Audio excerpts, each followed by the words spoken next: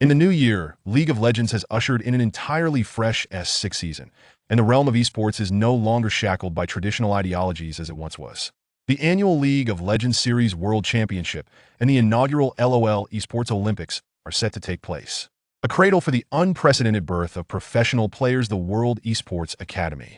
This promises to be the finest era for all those who chase their esports dreams of fervent age of competitive gaming. Chapter 1. A new season. An incoming challenge. On a brisk morning in early spring, the February breeze caressed the face with a hint of chill, evoking a sense of delight that made one yearn to bask in its embrace. As usual, Xiao Muqian walked to the corner at the end of the street, arriving at his workplace, the Joy Internet CAF. Indeed, Xiao Muqian is an Internet CAF attendant. His duties are straightforward, logging customers in and out, occasionally delivering meals to those who order. Making it hard to categorize him as a technical network administrator, perhaps server, would be a more fitting description. The work is simple, and the money comes easily, which is why Xiao Muqian has been employed here for nearly half a year. At 18 years old, he had dropped out of school during his first year of high school at the age of 16. Due to various reasons, had he continued, he would now be facing the pressures of college entrance examinations. Damn it, Thresh, how could you miss that Q? I have no idea. Why doesn't my champion have a Q? Renekton, why are you afraid with full fury? Just go for it. Are you scared to play Renekton? The usual clamor and uproar filled the air, as the impending start of school prompted many to relish their remaining leisure time. Yet, today it seemed there were more patrons than usual. Xiao Muqian was momentarily taken aback, but he thought little of it. More people meant higher consumption, which would please his boss, and a happy boss would undoubtedly lead to a cheerful crew of employees. Though this logic held, he certainly did not expect the money-grubbing Song Qian to offer him a raise. Speak of the devil, and he shall appear. A voice, tinged with urgency and surprise, came from the front desk. Xiao Muqian turned to see a woman, whose figure was striking yet regrettably clad in black trousers, striding toward him. This was none other than his boss, the penny-pinching Song Qian. Kid, why are you so late? Song Qian greeted him without a hint of warmth. Xiao Muqian longed to retort, isn't my shift supposed to start at noon? However, having spent the past 6 months understanding this formidable woman's temperament, he refrained from offering such a futile defense. In truth, it was only 10 o'clock, but a frantic call from Song Qian had compelled him to rush over. How could he disregard his boss' words? After all, it pertained to his livelihood. Well, perhaps it wasn't so urgent. He only had the leisurely spring breeze to blame for his tardiness. Apologies, apologies. Despite this, Xiao Muqian endeavored to present a serious demeanor as he expressed his contrition. Enough of that, kid. Stop pretending. Let me tell you, if any other boss saw you acting so lazily, you would have been fired by now. It's only because of my beauty and kindness that I tolerate your demeanor. But don't forget what day it is today. Don't worry, boss. I won't forget, Xiao Muqian replied with a smile, though a flicker of confusion crossed his eyes. What day was it? Her birthday? No, that was in August, and March hadn't even arrived yet. But soon, Xiao Muqian regretted his flippant attitude. A palpable aura of menace emanated from the woman before him, suffocating in its intensity. Naturally, this was followed by a swift reprimand accompanied by a sharp smack to his head, nearly bringing tears to his eyes. Did you forget, you little rascal? You call yourself a League of Legends player, and you forgot that today marks the official start of the S6 season? How could I forget such a thing? Xiao Muqian feigned a pitiful expression, though internally he mused that it made sense why the CAF was bustling today. The new season was indeed commencing. League of Legends, a large-scale MOBA game developed by the American company Riot Games, has now reached its 6th year, referred to as the S6 season. Currently, League of Legends enjoys immense popularity worldwide, with regional professional tournaments flourishing, culminating in an ultimate showdown at the end of each season known as the Series World Championship. To become a professional player, representing one's country and competing on the world stage for the highest honors has become the ultimate dream for every esports enthusiast. Moreover, last year, League of Legends was included in the inaugural Esports Olympics scheduled to take place 2 years later. This development has prompted even the most traditional parents to reassess the industry. If their children truly possess talent in esports, perhaps they should be allowed to pursue it. Globally, a prestigious academy has emerged, reputed as the birthplace of top professional players, the World Esports Academy, headquartered in the United States with branches worldwide. The Chinese division is located in Shanghai. Among current professional players, the vast majority have previously trained at this esports academy in Shanghai. On a side note, for the average gamer, the beginning of a new season is a day of great significance. Today, ranks will reset, bidding farewell to their past selves, and aspiring to grow stronger in the new season is the hope that resides within every ordinary gamer. Even a bronze player dreams of becoming a challenger. What kind of person is Xiao Muqian? Over the past 6 months, Song Qian has come to know him quite well. She unceremoniously seized his ear, tugging it back and forth. Stop pretending.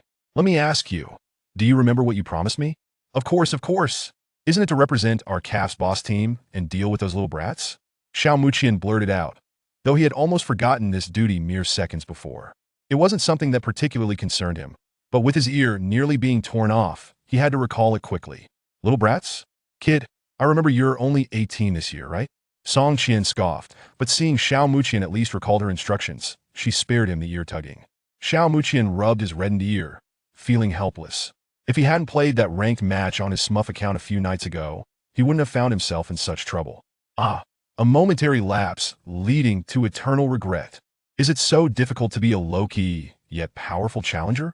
Yet to be fair, ever since League of Legends successfully applied for the Esports Olympics, the number of players has surged dramatically, and competition has intensified. The value of being a top challenger is self-evident. Just as he pondered this, a commotion erupted at the entrance. Xiao Muqian looked up to see a group of 5, all tall and robust high school students, making their way into the CAF. Leading them was a towering figure with a buzz cut, nearly 1 meter 90 tall, his face bearing an air of indifference, flanked by 2 similarly expressionless companions. The atmosphere became charged with an air of arrogance. Hey kid, do you think this is the Matrix? Put that attitude away and prepare to get taken down. However, Song Qian's words shattered the tension in an instant. The leading figure broke into a nervous sweat. Song Jia, don't be so intimidating, you're scaring us. But I must say, we absolutely intend to claim that 5,000 yuan in internet fees today and bid farewell to bland nutritional drinks and instant noodles. Song Qian smiled non-committally, and Xiao Muqian instantly understood. Even though they were regulars at the CAF, they should know better than to underestimate Song Qian's miserly nature. She would never let herself suffer a loss. As for the 5,000 yuan in internet fees, it was an initiative devised by Song Qian to attract business, inviting players to organize teams to challenge the CAF's in-house teams once a month. If successful, each team member would receive 1,000 yuan in internet fees, totaling 5,000, a significant sum. Especially for many struggling high school students, this was an irresistible temptation. At that moment, Zhang Long, a desperate senior from Jiangxi No. 3 High School, was drawn in by the prospect of the internet fees. And Song Qian was no fool. She was acutely aware of the challengers brought by Zhang Long this time.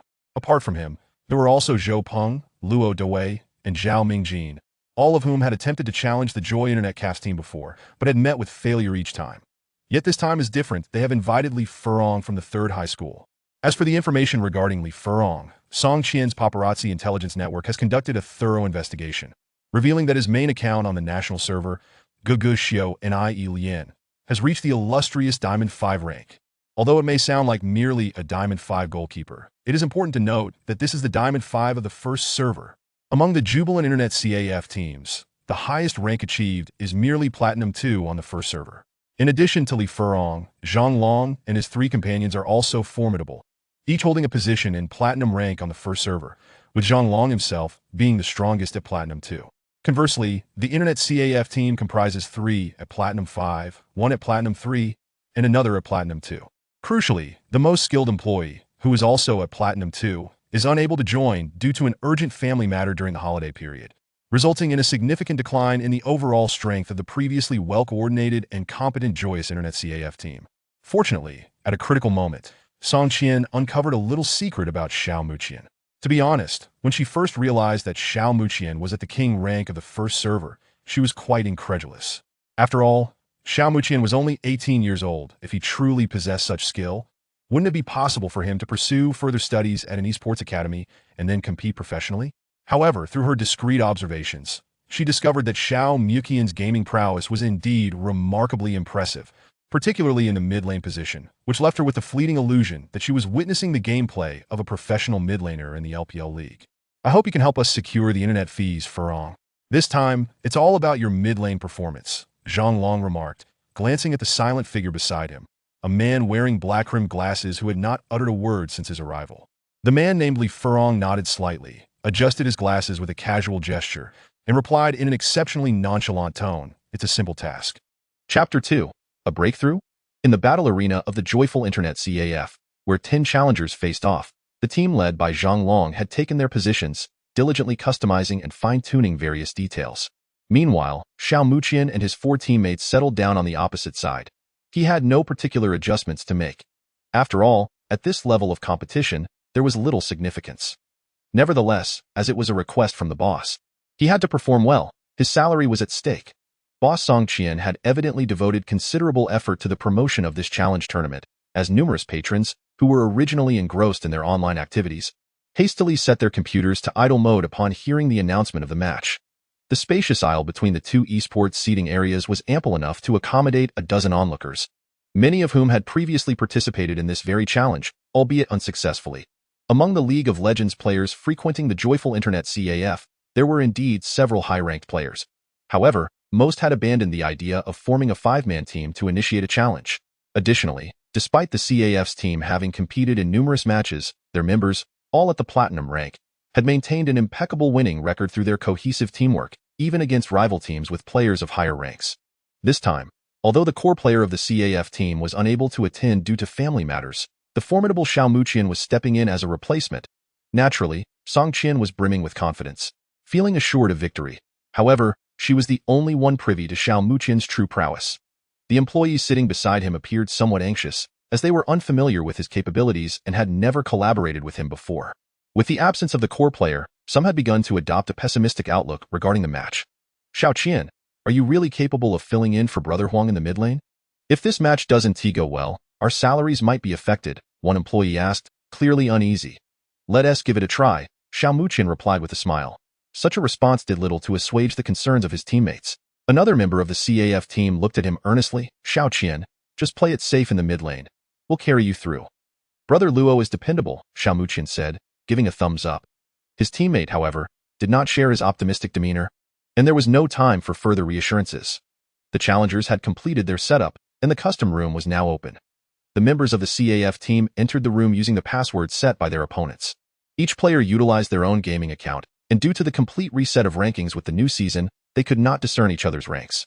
Had the CAF team members seen that Xiao Muqian was using the account ID Mu, which was ranked Gold V last season, it would undoubtedly have dampened their morale. As the challenge utilized a custom pick ban mode. The first phase commenced with the ban pick process. The CAF team was assigned to the blue side, and as the first pick, Brother Luo promptly banned the Night Hunter. Teske, targeting my invincible vein again, he scoffed. As Zhang Long, seated in the ADC position opposite, caught sight of the first ban from the blue side. He couldn't help but mutter a soft curse. Rest assured, Ah Long, all you need to do is the bare minimum. They are merely a group of slightly coordinated platinum players, hardly a formidable threat. Beside him, Li Furong, occupying the mid lane, offered a subtle smile, his eyes glimmering with confidence, for the opposing mid laner had already faltered. Meanwhile, Xiao Muqian, positioned in the blue side's mid lane, remained blissfully unaware of his opponent's amusing remarks, as he was still drowsy from a late-night skirmish the previous day, struggling to shake off the morning lethargy. Before long, the remaining bans were concluded, with the blue side targeting the jungle role with a ban on Lee Sin and a ban on Gangplank for the top lane. In contrast, the purple side's ban seemed somewhat arbitrary, even disdainful, consisting of Kha'Zix, Twitch, and Zed. An ensemble of elusive champions to IT appeared they had realized that the strongest Platinum 2 mid laner from the Internet CAF team was absent, and with Li Furong's support, the disparity in strength between the two sides seemed to widen. The morale among the members of the Internet CAF team remained commendably intact, undeterred by the erratic bans from their opponents. Xiao Muqian was particularly nonchalant. To him, it mattered little who was banned. Curiously, aside from the versatile Gangplank, neither side seemed to have any thoughts regarding mid-lane champions. During the pick phase, the blue side opted for Misfortune, a champion with commendable prowess in the current version, capable of executing a lethality build with the combination of Yumu's Ghostblade and Duskblade of Drakthar, which often sways the outcome of team fights with a well-placed ultimate. The purple side responded by selecting LeBlanc alongside Lucian, both heroes known for their early-game ferocity. LeBlanc? Huh. Xiao Muqian couldn't help but chuckle, finding their choice rather audacious. It was now the blue side's turn to pick. Their support secured Sona to synergize with Misfortune. When it came to Xiao Muqian's mid-lane selection, he pondered briefly before locking in Ahri. While Ahri is not necessarily a counterpick to LeBlanc, the outcome of their duel would predominantly hinge upon their individual mechanics. Should Ahri manage to land her E ability to charm LeBlanc, she could swiftly turn the tides. Conversely, if LeBlanc evades Ahri's charm, she would gain the upper hand in damage exchanges. Ahri? She's doomed, Li Furong, representing the purple side's mid lane, stated in a calm tone, as though he had already sealed Ahri's fate. The banpick phase concluded swiftly as both teams exchanged selections. Ultimately, the blue side internet CAF team comprised top lane Mundo, mid lane Ahri, jungle Rek'Sai, ADC Misfortune, and support Sona. The purple side challenger team featured top lane Trundle, mid lane LeBlanc, jungle Graves, ADC Lucian, and support Braum. Before long, after the loading screen faded, the match commenced with the solemn and dignified voice of the system announcing, "Welcome to the League of Legends." Both teams, comprising a total of 10 heroes, swiftly purchased their initial items and made their way in unison towards the central river. After all, their teammates, having attained the platinum rank, were well aware of the formidable presence of Braum within the opposing lineup during the early skirmish. 4 of them positioned themselves near their own red buff, placing a ward in the brush just ahead of the central river to thwart any potential invasion from the enemy. Meanwhile, the other support, Sona, ventured closer to the river to plant a ward in the lower lane's tri-brush, demonstrating an impeccable level of foresight in their early defensive strategy. The purple team, evidently cognizant of this preparation, opted against making any premature incursions, leading both junglers to select a conventional opening. Xiao Muqian stood confidently beneath his own tower, striking a pose as he awaited the commencement of the landing phase. At that moment, in the purple team's battle zone, Zhang Long's gaze lingered on the mid lane, and he could not help but express a hint of disdain. Fu Rong? That newcomer truly embodies the saying ignorance is bliss, daring to face your LeBlanc with a champion like Fox? How amusing. A smirk crossed his lips. The money is already in the Li Furong smiled calmly, tightening his grip on the mouse, indicating his resolve. Soon, he would thoroughly dominate the mid lane occupied by that audacious little fox. Chapter 3. First blood at 1 minute and 38 seconds. The minion waves in the mid lane converged. Xiao Muqian controlled his fox, elegantly swaying its tails as he advanced. Upon spotting LeBlanc, he did not halt his approach, moving closer to his ranged minions. This maneuver was quickly seized upon by Li Furong's LeBlanc. Is he really this foolish? He thought, as he commanded LeBlanc to push forward, landing a straightforward auto attack before preparing to unleash her W ability, poised to strike the fox's delicate form. However, in that very moment, a blue magic orb was simultaneously cast by the fox, utilizing its Q ability, Fraudulent Pearl. This skill inflicted 2 segments of damage, the first magical, the second true damage. Yet, beyond the damage, it possessed a crucial additional effect, significant acceleration for a brief duration. Just as LeBlanc's W was about to connect, the sudden burst of speed allowed the fox to narrowly evade the attack, while the Fraudulent Pearl struck LeBlanc, reducing her health bar considerably. Subsequently, an auto attack from the fox followed, accompanied by a thunderous damage notification. In that fleeting exchange, LeBlanc suffered a substantial setback. Spectators watching the match could not help but exclaim in admiration. The fox's meticulous execution of that trade was nothing short of exquisite. Was it skill or mere chance? Following that brief encounter, Li Furong found himself sitting up straight, his gaze sharpening with newfound focus. This fox was evidently not an easy opponent to handle. Despite LeBlanc's minor setback in the mid lane, it did not deter him from his subsequent maneuvers. The situation remained manageable. He was determined to showcase his true prowess to this fox. Such thoughts echoed fervently in Li Furong's mind. Embracing such a mindset, Li Furong's actions online became somewhat cautious. His positioning as LeBlanc remained aggressive, yet he refrained from hastily striking. He chose to wait, to bide his time for a misstep from the fox. However, the opportunity he sought never materialized. As the fox's movements grew increasingly careful, evidently aware that due to LeBlanc's proactive wave clearing, she would inevitably reach level 2 first. This moment of reaching level 2 represented the initial explosive potential of this champion. Among the myriad of mid-lane champions, LeBlanc's burst damage at level 2 is undoubtedly the most formidable. It was precisely the fox's suddenly impeccable positioning that stirred a sense of irritation within Li Furong, as the opponent's lane awareness surpassed his expectations. Nevertheless, since you wish to play defensively, I shall not allow you to do so. This seemingly balanced match was far from what Li Furong desired. Having selected LeBlanc, a champion of immense early-game strength, he felt compelled to decisively overcome the FOX and stark contrast to Li Furong, whose heart brimmed with murderous intent. Xiao Muqian's fox exhibited an air of calm, his cautious movements betraying no signs of tension. Observing LeBlanc's increasingly aggressive positioning, his actions remained deliberate and unhurried. You wish to eliminate me? Alas, you are not yet capable of that. A blue magic orb was suddenly unleashed, accurately predicting LeBlanc's movement direction, dealing damage that stripped away a portion of her health. Yet, due to the distance, LeBlanc could not mount an effective counterattack. That scoundrel, for the first time, Li Furong felt as though he was being toyed with by the fox. Just then, the fox, having reduced his health, moved forward, seemingly intent on landing a hit with the freshly refreshed Thunderstrike. "Do not underestimate me." Li Furong let out a low growl within, bracing himself as he absorbed a basic attack and the Thunderstrike damage from the fox without flinching. Without hesitation, he advanced, casting his Q ability, Malicious Intent, inflicting damage while marking the fox's fragile form. Should LeBlanc deal damage to the fox again through her abilities, the mark's damage would be triggered. Thanks to this mark, the moment LeBlanc executed her QW combo, the Thunderstrike damage would also be unleashed, resulting in an extraordinarily terrifying burst capable of reversing his previous health disadvantage. However, just as he believed the fox had revealed a flaw, a sense of unease welled up within him at the instant he activated his W. Almost immediately, a brilliant white light, signifying a level up, flashed over the fox's alluring, agile form. Concurrently, a seductive red projectile shot forth, directly colliding with LeBlanc's approaching shadow, causing her to halt abruptly before she could land her step on the fox, rendering her W's damage futile. Still too young. Xiao Muqian shook his head, observing the seductive enchantress, who approached slowly under the allure's effect. He advanced, delivering a basic attack, rendering the enchantress utterly harmless to him. AT level 1. Her W ability had a cooldown of nearly 20 seconds. By the time the fox unleashed her second basic attack, the enchantress finally broke free from control, promptly activating her W to trigger its return effect, teleporting back to her original position. In this exchange, the enchantress suffered significant losses, her health now reduced to less than half, forcing her to consume her first red potion. In stark contrast, the fox's health remained virtually intact, having only endured minor damage from a few minions, the enchantress's single Q, and earlier basic attacks. A portion of this damage was recuperated through the fox's natural healing.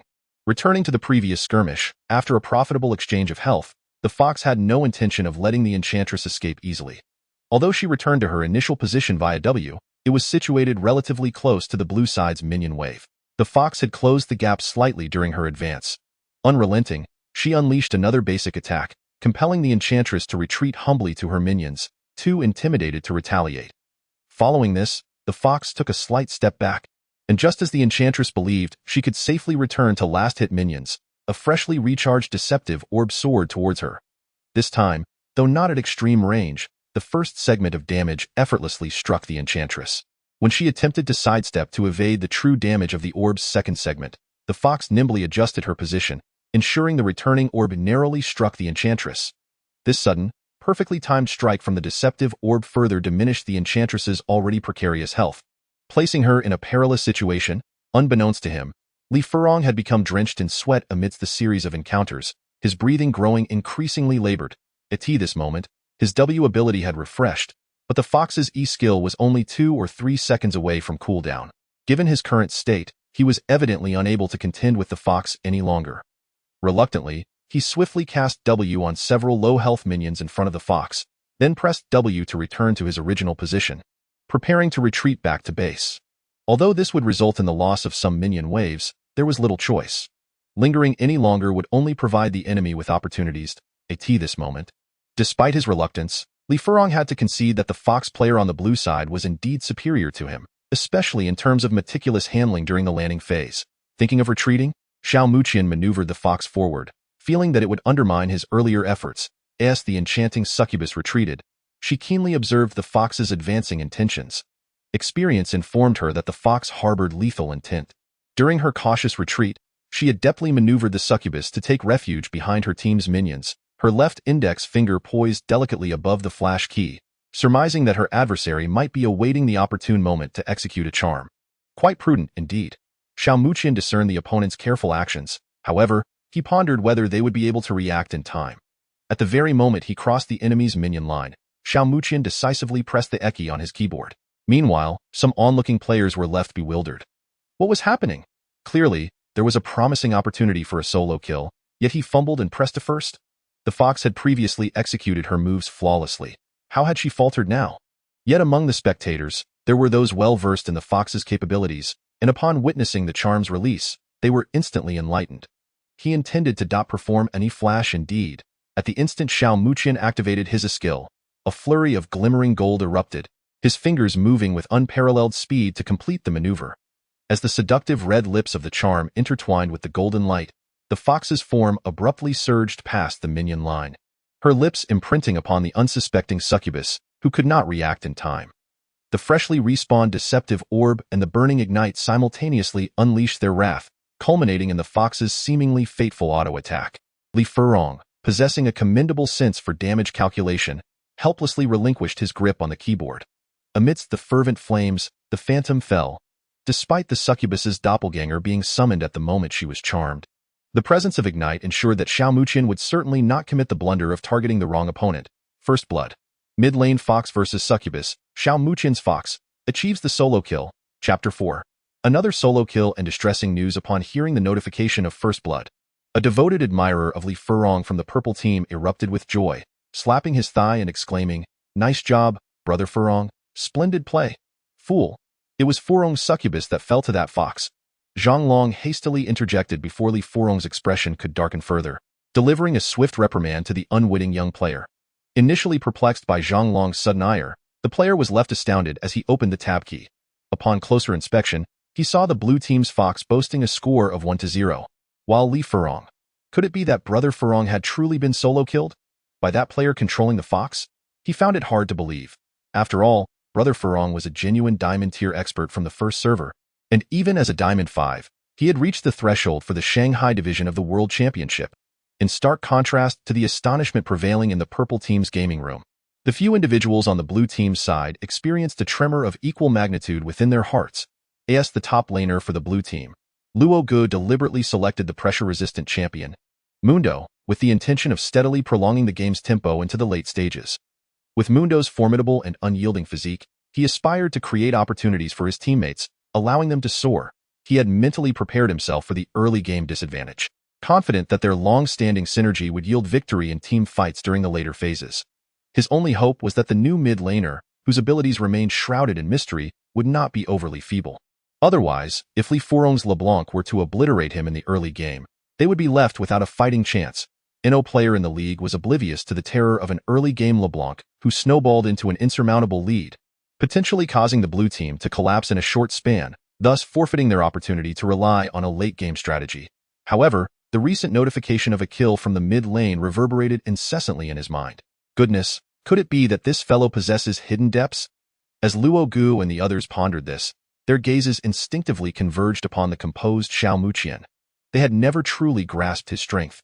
Instead, they had unconsciously succumbed to a sense of pessimism under the oppressive prowess of Li Furong, who resided in the Diamond 5 tier. Yet, it seemed that the situation was not as dire as they had presumed. A mixture of surprise and curiosity bubbled within them, but now was not the moment to relax. Even though the mid lane had secured a kill, rendering the circumstances somewhat clearer, it did not imply that the blue team had genuinely gained an advantageous position. For instance, the current state of the blue team's bottom lane was far from favorable. At this moment, the bottom lane was under siege, as the purple team's duo had begun to actively clear the wave the instant they arrived. The blue team's duo was acutely aware of their opponent's intentions and responded vigorously. However, due to the precise hit of Braum's first Q on Misfortune, they found themselves momentarily in a passive position, leading to the ensuing spectacle. The purple team's duo reached level 2 first, and as the glow of their upgrade shimmered, Lucian decisively unleashed his E-ability for a cold chase, propelling himself forward with his radiant dual pistols. Subsequently, the passive ability, Silver Bullets, was triggered. Each time Lucian casts a skill, his next basic attack within 6 seconds will fire twice, landing 2 successive auto-attacks on the retreating Misfortune. Braum was not slow to follow suit. After Lucian executed his movement, he activated his W ability, lunging towards Lucian with his enormous shield, providing the latter with a significant increase in both defenses. He then hurled a frosty ice block towards Misfortune, who had strayed from the minion wave, but she deftly sidestepped Braum's Q with a nimble lateral movement. It was a stroke of fortune. Had she been struck by Braum's Q, she would have been ensnared by his passive stun and forced to use her flash. Although they managed to escape a calamity, both Braum and Lucian boldly positioned themselves forward. Their audacity was not without reason. As they departed, Braum had procured a control ward, placing it in the brush near the river by the purple team's bottom lane. Meanwhile, after clearing several camps, Graves was lying in wait at the bottom lane, clutching his health potion. Should the enemy jungler attempt to gank them, it was likely to emerge from the triangular brush in the blue team's river. In such a scenario, a 3v3 confrontation would ensue, and despite the excavator possessing a red buff, it would be improbable for him to overcome their trio in their current state. Thus, during this critical moment of contesting level 2, they effectively exerted pressure, rendering the blue team's Misfortune and Seraphine duo quite uncomfortable. At this juncture, the excavator's controller hesitated, contemplating whether to initiate a gank on the bottom lane. Graves had yet to reveal himself on the map, and should he be caught in a counter-ambush, the situation would undoubtedly deteriorate, jeopardizing the hard-earned advantage in the mid lane. Amidst his indecision, the voice of Xiao Muqian resonated within the blue team's gaming room. Everyone, maintain your development. Wait for me to kill this Diamond LeBlanc once more, and then I shall lead the charge. The others exchanged glances, feeling a mix of embarrassment and skepticism. So, you are not satisfied with having slain this Diamond LeBlanc once, but yearn for a second opportunity. Even if your current items slightly surpass hers, it is crucial to remember that LeBlanc is no pushover. Why engage in reckless skirmishes when the odds are against you? Don't force it. If all else fails, simply focus on denying her some last hits, Luo remarked. Clearly, they harbored little hope for Xiao Muqian's grand aspirations. However, as the game approached the 7-minute mark, an exhilarating single-kill notification echoed from the mid lane. You have slain an enemy. Indeed, it was yet another genuine solo kill. Following this advantage, Xiao Muqian's actions were not as fervent as one might have anticipated. He refrained from overly aggressive maneuvers, occasionally casting a probing orb while trying to chip away at LeBlanc's health. However, due to LeBlanc's cautious positioning, he did not inflict significant damage. Before this remarkable solo kill, Li Furong had not given it much thought, but at that moment, a realization dawned upon him. Recalling the earlier instance of being slain by the fox, a chill crept into his heart. The fox had seemingly approached innocently, casually attacking a minion, but then, with a brilliant flash of white light, the enchanting and agile figure of the nine-tailed fox, Ari, surged forth before Li Furong's widened eyes. Ari's ultimate ability, Spirit Rush. Accompanying it were 3 swirling orbs of ethereal foxfire. Though LeBlanc reacted swiftly, using her W to retreat, the targeted damage relentlessly pursued her, significantly reducing her health. At this moment, LeBlanc found herself a short distance from her turret. Was she truly willing to expend her flash? Li Furong, filled with reluctance, observed the advancing figure of his opponent. Resolutely, he unleashed a phantom chain, which swiftly shot forth in an attempt to ensnare the fox, who had just surrendered her first ability and would take a moment before being able to activate her second ability again. However, his adversary seemed to have anticipated this move, deftly evading the skill with a nimble twist of her body in that instant. Her first ability struck Li Furong's LeBlanc. He quickly repositioned himself in a bid to avoid the true damage from the fox's second ability. At this juncture, his health had already plummeted to about half due to the unexpected onslaught of skills, and he simply could not afford to be hit by that second ability. With his prowess, he managed to evade the fox's retaliatory second ability with relative ease, but just then, the fox unleashed her second ability from a sideways angle. This shift in position altered the trajectory of the seemingly missed ability, allowing it to strike LeBlanc squarely. Simultaneously, Xiao Muqian promptly activated Ignite. Under its burning effect, LeBlanc's clone was on the verge of being eliminated. Yet, LeBlanc still hesitated to utilize her flash, for Li Furong understood all too well that if he deployed it now, death would almost certainly follow, as his opponent still possessed her third ability and had already refreshed her flash as a trump card. To survive, he had to avoid that deadly charm, the fox's E skill.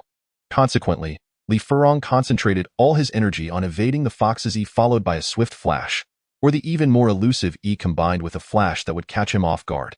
However, what followed next nearly drove him to despair. The fox effortlessly landed a basic attack on his controlled LeBlanc, then stepped forward, delivering yet another basic attack. Since LeBlanc was solely focused on dodging the fox's charm, she remained in a position susceptible to taking those 2 hits, while the fox's E skill was still uncast.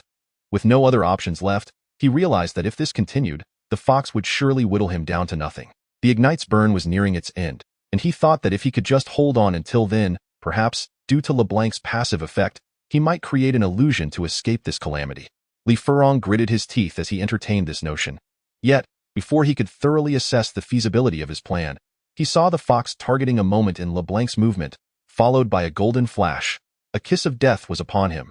Once again, she executed the well-practiced E followed by a flash, and without a hint of doubt, her E skill struck the slightly exposed LeBlanc in quick succession. The fox unleashed another basic attack and simultaneously activated her third ability, landing a final blow just as LeBlanc was about to regain control. That basic attack, coupled with the now diminished ignite damage, sealed the fate of yet another kill. With this latest defeat, Li Furong felt his heart plummet to the depths of despair.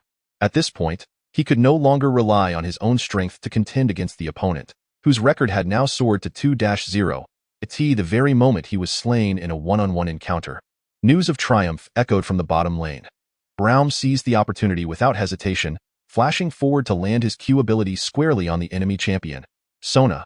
He swiftly followed up with an auto attack, while Lucian, demonstrating remarkable synergy, executed his E ability to dash forward, triggering his passive to swiftly unleash 2 additional auto attacks, immobilizing Sona in place. Meanwhile, Graves, having stealthily positioned himself in the brush before the purple team's turret, emerged to unleash his E ability, closing the distance. His Q ability, Quick Draw, fired a lethal explosive round, and the stunned Sona had no means of evading this devastating strike. As her control effects concluded, Lucian unleashed his Q ability, emitting a radiant beam of light that delivered a fatal blow to Sona. Aware of her impending doom, Sona made a desperate attempt to resist, casting W, Aria of Perseverance, to heal herself and Graves, but ultimately succumbed to Lucian's follow-up auto attacks.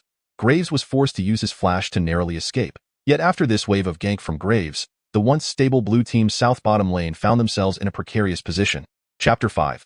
Clash of Rhythms and Truth. Due to Xiao Muqian's unexpectedly stellar performance, the members of the Internet CAF team found renewed hope in a match they had nearly lost faith in. They managed to maintain their composure thus far, particularly in the bottom lane, where their overall strength paled in comparison to that of their opponents. However, adhering to the philosophy of enduring a few minion losses rather than easily conceding kills has allowed them to persevere until now. The recent death was an unfortunate inevitability, as the opposing team's decisions were exceptionally decisive. To have avoided a double kill was a stroke of luck. Hold steady, wait for my signal, Xiao Muqian casually instructed, maintaining an air of nonchalance throughout the match, seemingly indifferent to the outcome. Yet, those familiar with him knew that he was a man of his word. Having promised his boss, Song Qian, that he would secure victory, he would undoubtedly spare no effort in doing so. As the game clock silently ticked to 9 minutes, the opposing LeBlanc had learned to play more cautiously, retreating behind the minion wave to focus on gathering experience, while Xiao Muqian, having controlled the lane for over half a minute, generously released the wave, clearing it up to the enemy turret. During this time, the Fox champion thrived, enjoying a bountiful harvest of minions and jungle camps, achieving an impressive 87 last hits just past the 9-minute mark. The enemy jungler, Graves, had attempted a gank, but as LeBlanc unleashed her W to approach, she swiftly chained her E ability to attempt to control the Fox. However, with a deft sidestep, the Fox evaded the combo, leaving Graves to return empty-handed, while LeBlanc resigned herself to the role of a mere bystander. It is time to roam and initiate a few plays to turn the tide. Xiao Muqian's gaze swept across the minimap in the lower right corner of his screen. The minion waves in the bottom lane were positioned relatively evenly. Although the blue team's duo had initially lost a kill, the ferocity of Graves and Sona's ultimate abilities during skirmishes prevented the purple team from exerting excessive pressure. Indeed, the opposing top lane Trundle exerts quite a formidable pressure, occasionally landing a hefty blow beneath the blue turret, which is rather imposing. However, one cannot entirely blame Dr. Mundo.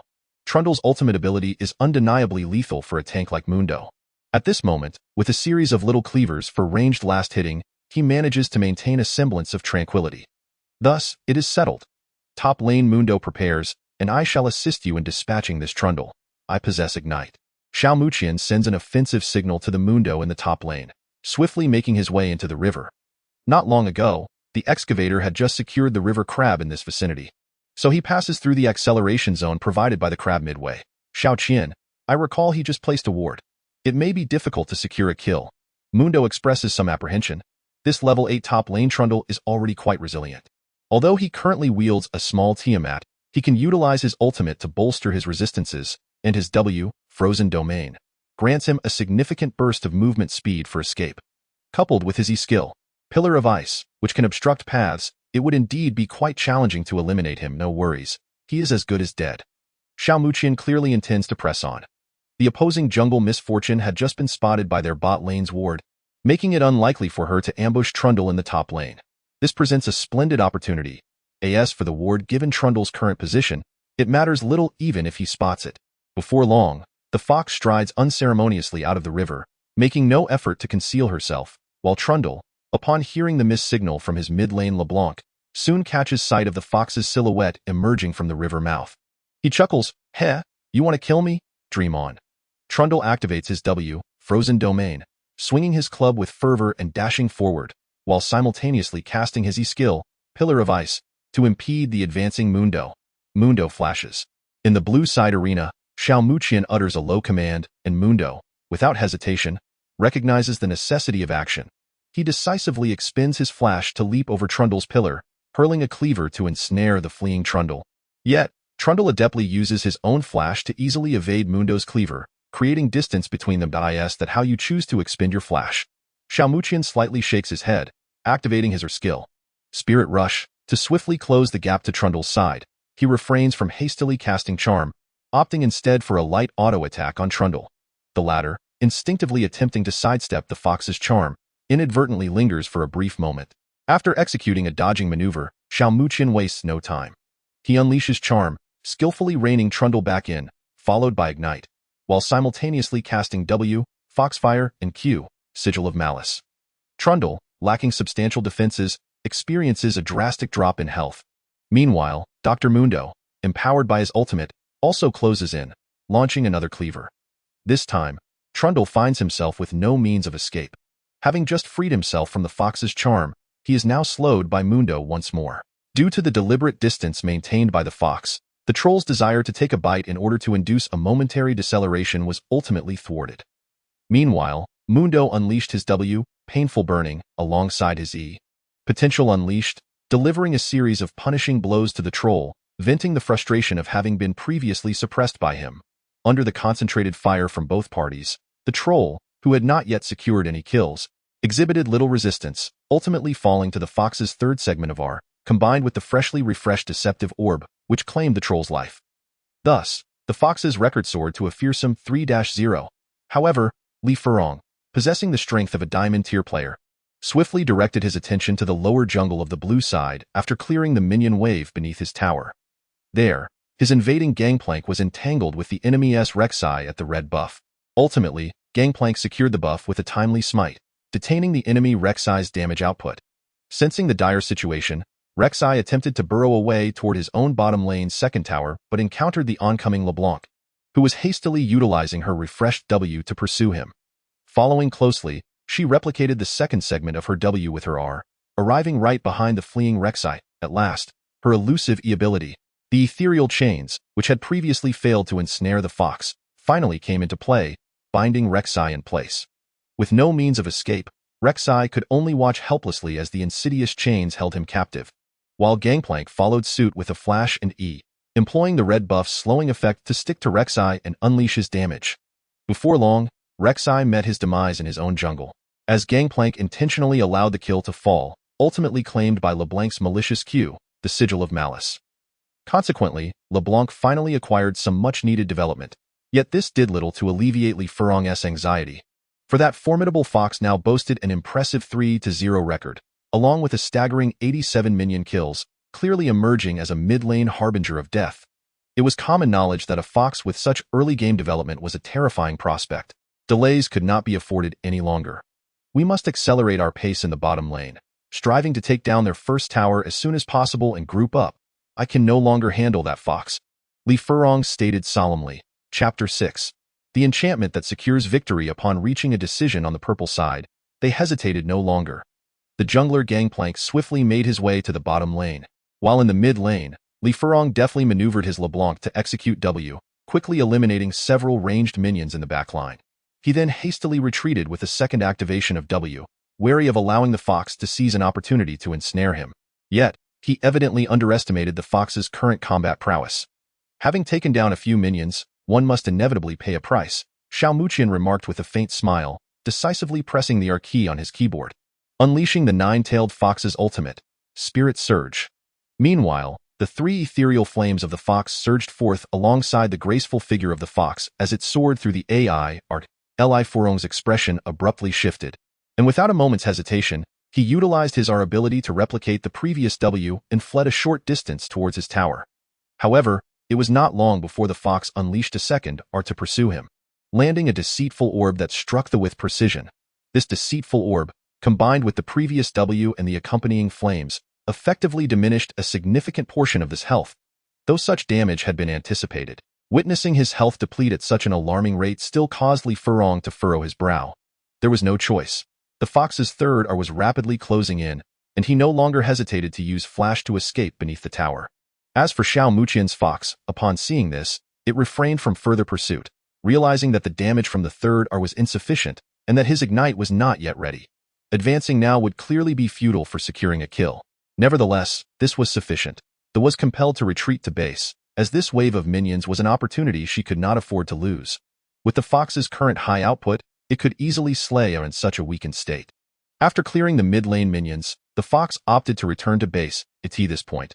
The game had barely surpassed 10 minutes, yet the fox had already amassed a staggering 98 last hits. More alarmingly, after a round of item upgrades, he had completed the achieving such an item within just over 10 minutes rendered his combat prowess unparalleled. At this moment, a glance at the minimap revealed to Xiao Muqian that the enemy's positioning in the bot lane seemed overly aggressive. Lucian and Braum were coordinating to rapidly clear the minion wave, seemingly intent on diving the tower. Regardless of their intentions, Xiao Muqian had no choice but to abandon the mid lane. Sensing the enemy's strategy, he deftly maneuvered the fox towards the bot lane. Just in time, this splendidly equipped champion was eager for a feast. Perhaps that phrasing was unsuitable for the fox. Well, now he needed to charm the masses. Despite the fact that his R ability still had over 70 seconds of cooldown, it did not impede the fox's current battle capabilities. A single Q was sufficient to send any opposing hero reeling. Is the enemy jungler coming? So aggressive? The Sona player cautioned as she retreated. The excavator should hurry and set up an ambush. The misfortune chimed in. The excavator acknowledged and hurried towards the bot lane. Meanwhile, in the purple side's competitive arena, Zhang Long observed the retreating misfortune and Sona with a growing sense of caution. He glanced at the minimap. Since earlier, the excavator's presence had been conspicuously absent, and it was highly likely that he had already arrived in the bot lane to assist the blue side's duo in their counter-dash ambush. As for the fox, having just unleashed his ultimate in the mid lane, he would likely resume farming until his ultimate cooldown was ready before offering assistance in the side lanes. Although he still found it difficult to accept that the enchanting Li Furong had been slain twice by that unknown young man using a fox, he had not yet abandoned hope. The current situation was not overly dire for them. His Lucian had secured a kill, and he had successfully suppressed the enemy misfortune by about 20 minions. Both the top lane troll and the jungle graves held a substantial farming advantage, and moreover, Li Furong's economic status as LeBlanc had begun to recover. Consequently, the economic gap between both sides had not widened significantly, with the only headache being the enemy fox, who was in possession of 3 kills. Thus, it was imperative to seize the opportunity during the fox's skill cooldowns to create openings in the bot lane, push towers, and secure the dragon. This way, they could still maintain control of the situation. Since the excavator was waiting in ambush, they might as well feign a weakness to entice them into a skirmish. Without the fox in the fray, they were no match for them. Zhang Long assessed the situation as he maneuvered Lucian aggressively. With dual pistols in hand, he unleashed his E-skill, Relentless Pursuit, triggering his passive, Silver Bolts, and landing 2 solid auto attacks on Misfortune. He then seamlessly followed up with his Q skill, Piercing Light, penetrating the target's body and once again activating his passive with 2 additional hits on Misfortune, while her counterattack, an auto attack and her Q skill, Double Shot, was perfectly parried by the shielded leap from Braum. As Xiao Muqian was nearing to assist, he couldn't help but smile slightly at the unfolding events. The enemy's actions were precisely to his liking. The songstress initiated her ultimate to catch them, engaging in battle, while the excavator was reminded to follow suit. Xiao Muqian refrained from revealing himself at once, yet his commands were swift and decisive. The entire team's hope rested on Xiao Muqian's fox, and the members of the Internet CAF team had unwavering confidence in his abilities, not hesitating for a moment. The songstress stepped forward, her delicate fingers trembling as she plucked the strings, performing the final dance of madness, immobilizing the unsuspecting Lucian and Braum. What a splendid ultimate, Xiao Muqian praised, urging the excavator to keep pace, as Misfortune prepared to unleash her ultimate. Indeed, the excavator and Misfortune replied in unison as they sprang into action. The excavator deployed his E-skill, Excavator Tunnel, burrowing through the earth and emerging from the blue side's tri-brush, circumventing the wall to position himself behind Braum and Lucian. Ha, they have indeed come, Zhang Long bellowed. Graves, LeBlanc, prepare to engage. Keep Mundo occupied in the top lane. Do not let him descend, and assess the situation for a teleport. This would be their opportunity, a significant turning point. Indeed, after being forced to flash back to base by the Fox in the mid lane, LeBlanc and Graves had stealthily approached the back of the purple side's first tower, while Braum had early on placed a true sight ward in the brush before their own tower, ensuring there were no enemy wards before commencing pressure. LeBlanc and Graves had further advanced, positioning themselves within the brush where their true sight ward was placed, patiently awaiting their moment to lure the songstress into initiating the engagement. To create this opportunity, Lucian had sacrificed his mobility, and Braum had deployed his E-skill even before Miss Fortune had activated her ultimate. Everything was meticulously calculated. All of this, of course, is a scheme devised by Li Furong, a Diamond 5 player from Zone 1. Despite his own lack of progress, his prowess remained sufficient to secure an advantage for the purple team. However, they regrettably overlooked one crucial aspect. They underestimated Xiao Muqian's adept control over the battlefield and his keen awareness as a player. What does it matter if he lacks his ultimate ability? It is more than adequate to handle the current situation. At this moment, the 1.5 seconds of stun from the Qiyana's ultimate has elapsed, and the excavator is now closing in. Just as he prepares to emerge from the ground and ensnare the enemy duo once more, Lucian reacts with remarkable speed. The instant the excavator activates his W, burrow, and breaks through the surface, Lucian flashes away, narrowly avoiding the onslaught, leaving only Braum to face the consequences. Yet, the knock-up duration of the excavator lasts a mere second, allowing Braum to swiftly regain control, while the previously anticipated ambush on the opposing duo is thwarted as Miss Fortune unleashes her ultimate, accompanied by fits of laughter, unleashing a barrage of bullets towards Braum and Lucian. Thanks to his flash, Lucian evades the range of Miss Fortune's ultimate, while Braum's health rapidly depletes under the relentless fire. However, Braum remains composed. As he retreats, he awaits the moment when Miss Fortune and Qiyana advance. The opportune instant, he forcefully slams his heavy shield to the ground, causing the earth to crack open, emanating an icy chill as the fissures swiftly spread forward. Braum's ultimate, Glacial Fissure. At such a close distance, the slightly slower reacting Miss Fortune and Qiyana are caught completely off guard, both sent soaring into the air. In that moment, the figures of the male gunner and the enchanting LeBlanc burst forth. It seems a game of mahjong is indeed on the horizon. He is not surprised by the appearance of LeBlanc and the male gunner. After all, LeBlanc had returned to base earlier, and her absence from the lane could only mean she had gone to assist in the side lane. Boom. The male gunner, having unleashed his E-skill quick draw, decisively steps forward and fires his ultimate bullet, which detonates with a resounding explosion upon striking the airborne duo, causing their health to plummet dramatically. More terrifyingly, they are cast by Li Furong, controlling LeBlanc, follows suit, and if this damage connects, coupled with Lucian's sustained output from his ultimate divine gun baptism, it would undoubtedly result in the swift demise of the beleaguered Qiyana and Miss Fortune. Yet, at the very moment LeBlanc casts her replicated R, no one notices a graceful and agile figure, shimmering with golden light, swiftly appearing before them. The alluring red lips, synchronized with LeBlanc's R, W, unleash their charm. In an instant, the LeBlanc, poised to deliver a fatal blow, finds herself ensnared by the mesmerizing allure of the Fox, halted mid-air, her movement abruptly interrupted. Concurrently, a conspicuously bright blue magic sphere hurtles forth, sweeping across the aligned positions of Lucian, Braum, and LeBlanc. Only the slightly offset male gunner manages to evade it through deft positioning. The male gunner, having just sighed in relief, was soon met with a scene that filled him with horror. Under the seemingly innocuous Q ability deceptive orb of the Fox, the health of the three champions plummeted drastically. The enchanting LeBlanc went from full health to below half in an instant, while Lucian, who had previously maintained a quite healthy state, found himself similarly diminished. As for the already battered Braum, he was left with a mere sliver of health. Almost immediately, 3 ethereal foxfires encircled the Fox, locking onto their targets. One of them claimed Braum's life, while the remaining 2 targeted LeBlanc and Lucian, resulting in yet another pair of champions with grievous wounds. No, to be precise, there were 3, including the LeBlanc clone that had been triggered by her passive ability. At this moment, both Sona and the female gunner broke free from their control.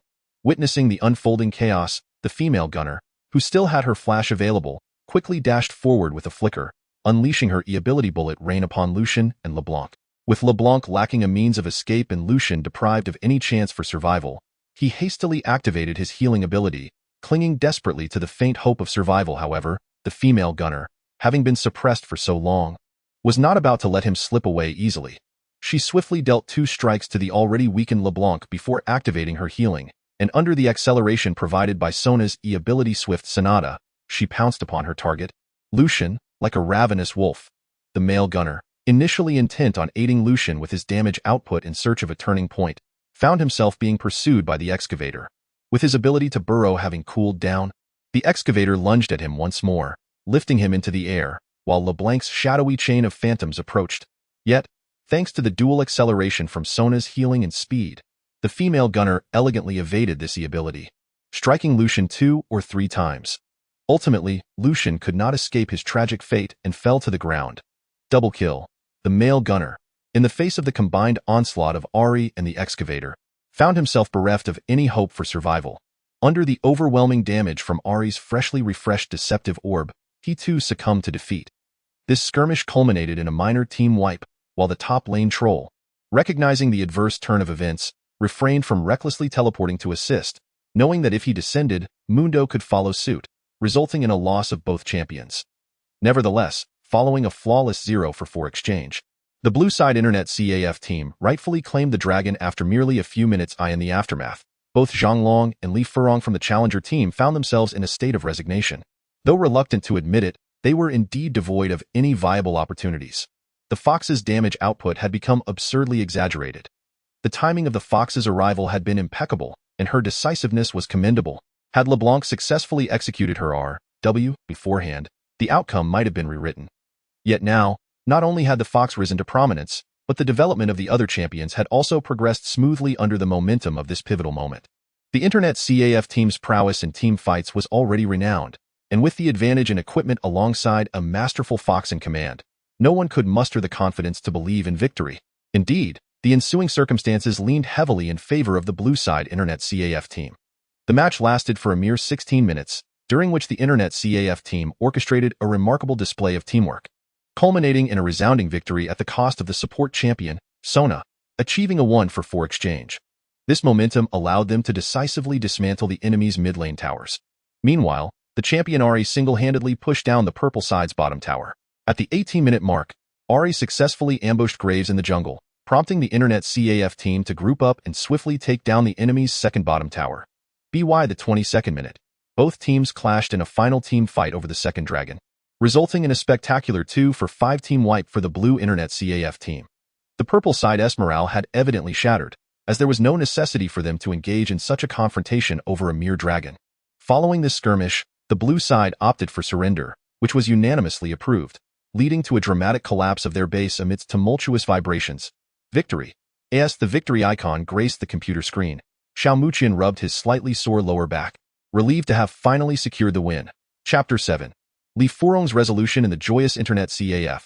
The corridor separating the internet CAF team and the challenger team was filled with spectators who had just witnessed this exhilarating showdown, left utterly astounded. Many were reminiscing about the moment when Ahri executed a godlike E-flash that forcefully interrupted LeBlanc's skill, followed by a flawlessly timed charm that instantaneously altered the course of the battle. Was that Ahri hacking? One player murmured, still in shock. He himself had played Ahri before, but comparing his performance to that of the current player was akin to comparing heaven and earth. Incredible, right? That individual is Li Furong, renowned at Jiangqing No. 3 High School, yet he was utterly dominated. Not just dominated. He was completely toyed with, came a dissenting voice, refuting the prior sentiment. That new mid laner from the internet CAF team is astonishingly skilled and quite handsome, remarked a gaming enthusiast among the audience, her eyes sparkling with admiration. As for his looks, Xiao Muqian indeed bore an appealing visage. Delicate features, a straight nose, and a profile that exuded a unique charm, radiating an aura that balanced between striking and earnest. Altogether, he certainly fit the type that would make some girls' hearts flutter. Most importantly, his performance in the mid lane was exceptional. Li Furong was a Diamond 5 player in Zone 1. While one could reasonably assume that Xiao Muqian possessed the prowess of a Diamond 1 or 2, the spectators buzzed with conversation. The majority focused on discussing Xiao Muqian, while the defeated Zhang Long and his companions found themselves in a mix of resignation and indignation. Their resignation stemmed from the unexpected revelation of the internet CAF team harboring such a hidden gem as Xiao Muqian, delivering a staggering blow to their confidence. As for their indignation, it was a bitter reunion with instant noodles and beef-flavored quick meals. At this moment, witnessing the conclusion of the match from the sidelines, Song Qian felt an overwhelming surge of joy as she realized that Xiao Muqian had indeed safeguarded her 5,000 yuan internet fee. In her exuberance, she momentarily disregarded her image and rushed to the back of Xiao Muqian's seat, pulling his head into her embrace with one hand while the other playfully delivered several light taps atop his head. "Well done, you rascal. Guess I didn't raise you in vain." Xiao Muqian, however, found himself in a tumultuous state of mind. Firstly, he was eager to correct his boss's choice of words. What did she mean by raising? Such phrasing could lead to misunderstandings. Secondly, while he could not deny that being so cared for by someone of her caliber was quite an honor, he could only relish it under the condition that he wasn't suffocated to death in the process. "Song, sister Song," he managed to utter with some difficulty. Fortunately, Song Qian seemed to realize her exuberance was a tad excessive and released him, exclaiming, "Xiao Qian, well done. If I had known, I might as well have pursued a career as a talented actor." Xiao Muqian gasped for breath, secretly contemplating this. Meanwhile, the other members of the Internet CAF team were equally buoyant, astonished that a match they had initially deemed unwinnable had concluded more effortlessly than any previous encounter, all thanks to Xiao Qian's remarkable performance. As the Internet CAF team reveled in their triumph, a tall figure, somewhat out of place, slowly approached Xiao Muqian. To the astonishment of the team, he halted beside Xiao Muqian's seat, Li Furong. Someone from the team wondered aloud about his intention. "Young man, have you come to realize the prowess of our Xiao Qian and wish to learn from him?" Song Qian quipped, casting a sidelong glance at Li Furong. Xiao Muqian, however, was left in a state of bemusement, pondering how Sister Song's mind worked, as it was clear that Li Furong was no novice. He was a distinguished player at the pinnacle of the game. "Xiao Muqian, was it you who played that fox just now?" Li Furong asked earnestly, his gaze fixed intently on him. Most would quiver under the serious scrutiny of the renowned mid-laner from Jiangxing No. 3 High School, but Xiao Muqian remained unfazed, offering a smile. "Indeed, do you have any advice to share? Your performance was exceptional, I cannot compare." Li Furong's words left the Internet CAF team perplexed. Although he had been at a disadvantage in the recent match, there was no need to revisit such a matter. Friendship first, competition second, one might say. However, in Song Qian's view, monetary gain took precedence over all else. Xiao Muqian remained silent, patiently awaiting the continuation. "There is something I would like to ask of you, and I hope you can oblige." Li Furong's demeanor suddenly turned grave, a complex emotion flickering in his eyes. As he uttered the words "ask," he even bent slightly, bowing to Xiao Muqian. What could this mean? The members of the Internet CAF team exchanged glances, each looking towards their boss, Song Qian. "Mind your own business. Since the match is over, hurry back to your respective duties. Disperse now." Song Qian, with a bold wave of her hand, exuded an overwhelming aura that compelled not only the staff, but also the onlookers who had initially gathered in anticipation to discreetly withdraw. In a matter of moments, the arena was cleared. "If you have matters to discuss, please carry on without me," she remarked, before taking her leave, dragging along the Mingmeng who had been eavesdropping intently. "Oh dear, your ears might just be torn to shreds," came the playful banter. "Ah, it's my sister, my sister. I misspoke. Spare us, please. Easy now. Let us cut to the chase. Please take a seat and speak your mind," Xiao Muqian said, regarding the solemnly poised Li Furong before him. However, Li Furong chose not to sit. Inhaling deeply as if steeling himself before querying, "Could you divulge which tier you belong to in Zone 1? What you truly wish to convey is likely not this," Xiao Muqian replied with a knowing smile. Having already formed a conjecture in his mind, if all remained as expected, he had glimpsed a fervent flame blazing within Li Furong's gaze, a fire yearning to ascend to greater heights. "The World Competition Jiangxing Qualifiers," Li Furong stated deliberately. Upon hearing those words, Xiao Muqian was momentarily taken aback, his expression flickering with a hint of bewilderment, as memories of a gentle voice, a playful demeanor, and a binding promise echoed in his mind. It seemed that the threads of fate were intricately woven, inexorably leading back to a predetermined path despite the myriad of twists and turns encountered. "I wish to invite you to partake in this qualifier, to join my team. The mid-lane position will be yours, and we shall strive with all our might to secure victory, to emerge triumphant."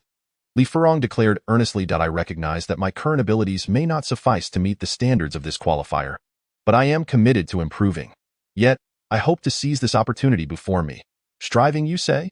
A cascade of memories flashed through Xiao Muqian's mind like a slideshow. He felt a pang of sentimentality, but, upon gazing back at Li Furong, a spark of intrigue ignited in his eyes. "Though I do not fully grasp the fervor driving your ambition, it undoubtedly must be a compelling reason. But am I truly as dependable as you believe?" In concluding his thoughts, Xiao Muqian smiled, his posture subtly straightening. To his surprise, Li Furong responded with unwavering resolve. From the moment I began playing this game, the pressure you have placed upon me has been unparalleled. Though my rank is merely Diamond 5 in Zone 1, I have encountered formidable opponents at Diamond 2 and 3 in ranked matches, yet none have exerted as much pressure on me as you have. Then I must express my gratitude for your assessment. I, too, have a genuine interest in participating in this qualifier, and I share your sentiment. To win until the very end. As he spoke, although the smile on Xiao Muqian's face remained, an unmistakable aura of resolute determination and indomitable fighting spirit emanated from him, creating an almost palpable intensity. More importantly, his smile possessed a profound, infectious quality, seemingly capable of soothing even the most tense of nerves. However, it did not take long for Li Furong to grasp the deeper connotation of Xiao Muqian's words, his emotions surging with excitement. So, does this imply that you are? Since our intentions align, let us collaborate joyfully. Slowly, Xiao Muqian rose from his seat and extended a hand towards Li Furong. Joyful collaboration? Li Furong reciprocated with his own outstretched hand, and the crisp sound of their resolute handshake resonated between them. Chapter 8. Dawn's Radiance, the Jiangxing Selection Tournament, a competition that had been established since the inception of the S4 season and the founding of the Shanghai branch of the World Esports Academy, was set to unfold. Each tournament would take place across more than 30 cities nationwide, with the top 3 teams from each city awarded prizes of 50,000, 30,000, and 10,000 RMB respectively. Yet, the monetary reward was but a fraction of what truly fueled the aspirations of all those devoted to the realm of esports. The coveted qualification to pursue further studies at the Shanghai World Esports Academy awaited those who ranked among the top 3 in their city. It was common knowledge that over 90% of professional esports players today had honed their skills at the Shanghai Academy, which annually welcomed a plethora of prodigious talents. The major esports clubs would invariably select their interns from the ranks of these academy students. Thus, the annual World Esports City Selection Tournament was fiercely competitive, with ambitious young dreamers striving to secure their place within the prestigious Shanghai Academy. This was their inaugural battleground, a necessary war. If Xiao Muqian's intuition served him correctly, Li Furong harbored ambitions of becoming a professional player.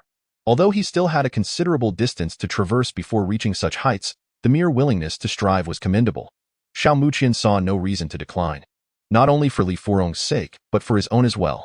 With this thought in mind, he opened a web browser and entered World Esports Jiangxing Selection Tournament into the Baidu search engine, subsequently navigating to the tournament's official website. The first thing that caught his eye was a prominently displayed promotional poster. As he scrolled down, he soon encountered the team registration section for the event. The unified competition venue for the Jiangxing World Esports Selection Tournament was designated as the 3rd floor of the Tianke building in Jiangxing, where formidable teams composed of the city's top esports experts would compete in the first round of preliminary matches. To prevent an overwhelming influx of teams, the organizers had imposed restrictions on participation.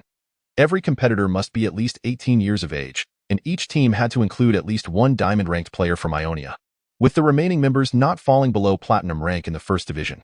Naturally, due to the resetting of ranks this season, the standings calculated would reflect each participant's rank from the previous season.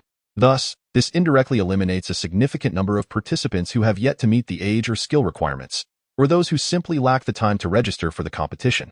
Nevertheless, despite this, the registration remains exceedingly fervent. As of now, 17 teams have already signed up, with an additional 30 teams still in search of members. The scrolling message chat box is inundated with teams fervently seeking players due to their incomplete rosters. Reflecting for a moment on the name of his team that Li Furong had mentioned before departing an hour ago, he pondered, is it the Furong team? No, that's not right. The Li Furong team? The strongest team of Li Furong on the surface? Still incorrect. Right.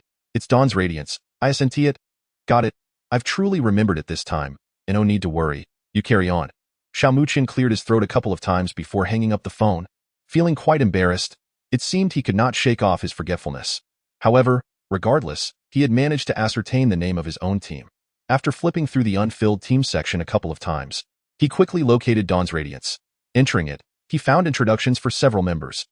This selection tournament operates on a real name system, requiring each participant's true name, age, game ID, and last season's ranking. As Suenzi famously stated in The Art of War, know yourself and know your enemy, and you will never be defeated. While this saying is not absolute, its wisdom is undeniable. Therefore, Xiao Muqian's first course of action was to review the paper qualifications of his teammates. The captain, Li Furong, with the Game ID brothers show you a face, holds a Diamond 5 ranking and plays as a top laner. Teammate Han Songjie, with the game ID Pure Tree, is ranked Platinum 1 and occupies the ADC position. Teammate Gong Chung, with the game ID Cool Night Sea Breeze, is ranked Platinum 2 and serves as support. Teammate Gao Jianxiang, with the game ID Your Every Frown and Smile is Truly Beautiful, is also ranked Platinum 2 and plays jungle. The team's status stands at 4-5, so it turns out it's not Li Long and the others. Xiao Muqian nodded slightly, yet a sense of unease lingered. Something felt amiss, though he could not quite place it. Never mind. Overall, this team's paper strength appears commendable. Before noticing Dawn's radiance, Xiao Muqian had also casually glanced at several other pending teams, discovering that apart from one diamond player, the remaining members were mostly barely scraping into the Platinum 5 qualification line. It is no wonder they remain pending. Compared to those teams, Dawn's radiance is undoubtedly more appealing. However, this is only relative. Xiao Muqian is acutely aware that truly formidable teams are concentrated among those already filled to capacity, yet still attracting numerous applicants vying for a substitute position. Indeed, even as a substitute, one can secure eligibility for the Shanghai training camp for the World Championship. To attain this coveted spot, many have privately reached out to the captains of those strong teams, willing to pay a price to secure a mere substitute position. Xiao Muqian had thoroughly understood this last year, even though he had not directly experienced it.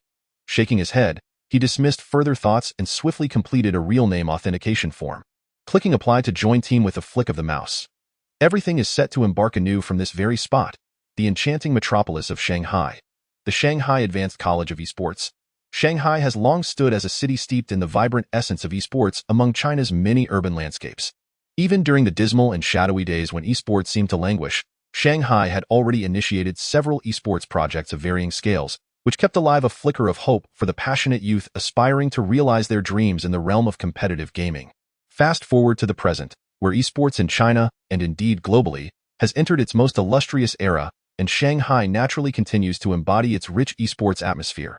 ASA branch of the World Esports Academy. The Shanghai Advanced College is strategically located near the city center, surrounded by bustling commercial districts and vibrant food streets, witnessing a constant flow of foot traffic daily. Whenever a group of League of Legends enthusiasts strolls by, they cannot help but gaze longingly at the classroom door of the support class, imagining what it would be like to possess the skill and opportunity to hone their craft within those walls. Truly, a life fulfilled as an esports professional. Yet, such aspirations are often just that, aspirations. Though the industry has burgeoned into a popular domain attracting countless individuals, those who truly ascend to the pinnacle of esports are indeed few and far between. As for our skills, let us not kid ourselves. Meanwhile, within the confines of the Shanghai Advanced College, the support class is in session, a throng of boys from other classes, stealthily lurking around the vicinity of the support class, are casting envious glances at the classroom door, eagerly anticipating the end of the lesson. Each year, the students who meet the admission criteria are divided into 5 classes: top lane, mid lane, jungle, AD carry, and support. Typically, fewer than 200 students qualify for admission annually, and among them, it can be said that 90% are male, particularly in the top lane and mid lane classes, where a boisterous assembly of spirited young men congregates, their competitive energy palpable. Many have even jested that if this continues, who would they turn to in tears if things were to take a turn? Hence, the support class has become their last bastion of hope. At the Shanghai Advanced College, the majority of female students are concentrated in the support class, a trend that persists year after year. As the new students prepare to enter, contemplating the best ways to approach the junior girls, they cannot overlook the exceptional quality of their contemporaries, especially the female students of the S5 academic year, who surpass their predecessors in allure and talent. Among them, one stands out as the epitome of beauty and grace, the renowned class beauty of the S5 support class, and indeed the crown jewel of the entire academy, Su Yuning. Many of the boys waiting here could be deemed ardent admirers of Su Yuning, particularly those from the AD carry class, who dream of having her as their support in a match. What a breathtaking scene that would be, akin to a glimpse of paradise. Chapter 9. Su Yuning la la la, Demasha. La la la, the sword saint is sneaking into the tower, at long last. The long-awaited bell signaling the end of class rang out, causing the boys who had been timidly stealing glances at the auxiliary class window to suddenly adopt a semblance of seriousness, projecting an air of I'm merely an innocent bystander. Shortly after the bell ceased, the first to emerge from the auxiliary class was their guiding teacher.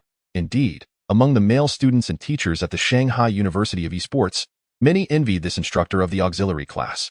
His name was Yi Yu, a man of modest height, standing at approximately 1.75 meters, with an ordinary visage and likely not yet 20 years of age. However, his ability to shoulder the responsibilities of a guiding teacher in such a specialized esports institution stemmed from his formidable prowess. No student enrolled at this academy was unaware of the esteemed reputation of Yu from the auxiliary class. It was said that he had once genuinely engaged with the professional realm. In simpler terms, Yu was a former professional support player who, for reasons unknown, chose to withdraw from the professional league and instead took on the role of guiding teacher in this illustrious institution. Even those arrogant and high-spirited prodigies from other classes, who typically dismissed the support role, expressed their respect upon encountering Yu. "Good day, Teacher Yi. Thank you for your hard work, Teacher Yi." Once again, flattery abounded, and Yu was not the type to respond with aloofness. On the contrary, he exuded a warm demeanor, easily approachable, responding to each student who greeted him with kindness. After Yu's departure, the gazes of the male students coalesced, reminiscent of ravenous wolves fixating on their prey, eagerly anticipating their moment. "Qianqian, shall we venture outside the classroom?" The group of boys from other classes was surely feigning seriousness out there. A melodious conversation among the girls resonated from within the auxiliary class. "Well, it seems you are right. I cannot fathom why they remain so fixated, lacking any substantial merit." The girl referred to as Qianqian remarked helplessly, "Isn't it simply because our stunning beauty, Su, is so captivating?" Most of those boys are undoubtedly her admirers. The topic shifted to Su Yuning as a third girl interjected. "Indeed, not only is Xiaoning beautiful, but her skills and support are also exceptional. We must safeguard her and ensure those insufferable boys do not set their sights on her. Xiaoning, do be wary of their honey traps," one girl cautioned the girl named Su Yuning with earnestness. "It's not as terrifying as you all suggest." Su Yuning appeared indifferent to their concerns, a gentle smile gracing her fair and delicate face, conveying a sense of happiness and contentment regarding some matter. Ultimately, one must remain vigilant and cautious of those unserious boys. The voices of several girls grew increasingly closer, and as they chatted, they finally emerged from the classroom of the auxiliary class. In that fleeting moment, 30 pairs of eyes converged upon them, akin to a spotlight suddenly illuminating the scene. What a splendid sight it was! What a youthful tableau! Even if they were to face reprimands afterward, it would be without regret. Although it was presently spring, the girls donned attire that leaned towards summer, various short-sleeved shirts, lightweight long-sleeve blouses, stylish t-shirts, and pleated skirts. As the Shanghai University of International Business and Economics did not provide dedicated uniforms, the girls were free to express their personal style. These vibrant young women, full of life, displayed an array of ensembles, much like a flourishing meadow adorned with blossoms vying for attention. Among them, the most striking was undoubtedly the one standing in the center. Known as Su Yuning, the belle of the auxiliary class, Su Yuning sported a cascade of naturally lustrous, shoulder-length black hair, with side-swept bangs framing her exquisitely delicate yet demure visage, evoking a desire in every man who beheld her to cradle her gently in his hands, fearful of allowing her to gather any dust. Though this was not their first encounter with Su Yuning, the boys found themselves captivated, inexplicably entranced. Today, she seemed to radiate an enhanced beauty compared to her usual charm. Clad in a pristine white long-sleeved shirt paired with black casual trousers, her ensemble, while seemingly conventional, exuded an ineffable grace, reminiscent of a sweet and enchanting sprite. A perpetual smile adorned her face, as if she harbored delightful secrets within her heart. Hey, what are you boys staring at? Why are you so mesmerized by our little Ning? Get on with whatever you were doing and step aside," admonished Song Sini, one hand resting on her slender waist while the other extended a delicate finger, issuing warnings to the onlooking boys. Song Sini seemed to possess a formidable reputation within the college. Upon hearing her voice of caution, the boys, who had been lost in reverie, promptly awakened from their daydreams, instinctively parting to create a pathway for the girls of the auxiliary class. "Now that's more like it," Song Sini remarked with a haughty huff, lifting her chin with pride as she strode confidently alongside Su Yuning towards the corridor ahead. As they watched the alluring silhouettes of the auxiliary class girls vanish from view, the boys exchanged glances, shaking their heads in mild dismay. Why was it that they seemed perpetually unappealing to girls? Would they end up in a state of solitary old age? However, their thoughts quickly shifted to a more uplifting notion. Since this was the Shanghai University of International Business and Economics, it was evident that personal skill was paramount in the eyes of the girls. If they could elevate their abilities and possess even a modicum of charm, winning the affections of the opposite sex would be a delightful endeavor. With this realization, their spirits ignited once more. each longing to rush into the training room and dedicate themselves to hours of practice, in the auxiliary class training room, in the competitive landscape of Shanghai's universities. Each student, apart from receiving theoretical instruction from their mentors, engages in a crucial aspect of practical training, transforming the knowledge and experiences imparted by their teachers into their own. The girls in the support class have always demonstrated remarkable diligence in their training. Although they have chosen the often overlooked support role in League of Legends, it is precisely this choice that fuels their desire to enhance their support skills. They aspire to showcase the importance of the support position, proving that it is no less significant than any other role, much like their mentor, Teacher Yu. The first few girls to arrive at the training room have already powered on their computers. During the booting process, Song Sini curiously inquired of Su Yuning, "Xiao Ning, you seem particularly cheerful these days. Could it be because you are going to Jiangxing as a commentary guest?" Upon hearing this, the other girls immediately resonated with her sentiment, turning their gazes toward Su Yuning. Another girl, Lin Qianqian, who often spends time with Su Yuning, couldn't help but ask, "Xiao Ning, do tell us." Yes, I am quite happy," Su Yuning replied, appearing somewhat nervous, her fair face tinged with a hint of blush, which only added to her charm. "Oh." Sensitive to matters, Song Sini playfully elongated her words, a hint of teasing in her expression. Could it be a secret rendezvous with a long-distance boyfriend? Am I right? And no, it's not what you think. I am just a bit excited about going to a different city, that's all," Su Yuning stammered, her cheeks now flushed, feeling a wave of warmth. "All right, I get it. You're simply thrilled about your little excursion," Song Sini, well aware that Su Yuning was easily flustered, playfully teased her without any intention of probing deeper, though a flicker of curiosity about the mysterious rendezvous lingered in her mind. Finally, Su Yuning managed to calm her racing heart, yet a sweet smile inadvertently graced her lips. The anticipation for their meeting in a month's time was truly exhilarating. Chapter 10. The first training match of Dawn's Radiance. Mu Qian, allow me to introduce you. This is Han Songjia, whom we affectionately refer to as Master Han. Li Furong gestured towards a petite boy beside him. Much like Li Furong, this boy wore glasses and, upon being mentioned, offered a friendly smile to Xiao Mu Qian. Interestingly, Han Songjia, known by his ID Pure Tree, ranks among the highest in the Dawn's Radiance team, second only to Li Furong. Despite his accomplishments, he exhibits no arrogance nor disdain towards newcomers, likely having heard from Li Furong about Xiao Mu Qian's formidable skills and recognizing that this newcomer is no ordinary player. Xiao Mu Qian found the nickname Master Han rather amusing and couldn't help but ask, why do they call him Master Han? Well, he has an insatiable fondness for Kong Shifu instant noodles, which is rather unremarkable. So we just decided to call him Master Han. A chubby boy chimed in with a playful tone. Don't you eat them? Han Songjia retorted with a hint of irritation. Don't even start. Unlike you, my friend here can occasionally afford a boxed meal. The chubby fellow feigned disdain. Observing the playful banter between the two, Xiao Mu Qian found it quite amusing. Had it not been for certain events from years past, perhaps he too would have enjoyed such camaraderie. Nevertheless, it is fortunate that it is not too late now. This chubby lad is Gao Jianxiang, a person who relishes showing off in the future. We must ensure he doesn't secure any kills during our matches, as he would boast about it endlessly. Xiao Mu Qian nodded, silently taking note. Lastly, this is Li Furong pointed to the final team member, but before he could introduce him, the individual stepped forward. I am Gong Cheng, right? Xiao Mu Qian, if I'm not mistaken. Gong Cheng's voice carried a chill, revealing that his preemptive introduction was far from warm, instead laced with veiled contempt. Yes, I know you, the support for the team. Correct? Xiao Mu Qian smiled. Do you look down on the support role? Gong Cheng's tone turned frosty once more, inexplicably tinged with hostility. No, not at all. I hold great admiration for those who play support. If one considers a team as a door, often, the support is the key that unlocks it. Xiao Mu Qian stated earnestly. Gong Cheng raised an eyebrow slightly, his tone softening a fraction. I heard you defeated Boss Furong? Sort of, Xiao Mu Qian replied. I hope you don't overestimate yourself. Remember, your victory over Boss Furong was merely due to his momentary negligence. Luck will not always be on your side. I respect the boss's decision to appoint you as our mid laner, but only when you demonstrate a performance worthy of being called a Dawn's Radiance mid laner will I truly acknowledge you. Gong Cheng concluded with a calm demeanor. A Dawn's Radiance mid laner. You say? Xiao Mu Qian couldn't help but smile subtly. I find your words rather insightful. Have you ever considered becoming a public speaker? A public speaker? What nonsense are you spouting? I'm not here to engage in verbal sparring. I'm being serious. Gong Cheng initially seemed taken aback, but soon a wave of irritation surged within him, nearly causing him to erupt in anger as he growled at Xiao Mu Qian. Observing his reaction, Li Furong sighed, casting an apologetic glance at Xiao Mu Qian. My apologies.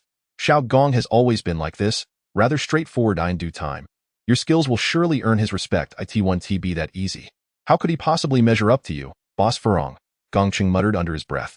All right, let us begin. 2 days had passed since Li Furong and his team last came to challenge them, and in the aftermath of their defeat, the news had spread, thrusting Huanyu Internet CAF into the limelight. In this current era of esports, due to heightened competition, it has become increasingly rare for students aged 17 or 18 to reach the diamond rank, especially now that esports has become more formalized. Even the once prominent boosting players seldom show their faces anymore, as they risk hefty fines, and one could easily find themselves in a situation where the attempt to cheat backfires. The fact that the gaming team of the Huanyuan Internet CAF could triumph over the skilled players Li Furong and Zhang Long from Jiangxing No. 3 High School is indeed astonishing. In no time, an increasing number of students flocked to witness the spectacle, causing the CAF's popularity to soar. Amidst this, several challengers attempted to confront the CAF's team, but all met with failure. As for the invaluable contributor Xiao Muqian, Song Qian found herself increasingly appreciative of him. Moreover, his request to requisition a gaming room for an extended period due to the competition was, to her surprise, granted by the usually frugal Song Qian. The 5 members of the Dawn Radiance team each possessed an account in the Ionian region, while Li Furong and his companions primarily utilized their main accounts. In contrast, Xiao Muqian played on his alternate account, Mu, which was a golden tier smurf. Among the group, only Xiao Muqian had yet to complete his placement matches for the new season, while Li Furong performed admirably, losing only 1 out of 10 matches, thereby securing his position at the upper limit of Platinum 1. For Han Songjia, Gong Cheng, and Gao Jinxiang. They achieved ranks of Platinum 2, Platinum 3, and Platinum 4 respectively, with Gao Jinxiang feeling somewhat frustrated due to encountering 2 games with AFK players. Otherwise, he could have ranked higher. Nonetheless, these visible ranks were of little consequence, for the most critical aspect of ranked play was always the hidden MMR. Even though Li Furong was currently Platinum 1, his hidden MMR had already reached Diamond 5, if not 4, ensuring that he faced opponents of considerable skill. Once all 5 logged in, Li Furong promptly invited Xiao Muqian to join his Dawn Radiance team, which had concluded the previous season at Platinum 2, and Xiao Muqian became the 8th member of the squad. With preparations underway for the upcoming Jiangxing selection tournament, it was imperative to commence a team-ranked match.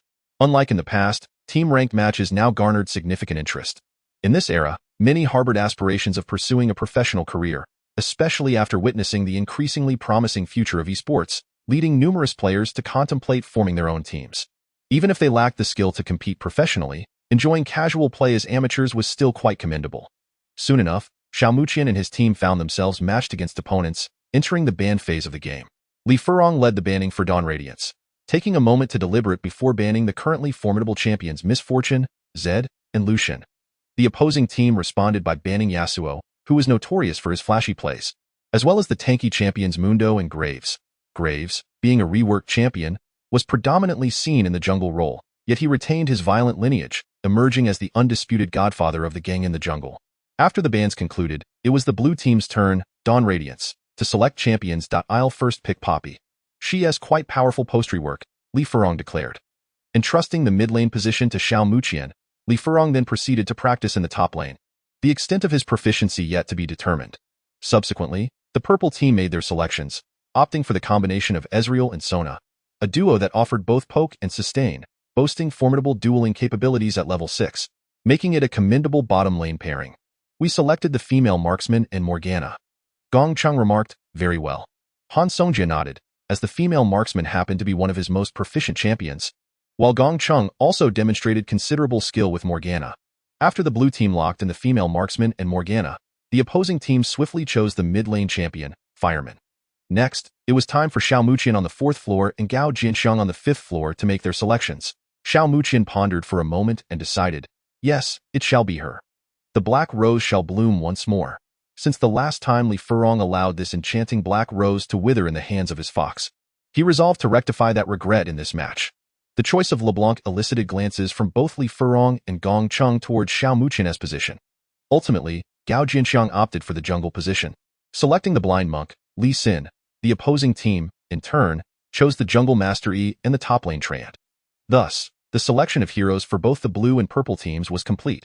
The blue team comprised top lane Boppy, mid lane LeBlanc, jungle Li Xin, AD Marksman, and support Morgana. The purple team featured top lane Trant, mid lane Fireman, jungle master E, AD Explorer, and support Chinua. The game gradually transitioned into the loading screen. Chapter 11. The first blood ambush. Before long, the game officially commenced. The opposing team was named Dynasty 2 High, and all its members were of platinum rank, with the strongest being the top lane Trant, known as Dynasty Dadai, who shared the same rank as Li Furong. Standing at platinum 1. Interestingly, the IDs of the team members formed a humorous combination. Apart from Dadai, the remaining 4 were Dynasty Air Dai, Dynasty Sandai, and Dynasty Xiao Dai. The final member's ID was particularly audacious, being the 5 sons of the opponent's dynasty, which exuded a distinct air of provocation. However, the members of Dawn Radiance maintained a commendable mindset regarding this, remaining unperturbed by the opposing IDs, especially Xiao Muqian, who found them rather amusing. Yet, as a message popped up on the public screen, the atmosphere abruptly shifted. Why did the 5 sons of the opponent choose such a cringeworthy team name? And what is this Dawn Radiance? Who can they possibly outshine?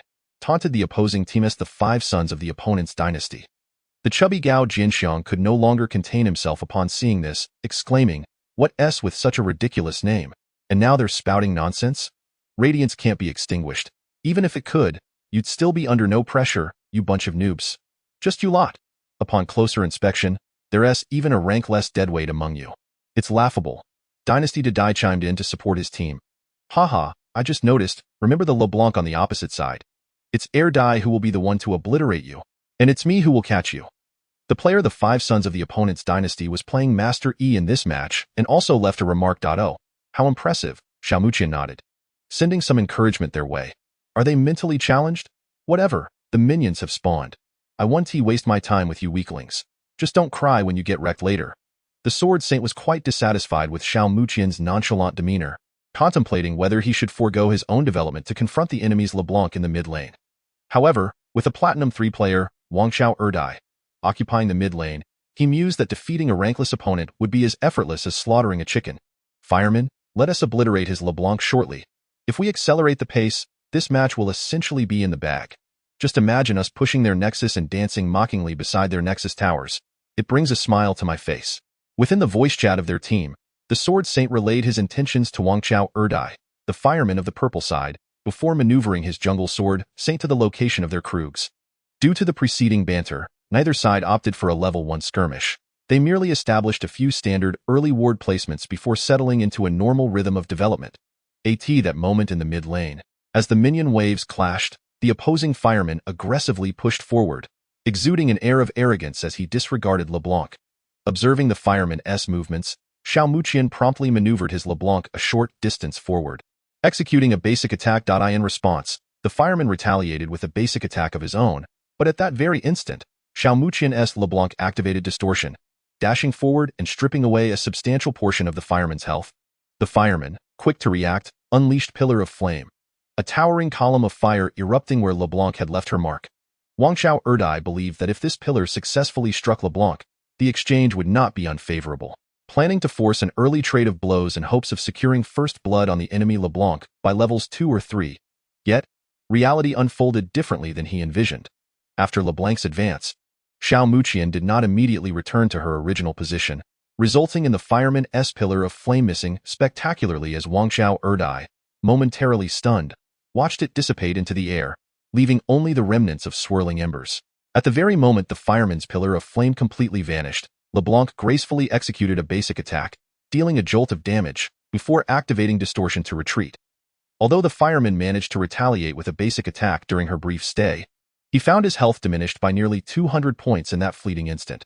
Having gained the upper hand in the trade, LeBlanc's positioning became increasingly aggressive.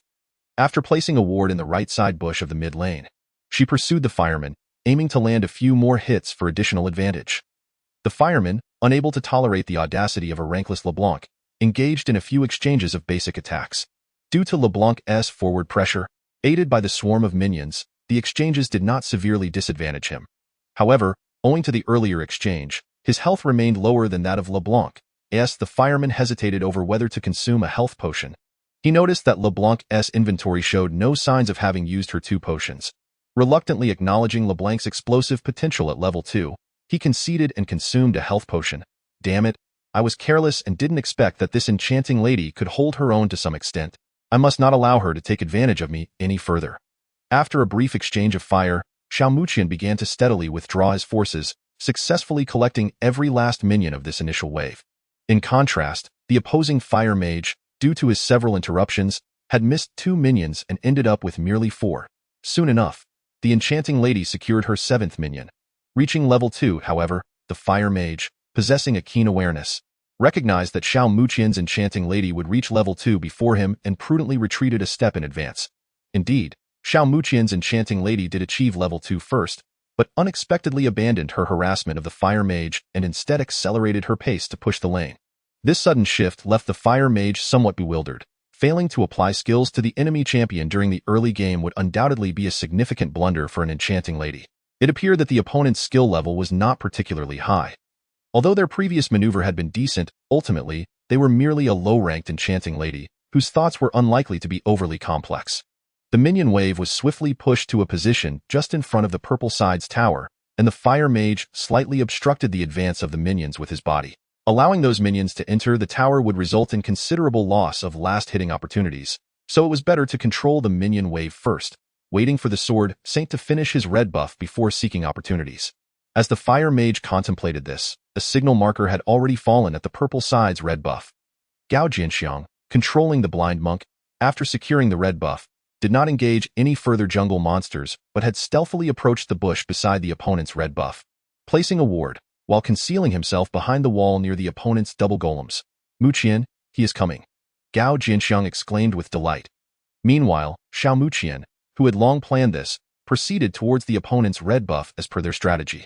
The opposing sword saint still had a healthy amount of health, and after cautiously placing a ward through the wall, he began to engage the jungle monsters one by one, drawing them into a nearby bush. "It seems the enchanting lady has moved past. Hurry and secure the red buff and retreat. I want to go over. If he fails to catch you, you will lose a significant amount of experience." Wang Chao'er Dad understood Xiao Muqian's intentions, but without the blind monk's assistance, he likely wouldn't even be able to force out the sword saint's flash. "Got it? That enchanting lady thinks she can take down her father." Truly. Just as the sword saint was halfway through his sentence, he suddenly noticed an incoming sonic wave from an unknown position, striking the Red Daddy and leaving a mark, followed by a fleeting figure. The Red Daddy, whose health was about to enter the execution range, suddenly collapsed, utterly drained of health. Upon closer inspection, it turned out to be the opposing blind monk. Damn. When did this blind monk hide there? The sword saint cursed, but knowing the enchanting lady was on her way, he resolutely began to retreat, attempting to flash over to the nearby curved wall directly in front of the red buff. However, under the relentless pursuit and slow from the red buff, his sword saint found himself struggling to move effectively. After much effort, he finally reached the limit of the flicker distance at the curved wall. He hurriedly pressed the flicker button, accompanied by a flash of golden light, in a desperate attempt to escape. However, on the other side of the wall stood a figure that nearly made him wet his pants. The enchanting LeBlanc had already arrived. Spotting the prey delivered to him, Xiao Muqian unleashed a swift QE combo. The unfortunate JS, lacking the Q skill Alpha Strike, was unable to evade LeBlanc's relentless assault, suffering a slow in the process.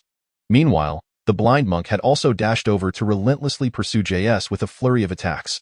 Caught between the two, JS, abandoned by his teammates, ultimately fell to a mere basic attack from LeBlanc. First blood.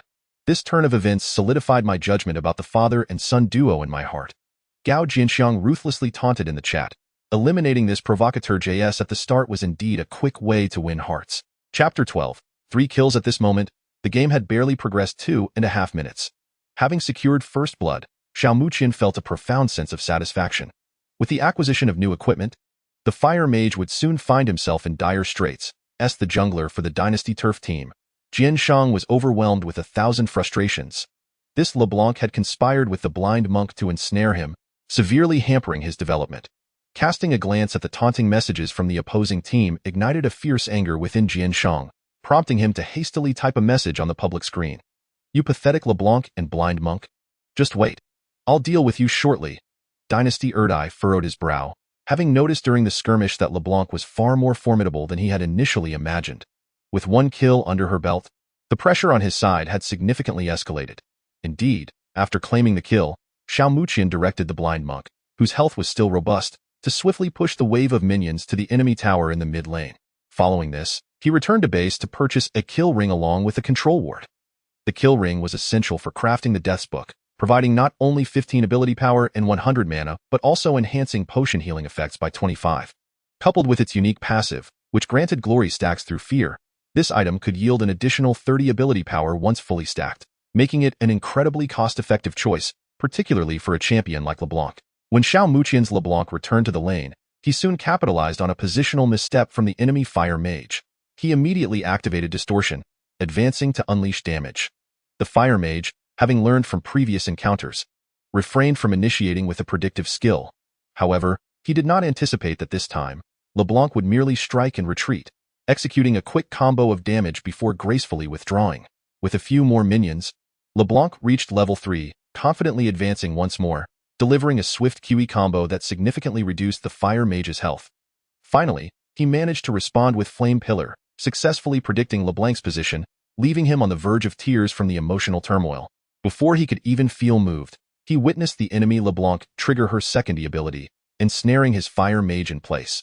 She swiftly approached, landing 2 quick strikes. In response, the Fire Mage unleashed blazing flames to scorch LeBlanc's health, yet she remained unfazed, advancing once more to deliver a blow that reduced his health to half. Was this LeBlanc not excessively fierce? Did she not value her own life while exchanging blows? In that moment, the Fire Mage conceived a plan. Once he reached level 3 and acquired his Q ability, he could seize the opportunity to stun LeBlanc and take her down in one fell swoop. However, shortly thereafter, the player controlling the Fire Mage noticed that LeBlanc's movements had become extraordinarily elusive. Not only was he unable to initiate with his E, but even his W failed to connect, leaving his Fire Mage vulnerable to LeBlanc's harrowing Q ability, which steadily chipped away at his health. Although he consumed a health potion, an unsettling sense of insecurity lingered. As the game approached the 3.5-minute mark, LeBlanc casually targeted a nearby low-health minion with a basic attack. Observing this, the Fire Mage retreated to a distance as far from LeBlanc as possible, intending to finish off a minion that was perilously close to him. Having been unnerved by LeBlanc's Q skill, Malicious Mark, he realized he had to be exceedingly cautious in his last hitting. Yet, Xiao Muqian had no intention of granting the Fire Mage this opportunity. The moment he pretended to farm, her hands erupted into a flurry of swift movements, and she decisively flashed in close. What followed was an unbroken, fluid sequence of QWE abilities. The Fire Mage, already in a precarious state, saw his health plummet into a dangerously low threshold. Simultaneously, LeBlanc executed a basic attack, and just as the Fire Mage attempted to flash away to safety, he found himself ensnared by a deadly chain, binding him firmly in place. Then came the judgment-laden basic attack from LeBlanc, and the player controlling the Fire Mage stared blankly at the monochrome screen. How could he possibly escape? Yet before he could fully process the recent death at the hands of LeBlanc, another kill notification resonated from the top lane. An enemy has been slain. This kill originated from the top lane, where Li Furong's Poppy had engaged in a fierce duel with the opposing Treant, sowing the seeds of conflict. Now, a successful gank from the Blind Monk had aided Poppy in reaping the rewards. Consequently, with less than 4 minutes of gameplay elapsed, the kill count stood at 3 o'clock in favor of the blue and purple teams. This outcome was utterly unforeseen by the Dynasty Earthquake team. At that moment, tensions began to rise within the voice chat of the purple team, leading to disputes among the players. Fire Mage, what on earth happened? You let that unranked LeBlanc take you down? Questioned the jungler, Master E. Seriously, how can you even say that? Wasn't it you who got caught first blood, allowing the kill to fall into LeBlanc's hands? Do I really have to suffer this much because of you? In the eyes of Wang Chao Dai, the actions of the enchanting assassin were merely secondary. Without the presence of that particular player, he would never have been so easily taken down. Is it my fault you didn't come to assist? He lamented. While others are coordinating between mid and jungle, what are you doing? And yet you still claim to be performing well. Although the first blood was indeed gifted by the Sword Saint, his lofty pride prevented him from acknowledging this fact. Alright, let's focus on our game. We still have opportunities ahead, and our late-game composition is superior to theirs. Wang Chaodai sought to ease the tension, although he himself felt quite vexed. Having just been caught off guard by the Blind Monk, the discomfort lingered, and he knew he would soon be pressured by that pesky Poppy during the farming phase. He could only hope that their jungler, the Sword Saint, would quickly come into his own. Wang Chaodai's assessment held merit. Indeed, a top-lane Treant would outshine the enemy Poppy in the late-game team fights. The enemy's enchanting assassin would also fall short in effectiveness and margin for error when compared to the Fire Mage, and the same could be said for the Blind Monk in relation to the Sword Saint. Conversely, the opposing team had merely a Caitlyn whose late-game combat prowess might surpass that of their own AD carry. However, this was not a certainty. Despite Caitlyn's range advantage, it would be challenging to fend off a fully equipped Sword Saint. While their own AD carry, the Explorer, possessed superior output potential and survivability compared to Caitlyn. Upon such analysis, it appeared that their chances of victory were slightly enhanced. They could only take advantage of their current composition for a fleeting moment before the tides would turn. They can only revel in their temporary advantage, Wang Chaodai remarked nonchalantly. The others nodded in agreement, momentarily setting aside their disputes. Chapter 13. The Avalanche of Wang Chao Too High with a mindset focused on stable development. The players of the Wang Chao Too High team adopted extremely cautious positioning, and their vision control was executed with remarkable precision. Consequently, Gao Jianxiang's blind monk met with failure in several attempts to gank. Meanwhile, the Sword Saint, having ensured that the blind monk was recently spotted in the top lane, seized the opportunity to ambush in the blue side's bot lane. The support champion, Sona, played a melody of Swift Sonata, granting herself and her allies a burst of speed. Following this, she performed Heroic Anthem, dealing some damage to both Caitlyn and Morgana. Realizing the enemy's counterattack, Morgana swiftly sought the chance to ensnare the nearby purple side AD carry. Ezreal with a well-timed Q dot, however, this Ezreal player was prepared, using Arcane Shift to evade the impending bind. The Sword Saint, having circled around from the blue side's tri-brush, arrived just in time. Despite Morgana having used her flash, she ultimately succumbed to Ezreal's Mystic Shot under the assistance of Ezreal and the Sword Saint's follow-up damage. As for Caitlyn, witnessing the scene was disheartening. In an effort to protect Morgana, she used her heal, but upon realizing the futility of her rescue attempt, she hastily placed a freshly refreshed trap beneath her feet and shot a 90 caliber net toward the Sword Saint, slowing him down while securing her own escape. Ultimately, they managed to secure a promising start, but just as she prepared to taunt the enemy jungler, a kill notification echoed from the mid lane. An ally has been slain. As the mid laner of the Dynasty Too High team, Wang Chao Erdi found himself in a state of utter exasperation, bordering on despair. He had been exceedingly cautious in confronting the relentless onslaught of the enemy's LeBlanc, even opting to retreat to base at any sign of his health dipping below half.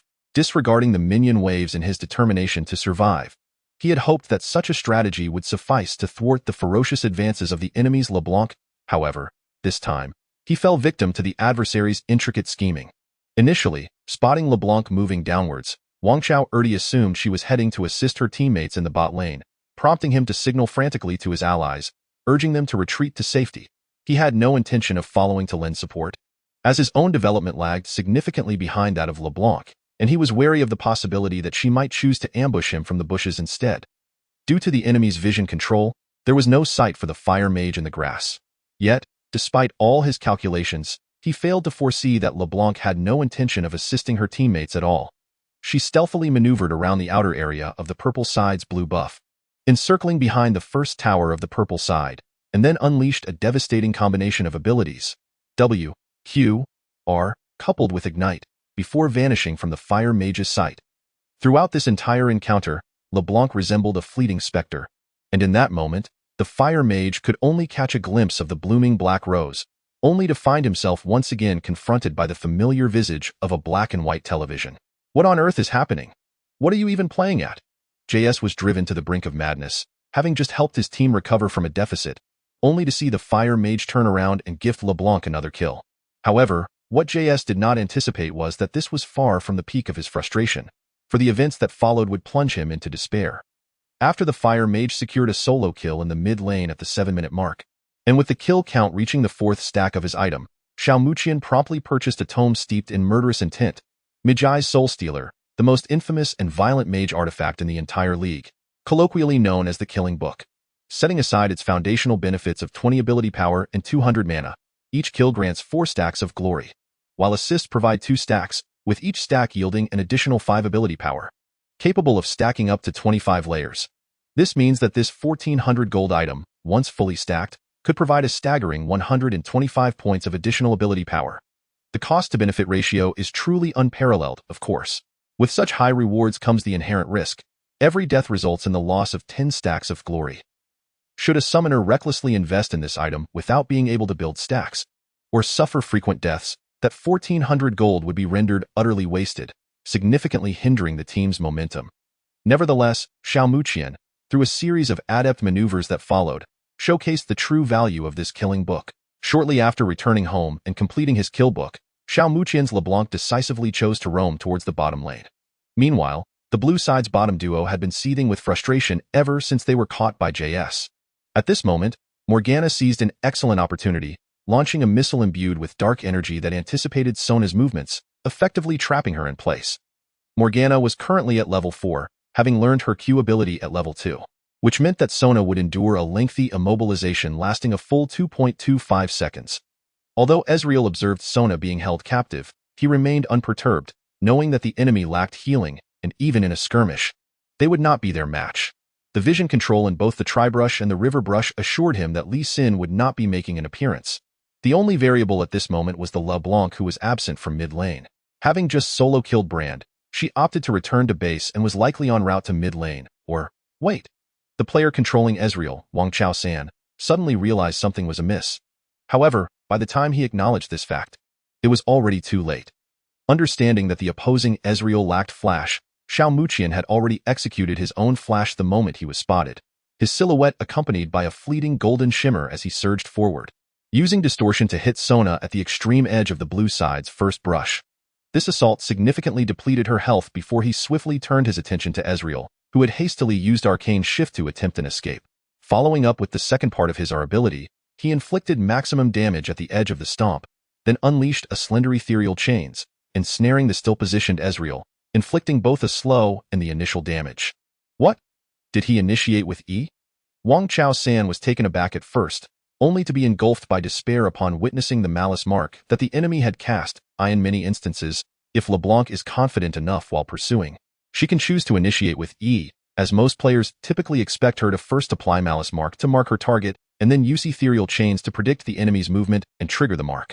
Initiating with Q can also be seen as a form of baiting. However, Xiao Muqian opted for the bold approach of leading with E. Even when initiating with E, the mark damage from Q would still be triggered, as LeBlanc's ability, Ethereal Chains, possesses a second damage component.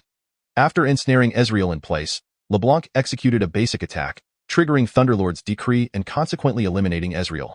Simultaneously, Sona's health plummeted to critical levels under the relentless fire from Caitlyn, while Gong Chung and Han Songjie chose to halt their assault, intending to let this kill slip away, having noticed the formidable kill book that adorned LeBlanc. Unable to resist the allure, Xiao Muqian naturally claimed Sona's life. Double kill. Xiao Muqian's LeBlanc's record suddenly soared to a terrifying 4-0, and his kill book ascended to the 8th tier. The blue side's Dawn's Radiance team erupted in jubilation. With such a ferocious LeBlanc at the helm, victory was surely within their grasp. Muqian, your Ahri is indeed formidable. It is not often that Xiao Gong decides to grant a kill to someone. There are times when he does not even concede a kill to me. An AD player, Han Songjie expressed his sentiments with a sigh, acknowledging that Xiao Muqian's performance was truly remarkable. Indeed, Brother Fu Rong's judgment is never mistaken. Oh? I am truly honored, thank you, Xiao Muqian replied with a smile, glancing at Gong Chung, who sat one position away from him. However, Gong Chung did not return his gaze, his eyes intensely focused on his computer screen. Yet there was a flicker of something unusual within them. As the enchanting Ahri secured a double kill in the bot lane, the blue team seized the opportunity to demolish the enemy's bottom turret, widening the economic gap. Upon returning home, Ahri promptly purchased cooldown reduction boots and a void staff. While the current meta favors magic penetration boots for Ahri, Xiao Muqian opted for the direct purchase of a void staff, resulting in a slight deficiency in cooldowns. Nevertheless, the effectiveness of this build was indisputable. Under the tearful gaze of the Fire Mage, who had been watching the black and white television for the third time, he faced an inevitable death. Ahri swiftly used her R to replicate her W, closing the distance in an instant, followed by a rapid QWE combo. With a 2-level disadvantage, the Fire Mage, now merely level 5, was left in despair. Ahri's kill count also escalated to 12 stacks due to this 5th kill. Yet, Xiao Muqian's momentum did not wane. This time he chose to roam, Fu Rong, push the lane, and go for the turret kill. He commanded Li Fu Rong immediately understood and began to accelerate the push. The opposing top laner, Malphite, seemed to sense something amiss and attempted to retreat. However, at that moment, Li Fu Rong unleashed his might, activating Steadfast Presence to enhance his movement speed, and without hesitation, he flashed to knock Malphite back. Seeing this, Malphite hastily activated his ultimate, a magical vortex swirling around him, providing him with a degree of damage mitigation. followed by a desperate flash to escape. Yet, by then, Ari had already arrived, accompanied by Lee Sin. Lee Sin stealthily approached from behind the enemy's top turret. With a swift kick, he sent the flashing Malphite hurtling back, while simultaneously marking him with Sound Wave. Following this, he unleashed Resonating Strike, crashing down with both hands against the ground. Heavenly Strike, shattering bones. Malphite was immediately slowed down, while Poppy relentlessly hammered away at the beleaguered champion. At this juncture, Xiao Muqian's Ari finally arrived. With Spirit Rush, she surged forward, instantly replicating her W. The copied Spirit Rush landed fiercely upon Malphite, draining a significant portion of his health.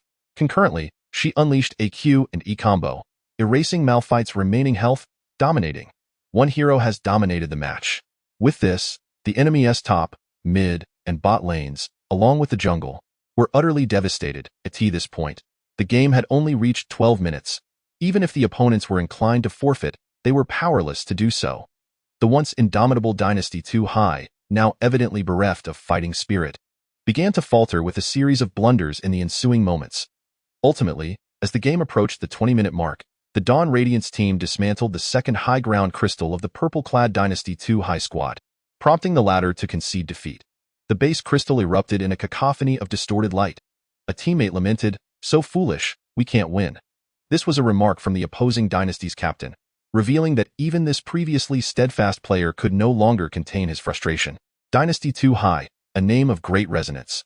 Surely, one cannot declare a collapse due to a single defeat, mused Xiao Muqian. Chapter 14. A dominant team composition. Muqian, your Ari is simply divine. It feels as if the opposing Dynasty 2 High has been single-handedly subdued by you, exclaimed Gao Jianxiang, his astonishment persisting until the conclusion of the match. Xiao Muqian's Ari could be regarded as the most formidable he had ever witnessed, exhibiting exceptional prowess in lane control, awareness, and rhythm. Let us not overstate it. We all performed admirably, effectively suppressing our adversaries on all fronts. Xiao Muqian replied modestly. In truth, he believed that leading the pace in such a match was not particularly challenging. During the preceding moments, his focus had shifted away from the game itself, instead allowing him to thoroughly observe the overall strengths and weaknesses of the Dawn Radiance team. Their advantages were apparent. Each member possessed commendable individual skills, and their execution stood out remarkably. Although they had not employed any particularly novel strategies to secure victory, their coordinated ganks were executed well, which remained their most significant asset. However, issues persisted. They exhibited a lack of vigilance against ganks and in lane awareness. Nonetheless, these aspects could gradually improve over time. The upcoming focus would likely shift towards enhancing the team's energy in team fights. League of Legends has always been a game centered around teamwork. Take Team A, for instance, a squad with seamless coordination, and Team B, a group brimming with individual prowess. When these two teams collide, as long as there is not a substantial disparity in technical skill, Team A's victory is nearly assured. This underscores the notion that teamwork far outweighs individual skill. Personal prowess merely serves as a winged tiger in support of the collective effort. Thus, as the first game concluded and the second commenced, Xiao Muqian opted to forego aggressive mid-lane champions, instead selecting the protective champion Lulu. "Everyone, let us focus on team operations for this match," Xiao Muqian declared as he locked in Lulu. "Sounds good. I have often seen this in professional leagues, but have yet to experience it firsthand." "Let us give it a try," responded Han Songjie with keen interest. Others also had little to say. Li Furong's choice of the team-oriented Treant as a top laner proved to be a wise decision. In this current patch, the twisted Treant Makai remains ever relevant, possessing a considerable amount of lane pressure and proving difficult to eliminate. His teamfight capabilities are widely recognized as being of T1 caliber among top laners. Whether initiating with a flash to ensnare opponents or serving as a tank to absorb damage for his team, his prowess is undeniably outstanding. Gao Jianxiang opted for the jungler, Centaur, while the bot lane featured the combination of Will Mother and Harbinger. At first glance, this composition, with Treant in the top lane, Lulu in the mid, Centaur in the jungle, Will Mother as the AD carry, and Harbinger as the support, appears to lack damage output, leaning more towards a 4-protect-1 strategy heavily reliant on Will Mother's damage. However, the presence of Will Mother and Harbinger means that once Will Mother activates her ultimate and Harbinger begins her R.E., the team's speed will reach an extraordinarily terrifying level. Moreover, Centaur's devastating charge inherently provides acceleration, combined with his unique ability to amplify damage based on his speed. This results in an overwhelming acceleration effect, allowing Centaur's kick to inflict unimaginable damage while enabling the Treant to initiate a forceful engage. Lulu and Harbinger merely need to shield the AD carry's output.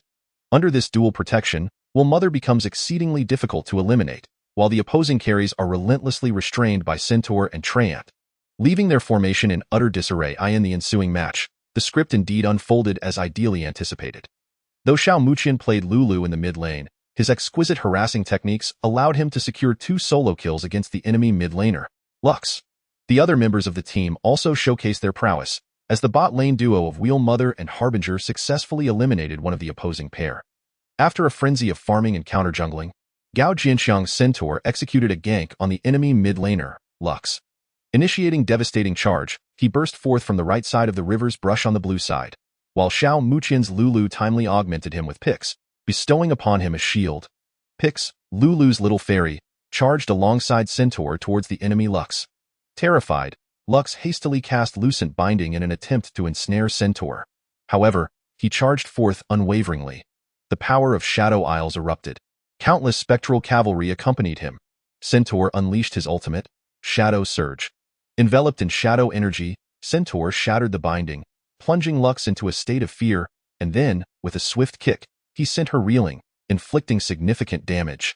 Meanwhile, Xiao Muqian's Lulu cast Sparkling Spear, with Pix, previously bestowed upon Centaur, firing a missile that further reduced Lux's health. Ultimately, Centaur's Q ability, in conjunction with an auto-attack, claimed Lux's life. Immediately thereafter, under Xiao Muqian's command, Centaur teamed up with Harbinger, who had just returned from base, to execute a successful ambush on the enemy jungler, Graves, in the upper half of their jungle. Xiao Muqian's Lulu leveraged her advantageous equipment to force the opposing mid-lane Lux back to base.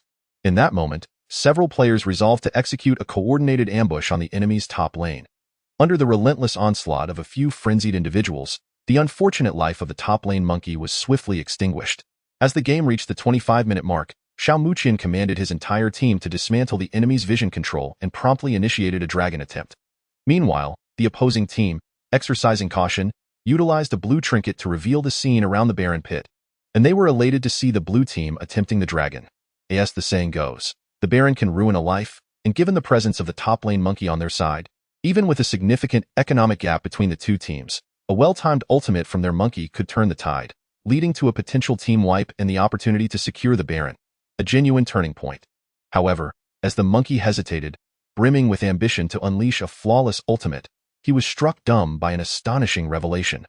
The opposing ram suddenly surged past him with the speed of a rocket, closely followed by a remarkably swift Treant who had activated his glorious judgment. The monkey could only watch helplessly as the duo invaded his team's formation.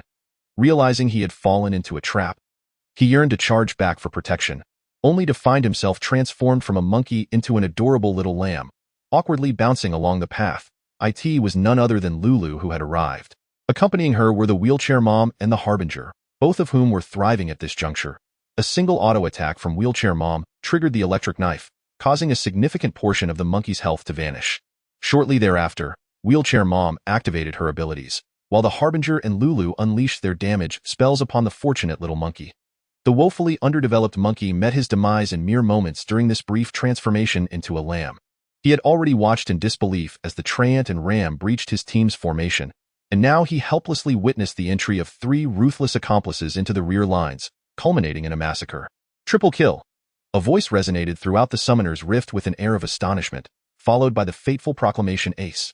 Team wipe. In this team skirmish, Wheelchair Mom ultimately secured a triple kill, while the Ram and Lulu each claimed a victim. As the Baron let out a reluctant roar, the opposing team, rendered powerless, typed GG and conceded defeat. Following their victory, Dawn's Light and his allies engaged in a discussion about their recent composition, sharing their gaming experiences and insights, followed by some summarizing remarks. There was indeed a semblance of a true team spirit emerging. Xiao Muqian observed with a subtle smile, but the mere mention of the term team inevitably sparked fleeting memories within his eyes. Regardless, it is indeed imminent. The national competition among Shanghai universities. Chapter 15. A striking post at 6 o'clock in the evening, the first day of training for the Dawn Radiance team concluded successfully. Throughout the day, they completed 10 matches, and as for their record, not a single defeat. Indeed, they emerged victorious in every match. Under the leadership of Xiao Muqian, Dawn Radiance experimented with a variety of tactical systems focused on operational strategies and team battles. Although the individual skills of the members were somewhat limited, preventing them from unleashing the full potential of their roster, even when the rest of the team found themselves at a disadvantage. Xiao Muqian's performance consistently left everyone in a WE.it. Can be said that the team's placement in the Platinum 1 division during this qualifying round owed much of its success to Xiao Muqian. The members of Dawn Radiance were thoroughly convinced of his prowess, further deepening their admiration for their captain, Li Furong, who indeed had found a player capable of helping him and the team realize their dreams. Despite their understanding that a player of Xiao Muqian's caliber could not remain with their modest team indefinitely, their excitement remained unabated. After all, this was a national competition. It is worth noting that the vast majority of current professional players hail from such competitions, including many of the popular game streamers on major platforms, most of whom have also been adorned with the prestigious national competition accolade. Having completed their training for the day, Xiao Muqian, contemplating a casual barbecue dinner to satisfy his hunger, noticed the stunningly attractive boss, Song Qian, striding towards the esports room. It appeared that she was holding a white plastic bag, from which 2 lunchboxes could be discerned. Indeed, this was characteristic of a thrifty boss, treating herself so unceremoniously. Despite being a beautiful woman in her 20s, one might wonder why she would neglect her own well-being. However, Xiao Muqian soon realized he had misjudged the situation. As Song Qian approached, she casually set the white plastic bag down beside his computer. "Xiao, you must be exhausted from training, right? I specially brought you a sumptuous dinner. Don't forget your sister when you make it big." Xiao Muqian did not hesitate. He retrieved the 2 lunch boxes from the plastic bag and opened them one after the other. One contained a mound of rice, which, perhaps, was not as pristine as he had imagined. The other, predictably, held an assortment of inexpensive shredded potatoes, lotus root slices, and the only noteworthy item, perhaps, was a solitary piece of an unidentified fish. The lunch boxes were priced by weight, and it was evident that this box of vegetables weighed very little, costing around 8 yuan, truly in line with Song Qian's style. "I am quite pleased," Xiao Muqian nodded, not overly concerned with formality, and began to eat in front of Song Qian. In truth, this statement was not insincere. Although it was a lunchbox, it was undoubtedly a healthier option than barbecue. "Eat slowly. Once you're finished, I'll get you a bottle of nutritional supplement," Song Qian declared with a proud demeanor, as if she had made a remarkably significant decision. Xiao Muqian accepted her offer in silence. After all, nutritional supplements were indeed the modern-day miracle for many internet-addicted youths. Due to the inclusion of the term nutrition in the name, one can find solace in the thought that today's breakfast, containing this element, is sufficient, being both healthy and nourishing. Observing Xiao Muqian relish his meal with great enthusiasm, Song Qian couldn't help but find it somewhat amusing. However, recalling the training session for Dawn's Radiance scheduled for today, she could not resist asking, "Qian, do you feel confident about securing a spot in this selection competition?" "I have long inquired about Furong. He harbors great aspirations for the international competition, distinct from the casual approach of Zhonglong and his ilk. If possible, it would be best for you to assist him in achieving his goals." Xiao Muqian offered no reply. Song Qian, unfazed, awaited his response. 10 minutes later, Xiao Muqian accepted the nutritional drink and napkin that Song Qian retrieved from the front desk. Expressing his gratitude, he took a hearty sip of the drink to alleviate the dryness in his mouth, wiped his lips, and exhaled contentedly. Then, he regarded Song Qian earnestly and stated in a similarly serious tone, "I will strive to secure opportunities for him, but whether he succeeds ultimately depends on his own efforts. One can rely on the support of others to battle through to the end. Of course, I am also willing to believe in his tenacity." Xiao Muqian seldom exhibited such gravity, yet it did not imply that he approached all matters with indifference. Those who truly understood him, even on a familiar level, would recognize the kind of person he was in the past. Certain events had altered some aspects, but the essence rooted deep within his heart remained unchanged. "This selection competition must be conquered," Xiao Muqian declared. "Ha ha," like someone working under a sister's guidance, Song Qian remarked with a smile of approval. However, she soon recalled another matter. "If you really secure a position in the selection competition, representing Jiangxing in the international arena, will your parents support you?" Although times have changed and views have liberalized, it is, after all, esports, which might still cause concern for your family. "Parents?" A fleeting shadow of melancholy passed through Xiao Muqian's eyes, only to be swiftly concealed. "It's nothing, they're quite busy." "Oh, I see. Well, do your best. I am looking forward to the day you become a member of the international team," Song Qian encouraged. Interestingly, today Song Qian seemed somewhat out of character. Though she remained her usual frugal self, Xiao Muqian sensed something amiss, perhaps an illusion born from witnessing her unusually taking the initiative to treat. Time sped by like a galloping steed, the palpable tension mounting day by day upon all the competitors preparing for battle. Before they knew it, more than 20 days had elapsed. The day of the Jiangqing selection competition for the international event drew near, and all teams harboring dreams entered a frenzied phase of training during the final month. Dawn's Radiance was no exception. During these 20 days, they trained for over 10 hours each day, enduring neck pain, sore fingers, and bloodshot eyes without a single complaint. Today, however, was different. After the 5 members of Dawn's Radiance had gathered, they did not immediately commence training. Gong Cheng, with a serious expression, opened a webpage on the computer and subsequently entered a forum known as Lover's Haven. The Liuzigia serves as the preeminent platform for player interaction and discourse within the contemporary League of Legends community. Here, one can not only view gaming videos released by popular commentators and receive timely updates on game-related news, but also uncover some clandestine tidbits and gossip. Gong Cheng, deftly maneuvering his mouse, swiftly stumbled upon a highly popular post.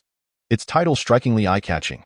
Within the competitive arena, all eyes converged upon Gong Cheng's computer screen at that very moment. The selection tournament of the Jiangqing district, unquestionably dominating the 3 major teams. Chapter 16. Hellfire 3 major teams? Xiao Muqian found this quite intriguing. His attention peaked as he, along with the others, meticulously examined the introductory post before them. First up was the 3rd-ranked team, known as Zhuiying, led by a captain who shared the same name.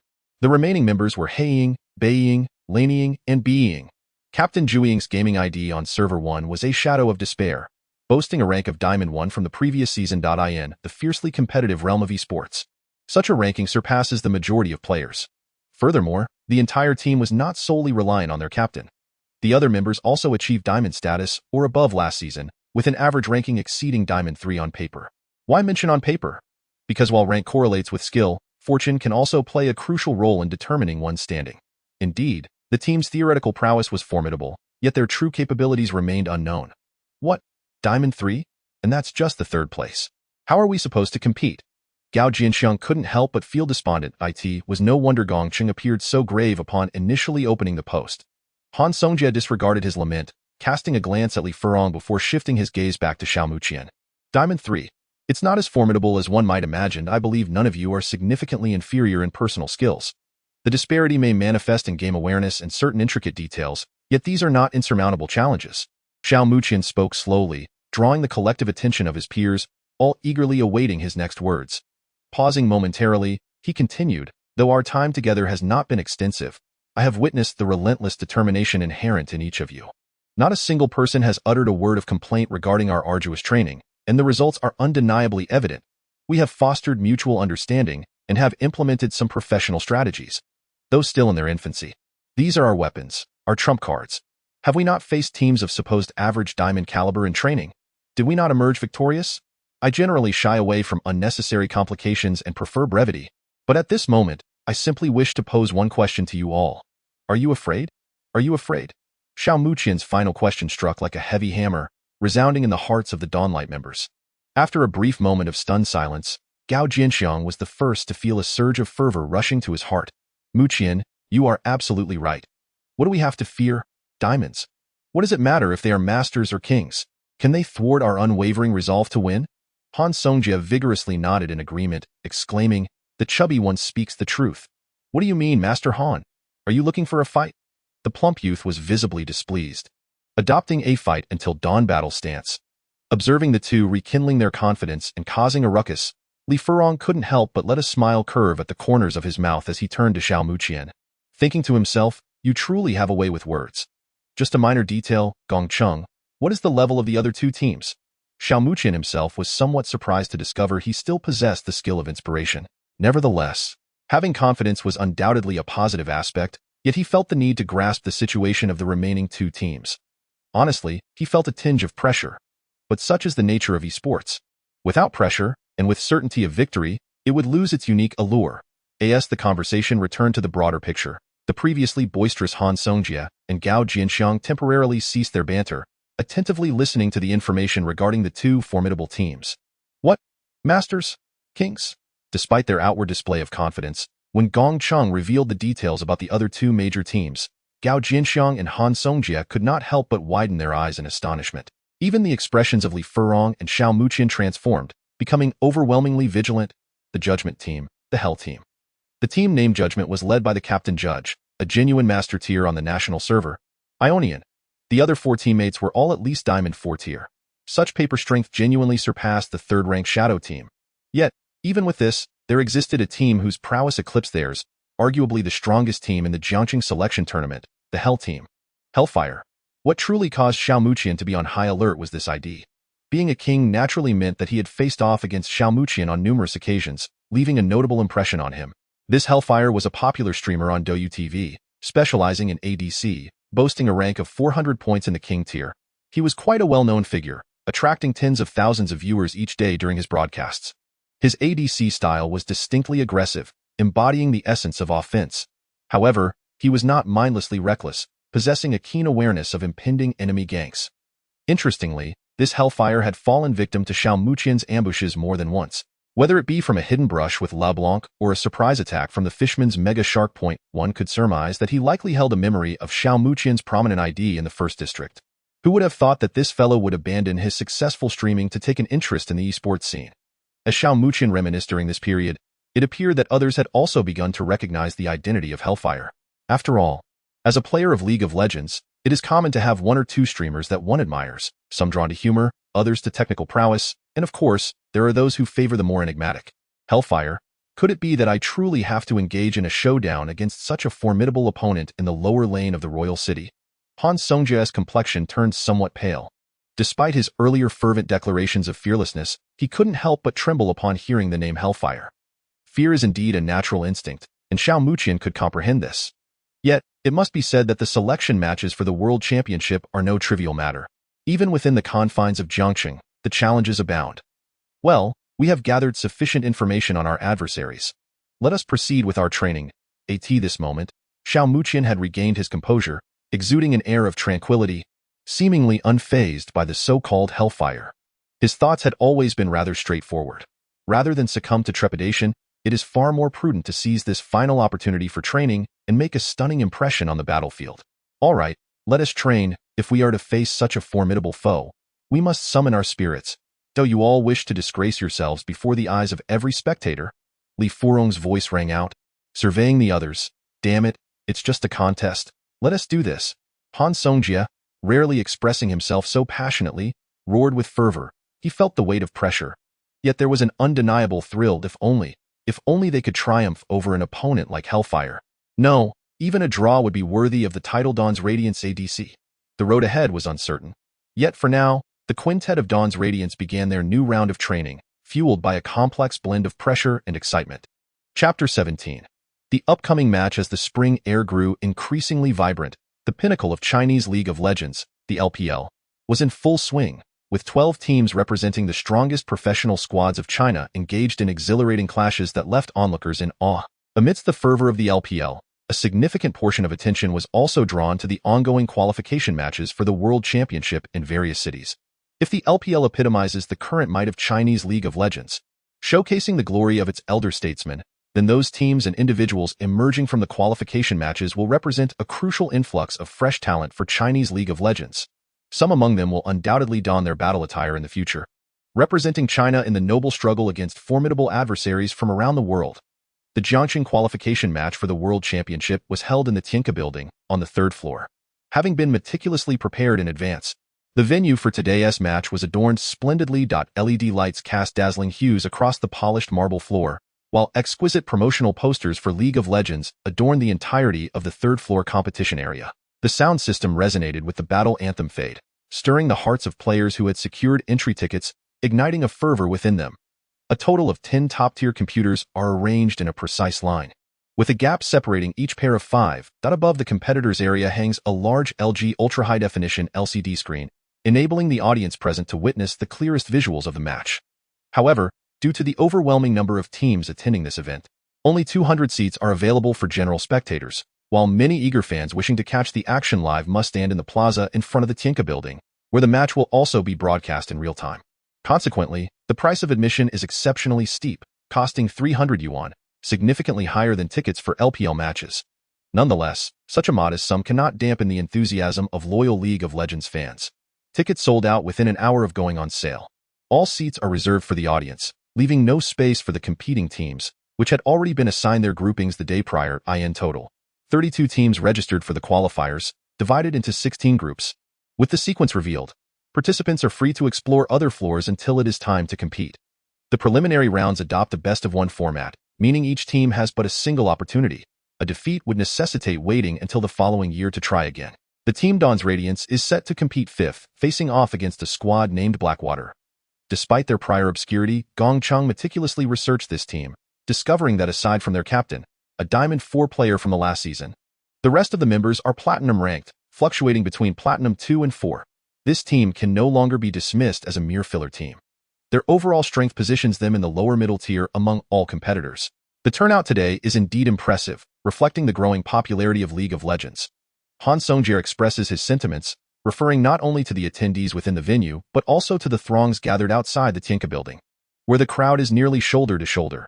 Although he cannot claim to be the oldest veteran of League of Legends, having joined the fray since Season 4, he has witnessed the game's evolution firsthand. Back then, while the game was indeed popular, it lacked the bustling atmosphere of today. It was the emergence of the World Championship and the proposal to host the Olympic Games that steered League of Legends onto a more stable path. By the end of Season 5, League of Legends successfully secured its bid for the Esports Olympic Games, and the establishment of the World Championship Academy further fueled its ascent into an unprecedented golden era. Indeed, today marks the first step towards realizing our dreams. Even the typically reticent Gongchang cannot restrain his words, his gaze revealing the significance he places on this selection tournament.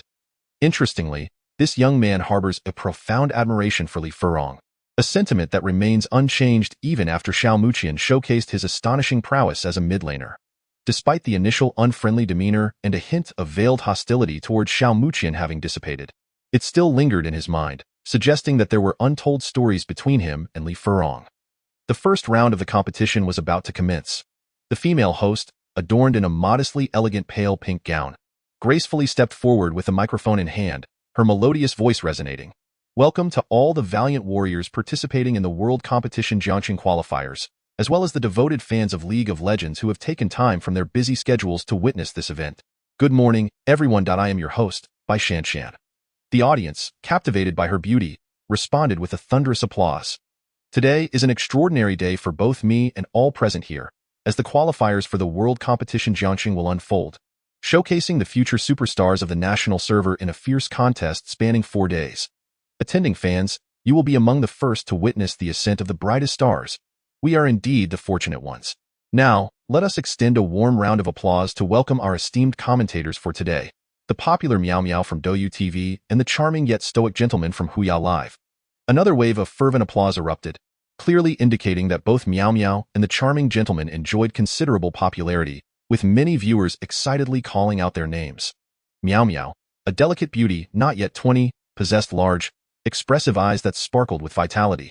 She had previously commented on numerous professional match recordings on Douyu, attracting a dedicated following of otaku fans who came to relive the matches despite having seen them before. On the other hand, the charming gentleman was a true technical streamer, specializing in aggressive champions like Zed, Yasuo, and the male assassin.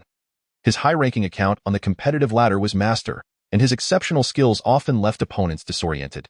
Although he was dubbed a charming gentleman, he had never revealed his face on camera, yet some of his fans present today eagerly captured images of him with their phones. Such a lack of decorum. Is he really a charming gentleman? More like a lecherous one, remarked a male fan, his anxiety lifted as he admired the photos on his phone, grinning from ear to ear, with skills that impressive. It's hard to believe he isn't also exceptionally handsome. Otherwise, he would surely steal all the female fans away. After the two commentators took their seats, Xiao Muqian's phone suddenly vibrated in his pocket. He felt a twinge of curiosity. Who could be reaching out to him at this moment? Pulling out his phone, he glanced at the screen and found a text message from upon reading it. A rare flicker of surprise crossed his otherwise composed face. Excuse me, I need to visit the restroom, Xiao Muqian announced briefly before hastily weaving through the crowd, vanishing from sight in an instant. Li Furong and the others paid little mind, their attention fully captivated by the two teams that had already taken the stage. The first match of the qualifiers was about to begin. Chapter 18. We are the Hunters. Due to the ongoing selection rounds for the World Championship in Jiangxing, the Tianka building was bustling with a considerable number of people. Xiao Muqian navigated through the crowd and found his way to the public restroom tucked away in a corner, which could be deemed the only semblance of tranquility. With a gaze laden with complexity, he fixated on the screen of his phone, reading a message from someone saved as Xiao Ning. Muqian, I believe you are participating in this selection round for the World Championship. Thus, I have done my utmost to secure a spot as a commentary guest for the 4th day. If you are not yet prepared to confront the situation anew, it is perfectly fine. I will continue to wait for the return of professional player Xue Mu. Xiao Muqian's hand, which had been steadily gripping his phone, suddenly trembled slightly, and even his breathing became somewhat erratic. He instinctively inhaled deeply twice, compelling himself to regain composure amidst the tumult of emotions. Professional player Xue Mu, he thought, allowing a self-deprecating smile to curl at the corners of his mouth. He had never imagined that an unforeseen incident would plunge him into nearly 2 years of despondency, almost rendering the vow of a handshake to pledge mere empty words. However, fortunately, Xiao Muqian clenched his fist tightly as a figure from his memories surfaced in his mind, along with the image of that day by the hospital bed, where he had bravely raised his right hand in the face of pain, sealing their crisp vow with a clap. Muqian, oh no, Captain Xue Mu, is there truly a way for a girl like me to represent the nation in this field of esports? Who says girls cannot compete professionally? It is precisely the meticulous nature of a girl that enables her to excel in the support role, proving she is no less capable than anyone else. Let it be settled then, a promise to become top-tier professional players together. Well, since your name is Xue Mu, I shall choose my favorite season as my battle ID henceforth. Autumn Rain. With a sharp clap, fragments of the past came rushing back, and Xiao Muqian could no longer suppress a faint smile. Perhaps expressing any further apologies would be less effective than a single phrase. He picked up his phone and swiftly typed a few words into the message box, then steeled his emotions as he exited the restroom. My apologies for the wait. Autumn Rain. As he maneuvered through the throngs of people, Xiao Muqian finally located a few of his teammates, his face etched with fatigue, feeling as if he were on the brink of exhaustion. Watching the match was significantly more draining than participating in it, he mused. Muqian, why are you sweating so profusely? Han Songjie regarded him with surprise. Are you foolish, Master Han? With such a crowd outside, how could one not perspire? You can afford to stand there and speak without feeling the strain. Gao Jianxiang shot him a glare, always seeking an opportunity to jab at Han Songjie. Yet, Gao Jianxiang's observation held merit this time, and Han Songjie did not retort, his concern for Xiao Muqian evident as he asked, Are you all right? Here, have some water. They had anticipated some of the conditions upon their arrival, and Gong Cheng had brought a small shoulder bag filled with beverages and mineral water. After taking a few sips from the nutritional drink Gong Cheng provided, Xiao Muqian felt slightly more at ease and inquired, How is the match progressing? The match had just commenced, and both teams appeared evenly matched. It was likely that some time would be required before a victor could be determined, Gao Jinxiang remarked. Indeed, sighed Xiao Muqian, feeling somewhat exasperated. To be candid, he found such a level of competition rather uninspiring. They were scheduled to compete 5th, and standing around in this crowded space was quite exhausting. Presently, he proposed, Shall we step outside for a breath of fresh air? It feels a bit overwhelming here, and the atmosphere outside is far more bearable. Besides, the match is being recorded, and we can analyze any crucial moments later. Remaining here to watch might hinder our focus. Xiao Muqian's observation was astute. As the 5th team to compete, wouldn't they simply tire themselves out waiting? By the time their turn arrived, their legs would be weary. Lai Furong nodded in agreement, having no objections, and the others followed suit without hesitation. The 5 of them squeezed out of the throng and made their way to the periphery of the competition area. The audience and the competing players were confined to the inner circle, while they found themselves in a quieter outer area, where several other teams were also taking a breather. Most of the nearby resting sofas were already occupied. After a brief search, they finally located an unoccupied sofa adjacent to the restroom. While it was somewhat close to the facilities and bore a faint unpleasant odor, the members of the Dawn of Light team, aside from Gong Cheng who slightly furrowed his brow, paid little heed to it. Having a place to sit was a relief. The sofa was not particularly spacious, but it could accommodate all 5 of them. As they rested, they engaged in discussions regarding strategies and details pertinent to their upcoming match. Just as they were deeply engrossed in their conversation, a series of voices from the nearby restroom began to swell in volume.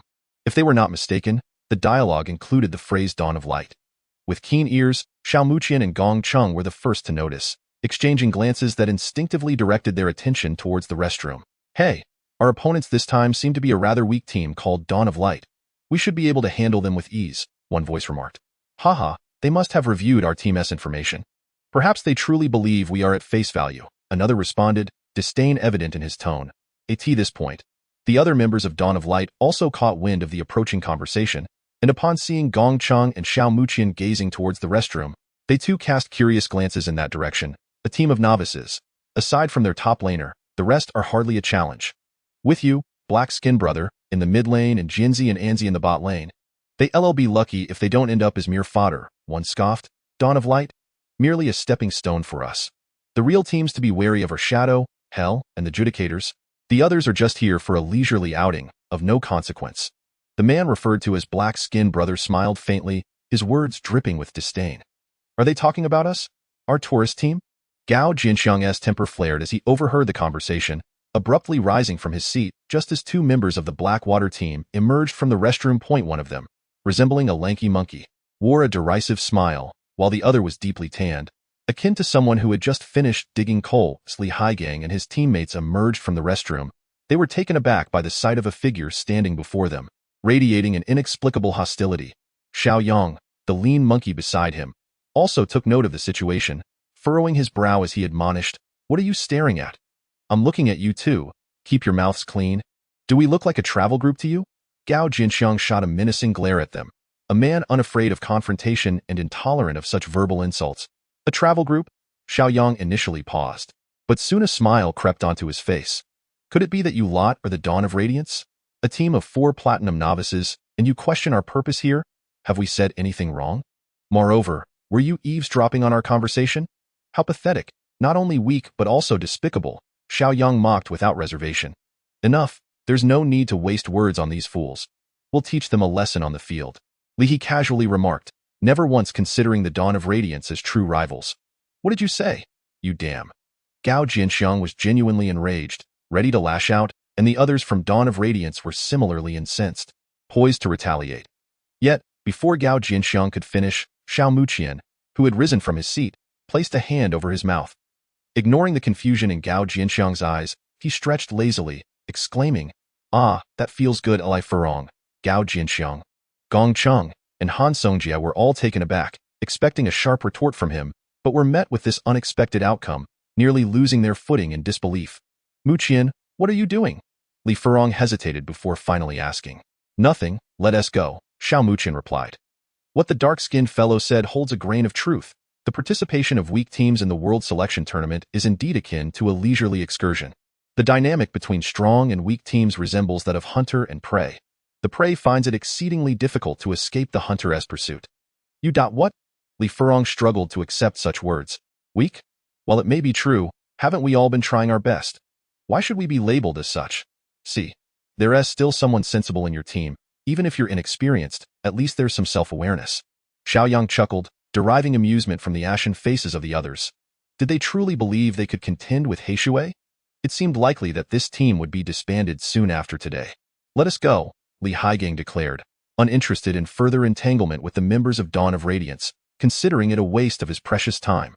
What's wrong? Why are you all looking at me like that? Xiao Muqian asked, perplexed by the frustrated expressions of his teammates.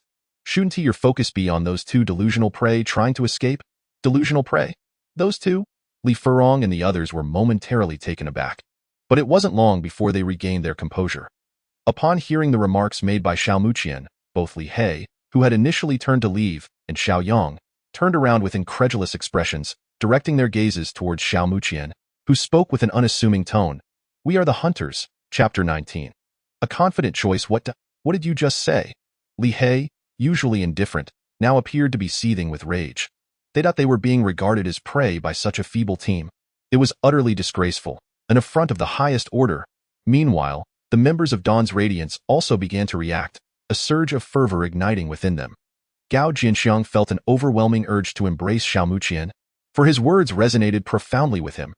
The earlier dialogue between Li He and Xiao Yang had already incensed the members of Dawn's Radiance, who longed to take to the arena and mete out a thorough thrashing.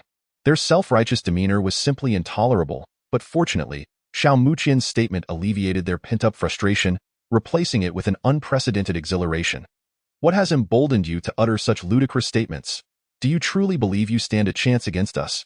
Li He, possessing commendable mental fortitude, managed to suppress his fury at Xiao Muqian's words, choosing instead to regard them as the futile struggles of a mere jester.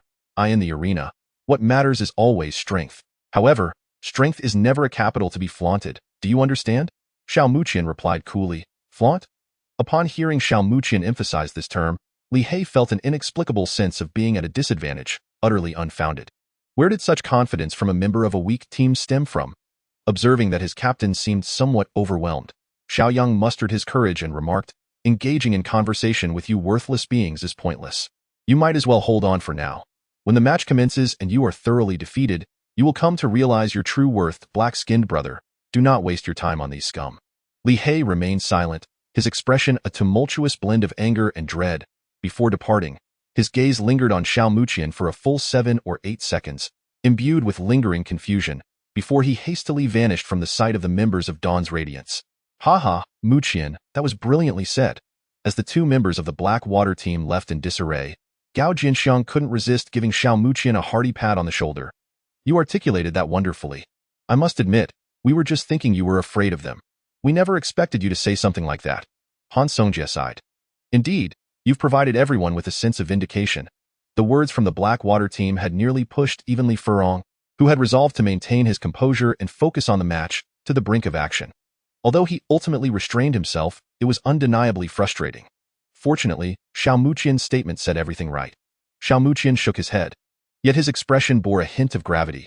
They had all overheard the earlier conversation. Setting aside the trivialities, it was now evident that their adversaries were concealing their true capabilities, having intentionally downplayed their strengths while filling out their profiles.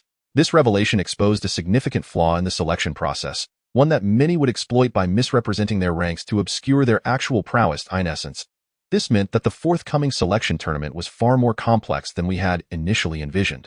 Li Furong interjected, though it was unnecessary for him to articulate this further, as everyone grasped the implication.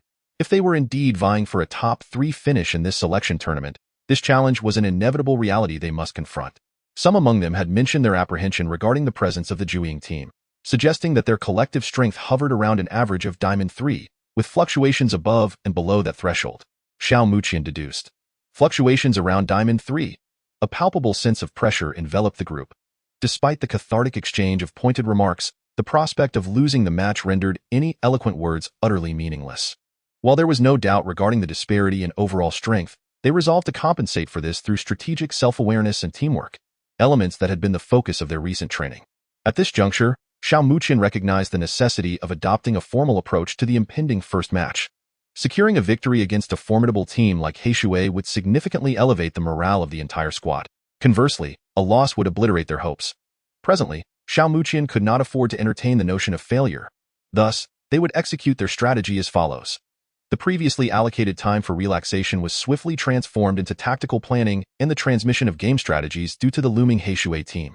Everyone listened intently to Xiao Muqian's discourse, unwilling to jeopardize the entire team due to their own shortcomings. Under such meticulous and well-articulated guidance, time slipped away rapidly. Excluding the first match, the subsequent contests exhibited considerable disparities in strength, allowing them to progress without significant delays. By accounting for the 10-minute intermissions, 4 hours had elapsed, bringing the clock to 1 o'clock in the afternoon. The audience, having indulged in food and drink, was now brimming with excitement. They had witnessed numerous formidable teams during the morning matches, bearing witness to impressive teamwork and exceptional individual skills, which heightened their anticipation for the ongoing World Championship selection tournament in Jiangcheng. It was essential to note that, thus far, the truly elite teams had yet to make their appearance. What kind of prowess would be displayed when it was their turn to take the stage?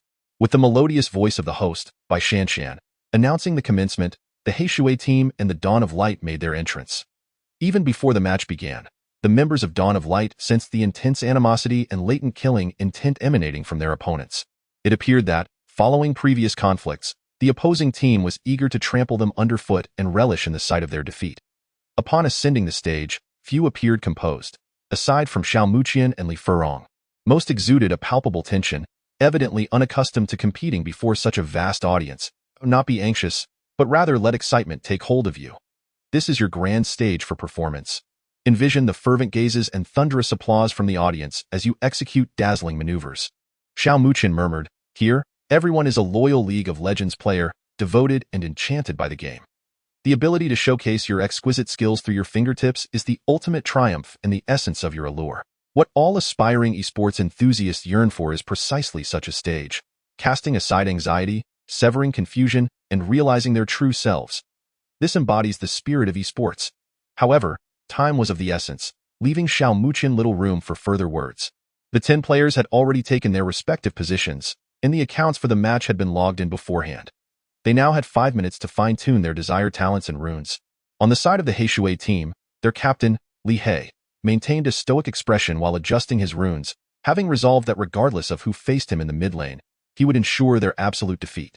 "Hypage, I've heard that those opponents are rather arrogant," remarked Jianzi, the ADC of Heishui team, with a scoff as he sat beside Li He. "You have no idea of their true nature. I cannot fathom how their skin is gilded. It's utterly ludicrous."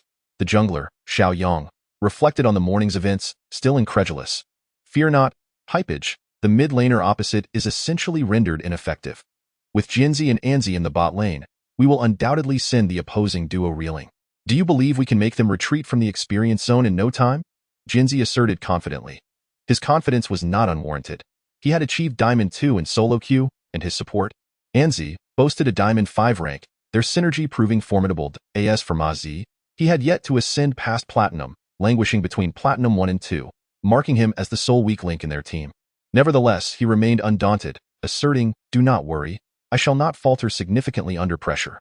Should it come to pass, Xiao Yang will lend his assistance, and I shall dominate the opponent." The 5-minute adjustment period swiftly elapsed, and after both teams confirmed their machines were functioning properly, they entered the ban pick phase. The blue side, Heishui team, banned the current meta's formidable champions, Gangplank, Misfortune, and Poppy, evidently showing little regard for Dawn's Glimmer. Conversely, Dawn's Glimmer had not previously heard of Heishui's reputation and opted to ban equally potent heroes, Graves, Alistar, and Lysandra. Once the bans concluded, Heishui team was the first to select champions, igniting excitement among the spectators as their mid laner. Li He swiftly locked in the elusive and formidable Shadow Ninja, a master of the forbidden arts.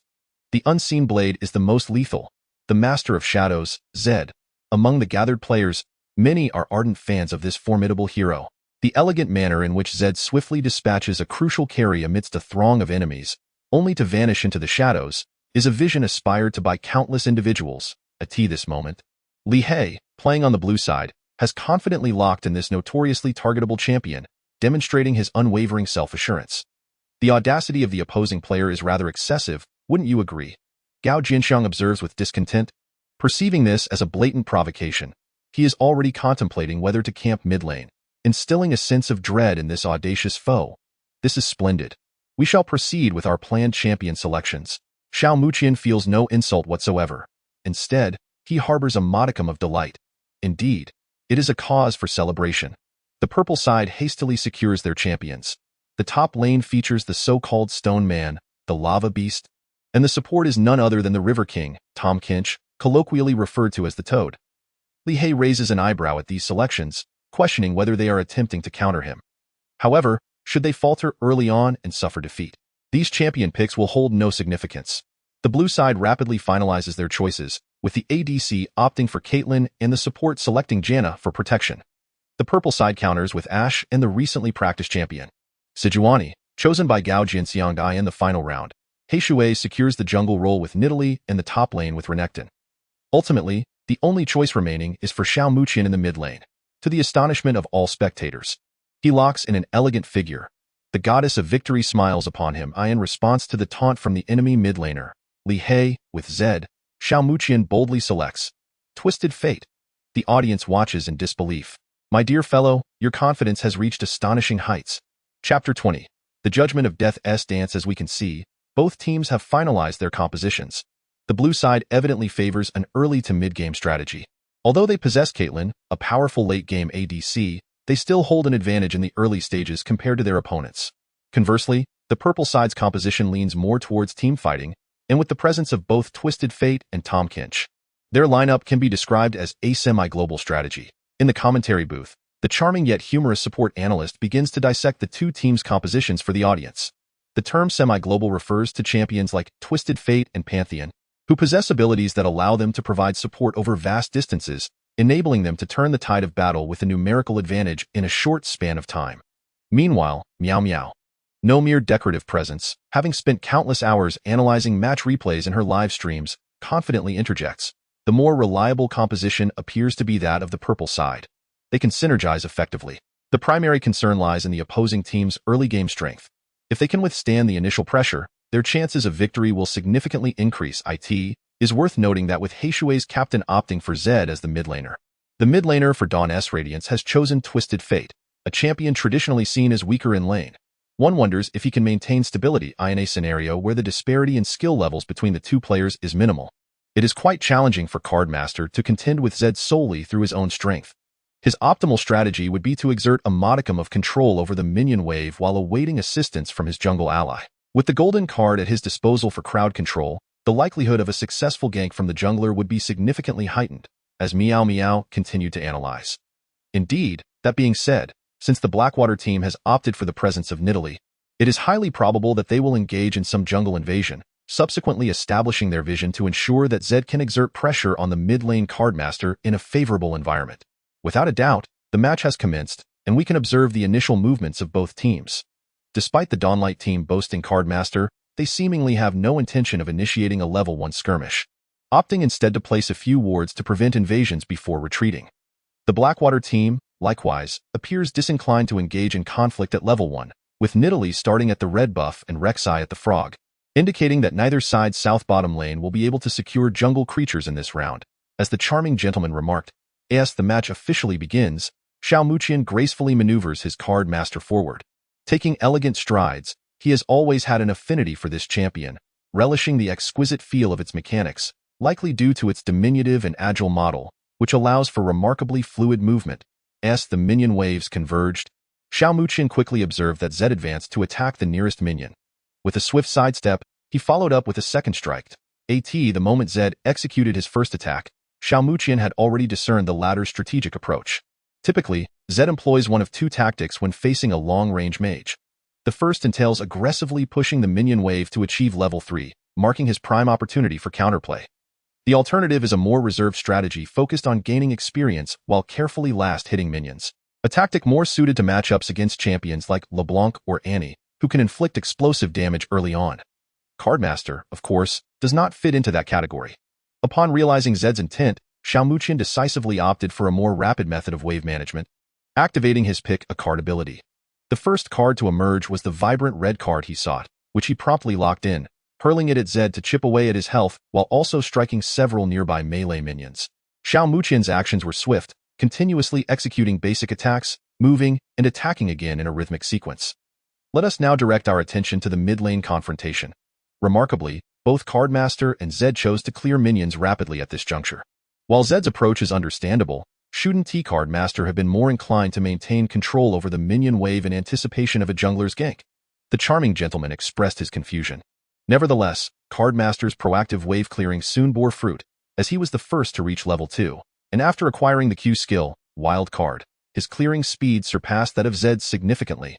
The minion wave thus advanced towards Zed's turret, while Xiao Muqian also placed a ward at the entrance of the enemy's red buff area to prevent ganks. The jungler for the blue team, the Panther Girl, having swiftly completed her clear of the red buff and the four birds, hastened towards her own blue buff area.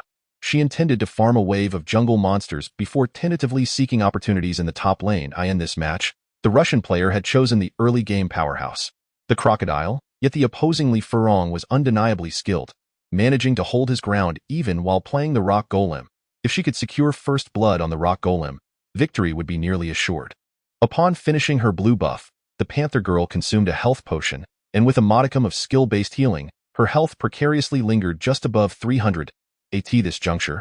The enemy Centaur was also nearing the completion of his initial jungle clear, preparing to return to base, presenting an opportunity to strike in the top lane.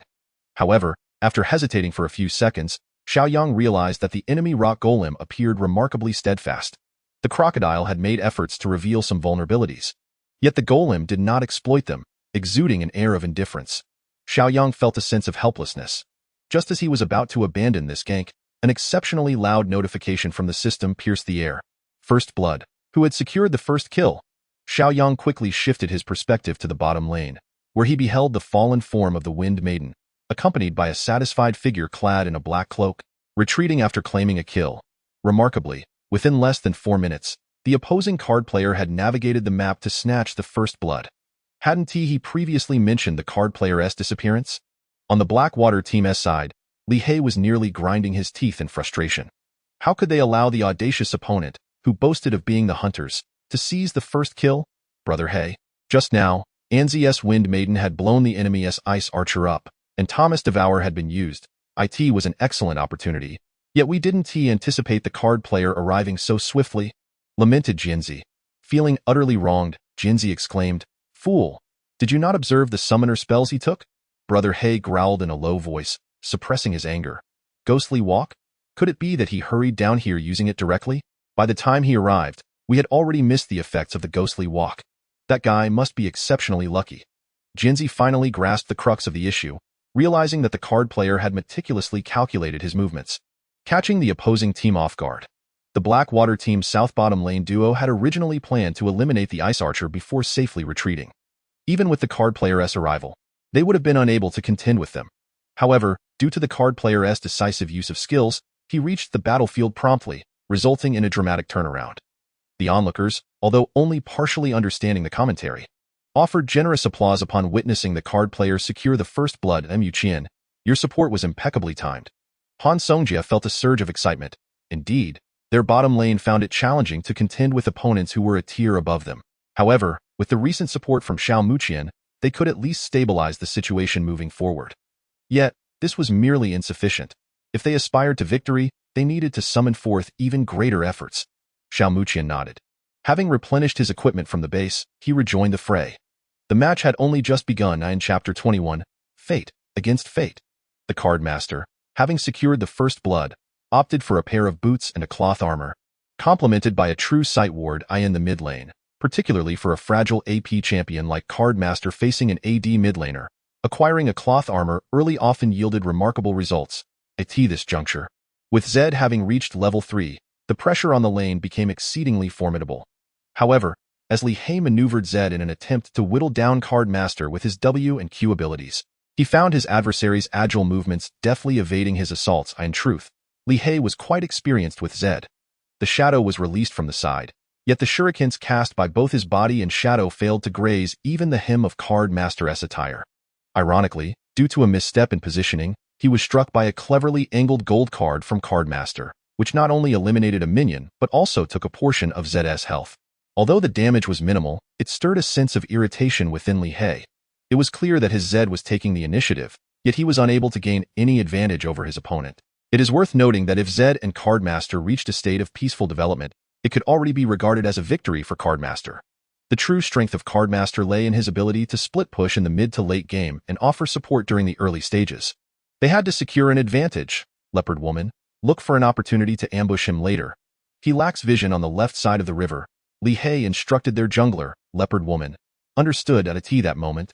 Leopard Woman was in the enemy's upper jungle, having just cleared a group of stone golems after countering the enemy's centaur. The centaur had arrived shortly thereafter. After a tentative mark that failed to hit, Xiaoyang promptly retreated, leaping away from the stone golems. During this period, due to a lack of gank opportunities, Xiaoyang's Leopard Woman actively engaged in counter-jungle actions. While there were no significant maneuvers, it nonetheless vexed Gao Jianxiang. After a brief period of peaceful development, while other lanes remained tranquil, the bottom lane suddenly erupted into battle. Double kill. It was none other than the bottom lane duo of the Blackwater team, who had previously been slain by Xiao Muqian's Card Master, claiming this double kill, with the accolades going to the Caitlyn. Prior to achieving this double kill, Caitlyn had leveraged her longer range and adept distance control to vex Han Songjia's Ashe. Even as the support, Janna, boldly advanced to land several hits on the short-range Tom Kinch. In a critical moment, with Tom Kinch missing a vital tongue attack, the opponents grew increasingly audacious. Tam and Ashe found themselves in a precarious state of health. The Wind Mage unleashed a concealed howling gale from the brush, catching the unsuspecting Tam off guard and sending him soaring through the art in swift succession. The marksman adeptly executed her attacks, and just as Tam was on the verge of breaking free from control, a trap ensnared him once more. With his health critically low, Tam was subjected to a relentless sequence of crowd control, unable to retaliate and ultimately succumbing first. Meanwhile, the Wind Mage had already positioned herself to support her AD carry in dealing damage to Tam. And when the moment was ripe, she cast Wand Wind Shield onto Ashe, inflicting damage while simultaneously slowing the enemy. Thanks to the Wind Mage's passive ability, Fleet of Foot, even though Ashe's crystalline arrows momentarily hindered the movement of both the marksman and the Wind Mage. The prior use of Flash by Ashe to assist in a kill on the bottom lane ensured her own escape was impossible. Gong Chung felt a twinge of embarrassment, sincerely apologizing for the double kill that had transpired due to his inadvertent mistake. It's alright, let's focus on the next phase. We just need to await Mu Qian's Cardmaster and Fu Rong's Golem to come into play, Han Songjie reassured him. Maintaining a positive mindset, despite the double kill putting their bottom lane duo in a dire position, he believed that as long as they remained steady, their planned strategy would soon come to fruition. Indeed, the coordination of the Blackwater team's bottom lane duo was nothing short of exquisite, capitalizing on a misstep from the Dawnlight support to secure a double kill against their opponents. Their control and follow-up were impeccably executed, with the marksman seizing every opportunity for attack. Impressive, remarked the handsome man with a smile. This double kill was certainly bolstered by the marksman's prior poke damage. Their efforts were not in vain, Meow Meow added. Moving forward, the bottom lane would pose a significant challenge for Dawnlight. This is the final verdict, the handsome man concluded. In truth, after gaining the upper hand, the aggressive marksman became increasingly bold, with her support establishing vision around the bottom lane and even placing a ward in the enemy brush to prevent a surprise from the cavalry. The marksman pressed forward, asserting control over the lane, while Tam and Ashe faced a considerable equipment disparity, rendering their damage output disproportionately weak, forcing them to cautiously soak up experience while waiting for the minion wave to inch closer to the purple side. In the mid lane, Xiao Mu Qian had also taken note of this development. However, he had yet to reach level 6, while the opposing mid laner, Zed, was aggressively pushing the wave, clearly intent on applying pressure to keep the Cardmaster anchored in the mid lane. This situation presented both advantages and disadvantages for Xiao Mu Qian. On the one hand, he could effortlessly secure the incoming minions without pressure, enjoying a comfortable development phase. On the other hand, he would struggle to provide assistance. Zed's awareness was commendable. He played astutely, quickly discerning that the key to victory for Dawnlight lay in restricting Xiao Mu Qian's Cardmaster, as long as they could contain him and allow their bottom lane to amplify their advantage. They could rally around the marksman's range to take down towers, setting the stage for an escalating snowball effect. It seems we must engage the cavalry to launch a counterattack, Xiao Mu Qian commanded. For a prolonged period, Gao Jianxiang, who had been unable to find an opportunity to gank, arrived without hesitation, stealthily positioning himself in the F4 area of the purple side, ever ready to strike. As the game clock reached 6 minutes and 30 seconds, the enemy Zed quietly ascended to level 6. This very moment, a wild Nidalee, poised for the hunt, emerged from the brush outside the purple side's blue buff wall, spear in hand, stealthily advancing towards the Cardmaster, who had strayed a certain distance from his turret. Simultaneously, Zed, feigning a last hit, revealed a glimmer of menace in his eyes, dispatching a shadow that swiftly closed the distance towards Cardmaster, who suddenly found himself within the range of Zed's ultimate ability. In that instant, Li He decisively activated his R. Zed's corporeal form transformed into an ephemeral illusion, vanishing from sight and becoming untargetable, while numerous shadowy figures, seemingly mocking, surged towards the ensnared Cardmaster from all directions. As Zed unleashed his ultimate, Nidalee also arrived to provide support, plunging Cardmaster into a dire predicament. The voice of the charming commentator rose sharply.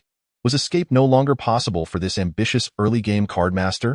The audience, gripped by tension, shared a flicker of doubt, their eyes wide with anticipation. Would this Cardmaster indeed fall? Or could he possibly cling to a sliver of hope for survival? Concern rippled through the crowd for the beleaguered Cardmaster. Yet on Xiao Mu Qian's face, there was no trace of panic in the fleeting moments after Zed's ultimate was unleashed. The Cardmaster he controlled shimmered with a cascade of golden light, nonchalantly flashing a short distance under his turret. Nidalee's Q skill missed its mark, yet Zed did not immediately use his abilities upon landing, clearly anticipating Cardmaster's flash. Seeing Cardmaster utilize his flash, the nearest Nidalee promptly followed suit, leaping forward with ferocity, subsequently sinking her fangs into the now immobile Cardmaster.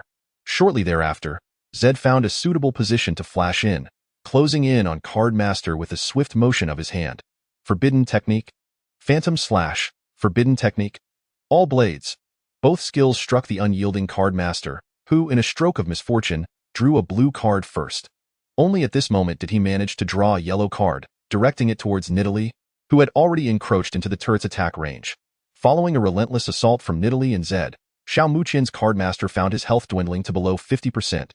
Zed's subsequent strike, empowered by his passive, inflicted considerable damage despite Cardmaster's armor.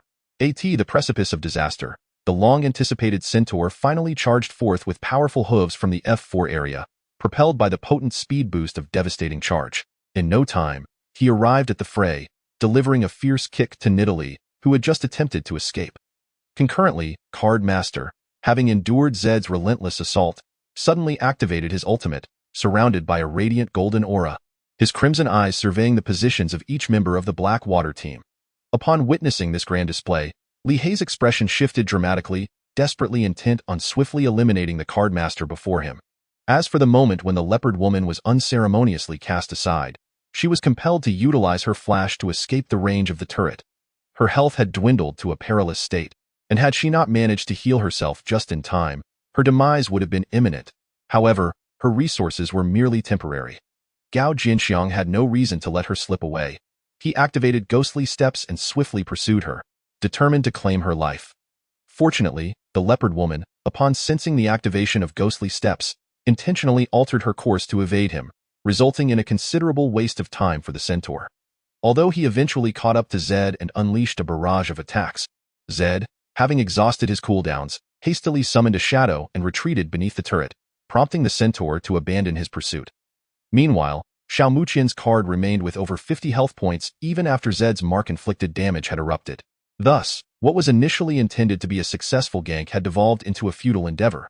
Nevertheless, the centaur's counter-ambush could be deemed a success, as the timing was impeccable. The card managed to survive, and even the leopard woman's life was claimed by the centaur, resulting in a net gain for the Dawn Radiance team. The charming commentator could not help but express admiration, remarking on the exquisite execution displayed by the card and the centaur, astonished that the mid laner from Dawn Radiance had managed to evade danger in such a manner. Indeed, their performance was nothing short of magnificent, echoed Meow Meow in agreement. Li Hei's expression grew increasingly grim. The opposing card had become increasingly difficult to suppress, and he too had to contemplate his next movements. As he made his way back to base, such thoughts occupied his mind. However, just as everyone was still marveling at the recent collaboration of Dawn Radiance and the card's remarkable maneuvers, in a corner unnoticed by all, 3 distinct colored cards stealthily emerged from behind the wall adjacent to the blue side's first turret point. One of those cards, just as Zed was on the brink of returning to base, snatched away the last sliver of his health. "You have slain an enemy." The satisfaction of claiming a kill spread a faint smile across Xiao Muqian's face. "Thank you, my friend." Chapter 22. The impending team fight indeed. The offensive launched by the Blackwater Team's jungler was flawlessly countered by Dawn Radiance, resulting in the acquisition of a kill. Wait, what? How did Zed die as well? The charming commentator, midway through his statement, suddenly became aware of this astonishing fact. Zed? Wasn't he safely returning to base? Meow Meow exclaimed, perplexed. However, upon glancing at the computer screen in the commentary booth, she gasped in shock. This Zed had truly perished. The kill was claimed by the card. Had the card stealthily snatched Zed's life? How could this be? It defied all logic. The card should have already used his ultimate to escape. How could he possibly execute a turnaround and secure Zed's head? He hadn't even teleported. It was utterly implausible. Hearing the incredulous queries from the 2 commentators, the audience quickly grasped the situation. Zed had fallen, and the kill was taken by the card that had already fled using his ultimate. Was this some sort of cheating? This card. Fortunately, the director possesses exceptional interpersonal skills. While everyone else was engulfed in shock and confusion, the camera returned to the moment when the card master executed his ultimate ability and narrowly escaped. Indeed, he did activate his ultimate to flee. Watching it again does not alter the fact. However, this time the director locked the perspective onto the card master, thereby unraveling the entire scenario. The moment of unleashing his ultimate, the card master chose to land behind the wall adjacent to the purple team's first tower, indicating that he had conceived this strategy from the outset, lying in wait for his prey. Upon realizing this, the initial reaction of everyone was sheer astonishment. They found themselves at a loss for words. Even the 2 commentators were momentarily dumbfounded, mouths agape yet unable to articulate anything. It wasn't until the scene shifted to the card master executing his wild card, an extreme distance, claiming the life of Zed who was retreating near his tower, that the audience erupted in astonishment. My goodness, this awareness is simply extraordinary. He must have anticipated everything that followed to make such a choice, right? Remarkable. If I were in control of this card master, I might have thought to use my ultimate to escape, but I would never be able to think as meticulously as he did in such a critical moment to execute such a maneuver. Though the nonchalant gentleman predominantly plays mid-lane assassins, from his perspective as a seasoned master, the card master's recent performance was nothing short of flawless, beyond reproach. No, rather than calling it mere execution, It would be more accurate to say his awareness is exceptionally strong. Who exactly is this mid-lane luminary? With such formidable prowess, he cannot possibly be a mere nobody. At this moment, the audience, through the replay, has gained a profound understanding of Xiao Muqian's prowess as a card master. Initially, these individuals had no particular object of support. They simply revered the strong. After witnessing Xiao Muqian's recent play, many have quietly begun to regard him as their favored contender in this qualifying tournament. Furthermore, numerous spectators resolved to practice the card master hero diligently, utterly captivated by his charm. Muqian, that was simply splendid. How on earth did you conceive of such a strategy? Not only the commentators and the audience outside, but also the members of the Dawn of Light team were unable to suppress their astonishment upon witnessing his recent maneuver. Particularly for Gao Jianxiang, a participant in the match, he felt the most profound impact. As it was Xiao Muqian who had initially instructed him to position for the counter-dash attack, it was as if he held absolute control over all that transpired, as though everything before him had been meticulously orchestrated. It is quite normal for Zed to escape danger and choose to return to his tower, for he had already assumed that I had fled using my ultimate, and you had relinquished the chase. Additionally, I activated my Q only after he had momentarily delayed his own actions. If he could react accordingly, it would merely indicate that his reflexes are among the world's elite. Xiao Muqian remarked. Although he spoke with calmness, as if this play truly bore no exceptional merit, Gao Jianxiang was already thoroughly convinced of Xiao Muqian's capabilities. At this moment, Li Hei's eyes were nearly filled with bloodshot veins. He pressed his hands firmly against the keyboard, staring at the monochrome screen before him, gritting his teeth and furiously grinding them together.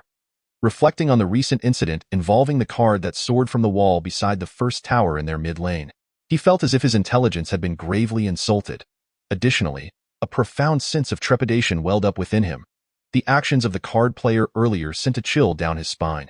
At this moment, Xiao Yang, the jungler for the Heishui team, was engulfed in profound unease, rendered momentarily speechless. Not only was their captain Li Hei present, but as a participant in the recent 2v2 skirmish in mid-lane. He had also witnessed the subsequent maneuvers of the card player. He was not foolish. The strength displayed by the card player instilled a sense of fear in him. Perhaps it was time to abandon the pursuit of this card player. Suddenly, Li Hei took a deep breath, his gaze sharpening with intensity. The leopard woman, now that the card player is without his ultimate, focus on the bot lane. Upon hearing this, Xiao Yang nodded in agreement, eager to avoid any further entanglement with the opposing card player. Targeting the bot lane indeed seemed a prudent choice. Play cautiously in the bot lane. The enemy should now be fixating on you, reminded Xiao Muqian. However, sometimes, reminders hold little weight in the face of a formidable enemy assault. This time, the collaboration between the assassin and the leopard woman led to a fierce engagement in the bot lane. After the marksman and the wind mage pushed the minion wave under the enemy tower, they launched a decisive attack. Ultimately, their greed proved to be their downfall as they failed to retreat in time, allowing the assassin and the marksman to each claim a kill, bringing the marksman's score to 3-0. Meanwhile, as the assassin and the leopard woman pressed their attack in the bot lane, Xiao Muqian seized the opportunity to initiate a gank in the top lane, aiding the rock golem in securing a kill against the enemy top laner, the crocodile. In this match, Li Furong performed admirably in the top lane, managing to hold his ground against the crocodile without suffering significant losses in farm, effectively trading evenly. However, against the well-equipped card player's gank, the crocodile found himself at a disadvantage. After claiming the lives of the frost archer and the abyssal creature, the enemy team swiftly demolished the first tower in the bot lane and proceeded to engage the first dragon. Xiao Muqian and Li Furong then took down the enemy's first tower in the top lane. Consequently, the total kill count was 4-3 in favor of the blue side, with the purple side trailing by a single kill. Nevertheless, the economic disparity was approximately 2,500 gold, primarily due to the differences in farm in the bot lane and the fact that the enemy had secured an additional tower. This match unfolded at a breakneck pace, filled with excitement. Currently, the Heishui team maintained an economic lead, yet when contrasting the compositions of both teams, this advantage appeared insufficient. To secure victory, they must leverage their early game strengths to orchestrate significant plays. As for the Dawn Radiance team, all eyes were on the remarkably impressive mid-lane card player, thus in the ensuing moments. The Heishui team exhibited astute gameplay, capitalizing on their current advantages in both composition and equipment to systematically dismantle the enemy's mid-lane tower. Despite Xiao Muqian's card player possessing commendable wave-clear capabilities, the outcome remained unchanged. The loss of the mid-tower dealt a severe blow to the card player, and under the pressure of minion waves and vision control, even Xiao Muqian found it increasingly challenging to effectuate any impactful maneuvers. The constraints persisted until the 11th minute of the game, during which the underperforming duo in the lower lane finally managed to stabilize the lane and accumulate some economic advantage. The support champion had at last reached level SIX AT this juncture. However, Xiao Muqian maintained the highest level in the match at 9, with an impressive tally of 105 minion kills at the 11-minute mark. It is worth noting that this was achieved despite the early loss of the first turret in their mid lane. This achievement aptly reflects Xiao Muqian's foundational skills as a mid lane player. His Twisted Fate had already completed the Lich Bane, and after clearing a wave of minions, he returned home to purchase cooldown reduction boots while contemplating the intentions of the opposing team. The enemy's ram had been absent from the map for quite some time, and judging by their previous movements, it seemed they were planning to group up and push for the top lane's first turret. Muqian, shall we push the minion wave and take down their turret?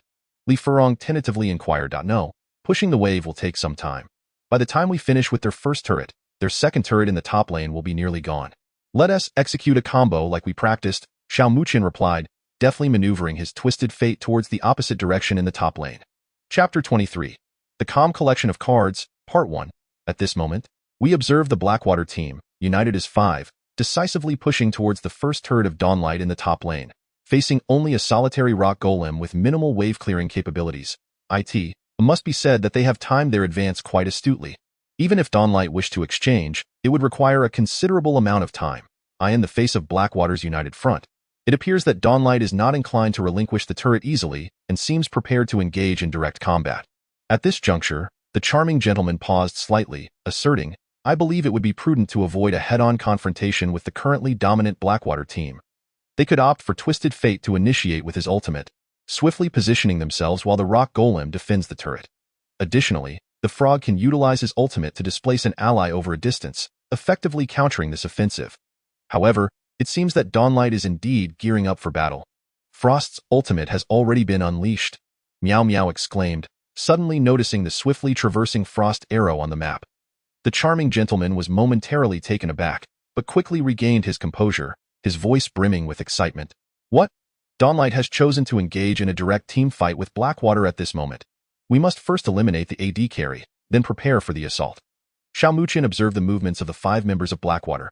Continuously directing the flow of battle, it appears Frost's ultimate will hit. Frog, you can unleash yours. Understood. Gong Ching nodded, promptly activating his ultimate, revealing the frog as it opened its wide mouth, the river beneath them roiling. Come in quickly.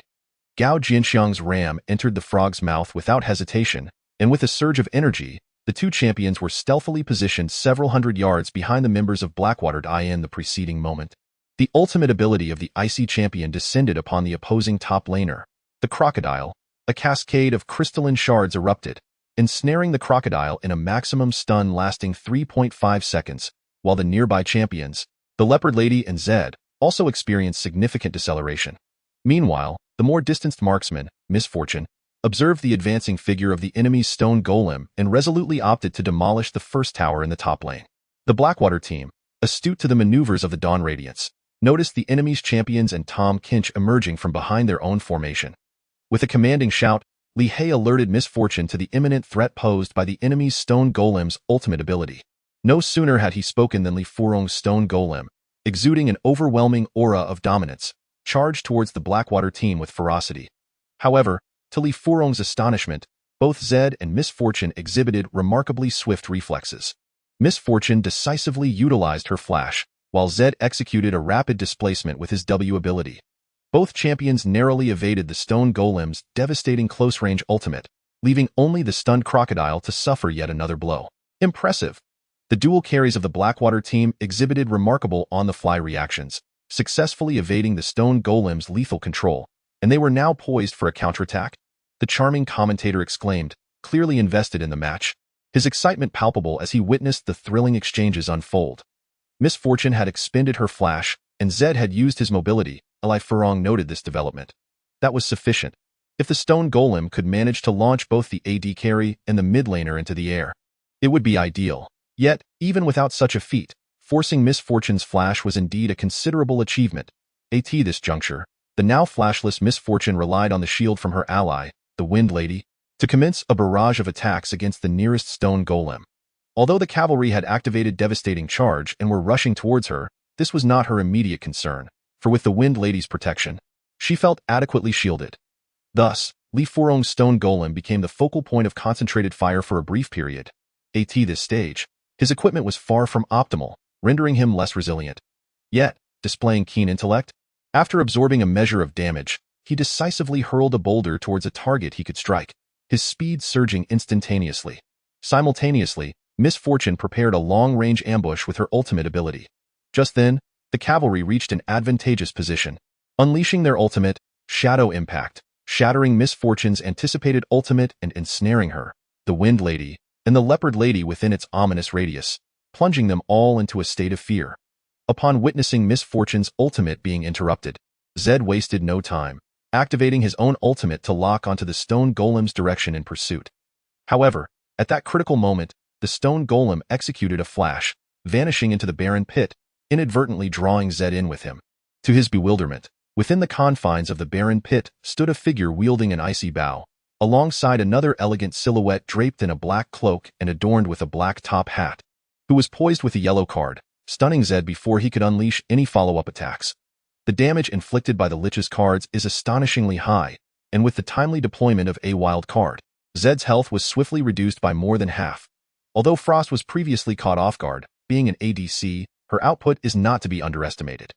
Taking advantage of Zed's momentary stun, the stone golem unleashed a flurry of strikes upon him. Ultimately, it was Xiao Muqian's card master who delivered the finishing blow with a basic attack imbued with the passive damage of Card Trick, causing a burst of crimson to erupt from Zed, thereby eliminating him on the front line.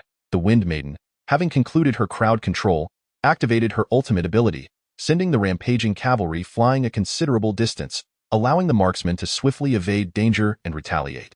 Meanwhile, the already freed crocodile, eyes gleaming with fury, lunged ferociously at the cavalry.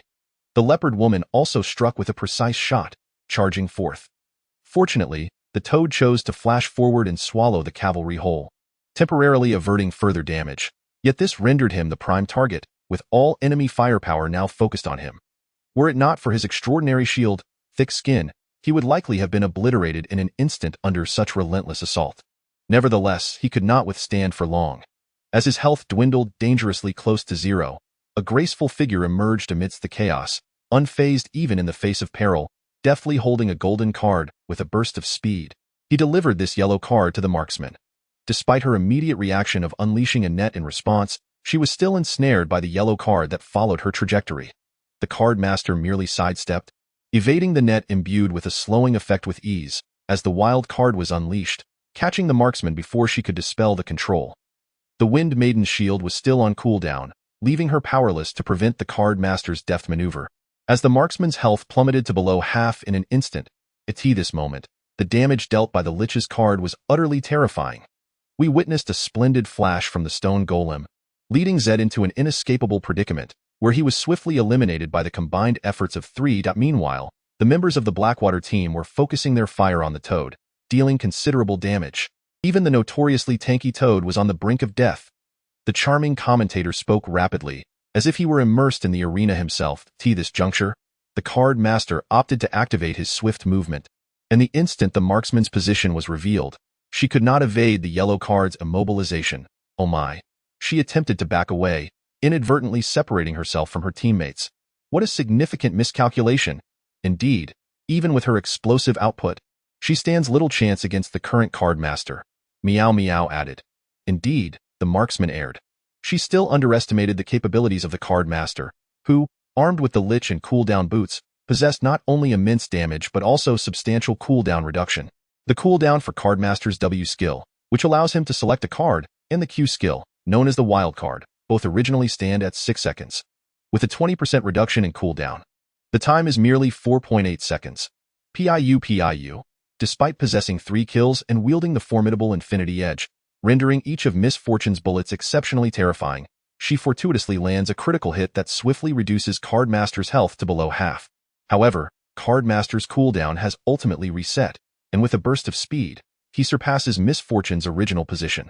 With an impassive demeanor, Cardmaster swiftly draws a golden card, immobilizing Miss Fortune in place, who, in a desperate final attempt, had just activated her healing ability. Yet, the moment the wild card grazes her, the health she painstakingly regained plunges back into a perilously low state. There is still hope. Even so, upon realizing she retains a sliver of health, she resolves to advance, firing another shot to further deplete Cardmaster's vitality. However, as she attempts to raise her weapon a second time, Cardmaster vanishes into a small patch of grass beside the wall across from the first tower in the purple side top lane. Instantly, Miss Fortune loses sight of him, rendering her impending auto-attack ineffective. At that moment, Cardmaster reemerges, Cardmaster Trickery now stacked to 4 layers, and with a nonchalant basic attack, he claims Miss Fortune's life. Shut down? The once flourishing Miss Fortune, now 3-0, has finally been dispatched by Cardmaster. In truth, Xiao Muqian could have effortlessly claimed her life without the need for such deliberate maneuvering to obscure her vision. Yet for him, the act of eliminating Miss Fortune was merely a prelude to a more extensive skirmish, as the enemy team still harbored the formidable threats of Renekton, Leona, and Janna, all of whom remained alive. Every ounce of health was crucial, even that of Miss Fortune's. Only by meticulously seizing each detail could he aspire to execute even more formidable maneuvers. Chapter 24. The Poised Harvesting Card, Part 2, from the Blackwater team's siege on the tower to the Stone Golem's flash initiation, followed by the demise of the Frog and the core damage dealer, Miss Fortune. This team fight had reached a brutal climax, with the outcome still uncertain. Although the Blackwater team had sacrificed 2 key champions, their unique composition allowed both Renekton in the top lane and Leona in the jungle to maintain formidable offensive capabilities, while Janna provided essential crowd control. Xiaoyang's Leona had already secured the Frog's life. Yet the remaining cavalry had their health reduced to below a third, lacking the capacity for further combat. Cavalry, flank the vision, Xiao Muqian instructed. During this time, Gao Jianxiang had also practiced extensively with the cavalry and had grown quite familiar with the hero. As Xiao Muqian reminded him, he had already stepped into the first patch of grass near the blue side. The opposing team, being astute, anticipated that he might attempt to establish vision to buy more time. Thus, Xiao Yang's Leona refrained from blindly pursuing and instead positioned herself outside the grass, blocking the cavalry's retreat. As for the crocodile, it charged into the thicket with great force, only to discover that the centaur was positioned towards the left. It seemed that the centaur had no intention of retreating through the underbrush. However, with the prey so tantalizingly close, how could the crocodile let such an opportunity slip away? It immediately advanced in the direction of the centaur, while the wind goddess unleashed a gust that effectively sealed off the centaur's escape route. Yet, what neither of them anticipated was that the centaur had not yet employed its phantom dash throughout this encounter. At that moment, the centaur activated the ghostly stride, dashing downward in a frenzy, intending to break free from the encirclement while evading the gust. Fortunately, the wind goddess reacted swiftly, bestowing the weakened state and the W ability upon the centaur. Instantly, the centaur's hooves, which were about to take flight, felt as if they had sunk into concrete, slowing down considerably. Witnessing this scene, Xiao Muqian couldn't help but chuckle. Just as the crocodile and the leopard woman lunged towards the centaur, the latter had already completed his mission, buying Xiao Muqian some precious time and acquiring a plethora of skills in the process. The high-flying centaur was not one to cower in fear. Seeing no hope of escape, he chose to stay and unleash his scythe with reckless abandon. Meanwhile, Han Songjia, who had nearly been forgotten by everyone, re-emerged from the thicket by the riverbank, launching a volley of arrows that struck 3 enemies directly. Utilizing his long reach, he delivered basic attacks to the crocodile, who was the closest target. At this point, the crocodile still had a considerable amount of health, having already used its ultimate after the earlier control, thus recovering a significant portion of its vitality. The crocodile paid little heed to the output from the poorly equipped Ice Mage. Currently, the only threat the Blackwater team needed to be wary of was the exceptionally formidable Cardmaster. Yet the Cardmaster's health was also below 30%, unlikely to cause much upheaval. The Ice Mage's status remained full. Throughout the encounter, she had kept a low profile while dealing damage to the controlled Zed. Despite her inferior equipment, each hit on the crocodile gradually diminished its health. Fortunately, the leopard woman was nearby, providing her with a healing boost. The leopard woman still had around 70% health, posing no significant issues.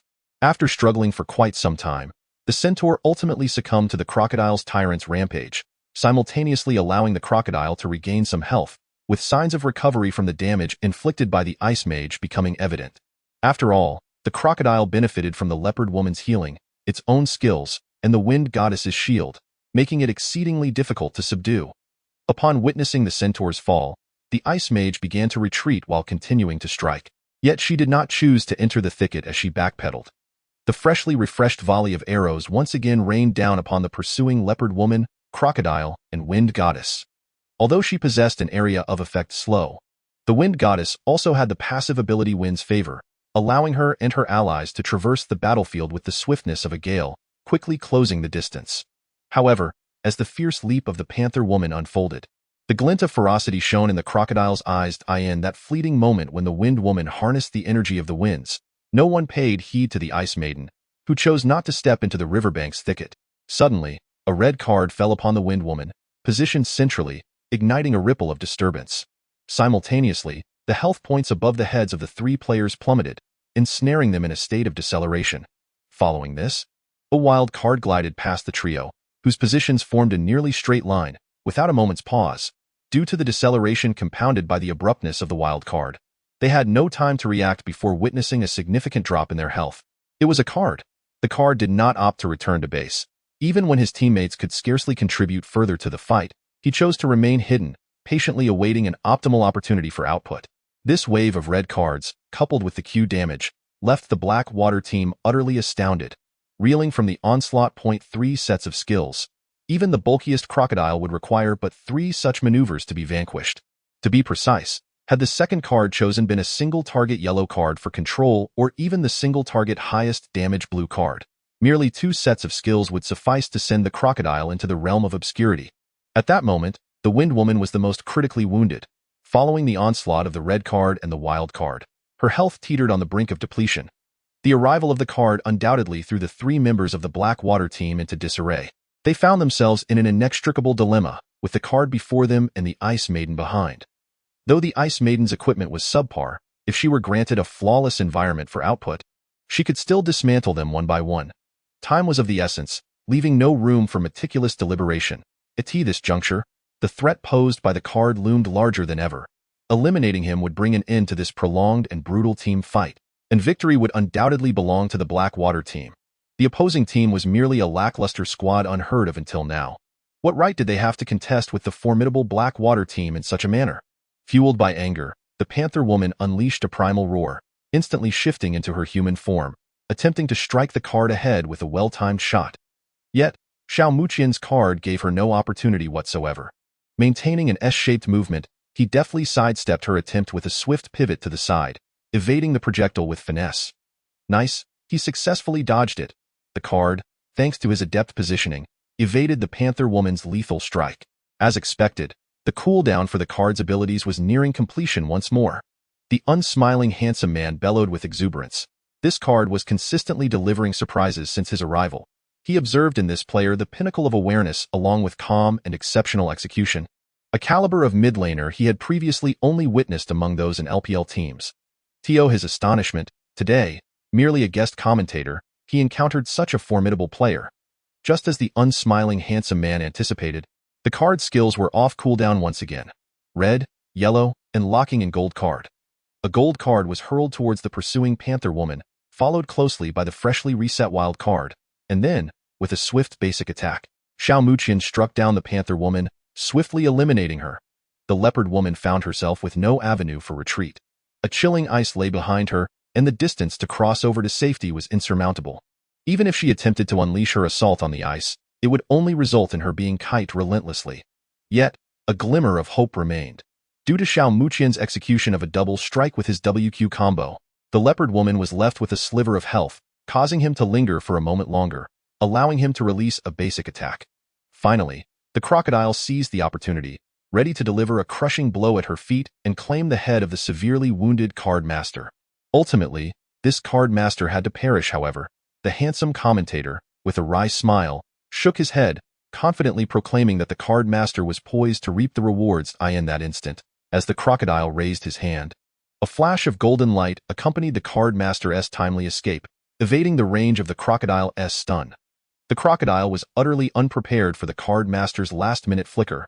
Filled with bitter indignation, the player could only curse, lamenting his inability to secure the kill. With the cooldown complete, the card master, in conjunction with the Ice Woman's yellow card, immobilized the crocodile, and then the ultimate card whisked him away. Double kill. Faced with the inevitable, what could a mere support champion like Wind Girl do? She could only use her flash to flee for her life. Grateful that her flash remained at her disposal, she reflected that otherwise, she would have been entirely harvested by the card master. As she darted past the wall adjacent to the riverbank brush, she mused on her narrow escape. Yet, it seemed she had forgotten a crucial detail. At the very moment when the Black Water Team's support, Anzi, believed he had eluded danger, a crimson vertical eye unexpectedly materialized above his head, followed closely by the composed figure of the card master descending from the sky. With nonchalance, he drew a blue card, sealing Anzi's fate. Triple kill, Chapter 25. Reveling in the roar of victory, the card master cleverly maneuvered around the vision left by the Black Water Team in the upper triangular brush, patiently lying in wait, allowing the Ice Woman to lure him into executing the final strike. This team fight had stretched on for quite some time. The initially fallen Zed and Tom Kinch had already respawned. Following the meticulous execution by the cardmaster, the Black Water Team found themselves devoid of any opportunities. I must take a moment to remind everyone that although the cardmaster ultimately secured a triple kill, he had also been responsible for the earlier deaths of Zed and Caitlyn, which meant that this mid-lane player, Xiaomuqian, had achieved what could be termed a pseudo-pentakill, the charming commentator exuberantly explained. Upon this revelation, the audience suddenly grasped the situation. Indeed, this was a pseudo-pentakill. The cardmaster had claimed 5 kills in total, and with the 2 prior kills, it was evident that within mere minutes, he was on the verge of achieving godlike status. Truly remarkable. As the commentator had analyzed, the Black Water Team was indeed at a loss. Following their advantage, Dawn's Radiance adopted a strategy of pushing in quarters, with the cardmaster maintaining pressure in the mid lane while the others swiftly advanced on the tower in the bottom lane. Initially, the Black Water Team dispatched Li He to attempt to confront the cardmaster, but as the cardmaster's wild card fortuitously struck Zed, his health plummeted by more than a third. Observing the terrifying damage, Li He decisively chose to concede. What's the point of defending now, he thought, as the card's damage had escalated to such an absurd level. Fortunately, Xiaomuqian had no intentions towards his Zed, which allowed Li He's Zed to nervously clear the minion wave beneath the tower. However, although Xiaomuqian held no interest in him, he was far less benevolent towards Li He's teammates. With a single ultimate from Frost, an arrow of icy magical energy traversed the map, ultimately striking the unsuspecting Wind Girl, who had no time to react. At this juncture, Card did not hold back. He activated his ultimate and soared behind the blue side's bottom tower. Meanwhile, the Centaur initiated devastating charge, forcefully disrupting the enemy formation. Thus began a chaotic team fight, during which the Wind Girl was swiftly eliminated before she could even unleash her ultimate. Following this, Card single-handedly used a red card to stun a few opponents as they tried to retreat. With one of their primary damage dealers down and facing overwhelming equipment superiority, the Black Water Team suffered near total annihilation. With approximately 70% of his health, Zed dared not take risks. Helplessly watching as Dawnlight demolished 2 of their bottom towers in succession, followed by the loss of another Dragon Point 18 minutes into the game, the economic disparity between both sides approached 10,000. Despite Blackwater's desire to resist, they found themselves with no opportunities against such absolute equipment advantage. At the 22-minute mark, Dawnlight, leveraging Card's landing golden body, forcefully initiated a team fight, with teammates following suit, crushing the opposition. The game was reaching its conclusion. Blackwater's high ground was breached, and they lost the Baron. Continuing the struggle would only lead to further humiliation. In a state of mental collapse, Blackwater chose to surrender. Thus, this match lasted a mere 20 minutes, with Dawnlight securing victory in a display of overwhelming strength. Undoubtedly, they emerged as a dark horse in this year's Zhongqing qualifiers. Their mid-laner Card demonstrated how to withstand pressure in lane, develop successfully, execute unexpected roams, take solo lanes, and maintain attention to detail in the game, even culminating in a flawless golden body initiation as a mid-lane Card. This match can be considered a masterclass in card play. It is believed that among the audience were many League of Legends players who admire this champion. Having witnessed this match, they should have learned a great deal. So, let us express our gratitude to the mid-laner of Dawnlight and their entire team with the warmest applause. Clap, clap, clap. The applause roared like thunder, and it all belonged to Dawnlight, who had dazzled the audience with their formidable performance. In this moment, whether it was Gao Jinxiang, Han Songjia, or Gong Chung, Li Furong, they all forgot the earlier provocations from Blackwater, dismissing all prior unpleasantness, and simply reveled in this hard-earned applause. Some called out the name of Dawnlight, while others stood to pay their respects. To this moment, Gao Jinxiang yearned to shed all his garments and run wildly, unrestrainedly, and even the usually composed Gong Chung could not conceal the excitement in his eyes. They truly could win. They were genuinely capable of achieving it. Even though their opponents were the formidable Heishui team, comparable to the legendary Zhuiying team, So what? Xiao Muqian, Xiao Muqian, Xiao Muqian. Suddenly, a chorus of voices erupted, calling out his name, a name that had only been mentioned once or twice by the strikingly handsome figure. The fact that some audience members remembered it surprised the very person it belonged to. Those shouts were what he had longed for, what he had desired for so long. In the past, Xiao Muqian had fervently wished for his passion for esports to be recognized by a wider audience. Despite having to leave due to certain circumstances, and having experienced moments of despair, he had finally returned. Listening to the cheers and looking at the fervent faces of the League of Legends fans ahead, he realized the allure of esports could indeed resonate deeply with people. He quietly closed his eyes, only to swiftly open them again, surveying his teammates, Li Furong, Gao Jinxiang, Gong Cheng, Han Songjia. Though their acquaintance was brief, it was truly a joyous occasion to share this passion for esports with like-minded individuals. Everyone. Xiao Muqian began to speak slowly, while his teammates gazed at him, each wearing a confident smile, the kind that exuded pure assurance. In that moment, they were devoid of fear. Let us continue. Let us strive for victory. The first match of the Dawn's Light concluded, and as per protocol, they approached the Heishui team to extend a handshake in goodwill. The defeated members of the Heishui team wore grim expressions. They had no desire to linger, preferring to avoid witnessing the gloating satisfaction of their rivals. Yet, they had no choice but to confront this reality. Li Furong was the first to extend his hand, maintaining a stoic demeanor throughout the handshake, barely uttering a word. Gong Cheng, on the other hand, stole a few extra glances at the duo from the opposing team's bottom lane, Jinzi and Anzi. Gong Cheng was acutely aware that he and Han Songjia had undoubtedly been bested by their counterparts from the Heishui team, and despite their overall victory, he remained lost in introspection. This was a habit he cultivated in gaming, a commendable one, indeed, drawing lessons from defeats to gradually become stronger. Han Songjia, known for his generally pleasant temperament, refrained from mocking the Heishui team after their triumph. Fully aware that he too had faltered this time, as for Gao Jinxiang, he was far less forgiving towards the Heishui members. Before departing, he struck a victorious pose, disdain etched on his face as he remarked, "It seems your boasting exceeds your actual prowess." You? Xiao Yang's expression shifted, realizing that this individual, who had been thoroughly outplayed in the jungle, would not have had a sliver of a chance were it not for that card. However, before he could articulate the thoughts swirling in his mind, Li He abruptly halted his actions, casting a vigilant gaze towards Xiao Muqian, who lingered at the rear of the Dawn Brigade. A faint smile adorned Xiao Muqian's face as he amiably shook hands with each member of the defeated Blackwater team.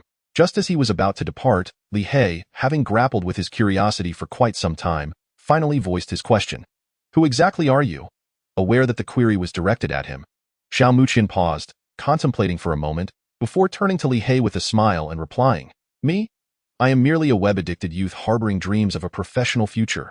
With that, he did not linger to observe the stunned expressions of the Blackwater team, leaving behind only an unremarkable silhouette. Chapter 26.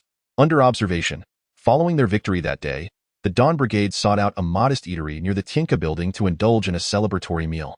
For a group accustomed to a life of frugality, a meal costing over 200 yuan at such a restaurant felt akin to a grand banquet. Gao Jinxiang and Han Songjia ordered 3 bottles of snowflake beer. Gao Jinxiang, possessing a commendable tolerance for alcohol, consumed 2 bottles as if they were merely spring water, experiencing little more than a slight bloating in his stomach. In contrast, Han Songjia, lacking experience with drinking, was coaxed by Gao Jinxiang to down an entire bottle, now flushed and with a somewhat dazed expression, continuously belching. "Come on, Master Han, eat up," Gao Jinxiang urged, serving him 2 pieces of sweet and sour ribs. "What food? Keep it coming, keep the drinks flowing," Han Songjia shouted. "Waiter, bring me 5 more bottles of beer." "Is he really all right?" Xiao Muqian couldn't help but inquire further, surprised that Han Songjia, having only consumed 1 bottle, was already quite intoxicated, his speech becoming slurred. "What could possibly be wrong? That kid can handle his drink," Gao Jinxiang replied as he opened another bottle for himself and poured a glass for Han Songjia. "Master Han, I filled your glass personally, now drink up. Drink up, drink up. After this cup, we shall surely win the next match. I cannot afford to hold us back any longer." Just as Han Songjia finished his drink, he suddenly slumped onto the table, murmuring, "I cannot hold you back." His voice faded to a whisper, soon replaced by rhythmic snoring and gentle breaths. "Are you kidding me? You've already fallen asleep?" Gao Jinxiang slammed the table, and upon receiving no response from Han Songjia, he pulled Li Furong to continue drinking with him. Xiao Muqian glanced at Han Songjia, who lay asleep at the table. It seemed he too was unwilling to concede defeat. However, it was of little concern, for once he entered the world competition, he would experience tremendous growth and opportunity. Xiao Muqian firmly believed that as long as Han Songjie was willing to strive for improvement, he would undoubtedly reap the rewards. In the dimly lit eatery, the flickering light cast a warm glow, leaving only the sound of steady breathing and Gao Jianxiang's boisterous exclamations. He continued to jest about Han Songjie's drinking capacity, while Xiao Muqian quietly enjoyed the peanuts on the plate, thinking to himself, "The peanuts here are quite delightful." In a makeshift room within the Huatian Hotel, several men were gathered around a laptop, their eyes fixated on the captivating game displayed on the screen. Upon closer inspection, one would realize that the game depicted was the afternoon showdown between the Blackwater team and the Dawn Radiance, and the scene currently showcased Xiao Muqian's audacious maneuver as he stealthily approached the enemy's mid-lane turret. Moments later, they witnessed Xiao Muqian's card character, utilizing a wild card, successfully eliminate the retreating Zed by the turret, followed by the exclamations of the commentator and the astonished gasps of the audience. "Old Huang, what are your thoughts?" The man seated in the central position turned to his teammate, Huang Shilai, who bore a solemn expression. Huang Shilai candidly articulated his perspective, acknowledging the exceptional skill of the card player, but emphasizing that his awareness surpassed mere mechanical prowess, be it the decisive ghost step prior or the recent execution behind the wall to eliminate Zed. His awareness was formidable. Upon hearing Huang Shilai's assessment, the other three members of the team exchanged glances, each reflecting profound astonishment in their eyes. It was noteworthy that Huang Shilai, the second in command of their team and a mid-laner who had climbed solo to the master tier in the competitive scene, was offering such high praise for a mid-lane card player who was merely ranked Platinum I in the statistics. Indeed, he is quite formidable. "How would you fare against him?" the central figure inquired with an air of authority. "I should manage reasonably well in the landing phase, maintaining a balanced exchange, but when it comes to roaming and team fights, he might have the upper hand." Huang Shilai pondered before responding. "Impossible. How could he possibly compare to you?" "Huang Go. He is just a Platinum I card player. Perhaps he simply had a good game this time." That sneaky cue was indeed impressive, but it might have been a mere stroke of luck that led to this moment, interjected a younger man with a buzz cut. "Fool. Did you not hear that Huagu himself praised his strength? Do you think anyone can achieve such so-called serendipitous inspiration?" retorted a slightly taller individual beside him, playfully tugging at the buzzcut's hair to silence him. Upon hearing Hua Ji's name, the buzzcut immediately fell silent, casting a furtive glance at their captain, Chen Hua, who sat before the computer. The mention of Chen Hua undoubtedly resonated with many in the domestic server, or perhaps they recognized him by his prominent ID, Hellfire. A certain analyst from a tiered team had once remarked that Chen Hua's ADC was akin to an aggressively consuming fire, destined to engulf all adversaries in its path. In the domestic scene, several LSBL teams have extended invitations to Chen Hua, yet he has resolutely declined, exhibiting a strong preference for streaming instead.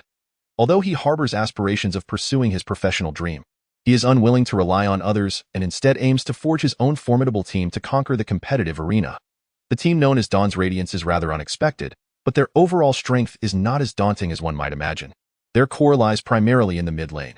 Should they cross paths in the future, it would be prudent to target their mid lane relentlessly, ensuring they perish before they can fully develop. Chunhua remarked coolly. "Compared to them, perhaps the Judgment team warrants our closer examination?" The jungler of the team, nicknamed Little Knife, responded, "Regardless of who it is, we simply need to crush them thoroughly. They are all the same. I will not underestimate any team. However, I will also not allow any team to snatch victory from my grasp." At that moment, the captain of the Hellfire team, Hellfire himself, radiated an undeniable confidence, his tone suddenly becoming assertive.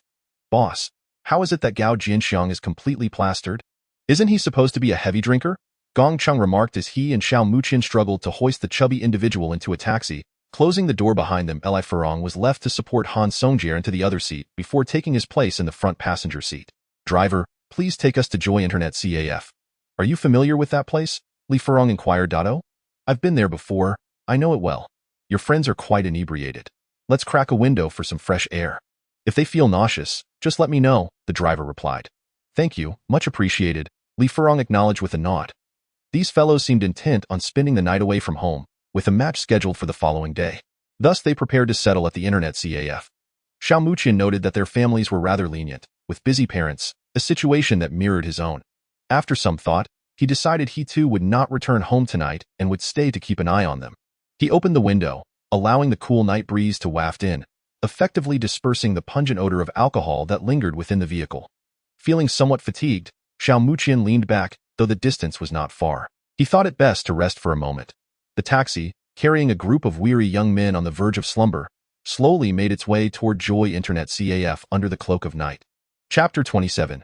VS Fruit Timo. No, this is terrible.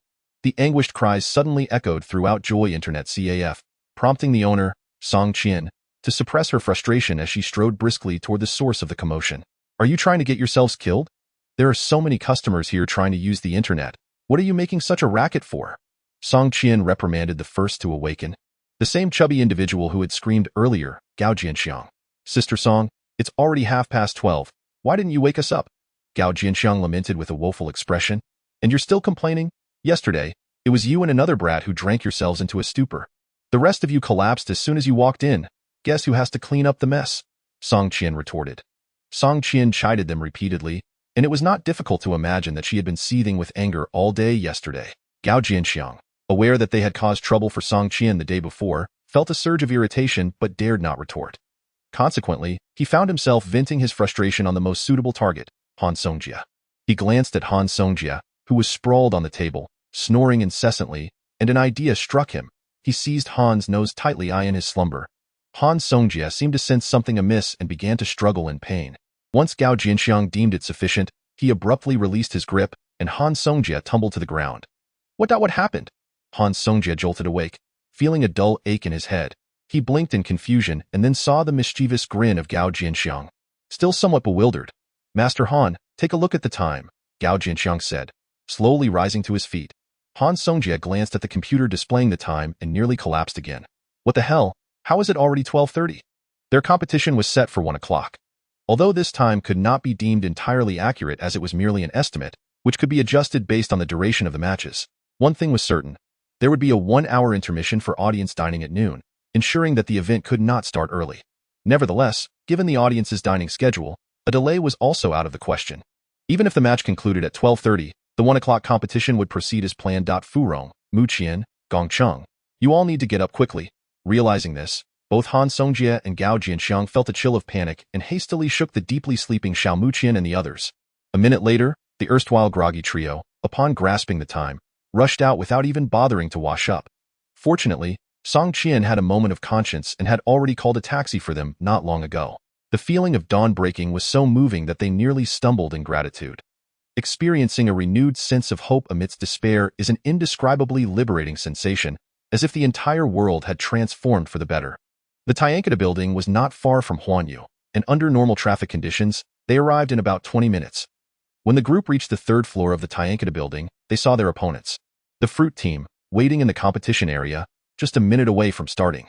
Many spectators were looking around, seemingly searching for familiar faces. Xiao Muqian and the others squeezed through the crowd, finally making it just in time. Their hearts relieved. They cast apologetic glances at their opponents from the fruit team before entering the arena under the watchful eyes of the audience. Today marked the 2nd day of the qualifiers. The commentators Bu Xiao and Miao Miao had been replaced, not due to their inadequacy, but because numerous others were vying for the opportunity to commentate during the World Championship qualifiers, a coveted experience in the esports realm. The 2 commentators present today were also from the streaming industry, one being the popular man god from Huya, and the other the rabbit from Zhanqi TV. Both individuals belong to the ranks of formidable commentators within the gaming community. Man Shen, known for his prowess, boasts an impressive account as a Diamond 3 player, and has also achieved master rank on his alternate account in the first server. He earned the moniker Man Shen due to his unwavering dedication to playing the champion Renekton during his live streams. Primarily focusing on top lane Renekton, he also dabbles in jungle and mid lane roles, adeptly navigating various tiers and mastering numerous strategies and nuances associated with the champion. He is regarded as the strongest among Renekton streamers, often referred to as the forefather of Renekton. Fans of Renekton are well acquainted with his streams, and thus, his presence at the event elicits palpable excitement among fellow enthusiasts. As for Tu Ba Gu, he appears to be a new streamer on the Zhanqi platform, possessing striking looks and primarily playing in the top lane, often favoring champions like Riven.it. Is rumored that he harbors ambitions to challenge the top 3 Riven players in the current streaming landscape: Heitan, Lu Guang, and Rui Mingming. Today, the opposing team, the Fruit Squad, seems to be significantly less formidable compared to the previous Blackwater team, with only their captain, Shigua, holding a Diamond 4 rank, while the rest, Bo Lu, Ningming, Xiang Jiao, and Pu Tao, are all in the Platinum tier. Their overall strength falls short when compared to the Blackwater team. On the commentary desk, both Manshin and Tu Bagu shared their insights and predictions regarding today's match. Their opinions largely aligned, suggesting that unless something unexpected occurs, the Team Dawn S Radiance is poised to secure victory in this contest. It is well known among the audience that the mid laner from Dawn S Radiance possesses exceptional individual skills, and their team synergy is commendable, making it difficult for the Fruit Squad to stage a comeback against them. From Manshin's perspective, today's opponents may not pose a significant challenge for Dawn S Radiance. Tu Bagu, on the other hand, expressed his views more candidly, demonstrating a straightforward nature. After all, he wouldn't openly declare his intentions to challenge the nation's top 3 Riven players if he were inclined to be indirect. Following their previous match against the Blackwater team, the popularity of Dawn S Radiance surged, as evidenced by the enthusiastic cheers from their supporters in the audience. Before long, the match officially entered the ban-pick phase, during which the Fruit Squad appeared to have conducted thorough research on Dawn S Radiance, promptly banning both Twisted Fate and Ashe. This clearly indicated their apprehension towards Xiao Muqian's ability to dominate the battlefield with Twisted Fate, while the ban on Ashe likely aimed at disrupting Dawn S Radiance's team composition. Despite Han Songjia's somewhat lackluster performance in the previous game, he had still managed to execute several effective ultimates that contributed positively to team fights.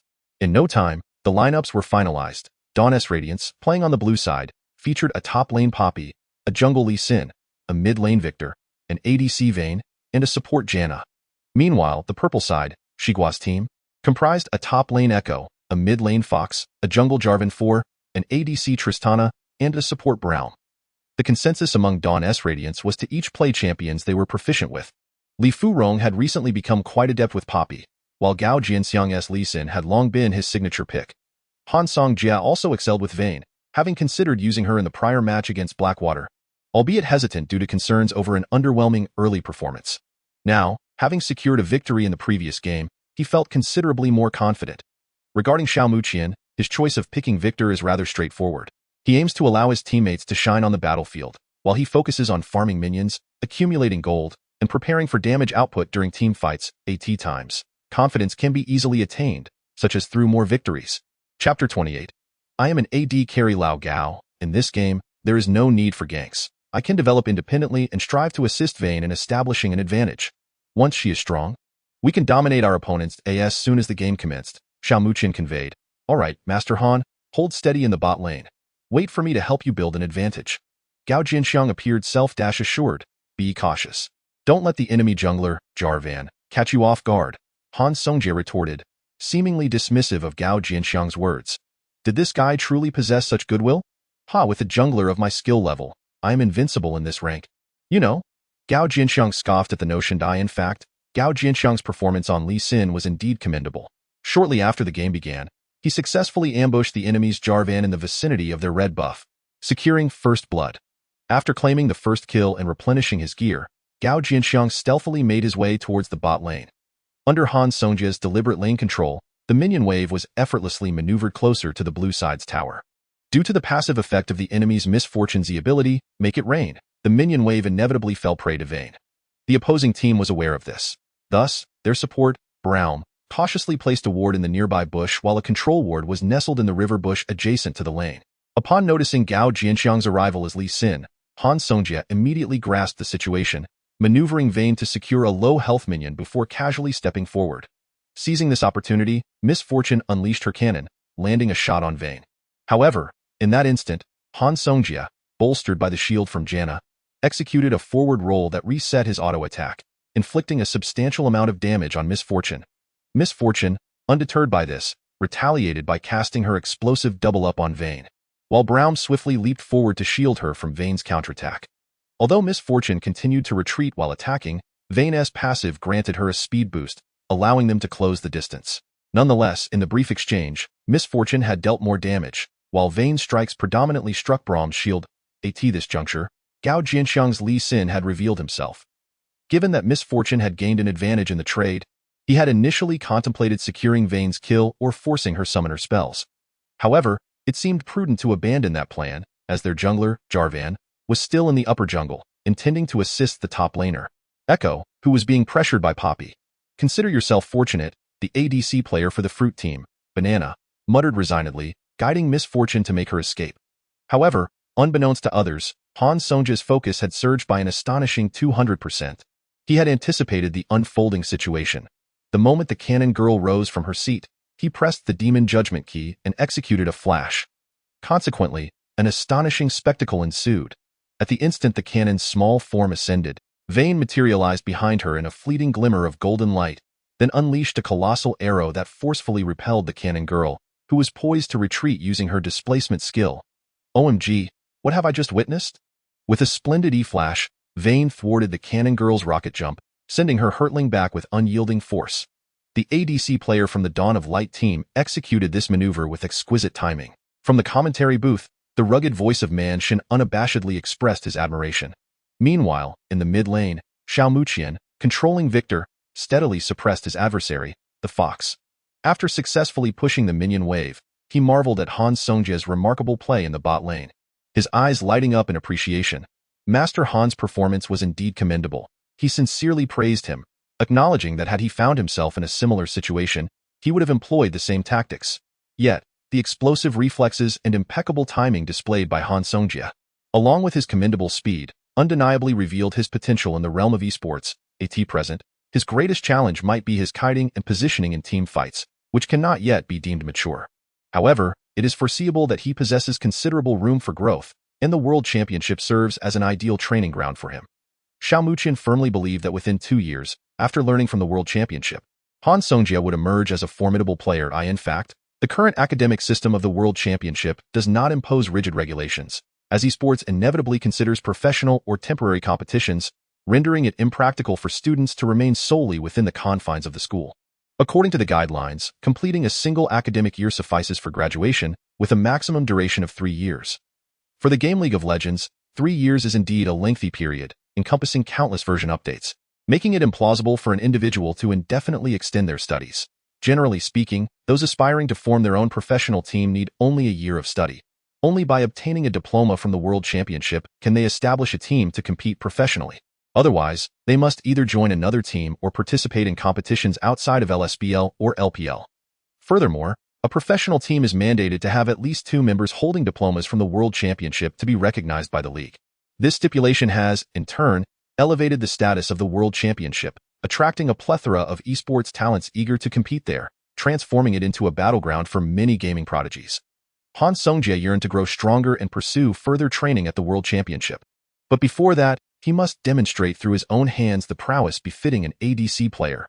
He resolutely vowed not to be the one lying on the ground, waiting for his teammates to elevate him. He reminded himself within, I am an AD carry.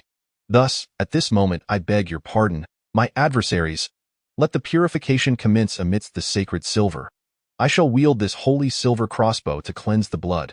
In the carnage, I shall blossom into the dawn of my true self. Master Han, splendid. Upon witnessing the enemy's misfortune being sent back, Gao Jinxiang swiftly unleashed a sonic wave. Yet Misfortune's reaction was evidently a beat too slow. It was only after being struck by Blind Monk's Q that she recalled to use her flash, a realization that stemmed from her disbelief that the opposing Vayne could interrupt her in midair. Observing the enemy's flash, the Blind Monk let out a fierce shout, executing a stylish follow-up with a resonating strike, forcefully slamming the ground and ensnaring Misfortune in a state of deceleration. In a flurry, Braum hastily cast his weakness upon the Blind Monk, neglecting the arrow poised in the hands of another, propelled by the gentle breeze shared by the Wind Maiden, advancing with astonishing speed to deliver a barrage of strikes. Strangely enough, his initial target was not Misfortune, but rather Braum, who, ensnared by the Wind Maiden's slow, could hardly move an inch, helplessly witnessing Vayne unleash her relentless assault upon him. 1 arrow. Another arrow. The evasive strike refreshed the basic attack, followed by yet another arrow that triggered the passive's 3 rings. Braum's health plummeted dramatically. Following the 3 rings, another set was unleashed. With the minion wave in the bot lane extending far too long, Braum recognized his lack of hope for escape, echoing Vayne's poignant words. The wood has already become a boat. At that moment, he and Misfortune made the decision to conserve their flash and heal. Ultimately, under Gao Jinxiang's deliberate orchestration, Han Songjie's Vayne secured a double kill. He wiped the sweat from his brow. That previous sequence of actions was undoubtedly a display of exceptional skill for him. Not merely the dazzling E-flash interruption, but even the subsequent kiting was marred by but a slight flaw. After that engagement, he felt an overwhelming sense of exhilaration. Chapter 29. Advancing to the top 8 as the strongest player of the Fruit team. Shigua found himself in a state of vexation, as the enemy top laner, Poppy, played exceptionally well, thwarting every attempt he made to engage in a trade of blows. Meanwhile, his mid laner was being thoroughly suppressed by the opposing Victor. Trailing by 10 minions merely a few minutes into the game, that moment, his jungler, Jarvan, was attempting to set up a gank in the top lane. Yet Poppy's awareness appeared to be remarkably keen, as Shigua's subtle baiting efforts proved fruitless. Damn it, this Poppy is as steady as a rock. How to play on from here? He was oblivious to the fact that the tactical strategy of Dawn's Radiance revolved entirely around the bot lane, with Xiao Muqian's instructions to Li Furong being straightforward. Be steadfast, steadfast, and yet more steadfast. In this steadfast farming and last-hitting style of Dawn's Radiance, the jungler of the Fruit team, Lemon's Jarvan, was utterly despondent, unable to secure any picks, while Poppy in the top lane still retained her flash and remained unyielding. Victor in the mid lane would clear waves and promptly depart. Although their mid laner, Pineapple, had made several attempts to poke, Victor's positioning was simply too sharp, and several of his skills failed to connect, resulting in Fox being on the receiving end of a punishing combo from the enemy. After much effort, I have finally reached level 6. Pineapple originally intended to coordinate with his jungler to seize an opportunity to confront Victor. However, he was unexpectedly met with an ultimate ability, which forcefully lowered his Fox's health while simultaneously clearing minions, causing the wave to retreat towards the purple side's turret. At last, around the 8-minute mark of the game, Lemon, the jungler for the Fruit team, glimpsed a glimmer of hope. He observed that the opposing Vayne, emboldened by her attack speed boots and a small dagger, brazenly harassed their misfortune and Braum. Considering the absence of the enemy jungler, Lemon informed his captain, Watermelon, once the bottom lane engages, be prepared to teleport at an opportune moment. No problem, I will push the wave first, Watermelon replied with a nod. Thus, with everything in place, Lemon signaled his bottom lane duo to advance, positioning himself at the edge of the river near the wall to avoid detection from any vision the enemy might have placed in that area. He understood that venturing recklessly could result in being discovered, so he decided to wait for the conflict to unfold before using his EQ combo to engage. Should the enemy Lee Sin be skilled, he might be lurking behind the blue turret or in the nearby bottom lane brush for a surprise ambush. Meanwhile, Vayne and her support, Janna, were pressuring the lane, and Braum was unable to establish any vision in the brush. Nevertheless, even if Lee Sin were hiding there, Echo was prepared to teleport, and Pineapple was ready to abandon the minion wave to provide support. With her 3 mobility spells, the Fox undoubtedly had the advantage in terms of response speed compared to Victor. When the battle erupted, the Fruit team would gain a temporary numerical advantage, as long as they swiftly eliminated Vayne and Janna. Moreover, it was uncertain whether Lee Sin was indeed lying in wait in the bottom lane. If he were absent, the chances of the Fruit team succeeding in this engagement would significantly increase. Vayne continued to press forward, landing another shot on Braum. At that moment, Grape's support Braum could no longer hold back. The enemy's positioning was far too aggressive. He swiftly flashed forward, applying exhaust on Vayne, while unleashing a substantial frost field to severely hinder her movement. Witnessing this, Jarvan quickly executed an EQ combo to vault over the wall and rush towards the now slowed Vayne. At that moment, the lurking Gao Jinxiang in the brush inquired, "Master Han, shall we engage or not?" Han Songjia's expression became intensely focused as he scrutinized every detail on the computer screen, nodding decisively, "Engage." The Fox is coming. At this juncture, Xiao Muqian offered a reminder and hastily made his way to the bottom lane. Meanwhile, Echo, having prepared in advance, teleported from behind his turret to the ward Braum had placed in the blue side's triangular brush, cutting off Vayne's escape route. At this moment, the little cannon launched a firework above Vayne's head, activating rapid fire and dramatically increasing her attack speed. A single basic attack was unleashed, but before she could follow up with a second, Vayne activated her ultimate, Final Hour, vanishing into the shadows, causing the cannon's strike to miss its mark. Just as Vayne's stealth was about to expire, she managed to land an arrow on the approaching Jarvan 4, finally dispelling the debuff affecting her. However, Jarvan 4 immediately cast Cataclysm, trapping Vayne, who had just used her rolling ability, within its confines. With her dodge and strike still on cooldown for another 2 seconds, Vayne had no choice but to maintain her distance and continue attacking. Though ensnared, Vayne, equipped with a small dagger and attack speed boots, dealt considerable damage, chipping away at Jarvan Ivy's health while still retaining about half of her own, bolstered by the shield from Janna. Meanwhile, the opposing support, Braum, displayed remarkable intelligence. Just before Vayne's dodge and strike cooldown concluded, he raised his shield and slammed it forward, causing the ground to fracture and a glacial fissure to rapidly extend toward them. In the midst of Jarvan Ivy's ultimate, Vayne found herself with no means of escape. However, at that very moment, Han Songjia, positioned just behind a wall, deftly evaded Braum's ultimate with a flicker of golden light. At this juncture, Gao Jianxiang's Li Xin emerged from the brush, swiftly repositioning to aid Han Songjia's Vayne, while Janna weakened the opposing cannon, rendering his output negligible during that critical period. Janna's slow was directed at the pursuing Jarvan 4. As Vayne retreated while continuing to harass the nearest Jarvan 4, she unleashed a series of basic attacks. Just as she refreshed her dodge and strike to evade Braum's Q, another arrow struck, significantly reducing Jarvan IV's health. Finally, Echo arrived on the scene, concealing himself in the shadows. Upon his reemergence, a white time field enveloped the cannon, Li Xin, and Janna. Without hesitation, Echo expended his flash to initiate phase dive, targeting the gravity field to shield himself while stunning all three blue team members. Yet, at the moment Echo was spotted, Han Songjia had already positioned a finger over the E key on his keyboard. As Echo charged in with his dual displacement, a colossal arrow from Vayne struck him, thwarting the Fruit Team's captain's plan to stun the enemy trio, merely slowing Vayne, Janna, and Li Xin instead. It was a near miss. The captain of the Fruit Team, Shigua, was on the cusp of ensnaring three foes, nearly altering the course of the battle. Regrettably, Dawn's Radiance, the ADC, displayed remarkable prowess and lightning reflexes. Indeed, it was unfortunate.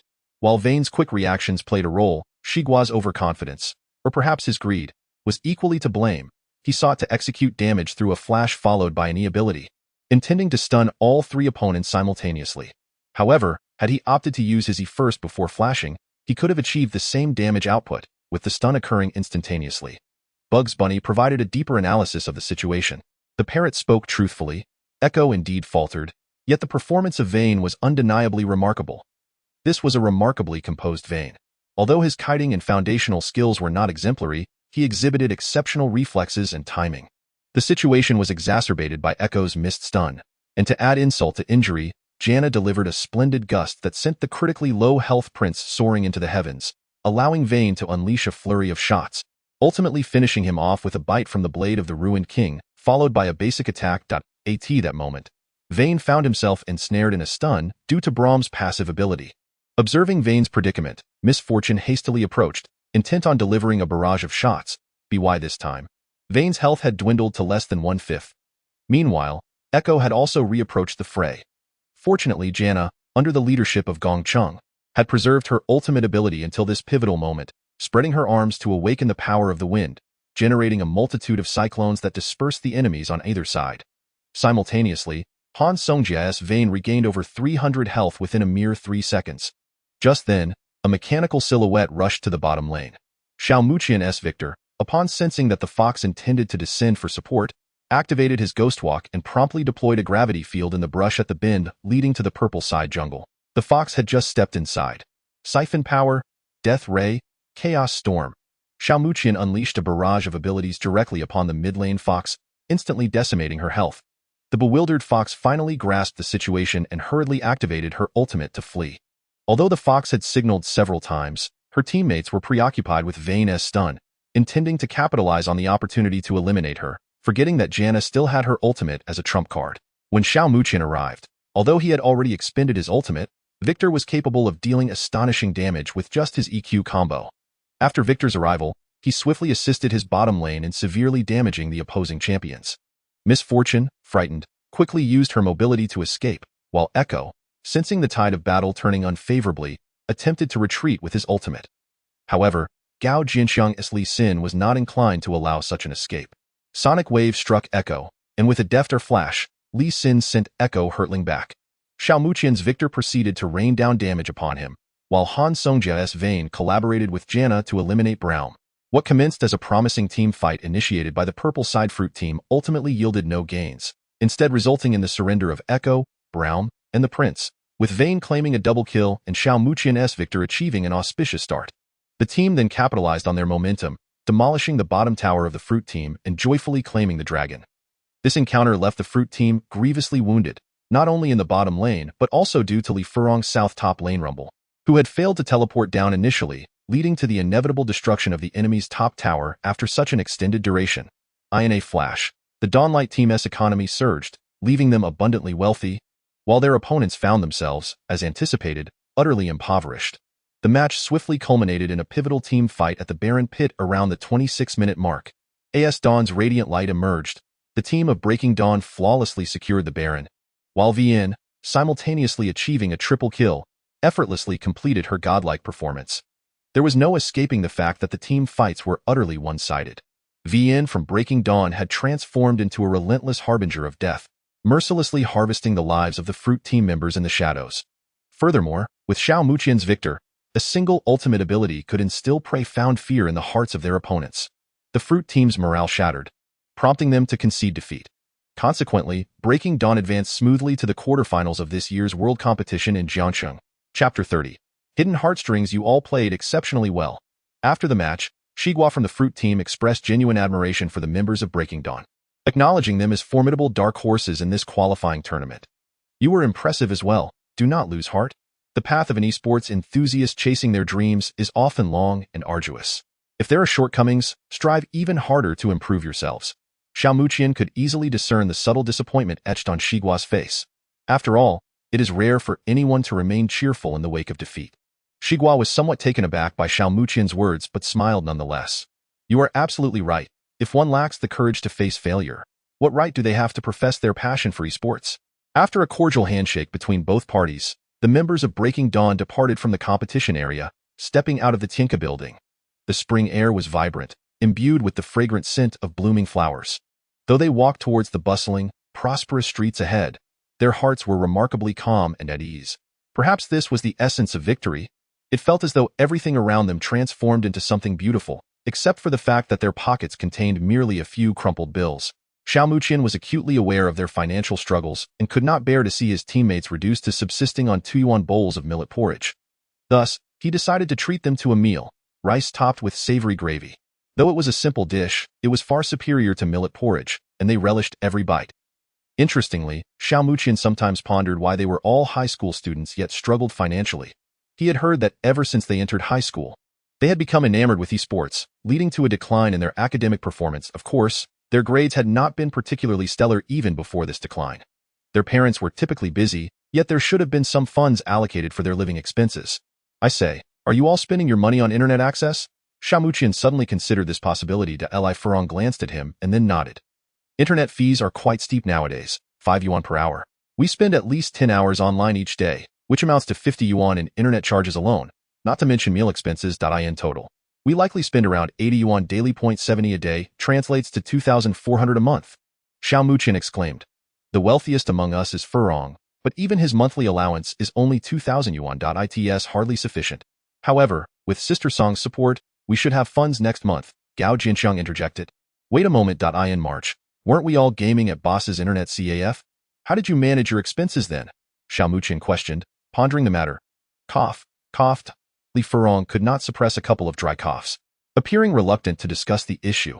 However, Gao Jinxiang paid no heed, blurted out, wasn't there a spring event for skin draws before? Did you all squander the entire 2,000? Even the typically composed Xiao Muqian began to feel somewhat lightheaded at this moment. Were these individuals truly utilizing their living expenses to partake in skin draws? Could you not spare a thought for me? My meager 2,000 for the month, well, a significant portion has indeed been spent on that damned spring event. Nevertheless, Xiao Muqian still managed to save a few hundred to get by. By the way, Furong, we are drawing ever closer to our goal. Have you discussed your thoughts with your family? The usually silent Gongcheng suddenly interjected during the gathering.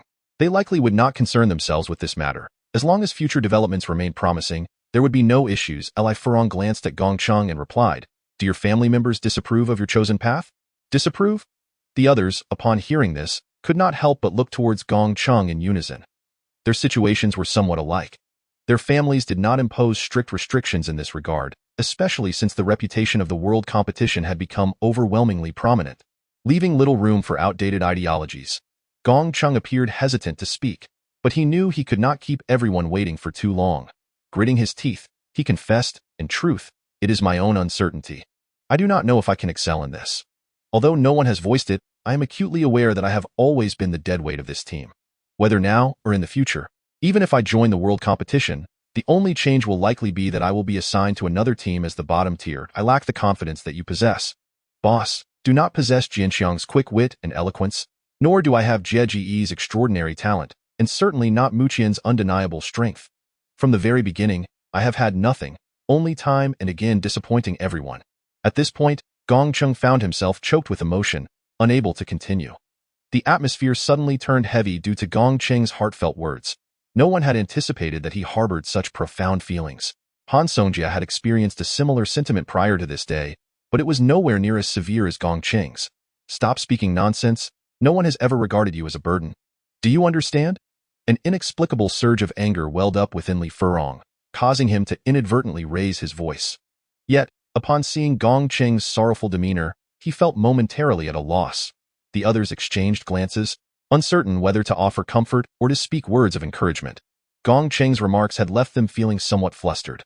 Gong Cheng's emotions were equally complex, feeling a mix of sadness and regret. He should not have spoken so hastily, burdening everyone with his own suppression. Indeed, he was nothing but a useless failure, constantly striving to prove something, yet only managing to exacerbate matters. Every time he played in the bot lane alongside Jiegu, it was the same story. His mistakes would invariably put them at a disadvantage. Jiegu deserved a far more capable support. Just as he was lost in these thoughts, a not particularly strong hand gently rested upon his head. Gong Chung could not help but look up, meeting the smiling face of Xiao Muqian. You, Xiao Muqian, you are mistaken. You possess an unwavering determination to prove yourself, coupled with a grand ideal of showcasing that even the support role can radiate a resplendent brilliance. You have steadfastly pursued your path. How could someone like you, who perseveres so resolutely, abandon the aspiration of soaring towards the future simply because of a momentary fracture of their wings? Xiao Muqian stated with utmost certainty that you lack nothing compared to anyone else. Each individual has their own moments of brilliance and obscurity. What you must do is rather simple, merely believe in yourself. Believe in myself? Indeed, have I truly become so feeble that I have lost the courage to strive? No, absolutely not. At this moment, a flame seemed to ignite within Gong Cheng's eyes, and everyone knew that he had risen. He would reclaim his broken wings and soar freely. Gong Chung suddenly gazed earnestly at Xiao Muqian and bowed his head in apology, saying, I am sorry. I have harbored prejudice against you since the moment you joined Dawn's Radiance. Thank you for saying so much for my sake. It's nothing. Those matters have never troubled me, Xiao Muqian replied, having never held a grudge over such trivialities. In fact, he had found the boy who could voice concerns from the support position rather intriguing. Muqian, could it be that you are the true orator? Gao Jianxiang quietly expressed his admiration for Xiao Muqian after dinner. Xiao Muqian merely smiled and shook his head, choosing not to voice his thoughts. He had once engaged in such motivational endeavors long ago. Suddenly, his phone vibrated, and an idea struck him. Upon checking the sender, it was indeed Xiao Ning. However, upon reading the content of the message, Xiao Muqian felt a familiar flutter in his heart, a myriad of indescribable emotions swirling within him. Simply put, a bittersweet emlang. Chapter 31. The familiar heard just moments ago, Xiao Muqian had exchanged greetings with his companions from Dawn's Radiance before departing. Now, he was on his way to meet someone of great significance to him. That person had already arrived on Tianke Road and was accommodated in the largest excellence hotel nearby, arranged by the school. The hotel was not far from Xiao Muqian's original location, and after hastening his pace for a few minutes, he caught sight of the Excellence Hotel across the road. He was surprised that the world competition was so generous, willing to fund student stays in such a five-star establishment. Surely, it must cost over 700 for a night. He murmured to himself, as the saying goes, one who stays close to vermilion gets stained red. One who stays close to ink gets stained black. Having spent ample time with his frugal employer, Song Qian, Xiao Muqian had inevitably become sensitive to matters of finance. However, the crux of the issue lay elsewhere. Accompanying Xiao Ning was another individual, specifically a male from the same school. Xiao Muqian hastily crossed the road and pulled out his phone to send a message to Xiao Ning. Xiao Ning, I have arrived, Donamim. However, Xiao Muqian received no reply, yet a melodious and familiar voice, soft and pleasant, resonated behind him. Without turning around, Xiao Muqian already knew who it was. Yet, at that moment, the complex emotions swirling within him became increasingly difficult to dispel. He had faltered in certain matters back then, and although Xiao Ning had not voiced it, it was merely because she was inherently a girl who was excessively forgiving of herself. Nevertheless, now that he had resolved to traverse that path once more, he must begin by confronting her. Xiao Muqian turned around, his gaze involuntarily shifting slightly. The girl before him still possessed the familiar long, straight black hair cascading over her shoulders, with side-swept bangs framing her delicate face, fair skin, and a countenance as pristine as ever. Even the sweet smile gracing her lips and her obedient demeanor mirrored the past perfectly. When Xiao Muqian first encountered her, he felt an overwhelming desire to cradle this pure, flower-like girl in his hands, ensuring her eternal bloom. However, he ultimately failed to do so.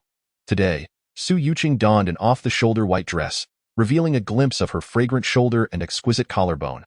Unlike her usual understated appearance, she had deliberately chosen such a dress, with her cherry-colored lips adorned with a light layer of lipstick, rendering them even softer and fuller, while her feet were encased in pale pink canvas shoes. Observing her in this light, Xiao Muqian felt as though he had rediscovered a long-lost piece of a jigsaw puzzle, fitting it back into the mosaic of his heart. Setting aside the guilt lurking deep within, he felt an immense sense of fulfillment. Since that incident, it had been more than 2 years since he and Su Yuqing last crossed paths. Upon seeing her again, what brought Xiao Muqian the greatest joy and relief was not her increasingly charming and adorable appearance, but rather the ever-present familiarity that enveloped him. It felt as if everything had transpired just yesterday, as if she had never truly left. Xiao Ning. Xiao Muqian gently called her name. She softly responded. This time, I will surely fulfill the promise we once made. Are you still willing to join hands with me, the coward who once fled? Xiao Muqian suddenly lifted his head, gazing steadfastly at Su Yuqing. A single crystalline tear slipped from the corner of Su Yuqing's eye. Yet she understood that the sight of her tears was what Xiao Muqian feared most. She stifled the joyful tears, a faint smile gracing her cheeks. I believe in you. At that moment, Xiao Muqian felt an overwhelming surge of excitement within his heart. He longed to envelop the enchanting girl before him in his embrace. Yet he had yet to express his feelings, lacking the right to do so. It was then that Xiao Muqian realized he had cared for her long before. Hey, Yuqing, you must be thirsty. I've brought you some water. Suddenly, a voice echoed from a distance. Upon hearing this voice, Xiao Muqian's heart tightened slightly as he turned to look in the direction from whence it came. A tall, robust boy with a refreshing and capable demeanor, sporting long black hair, was striding towards them. Upon arriving, he noticed Xiao Muqian beside Su Yuqing, giving him a cursory glance before turning to Su Yuqing and asking, Yuqing, is this the friend you mentioned from Jiangcheng? This is Xiao Muqian. Muqian, this is Li Mingo. Su Yuqing introduced the two to one another. So you are Xiao Muqian. Yuqing often speaks of you. What brings you here? Are you also interested in venturing into the world of competitive gaming? Li Mingao inquired with a smile. Indeed, the competitive scene is a platform that all esports enthusiasts aspire to, Xiao Muqian replied casually. Of course, not only that, but the entry requirements for the competition are quite stringent. Although the number of slots has expanded significantly this year, I recall that one must place among the top 3 in the city-level qualifiers, correct? Li Mingo's words carried an implicit meaning, the pressure is immense. Xiao Muqian shrugged, expressing his agreement that it's fine. Last year, the team I was with, alongside Yuning, clinched the top spot in Jiangcheng. I heard from Yuning that your skills are quite formidable. You shouldn't falter at such minor hurdles, right? Li Mingao remarked with a half-smile. Oh, top spot. You must be quite impressive. As for me, well, it's all about luck, Xiao Muqian replied with a faint smile. In that case, how about this? Let's head to the internet CAF now. I heard you're a mid laner, and coincidentally, so am I. Perhaps we could exchange some insights. It would surely be beneficial for you, Li Mingao suggested. Exchange insights with you? Xiao Muqian decisively declined without any hesitation. Perhaps another time. Today, I have much to discuss with Xiao Ning, so let's postpone it. Mingao, you should head back. Once Muqian enrolls in school, opportunities like this will abound, Su Yuning added. Upon hearing this, a hint of awkwardness flickered in Li Mingo's eyes. He chuckled dryly. Yes, you two old friends should find a place to catch up properly. Xiao Muqian chose not to acknowledge him further, naturally taking hold of Su Yuning's delicate hand, which felt as if it were made of silk. Su Yuning reciprocated with a sweet, subtle smile as the two gradually departed, leaving Li Mingao with a progressively tense expression. Once they were entirely out of sight, Li Mingo's face contorted with rage and resentment. He had initially intended to humiliate this insufferable brat in front of Yuning, but to his dismay, the opponent was so cowardly. What right did such a loser have to hold Yuning's hand? With that thought, Li Mingao struck a nearby utility pole with a clenched fist. The Huanyuan Internet CAF. Song Qian gazed in disbelief at the sight of Xiao Muqian and Su Yuning before her. Just moments ago, while she absent-mindedly cracked sunflower seeds, she had witnessed this scoundrel, Xiao Muqian, brazenly strolling in with a charming and lovely girl. That moment, her entire worldview felt shattered. Although Xiao Muqian was reasonably good-looking, he was devoid of wealth or talent, possessing no remarkable skills aside from gaming. How could he possibly attract such a high-caliber girl? Could it be that he had deceived her with his prowess? Xiao, who is she? Seeing Song Qian's unabashedly astonished expression, Xiao Muqian, who had been working under her for over 6 months, quickly grasped her thoughts. At this realization, Xiao Muqian felt a surge of indignation. Why should he be destined to remain without a beautiful girlfriend? Although Xiao Ning was not his girlfriend, well, cough cough, it's nothing. She is a very good friend of mine. He emphasized the words very good with intent. Indeed, Song Qian's momentary lapse in judgment was entirely predictable, prompting her to involuntarily exclaim damn. If it weren't for the presence of the young lady, she would have relished the opportunity to chastise Xiao Muqian's ancestors for generations. How could one be so thoughtless as to trample upon a perfectly good cabbage? Utterly devoid of conscience. Xiao Ning, this is my boss. Just call her Sister Song. Sister Song, Su Yuning obediently addressed her. Hello. Song Qian hastily responded, feeling a twinge of regret for not having blossomed into someone as beautiful as Su Yuning in her youth. If she had, perhaps she wouldn't have found herself in the position of running an internet CAF, albeit as its proprietor. At the very least, she ought to be managing a chain of internet AFS. While lamenting her own fate, Song Qian felt a profound sense of loss. What a splendid child she was, so undeserving of such misfortune. To be frank, there were times when Xiao Muqian wished that his boss would exhibit a modicum of restraint and not allow her inner thoughts to spill forth so freely. Boss, Xiao Ning and I are going to play online. Xiao Muqian quickly interjected, almost fleeing as he pulled Su Yuning along beside him. He feared that lingering any longer would lead him to be swept up in Song Qian's emotional tide, causing him to question his own life choices. Chapter 32. Each to their own sealed accounts. Although the esteemed Song Qian had previously adopted a critical stance regarding Xiao Muqian, likening him to a pig that had gored Su Yuning's cabbage, she nevertheless took it upon herself to graciously provide them with a small private room upon hearing of their intention to stay and surf the internet. The room was equipped with 4 computers, and most importantly, it offered them a sanctuary free from disturbances. Xiao Muqian entered the room with trepidation alongside Su Yuning, acutely aware that an hour of internet access was no trifling expense. He pondered whether they might inadvertently become ensnared in some unforeseen predicament while online. What could he possibly fetch if sold off? It wasn't until Song Qian waved her hand dismissively, proclaiming, "It's not about the money," that he finally relaxed. His boss had become remarkably accommodating and considerate lately. As they powered on their computers, a slight silence enveloped the atmosphere. Xiao Muqian found himself at a loss for words. Despite his earnest desire to inquire about Su Yuning's recent experiences, his tongue felt as though it had been tied in knots. It was Su Yuning who first shattered the silence, her evident joy at their reunion palpable.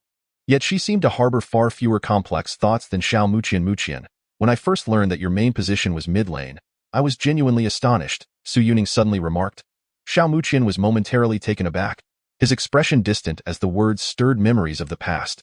He vividly recalled that cicada-filled summer 3 years ago when he had been unceremoniously confined to a hospital room, rife with the acrid scent of medicine, due to a particularly unfortunate incident. Unable to bear the solitude, he had brought along a laptop, skillfully controlling Vayne to decimate his opponents, assuming the guise of a nocturnal hunter as he reaped his foes. A certain innocent girl who had come to visit him had gazed at him with admiration and asked, "Xiao Muqian, what game is this? It looks so fascinating." This game is called League of Legends. Abbreviated as LOL, I intend to become a formidable professional player in the future, Xiao Muqian had declared, feigning an air of arrogance. A professional player? That sounds impressive. Certainly, should one aspire to become a professional player. Achieving remarkable success domestically would present the opportunity to represent China on the grand stage of the world, engaging in fierce battles against formidable teams from other nations. Merely contemplating this ignites a fervor within one's veins. As Xiao Muqian spoke, his hands remained deftly engaged in the game, unleashing his ultimate ability, Ultimate Moment. With a swift backward roll, he evaded the sudden onslaught of the Stone Golem's ultimate move. Once the formidable initiation ability of the Stone Golem was nullified, the rhythm of annihilation transitioned entirely into the hands of Vayne. Strafe, dodge, evade skills. With a seamless and elegant execution, Vayne, lurking in the shadows, unleashed arrow after arrow upon the trembling foes. Ultimately, as the system's female voice emitted a tone laden with somber finality, the chat box within the team was inundated with a chorus of 666. Pentakill, ace, team wipe. The girl beside him could not help but cover her mouth in astonishment, exclaiming, "How incredible! It seems as though you single-handedly defeated them all." To be precise, the teammates had provided adequate cover and imposed certain limitations on the enemies, Yet the overwhelming damage was indeed primarily the result of Xiao Muqian's prowess, as this match was characterized by a disconnection on their side. Specifically, their mid laner had gone idle. Otherwise, the situation would not have remained so tightly contested despite the advantages in both the top and bottom lanes, dragging on until Vayne's formidable quintuple kill brought it to a close. That seems about right. However, in the presence of the girl, Xiao Muqian felt it appropriate to indulge in a bit of showmanship. What is the name of the character you are controlling? Vayne, a hero among the ADCs. ADC. In League of Legends, there are 5 positions: top lane, mid lane, jungle, ADC, and support. ADCs are typically long-range physical damage dealers, often referred to as marksmen, and the outcome of a game heavily relies on the ADC's performance in the late stages. In the presence of the girl, Xiao Muqian exhibited an unprecedented level of patience, meticulously addressing her myriad inquiries regarding the game. These days, there are still too few girls playing games. If I could recruit a girl, especially one as naturally exquisite as you, into League of Legends, that would indeed be a contribution, wouldn't it? Then you must excel at the ADC position, right? Excel? Xiao Muqian chuckled inwardly. While he managed ADC quite adeptly, it could merely be deemed a secondary role, as his primary focus was on mid lane. He was about to convey this to the girl, for his performance in this match had already left her in awe. Surely, if she were to discover that his true strength lay elsewhere, she might be utterly captivated by his abilities. Yet, a single remark from the girl caused him to pause momentarily. But I noticed that sometimes, when your support fails to protect you, you are easily overwhelmed by those high-damage characters. Could you please teach me how to play this game? If I learn well, I will come to support you and ensure your safety. A faint blush adorned the girl's lovely cheeks, yet her words were delivered with remarkable conviction. As my thoughts drift back to the present, the events of your and certain conversations remain vividly etched in my memory. Is that not so? Yet, at that time, I truly felt an impulse to abandon the mid lane and instead focus on mastering the ADC role. Xiao Muqian bared his soul, but as you are aware, shortly thereafter, I received an invitation from the Empire, who had set their sights on my mid lane prowess. You have consistently exhibited remarkable skill in this game, regardless of your position, remarked Su Yuning. Xiao Muqian couldn't help but smile faintly. Witnessing Su Yuning in such a state, he suddenly felt that all past pressures and shadows had dissipated, and now he could start anew. Thus, let us commence from this very step. Xiao Muqian swiftly logged into an account he had long kept dormant, Snowy Seasons Snow Moo. This account currently bore no ranking, having yet to engage in any placement matches, but in times past, it had graced the pinnacle of the national server's Ionia leaderboard. Meanwhile, Su Yuning also logged into her account, which too was yet to be ranked, as if it had been awaiting this moment until today, under the ID, Harvest Seasons Autumn Rain. Upon seeing this familiar ID, Xiao Muqian felt a warmth blossom within him. He was profoundly grateful for her unwavering patience. Yet, rather than uttering words of thanks, it would be more fitting to declare his return through tangible action. The pair commenced their ranked matches. Although both accounts bore no visible rank, their hidden MMR was substantial. One had once been the top of the kings, while Xiao Ning's account was also situated in the diamond tier. Due to the placement matches, the queue time was somewhat prolonged, as many players had already established their ranks. After approximately 7 or 8 minutes, they finally entered the ranked queue. Following a series of bans and picks, Xiao Muqian and Su Yuning's South bot lane opted for the combination of Vayne and Janna. This duo was one they frequently employed during their previous gaming sessions. Su Yuning had a particular fondness for Janna, as she could effectively safeguard Xiao Muqian's Vayne. Ultimately, the team composition was confirmed. Blue side, top lane Malphite, mid lane Diana, jungle Graves, ADC Vayne, support Janna. Purple side, top lane Gragas, mid lane Fizz, jungle Beryl, ADC Wheel Mom, support Kale. Chapter 33. Xiao Muqian vs Chen Hua, Part 1. As the game transitioned into the loading screen, a peculiar expression flickered across Xiao Muqian's face. What a remarkable coincidence. The opposing ADC in the bot lane bore a very familiar ID. Burning Hellfire. It's him. Xiao Muqian's gaze sharpened slightly. He was all too aware of this individual's ADC capabilities.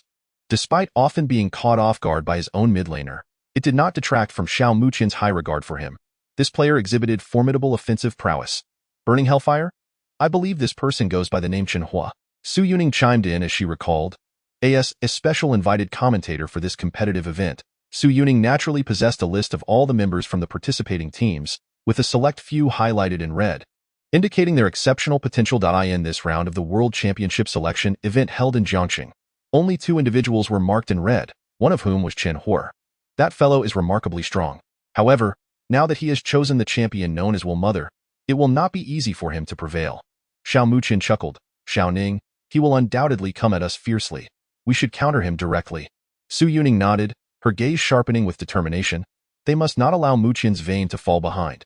As the game commenced, the blue side's jungle, Graves, and the opposing jungle, Gragas, both initiated their strategies from their respective upper jungle zones. Under the coordination of Su Yuning's Janna, Xiao Muqian's vein consumed the stone golem in the lower lane, swiftly reaching level 2. This early game tactic has become quite common in high-level matches, as taking down the stone golem while returning to lane ensures no experience is lost. At this moment, the Hellfire's Will Mother also attained level 2, and his approach was indeed filled with aggression. Upon encountering Vayne, he unleashed a basic attack to trigger his second strike. However, Su Yuning's Janna had already preemptively bestowed a shield upon Xiao Muqian's Vayne, allowing her to dodge Wheel Mother's returning boomerang with a deft sidestep, instantly refreshing her attack and striking again. The opposing Kale, having learned her E-skill at level 1, quickly reacted, bestowing a shield upon Wheel Mother, granting her acceleration. Wheel Mother took a slight step back, attacking Janna who stood beside Vayne, then withdrew just before Xiao Muqian's Vayne could re-dash engage. In a brief skirmish, both lower lane duos clashed for the first time, and it was evident that Xiao Muqian's Vayne had gained a slight advantage. While it is true that Kale's level 1 shield boasts a base value 20 points higher than Janna's shield additionally grants over 10 points of attack power, and Vayne's sidestep also contributes some extra damage, resulting in a net gain of approximately 30 health points. At the Huatian Hotel, Chunhua observed the slight reduction in his health bar with a furrowed brow and coldly instructed, Guang, be even more aggressive and beat this Vayne mercilessly.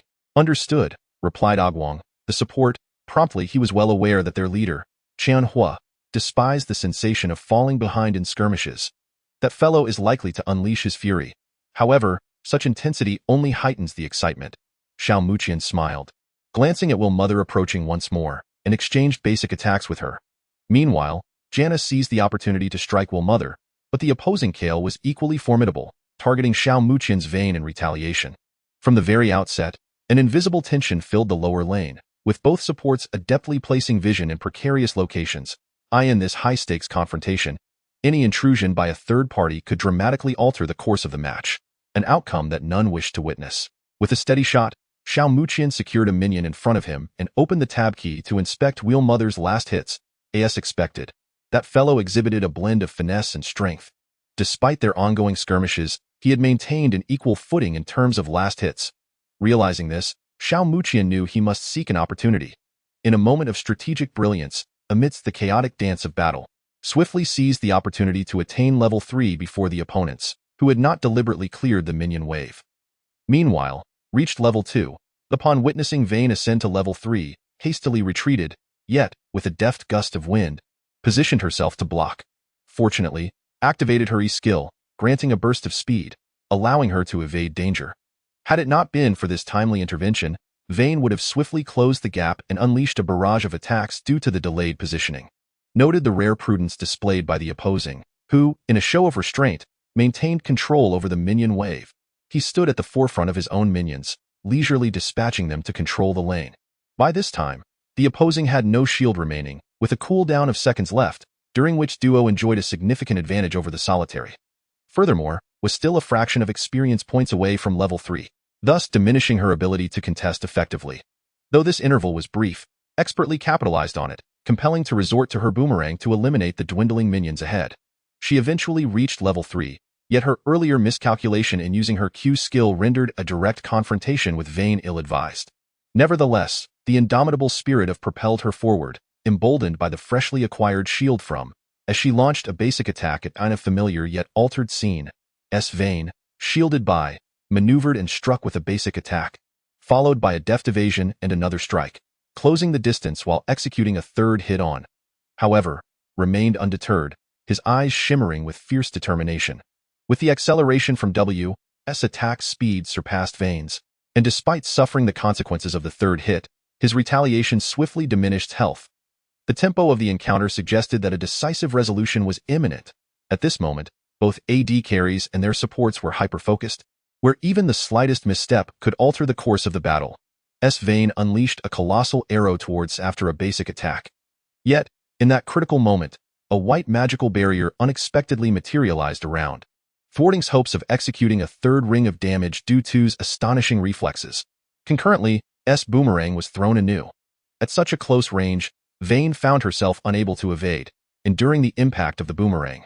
However, just before it struck, S cast a weakened spell on, significantly reducing the boomerang's damage output.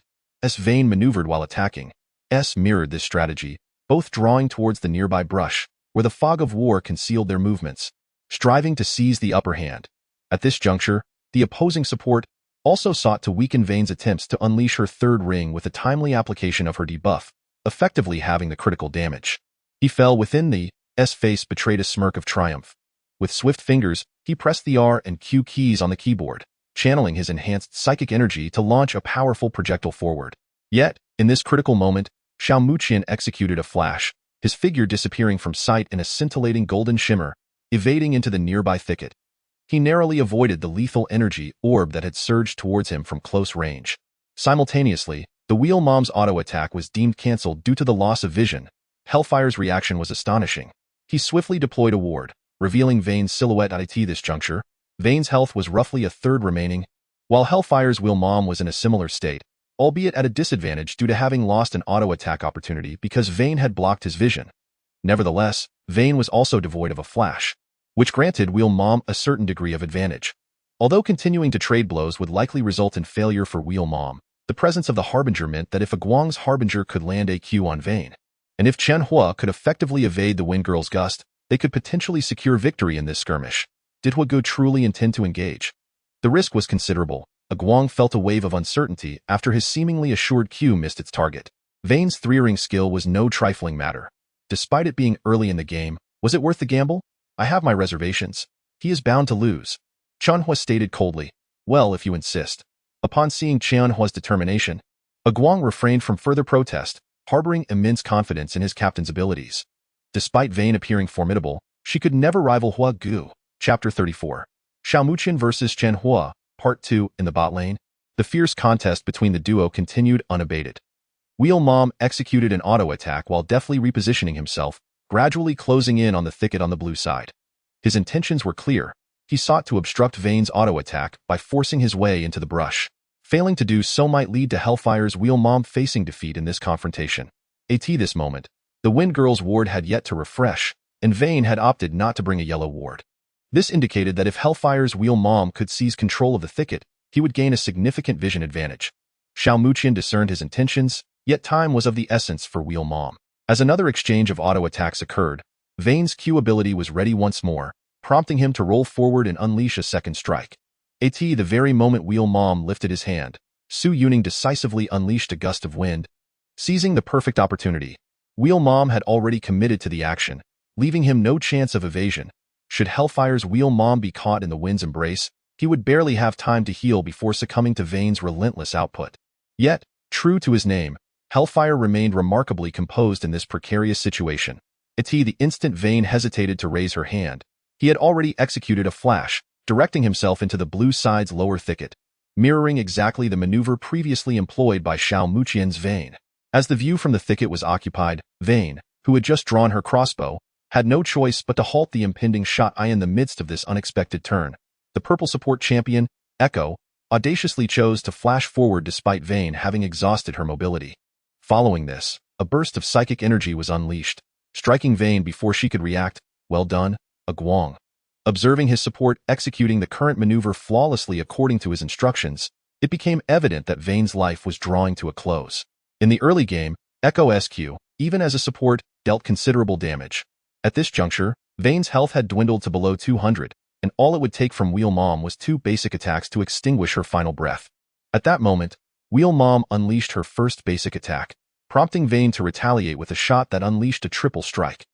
This arrow plunged Wheel Mom's health into jeopardy, yet due to her prior initiative, she swiftly executed a second basic attack. Just then, Xiao Muqian activated a heal, propelling himself out of the thicket with increased speed. The accompanying Echo followed suit, delivering a basic attack. The healing provided to Vayne was limited, and another hit further diminished her health. Vayne then loosed another arrow at Wheel Mom, who retaliated with a basic attack of her own. Before Vayne could release this arrow, Wheel Mom had already activated her heal. At this moment, Wheel Mom's health still permitted her to withstand one more hit from Vayne. The instant Vayne triggered her third attack, activating her W passive for true damage, Wheel Mom would inevitably meet her end. The same fate awaited Vayne. However, the situation differed as Wheel Mom had already executed her first basic attack. Vayne then responded with her own, retreating toward the thicket. Given the current circumstances, it was evident that the Hellfire Wheel Mom was poised to unleash her second basic attack first. This Vayne was simply a step behind, the Huatian Hotel.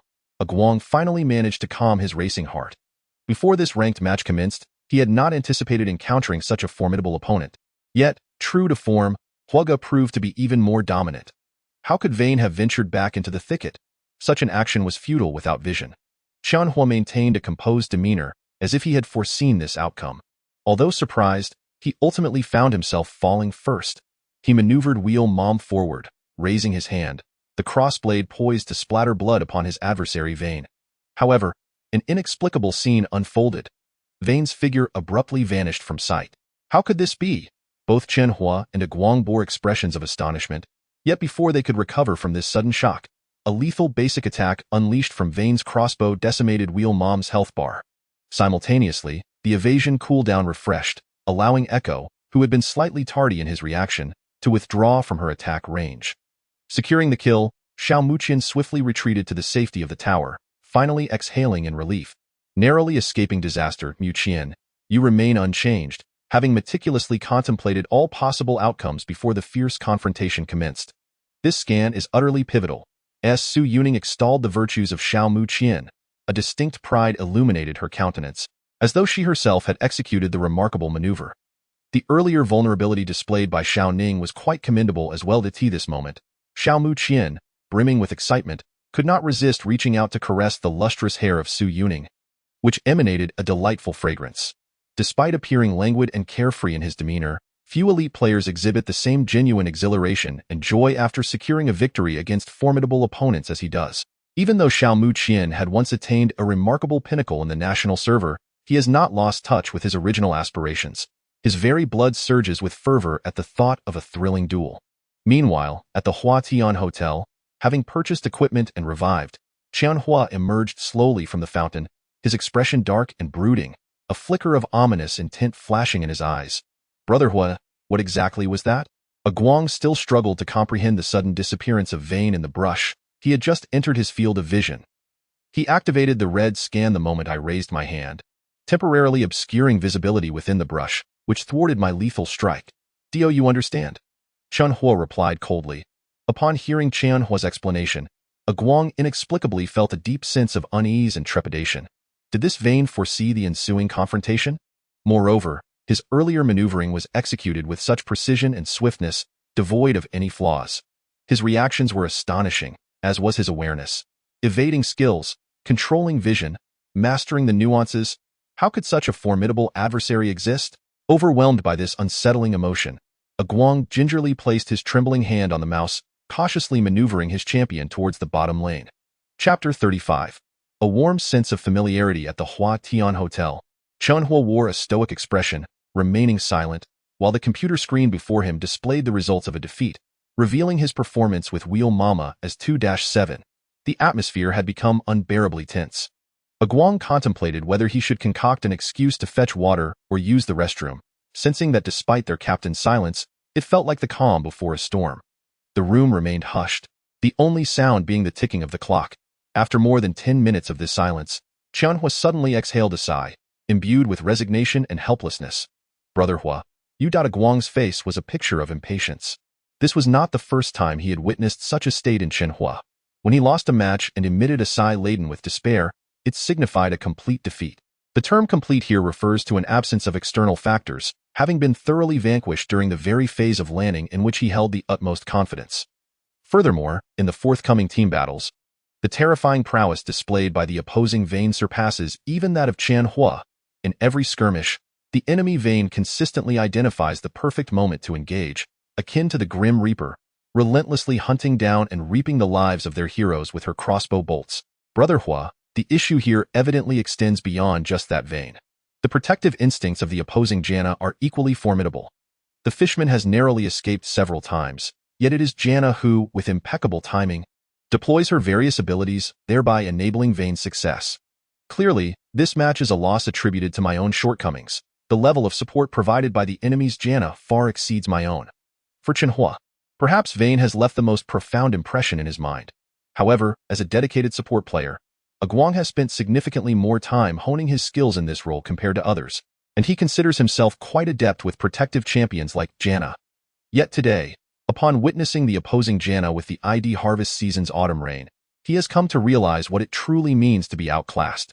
He has much ground to cover. Qianhua remained silent, but Aguang misinterpreted his demeanor. He was merely perplexed, pondering the connection between the player's Snowy Season's Xue Mu and the aforementioned Harvest Season's Autumn Rain, clearly a duo in the bot lane. A moment ago, he discovered something even more astonishing through TGP's match history.it. Turns out that Xue Mu had not played a single game in the S4, S5, and S6 seasons, yet in Season 3, he had achieved a rank of challenger with an impressive 892 victory points. Chenhua himself had only begun his journey in League of Legends towards the end of Season 3, and as a novice, he had vaguely heard from a friend about a legendary player topping the national leaderboard, nearing 900 victory points, significantly ahead of the second-place mid laner from the elite team. Team Emperor, Lu Mingyu, by over 100 points. Could it be? A flicker of disbelief crossed Qianhua's face. Xue Mu, the once absolute champion, who later vanished without a trace. Speculating in his heart, he hastily opened his friend list and located the ID Glorious Magic Archer, who seemed to have just concluded a ranked match and was currently online. Aguang, standing behind Chenhua, was taken aback by his urgency in seeking this ID.in. The current landscape of the LPL's most elite professional league, 3 teams reign supreme: Emperor, Glory, and Frenzied Shark. The Glorious Magic Archer is indeed a pivotal ADC for the Glory team and ranks among the most formidable ADCs in the national server, having exhibited remarkable performances on the world stage. This individual is someone whom even the self-assured Qianhua regards with a sense of reverence. He is also partially Qianhua's mentor, a source of pride for him. Although the Magic Archer has been a mentor of sorts to Qianhua, he typically ignores all messages unless he is in a particularly good mood. Having warned Qianhua that unless the matters were of great importance, there was no need for communication, I.S. Brother Hua intending to reach out to the Magic Archer. Is it because of that vein from earlier? Aguang found himself somewhat uncertain.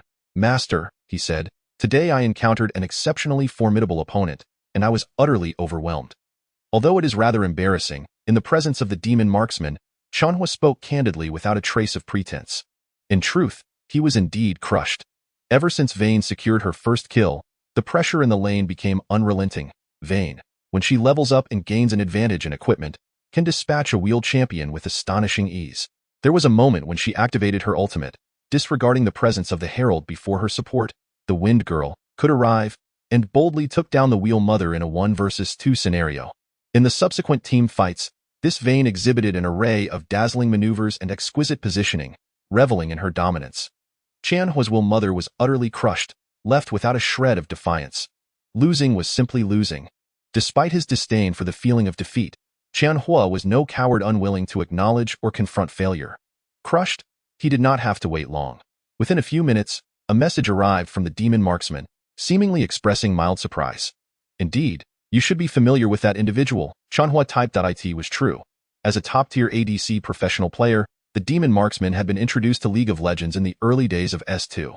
Apart from a few ancient figures, he would have some recollection of anyone with a modicum of skill. Who is it? The demon marksman inquired, piqued by curiosity. An ADC capable of breaking the hellfire? Quite intriguing. Zamuxu from the Snowfall season, Qianhua replied. Upon receiving this information, the demon marksman seemed to be enveloped in a state of shock, lingering in silence at that moment. Within the training room of the Shanghai Glory Club, a young man with an elegant countenance stared intently at his computer, taking deep breaths to calm his racing heart. After a considerable pause, the demon marksman sent Qianhua a message. If it is he, then it is entirely normal for you to lose. Do not harbor any other thoughts. I am aware of this matter. Having said that, the demon marksman opened his friend list, hesitated for a moment, and proceeded to enter the ID of someone who had once graced his friend list, sending out a friend request.in. The joyful internet CAF's private room. Xiao Muqian and Su Yuning had commenced their second-ranked match. In this game, he selected Caitlyn, while Su Yuning opted for Thresh. Given that the opposing bot lane duo was merely a couple of Diamond 1 and 2 ordinary players, the outcome was, unsurprisingly, predictable. The duo of Zamuxu and Shoyu mercilessly dominated their opponents, rendering them utterly incapable of self-sufficiency. Although Su Yuning excelled in protective roles, this did not preclude her from wielding Thresh, an offensive support champion.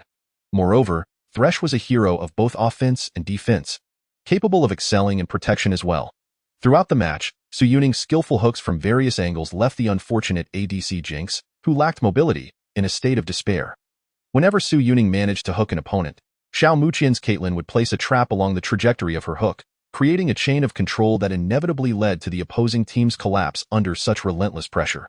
After achieving 2 consecutive victories, they exhibited no signs of complacency, and the synergy between their bottom lane duo grew increasingly harmonious, leading to an uninterrupted winning streak. The two played relentlessly from around 2 in the afternoon until 8 in the evening. Due to the rapid pace of each match, they completed 10 placement games in one breath, managing to secure a flawless victory without encountering any instances of players abandoning the game or contentious situations. You have a match tomorrow, so let us call it a day for now. Dio, give it your all tomorrow.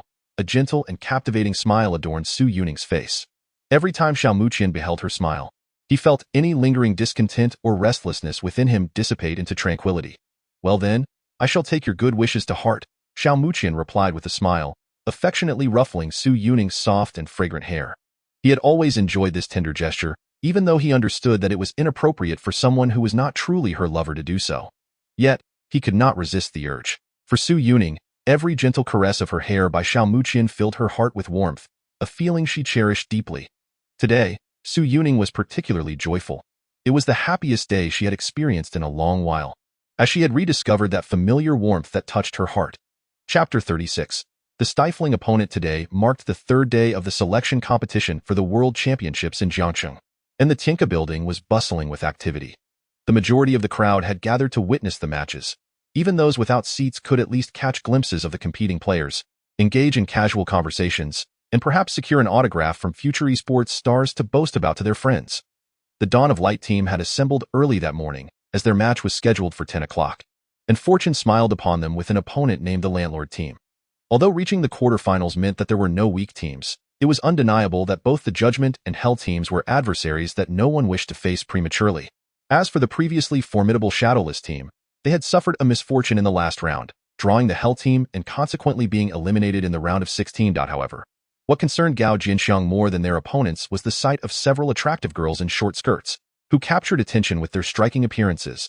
To his delight, these girls were fans of the Dawn of Light team, and in that moment, Gao Jinxiang felt as if he were dreaming. Happiness had arrived unexpectedly, and he wondered if he might finally have a chance at romance. Yet, his pleasant reverie was soon shattered when he overheard the girls excitedly discussing how stunning a certain mid-laner named Card was. The ultimate blow came when one of the girls shyly requested to add Han Songjie as a friend, hoping he might mentor her in the future. What the hell? He thought at it just because he showcased Vayne that you all are so enamored? Don't you realize that my jungle prowess is what truly deserves admiration? Regrettably, in this era where appearances hold paramount importance, Gao Jinxiang has yet to conquer the hearts of the fairer sex solely through sheer technical prowess. Consequently, the portly fellow silently resolved within himself that this fiery wrath would be unleashed upon the so-called Landlord team.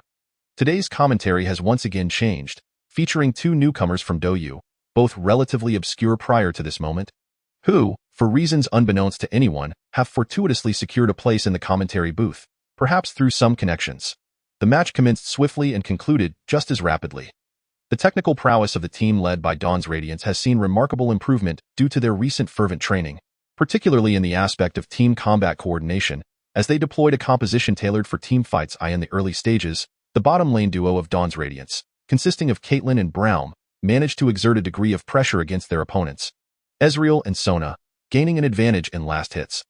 Top laner Li Furong, this time, displayed fierce determination by selecting the Noxie in hand, and early on, he leveraged his formidable strength to vanquish the opposing top laner, Red Heart K's Poppy, achieving a dominant solo kill. Once again, Gao Jinxiang summoned his increasingly adept Ram, assisting Xiao Muqian's Orianna in establishing a lead by eliminating the opposing mid laner, Lux. As his Ram reached level 6, he promptly made his way to the bottom lane for a counter ambush, successfully catching the blind monk, who was attempting to aid his struggling bottom lane. A 3v3 skirmish erupted, wherein Gao Jinxiang's Ram seized the opportune moment to unleash his ultimate ability. Instilling fear in 3 adversaries, amidst the chaos, he swung his scythe with wild abandon, splattering blood across the summoner's rift. This skirmish culminated in a flawless 0-4-3 exchange for Dawn's Radiance, who proceeded to demolish a tower and secure a dragon.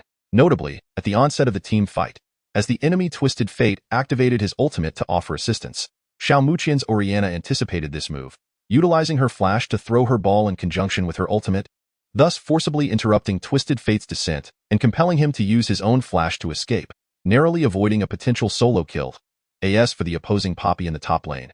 She also sought to teleport to aid the bottom lane, but found herself impotent in the face of overwhelming pressure from the enemy top laner, whose dominance rendered her unable to even consider a forced teleport without the risk of being mercilessly yanked back by Noxian Guillotine. Within merely 10 minutes of gameplay, Dawn's Radiance had established a significant advantage. As the enemy's bottom tower fell, several members of the team seized upon a moment when the opposing duo was preoccupied with wave clearing, capitalizing on Caitlyn's extended range to also take down the mid-tier 1 tower. Following this, they executed an ambush in the jungle, eliminating the blind monk who had ventured to secure the red buff, and subsequently launched an offensive against the top lane Poppy, netting 2 more kills and destroying the enemy's top-tier 1 tower. By this point, all outer towers of the enemy had been dismantled. The destruction of these outer towers signified a severe reduction in vision control and lane pressure, akin to a colossal boulder pressing down upon the entire landlord team. Despite their best efforts to remain vigilant, there were still moments when they faltered. As the dragon in the bottom lane respawned, Dawn's Radiance, featuring Caitlyn, Noxie in hand, Ram, and Braum, decisively initiated the dragon. The opposing team's vision detected the movements of Dawnlight as they stealthily approached from the area opposite their blue buff. Exercising utmost caution, they placed a blue trinket to illuminate a patch of grass in the center of the river. Upon confirming the absence of the clockwork, they intended to advance gradually. However, in that fleeting moment, a figure emerged from the blue buff of the landlord team. The clockwork, who had already shielded herself, decisively unleashed her ultimate, catching 5 individuals in its grasp. The members of Dawnlight, who were still engaged in battling the dragon, appeared to have anticipated this turn of events. Coordinating their actions, they charged forth with astonishing speed, utilizing the abilities of both the Centaur and the Destroyer, surging towards the controlled quintet with the ultimate. Shadow Impact. This sequence of control instilled fear in the 5. Braum followed suit with a flash into his ultimate, as the glacial fissure spread across the narrow corridor, lifting several into the air once more. What remained was the exhilarating harvest of the battlefield by Li Furong, the Hand of Noxus, and the Marksman. Ultimately, the Noxian hand claimed 3 heads, the Marksman 1, and the Clockwork secured another. The landlord team was utterly annihilated. Having surpassed the 20-minute mark, they resolutely abandoned the dragon and instead seized the fateful and unfortunate Baron shortly after its respawn. Thus, the landlord team faced complete collapse. Yet, they seemed reluctant to concede defeat easily, attempting to persist in their struggle, though this persistence merely postponed their failure by 5 minutes. At the 27-minute mark, amidst the gasps of the audience and commentators, the crystal of the landlord team's base exploded in a burst of distorted light. Even after the match concluded, discussions lingered about the flawless team fight initiated by the Clockwork, who had caught 5 opponents through the wall. This overwhelming victory in the quarterfinals instilled a palpable sense of strength in each member of Dawnlight. Their relentless training had not been in vain. They also intended to remain, eager to witness the performances of other teams, particularly that of Hell and the Judgment team. Indeed, their decision to stay proved worthwhile. Both Hell and Judgment displayed an astonishing pace and dominance throughout their matches, with Hell's team members exhibiting unmatched strength in both teamwork and individual prowess, particularly their mid laner and bottom lane, who utterly dismantled their opponents. In this match, Hell didn't even afford their adversaries the opportunity for a 20 surrender, concluding the game hastily within 18 minutes. Having watched the entire match, the members of Dawnlight were engulfed by an immense sense of pressure. Verging on oppression, however, a subsequent revelation left the entire Dawnlight team momentarily breathless. Their opponents in the semifinals would be none other than Hell. Chapter 37. The Pillars of Team Spirit at the Joyful Internet CAF. The 5 members of Dawnlight had just secured a victory in their ranked match. Except for Xiao Muqian, everyone felt an overwhelming sense of pressure. Upon returning from the Tianka building, they immediately entered the ranked state. The so-called pressure can indeed generate motivation. Under the weight of such oppression, each individual was stirred by an intense desire to prevail, exerting every ounce of their strength. Under the guidance of Xiao Muqian, they gradually refined their tactical systems. Although these strategies, given their current capabilities, were yet to unleash their true potential, even in their nascent forms, they could yield unexpectedly effective results. Prior to the commencement of the match, Xiao Muqian conducted a preliminary analysis of the comparative indices for each position against the Dawn of Radiance. The top laner, Li Furong, emerged as the most stable point, aside from Xiao Muqian himself. Even when pitted against the Hell Team's Diamond 2 top laner, Hellgate, a complete collapse seemed unlikely.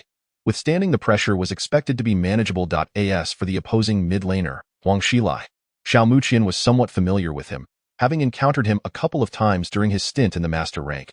Huang's landing style exuded confidence, yet it was tempered by an air of composure. The mention of Huang Xilai piqued the curiosity of the group, who gazed at Xiao Muqian with intrigue. Despite having fought alongside him on numerous occasions, they had yet to witness him lose to any other mid laner, leaving his true prowess shrouded in mystery. Li Furong and the others harbored a subtle suspicion that Xiao Muqian might indeed be a top-tier mid laner within the master or even the king ranks. Rest assured, I will keep him in check, Xiao Muqian remarked with a smile, his words succinct and forthright. The implication was clear. He believed he could dominate Huang Xilai. Muqian, could it be that you're truly a king rank player? Gao Jianxiang suddenly inquired. This question had lingered in his mind for quite some time, and he had hesitated repeatedly over whether to ask, concerned about how Xiao Muqian might react. Yet, having spent considerable time together, he felt a growing impatience to uncover the truth. The others were equally eager to know, especially Li Furong, for Gao Jianxiang had articulated a question he had long pondered, one that had previously gone unanswered. Upon seeing the palpable curiosity etched on their faces, Xiao Muqian decided to drop the veil of secrecy, as it was not a matter worthy of concealment, and he nodded in acknowledgement. The moment he did so, the members of Dawn of Radiance erupted in excitement. Gao Jianxiang was the first to widen his eyes in astonishment, exclaiming, "Goodness, it's true. I knew it. With such remarkable skills, how could you not be a king rank player? Incredible, Muqian, truly incredible. How surprising," Han Songjie remarked, a look of realization dawning upon him. Li Furong and Gong Cheng remained silent, yet their expressions betrayed their astonishment, revealing that their inner turmoil was anything but tranquil. "Let us go.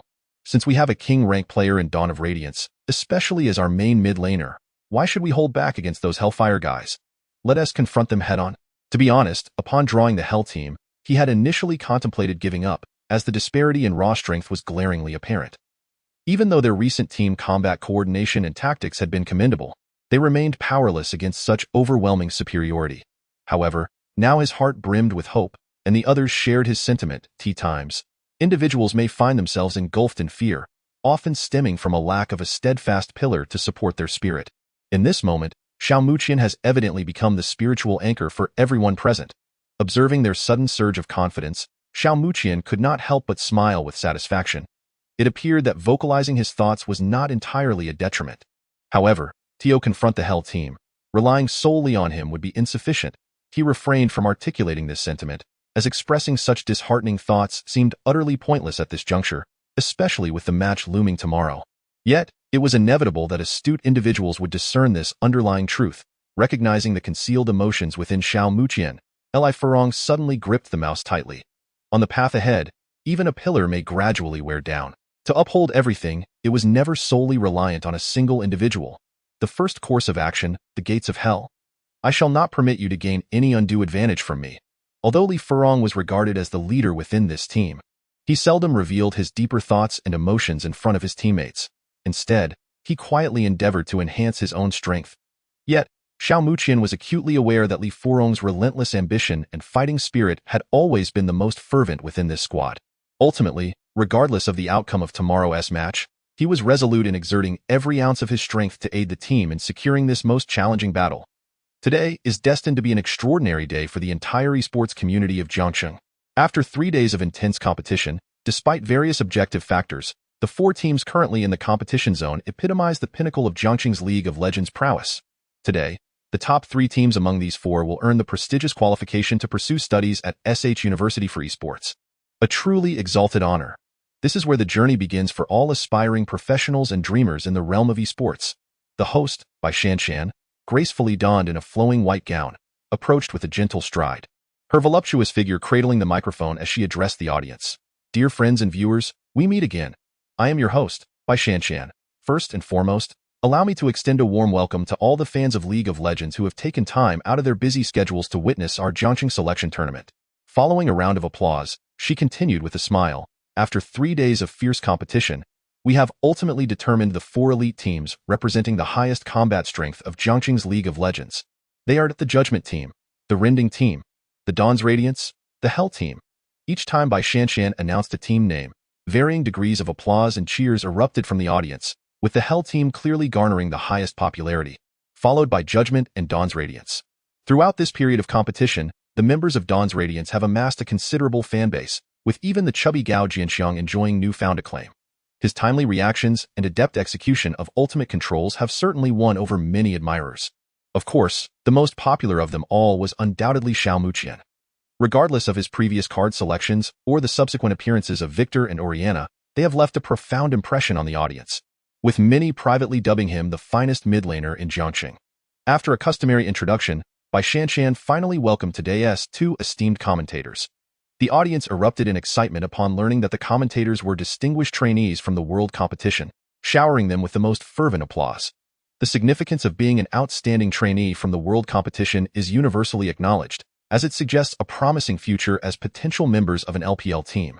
When the audience spotted that one of the exceptional trainees was a remarkably pure and charming young woman, her extreme cuteness propelled the cheers to unprecedented heights. In this world, remarkable women invariably capture admiration, and those who are both talented and beautiful can drive one to madness. Chapter 38. The Semi-Finals. Wow, Muqian, do you see that commentator from the world competition over there? She is absolutely adorable. As the audience erupted in applause, Gao Jianxiang turned his gaze toward the commentary desk, feeling his heart race. Unable to contain his excitement, he shared his discovery with the nearby Xiao Muqian. Indeed, she is incredibly cute, Xiao Muqian replied with a smile. What kind of expression is that, Muqian? As a male, don't you feel a surge of blood rushing through you? Gao Jianxiang exclaimed. Displaying an incredulous expression, he was genuinely surprised. Xiao Muqian appeared completely unfazed, as if silently conveying, "What is the big deal? I've seen this girl before." In stark contrast, the other members of Dawnlight were, to varying degrees, enchanted by the girl standing at the commentary desk, her gentle smile affecting them all. They collectively harbored a singular thought. Under her gaze, they absolutely could not afford to lose this crucial match. Xiao Muqian found the situation rather amusing. He had not anticipated that Xiao Ning's charm could so effortlessly ignite the fighting spirit of these internet-addicted boys. As the competition for the top 4 commenced, the format transitioned to a best-of-3, both 3, significantly testing the true abilities and depth of each team. Consequently, the pressure on the players from both sides increased imperceptibly, competing in a both-3 format challenges each player's mentality. In previous qualifiers, some teams that were initially strong faltered after inadvertently losing the first game, leading to a collapse in their mindset and an inability to showcase their true potential, resulting in a disastrous defeat. This time, Dawnlight's draw against the Hell team was undoubtedly a tough matchup. Yet this very challenge propelled them to adopt a challenger's stance against the Hell team, determined to give their all. The 10 players quickly took their seats and underwent a series of mechanical checks. While they inspected and calibrated their equipment, Su Yuning engaged in a discussion with her fellow commentator, Li Mingao, regarding their perspectives on the upcoming match. When Li Mingao was asked which team he favored more, he replied without hesitation, "Dawn's Radiance is commendable, yet I must assert that the gap between them and the Hell team is far greater than merely a small difference, particularly in the mid and bot lanes. The Hell team's star ADC, who is also their captain, Hellfire, is certainly well known to the audience present, a king-tier ADC from the 1st District, a streamer of formidable skill and popularity on Douyu. In contrast, Huang Shilai possesses astonishing prowess as a master from the 1st District. However, the mid laner from Dawn's Radiance, ranked Platinum 1, pales in comparison. Though I have heard that he performed admirably in recent matches and showcased a carry-level performance, perhaps he has concealed some of his true strength, yet I believe the outcome will remain unchanged." At this point, Li Mingao smirked and concluded that he would be thoroughly suppressed by Huang Shilai, rendering him incapable of displaying his previous abilities. What the heck? Is this male commentator from the world competition an idiot? Has he even watched the matches? How can he speak so casually about the esteemed Xiao Dashan? Protested a fan of Xiao Muqian from the audience. There were quite a few of them, but there were equally as many to counter. They argued that his remarks were overly blunt, yet the essence of his words held weight. What prowess does Huang Shilai possess? A master from the 1st District? I've heard he will soon ascend to king status. Can this Xiao Muqian surpass him? How do you know that Xiao Dashan isn't already a king? Come on, there are only about 200 kings in the 1st District, most of whom are claimed by streamers from various platforms and professional team players. If he were truly that exceptional, wouldn't we have heard of him by now? Huang Shilai has even duo-queued with Hellfire before, and that day he triumphed over a certain second-tier professional player from LSBL. What is this insignificant Xiao Muqian in comparison? Triumphed over a second-tier professional player? Upon hearing this, those who initially supported Xiao Muqian suddenly felt their confidence waver. Against Huang Xilai, who had defeated a second-tier professional player, could Xiao Dashan truly deliver another spectacular performance as he had previously? Just as those supporters felt their resolve faltering, a gentle voice from the commentary booth, seemingly filled with unconditional faith in someone, suddenly resonated. I believe that Xiao Muqian from Dawn's Radiance is the stronger player. He will undoubtedly defeat his opponent and lead his team to victory.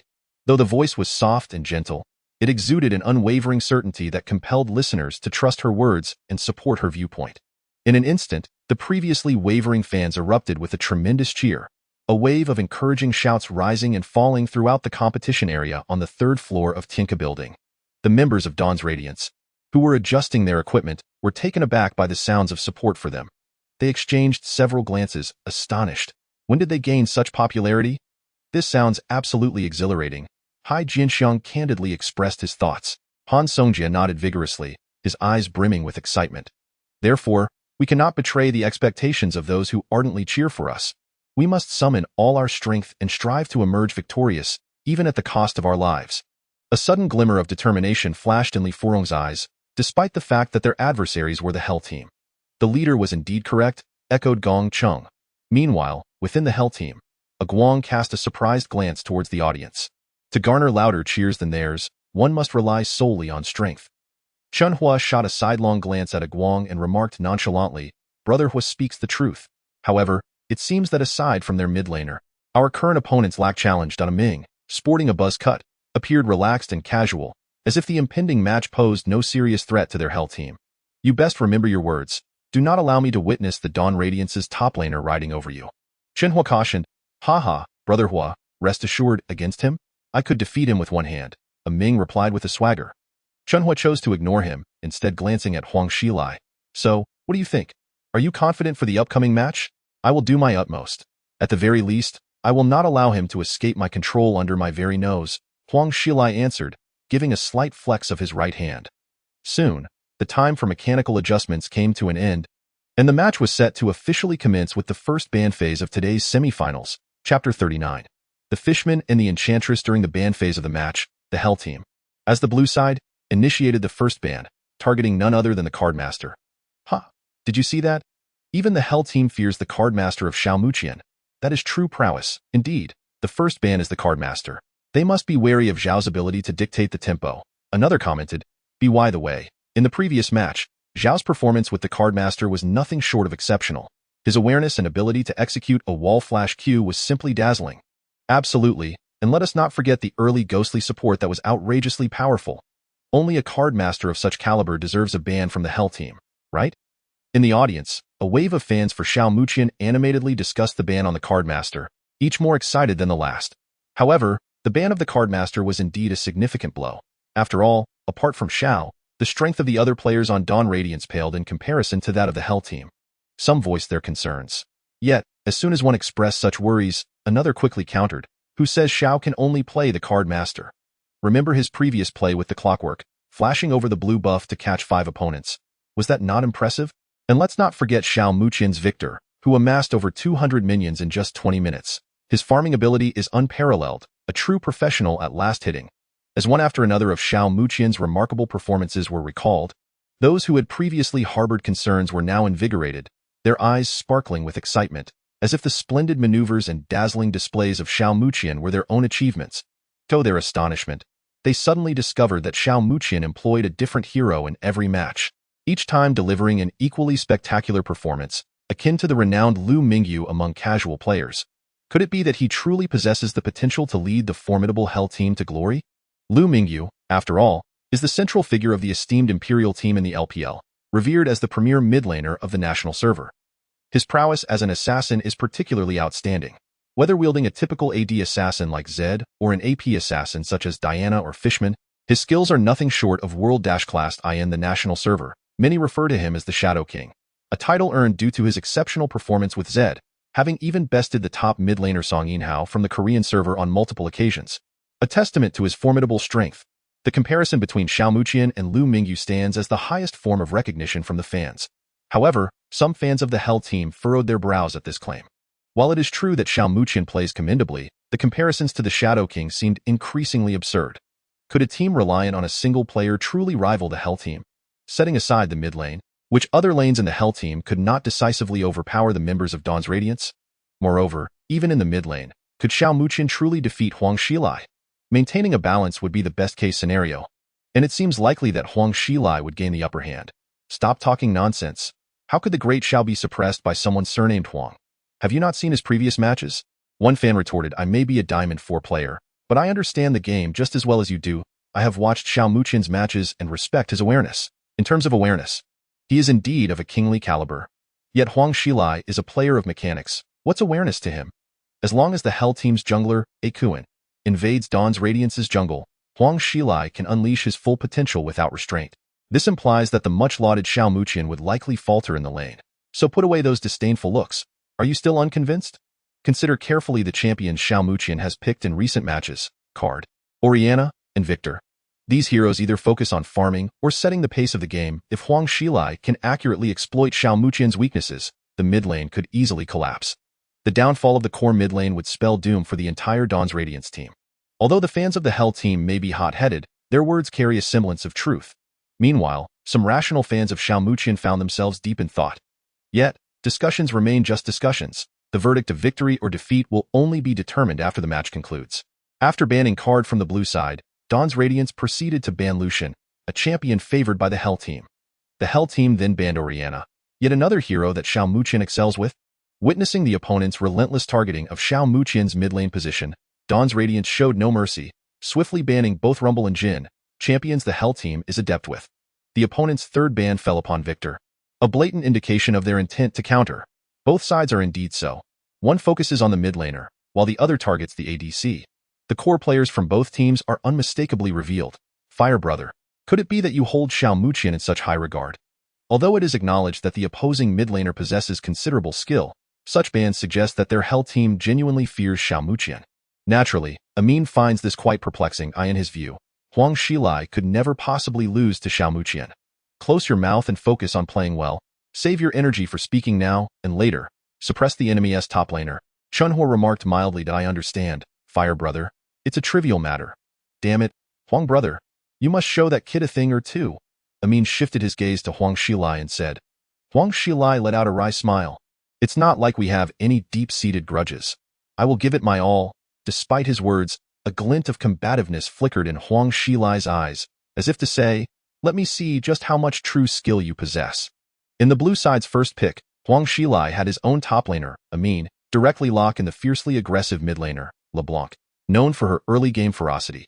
Amin was both excited and pleased to see Huang Xilai make such a confident choice. This truly showcased the imposing aura of the second-in-command of the Hell Team, LeBlanc. A peculiar expression crossed the faces of several members from Dawn's Light, an inexplicable sense of relaxation washing over them. Recently, many skilled players have taken a liking to this champion. Xiao Muqian, however, bore no ill will towards it. This was indeed the truth. LeBlanc's overwhelming strength in the early to mid-game allows her to amplify any slight advantage she gains, and through frequent roams, she can dictate the game's tempo. Skilled LeBlanc players often take charge in the early game, leading their teams to victory. Thus, her pick rate in today's high-tier matches in the national server is quite high. In light of LeBlanc's confidence, Xiao Muqian decisively commanded, Furong, lock in Alistair. Li Furong nodded and secured Alistar. This champion possesses a certain counter to LeBlanc. If he can ensnare her the moment she dashes in with her W, they can easily take her down with the help of teammates. Moreover, he is a formidable tank who can bear the weight of the team. After Li Furong locked in his champion, Xiao Muqian glanced at Gao Jianxiang, saying, Old Gao, grab me fishman. Alright, Gao Jianxiang hesitated for a brief moment, but quickly locked in the hero. His moment of hesitation stemmed from the fact that he had never seen Xiao Muqian play this champion before. Yet he was filled with confidence in him. After all, Muqian was a genuine king of rank 1, and playing a popular and overpowered mid laner like Fishman would be a breeze for him. In the subsequent selections for the Hell Team, they secured the jungler Gragas and the top laner Fiora. In the current version, Gragas boasts good jungle clear efficiency, strong gank potential, and possesses a decent amount of damage while also being tanky. He can initiate team fights and provide support during retreats, making him a highly functional jungler with exceptional overall capabilities. As for the top lane champion Fiora, once she has acquired her core items, She becomes a veritable nightmare for the enemy backline. Thanks to the presence of true damage, she can also deal significant damage to the frontline if she manages to execute her ultimate in a team fight. The ensuing healing can indeed turn the tide of battle. We can observe that the Hell team has opted for Fiora in the top lane alongside the jungler Gragas. With Gragas in their arsenal, it is believed that the jungler Akuin can bring a commendable rhythm to the team. In the commentary booth, Li Mingao remarked. Following this, it was time for Dawn's Radiance to make their selections. After some contemplation, they secured the jungler Nunu and the support Morgana. Nunu. This champion has become quite rare in competitive play, perhaps reflecting the jungler's understanding of the disparity between their team and the opponents, thus opting for a no glory, no blame mindset with Nunu, a decision that must be acknowledged as astute. I have heard that Dawn's Radiance's strength lies in their mid lane. Thus, it remains to be seen whether the mid laner Xiao Muqian can indeed confer an advantage upon the team. Li Mingao chuckled. The draft continued, and now it was Hell Team's turn, seemingly well prepared as they swiftly selected Ezreal and Janna. Ezreal and Janna? This combination appears quite uncommon compared to Ezreal and Sona.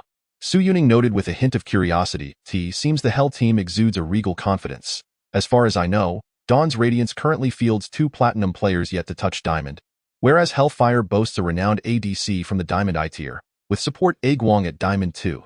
The disparity in the bot lane is glaring, and thus, the drafting does not require such formality. Li Mingao stated, his tone deceptively neutral yet laced with subtle sarcasm. Those perceptive enough have already sensed that Li Mingao, hailing from the World Championship, appears to harbor a certain bias against Dawn's Radiance. Logically, there should be no intersection between the two teams. Meanwhile, others are speculating on why Aguang has chosen Janna as his support. As for the reason, it is likely known only to those within Dawn's Radiance. On a previous occasion, Aguang and their captain Qian Hua queued together in the bot lane and encountered a formidable opponent, whose support was indeed Janna. In that match, the protection offered to their ADC Vayne was nearly flawless, leaving a profound impression on Aguang. Hence, today, he aims to replicate that performance through the champion Janna. Ultimately, for the remaining ADC position, Dawn's Radiance selected the strong early-game champion Tristana. Han Songjia's rationale was simple. Employing a weaker ADC in team fights or for utility purposes on the lane would make it nearly impossible to withstand the relentless onslaught from Hellfire. Rather than that, it is more prudent to directly confront them with the formidable Tristana, and even in defeat, they could glean invaluable experience from the encounter. Thus, the team compositions have been finalized. On the blue side, Hell Team features top lane Fiora, mid lane LeBlanc, jungler Gragas, ADC Ezreal, and support Janna. On the purple side, Dawn's Radiance team. In the top lane, we have the formidable Tree Champion, while in the mid lane, the elusive Fish Champion takes his place. The jungle is occupied by the ever-reliable Nunu, and the ADC role is filled by the agile Airplane Champion alongside Morgana. The map is loading. The match is officially underway. During the early stages of the game, both junglers opted to commence their endeavors in the upper jungle, which has become the prevailing strategy. This approach allows the bottom lane to secure the stone golem or the frog for their ADC, enabling them to swiftly reach level 2. Han Songjia and Gong Chung initially struggled to adapt to this somewhat advanced gameplay style. However, facing the adept bottom lane duo of Hellfire and Aguang, if their ADC falls behind by even a single level, it could spell disaster. Nevertheless, the disparity in skill between the two sides became apparent from the outset. After leaving a few saplings behind, the Tree Champion made his way to the top lane. At that moment, the Barrel Champion, having stealthily circumvented vision from the purple side's top lane brush, executed a surprise invasion into the purple jungle's red area. The Barrel Champion seized the opportunity to snatch the red buff just as it was weakened by Gao Jianxiang's Nunu. Subsequently, he collided with Gao Jianxiang's Nunu, who was ill-equipped to counter due to having only learned his Q ability at level 1, forcing Nunu to use his flash to escape. Nice. Akuin's timing for the invasion was impeccable, remarked Su Yuning. The Barrel Champion, after claiming the red buff, continued to clear Nunu's jungle, swiftly dispatching the F4 camp. The rhythm of the Hellfire team was indeed formidable. After finishing the stone golem in Nunu's jungle, the Barrel Champion chose not to retreat, but instead launched a gank against Li Furong's Tree Champion. The tree was already positioned cautiously, yet he was caught off guard by the Barrel Champion's relentless pursuit following his initial advantage, resulting in yet another flash being forced out. Damn, Akuin's jungle play is quite aggressive. You all should be cautious. I can only play it safe and farm now, Gao Jinxiang lamented, feeling quite constrained. Despite the frustrating predicament, he recognized his lack of skill in the jungle compared to his opponent. Yet, the Dawn of Light team, finding themselves in a precarious situation early on, refused to succumb to despair. In the bottom lane, Han Songjia and Gong Cheng were both intensely focused. During the first skirmish, Han Songjia's airplane successfully dodged a cunningly angled cue from the opposing Ezreal, managing to gain a slight edge in health. Although securing a health advantage over Ezreal might not seem particularly remarkable, they were facing Hellfire. It was crucial to stabilize their current situation. Under immense pressure, Han Songjia bit his lip, contemplating his next move. Meanwhile, in the commentary booth, Li Mingo's attention was primarily directed towards the mid lane, where Xiao Muqian was positioned. He could barely contain his anticipation to witness this rogue's impending downfall under the scrutinizing gaze of Su Yuning. Despite knowing that anyone favored by Su Yuning would likely be no slouch. This time the opponent was Huang Xilai, a master-tier player, wielding the formidable champion, LeBlanc. In the earlier stages, the Enchantress effortlessly maintained her dominance over the Merman, gradually expanding her advantage. Before long, the Merman would find himself in an exceedingly precarious situation. Come now, let me behold your disheveled visage. The malevolent thoughts of Li Mingo incessantly stirred within him. Chapter 41. The strategy of Xiao Muqian in the mid lane. Huang Xilai maneuvered his Enchantress forward with deliberate precision, attempting to execute a wave of harassment. However, as anticipated, his adversary retreated a step, deftly evading the range of his spells. From the outset until now, the Merman was nearing level 3, yet Huang Xilai's Enchantress had failed to inflict any substantial damage on Xiao Muqian's Little Merman.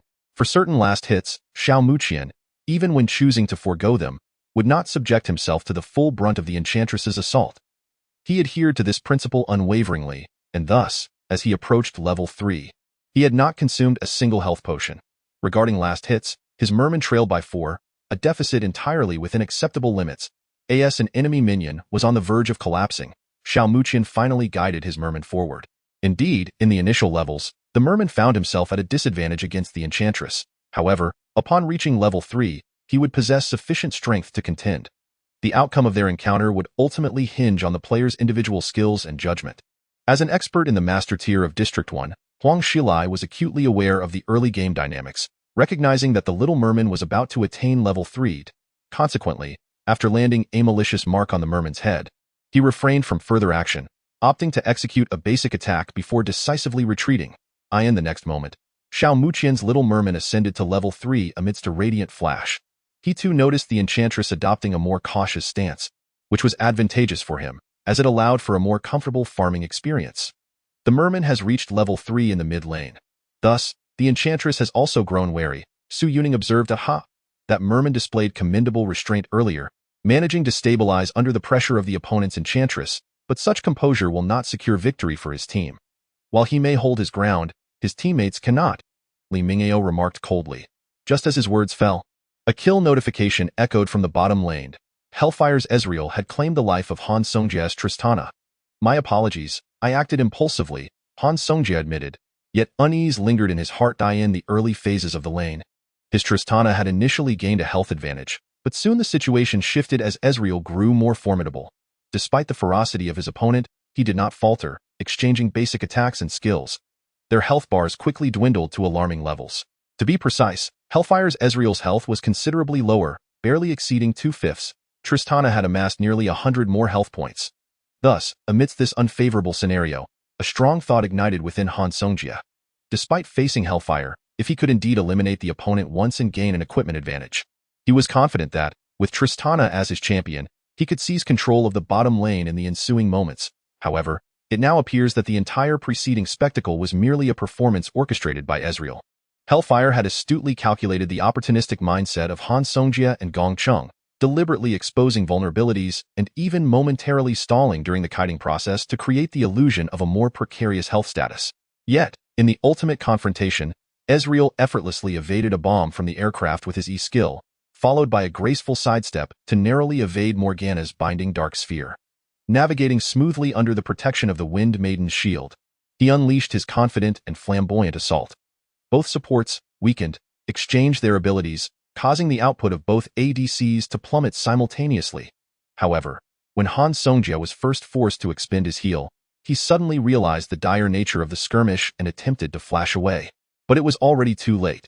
The aircraft, ensnared by the Wind Maiden's slow, found itself with no avenue of escape, ultimately succumbing to Ezreal's flash-initiated basic attack, followed by a Q, successfully predicting the aircraft's movements and taking it down. In this exchange, Ezreal and the Wind Maiden executed flawlessly, claiming the aircraft's life, which emboldened Hellfire to act with even greater audacity. Moreover, ever since Gao Jianxiang was compelled to flash and relinquish the red buff, Ekuan's jungle barrel has persistently sought him out in the wilderness, encountering multiple ambushes. Although he was not slain, he was nonetheless forced to abandon his half-farmed jungle camps, leading to a widening economic gap. Meanwhile, in the top lane, Aming's Fiora displayed a formidable momentum. With Gao Jianxiang heavily suppressed in the jungle and Vision firmly under Hellfire's control, Aming's Fiora was able to dominate, steadily pressuring the Trent's last hits. Dawn's brilliance appeared on the verge of succumbing to a comprehensive disadvantage. However, it cannot be unequivocally stated just yet, as the mid lane holds the key. Since reaching level 3, the initially timid Fishman seemed to have undergone a transformation, adopting an exceedingly aggressive and ruthless playstyle. Seizing an opportunity under the guise of last hitting, he abruptly thrusts his trident forward, displacing himself beside the LeBlanc through a minion, activating W. Tidecaller S mark, and with the assistance of a potion, he struck fiercely at LeBlanc, depleting a portion of her health while placing her in a continuous bleed state. Huang Shilai's LeBlanc was quick to respond. Shortly after the Fishman approached, she unleashed a phantom chain at point-blank range. Should this bind connect, even if the Fishman utilized his E-skill, Trickster, to evade, he would still be ensnared by the second effect. Yet, to his astonishment, the Fishman executed a swift lateral sidestep at the very moment of his attack, narrowly avoiding LeBlanc's encroaching chain. Simultaneously, the Fishman retaliated with a second strike. Huang Shilai promptly activated his W to create distance, casting a malicious mark in response, but Xiao Muqian was determined not to take the hit, raising his trident, rendering himself untargetable, and then retreating in this exchange. Both parties utilized all three of their small skills, yet the outcome saw Xiao Muqian's Fishman landing 2 strikes on LeBlanc, while she failed to land a single hit on him. Thanks to the potion, the Fishman had fully replenished his previously drained health, whereas LeBlanc had lost 2/5 of hers. Absolutely stunning. Xiao Muqian's adept maneuvering with the little Fishman, draining health effortlessly, is nothing short of perfection, Su Yuning exclaimed with excitement, her face radiating joy. However, beside her, Li Mingao felt a somber cloud cast over his mood at the realization that Su Yuning was elated over that scoundrel's play. After all, it was merely a health drain. What was there to commend? Yet, it became evident that the drained health of the enemy champion, the alluring Kha'Zix, placed her at a distinct disadvantage in the forthcoming skirmish, allowing the little Fishman to develop steadily to level 6 after calling upon his jungler, Nu, to assist in pushing the minion wave to the enemy's tower. Xiao Muqian returned to base, purchasing a Doran's ring, a kill ring, and a pair of boots. With the gold he possessed, he could have simply acquired a Ladin's Echo, undoubtedly a core item for the Fishman in the early game. However, the initial choice of such scattered items provided a burst of power surpassing that of Ladin's Echo. This assortment of items enhanced the Fishman's roaming speed, provided ample spell power in lane, and improved his mana sustain. After equipping his gear, Xiao Muqian surveyed the map, and the situation was indeed grim. Every lane was being suppressed rather severely. Nevertheless, the opposing team played astutely, particularly in the bottom lane, where they opted for wave control instead of pursuing kills relentlessly. This tactic steadily widened the gap in minion farm between the two ADCs. At that moment, Han Songjia's Tristana had been pressured to the extent of falling nearly 20 minions behind, equivalent to the economic value of a kill. Moreover, having a hero as potent as Tristana being stifled so early in the game was a dire predicament. Something had to be done. The bottom lane was too cautious to engage, and as for the top lane, the minion wave was indeed closer to their purple side. Yet, merely having a Fiora was somewhat insufficient. Gao Jianxiang, after you finish with the Gromp, head up to gank Fiora, Xiao Muqian instructed. But I just saw Fiora pass by the Tribrush. There's likely a ward in the river brush, making it difficult? Gao Jianxiang hesitated, reluctant to attempt a fruitless gank, especially given his poor economic state and the pressing need to catch up in farm. No worries. Just trust me, go directly through the Tribrush. I guarantee you'll reap rewards, Xiao Muqian asserted confidently. All right, if you say so, Gao Jianxiang acquiesced, albeit with a hint of skepticism. Yet, with the situation having deteriorated so, it was better to heed Muqian's advice. Perhaps fortune would smile upon them. Xiao Muqian's Fishman swiftly traversed from the base to the jungle, crossing into the Dragon's Canyon, executing a whimsical flip. All right, prepare to move, he commanded, keeping an eye on his E-skill's cooldown. After a brief interval of 7 or 8 seconds, he urged, Nu, proceed now. Hide in the brush. Gao Jianxiang nodded, albeit with lingering doubts, as he concealed himself in the foliage. Meanwhile, the Hell team promptly caught wind of their movements. After finishing off a frog, a Kuan circled behind their tower, saying, "Huang Gu, you should come too. The opposing fishman is likely lurking behind the top tower, waiting for an opportunity. Shouldn't we crush them in this 3v3? Huang Shilai nodded. "I'll be there shortly. I am the shadowy recesses concealed by the wall in the lower right corner of the Great Dragon Canyon." The small fishman crouched, quietly inserting a decorative eye into the partition, patiently awaiting his moment. Chapter 42. The Ensnared Demoness. Meanwhile, from a divine perspective, the audience could clearly observe the fishman's insidious positioning within the blind spot of the Great Dragon Canyon. While the demoness, at that moment, executed a displacement, hastily traversing the river path towards the top lane, a wave of gasps erupted from the crowd. They had previously been puzzled by the fishman's seemingly idle crouch, contemplating the potential loss of minions and experience should the demoness advance her lane to the tower. Yet, to their astonishment, Huang Shilai's demoness seemed to act on the fishman's unspoken command, making her way to the top lane and even utilizing her W ability. This fishman possessed remarkable awareness, in an inconspicuous corner, distanced from the audience. A young man was intently watching the match. He was Wu Kan, the mid laner and captain of the Judgment team, situated in the master tier of the first region. However, his understanding of the mid lane role was far more comprehensive and profound than Huang Shilai's. Wu Kan pondered how Huang Shilai could have anticipated this move so swiftly. Beside him, his top lane teammate, Dashin, inquired with confusion. After a moment of silence, Wu Kan seemed to deliberate internally before affirming his conclusion. Strategy? Nu was merely a fuse. Amidst the dawn's radiant light, there existed a figure, or rather, that was Xiao Muqian, who ignited this spark. "I don't understand," Dashin said, scratching his head, struggling to grasp the captain's words. "You'll see as it unfolds." In any case, the Hell team has been somewhat outmaneuvered, Wu Kan concluded, his gaze fixed on the fishman lurking in the shadows. A glint of sharpness emanating from his eyes. It was indeed the World Championship qualifiers. Even an ostensibly inconspicuous team was capable of harboring such a role. "You go ahead and engage. Don't question why. There's no time for explanations. Go." Xiao Muqian suddenly raised his voice, knowing that both Gao Jianxiang and Li Furong would likely harbor some doubts, yet time left no room for further clarification. Responding to the command, Li Furong's Treant took the initiative. Despite having faced some disadvantage in prior skirmishes against the duelist, he had not lagged in experience and had also reached level SIX, as long as he prevented the opponent from executing a healing zone. They had a fighting chance. With this thought, Li Furong maneuvered the Treant forward, raising its gnarled wooden hand to deliver a powerful blow, an arcane shockwave poised to repel the duelist. However, the opponent reacted swiftly, seemingly anticipating the Treant's action, and raised her silvery blade and advanced. Lawrence I slash, block completed, countering, stunning the Treant. The duelist unleashed her ultimate ability, exposing myriad vulnerabilities on the Treant, who was immediately pierced by her first strike, followed by a slicing maneuver that traversed the Treant's defenses, striking a second weak point. The Treant's health plummeted, yet once freed from control, he promptly activated his own ultimate, Vortex of Vengeance, a swirling maelstrom imbued with ancient magic enveloping him, significantly reducing the damage inflicted by his adversary. At this moment, Nu had also rushed out, swiftly bestowing upon the Treant a blood boil, enhancing both its attack speed and movement velocity. Li Furong's Treant, empowered by this unforeseen acceleration, adeptly maneuvered sideways towards the wall adjacent to the triangular brush in the top lane.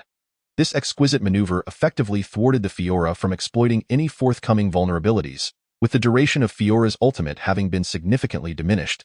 It soon dissipated, and at that moment, Nu unleashed a shard of ice upon her, inflicting damage while simultaneously slowing her down. However, Fiora had no intention of retreating. The reason was simple. The lurking Akun, with his jungle barrel, had already arrived, now indulging in the potent spirits within his cask. His corpulent form began to take on a purplish hue as he lurched forward towards the Treant and Nu, who stood closely together mid-charge. Amidst a flurry of shimmering gold, he covered an astonishing distance in an instant, ensnaring both Nu and the Treant in his grasp. "E-flash, fear not, I shall be there momentarily." A faint smile graced Xiao Muqian's lips. His adversary had finally taken the bait. Just moments earlier, his fishman had unleashed his ultimate upon the shadowy figure of the Black Rose that had abruptly entered his line of sight. Great shark assault. Unbeknownst to him, Huang Shilai, caught off guard by the fishman's ambush, found himself engulfed by the surging waters. He was acutely aware that, In a fleeting moment, a deadly shark would leap from the depths of this watery embrace. Clamping down on his beloved Ari, cursed wretch, Huang Xilai felt a chill of despair wash over him. Yet his reflexes remained sharp as he promptly executed his ultimate and flashed forward, a second displacement. However, Xiao Muqian's fishman had anticipated this movement, synchronously executing his own flash. The instant he flashed, he activated his freshly cooled E ability, propelling himself to swiftly close the distance on Ari's figure. At this juncture, Ari could not evade the massive shark, which seized her in its jaws, lifting her into the air. The fishman activated his ultimate. Ari's health plummeted rapidly, and just as her clone was on the verge of being summoned, the fishman ignited her. Huang Xilai sensed the chilling grip of death encircling him, yet he was unwilling to concede. He retaliated with a slightly preemptive shadow chain. However, Xiao Muqian's fishman deftly sidestepped in an entirely opposite direction, executing a maneuver that diverged from his previously rhythmic right-side advances. The prior positioning had merely served to confound. This decisive leftward step utterly extinguished any hope for Ari's survival. The cooldown on Ari's W ability was excruciatingly lengthy in the early game, and despite being a primary W user, it still had a 14-second cooldown. Even with some cooldown reduction items, without magic resistance, Ari ultimately could not withstand the fishman's explosive damage. In this rapid pursuit, Ari met her demise beneath the fishman's trident. To make matters worse, upon slaying Ari, the fishman, having displaced twice, found himself alarmingly close to the main battlefield in the top lane. Witnessing this unfolding spectacle, the audience, particularly the fervent fans of Dawn's Radiance, erupted in exhilaration. Alas, who was it that claimed that Xiao Deshun would be overwhelmed by Huang Xilai? I would gladly deliver a resounding slap to your face, compelling you to open your eyes wide and truly comprehend who precisely eliminated whom. What? You dare to suggest this was merely an ambush? It hardly constitutes honorable combat. Allow me to rectify your assertion. This is a matter of intellectual superiority, do you understand? Is there anyone else? This recent solo kill has invigorated the spirits of the fans of Dawn of Light, who were previously burdened by the weight of defeat, as they found themselves at a disadvantage. After all, Huang Xilai, the mid laner of the Hellfire team, is a renowned figure in the realm of national servers. Chapter 43. The intimidating solo kill following Xiao Muqian's successful elimination of the enchanting assassin. Just as he anticipated, the presence of the small fishman on the front line felt akin to placing a heavy weight on an otherwise balanced scale, ultimately leading to the fishman claiming the life of the dual-wielding swordswoman. As for the barrel-wielding hero, he too was unable to escape, falling prey to the grasp of the Treant. The Treant's acquisition of this kill was pivotal, enabling him to procure defensive items early on and absorb substantial damage in team fights. However, the more critical point remains that the fishman has once again secured a kill. Possessing 2 early kills makes him a formidable threat. Nonetheless, overall, the Dawn of Light still finds itself at a disadvantage. Although they have managed to secure more kills on the scoreboard, a closer examination of the economic situation reveals that the Hellfire team holds the upper hand, largely due to superior last hitting across the lanes. Even Xiao Muqian, in the mid lane, finds himself at a slight disadvantage in terms of minion kills, not to mention the other lanes, where the cumulative effect of these last hits extends beyond the mere tally of 2 kills. Yet, from another perspective, it is already a success for Dawn of Light to be able to achieve a slight lead in kills against the Hellfire team in the early stages. At the very least, for many fans of the Hellfire team present, this development is nothing short of astonishing. The mid laner of Dawn of Light has truly managed to set the pace. Could it be that they genuinely have a chance to triumph? In an instant, the competitive atmosphere grew exceedingly tense. After securing 2 kills, the fishman, now equipped with the abyssal item, displayed a certain audacity when confronting the enchanting assassin, in the mid lane. The confrontation of AP against AP renders the power of the abyssal item indisputable, as it not only enhances one's own magic resistance, but also diminishes that of the opponent. In this exchange, the fishman effortlessly seized the advantage. Additionally, the opposing jungler, the barrel-wielding hero, is also an AP-type champion, and the abyssal item proves effective against him as well. Huang Xilai, being a clever individual, is acutely aware that he is likely to find himself at a disadvantage in the upcoming skirmishes. His movements become exceedingly cautious, and he refrains from carelessly deploying his W skill.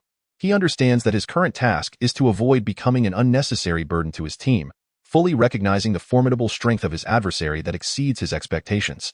Huang Xilai's approach undoubtedly vexes Xiao Muqian, as he has yet to reveal any vulnerabilities.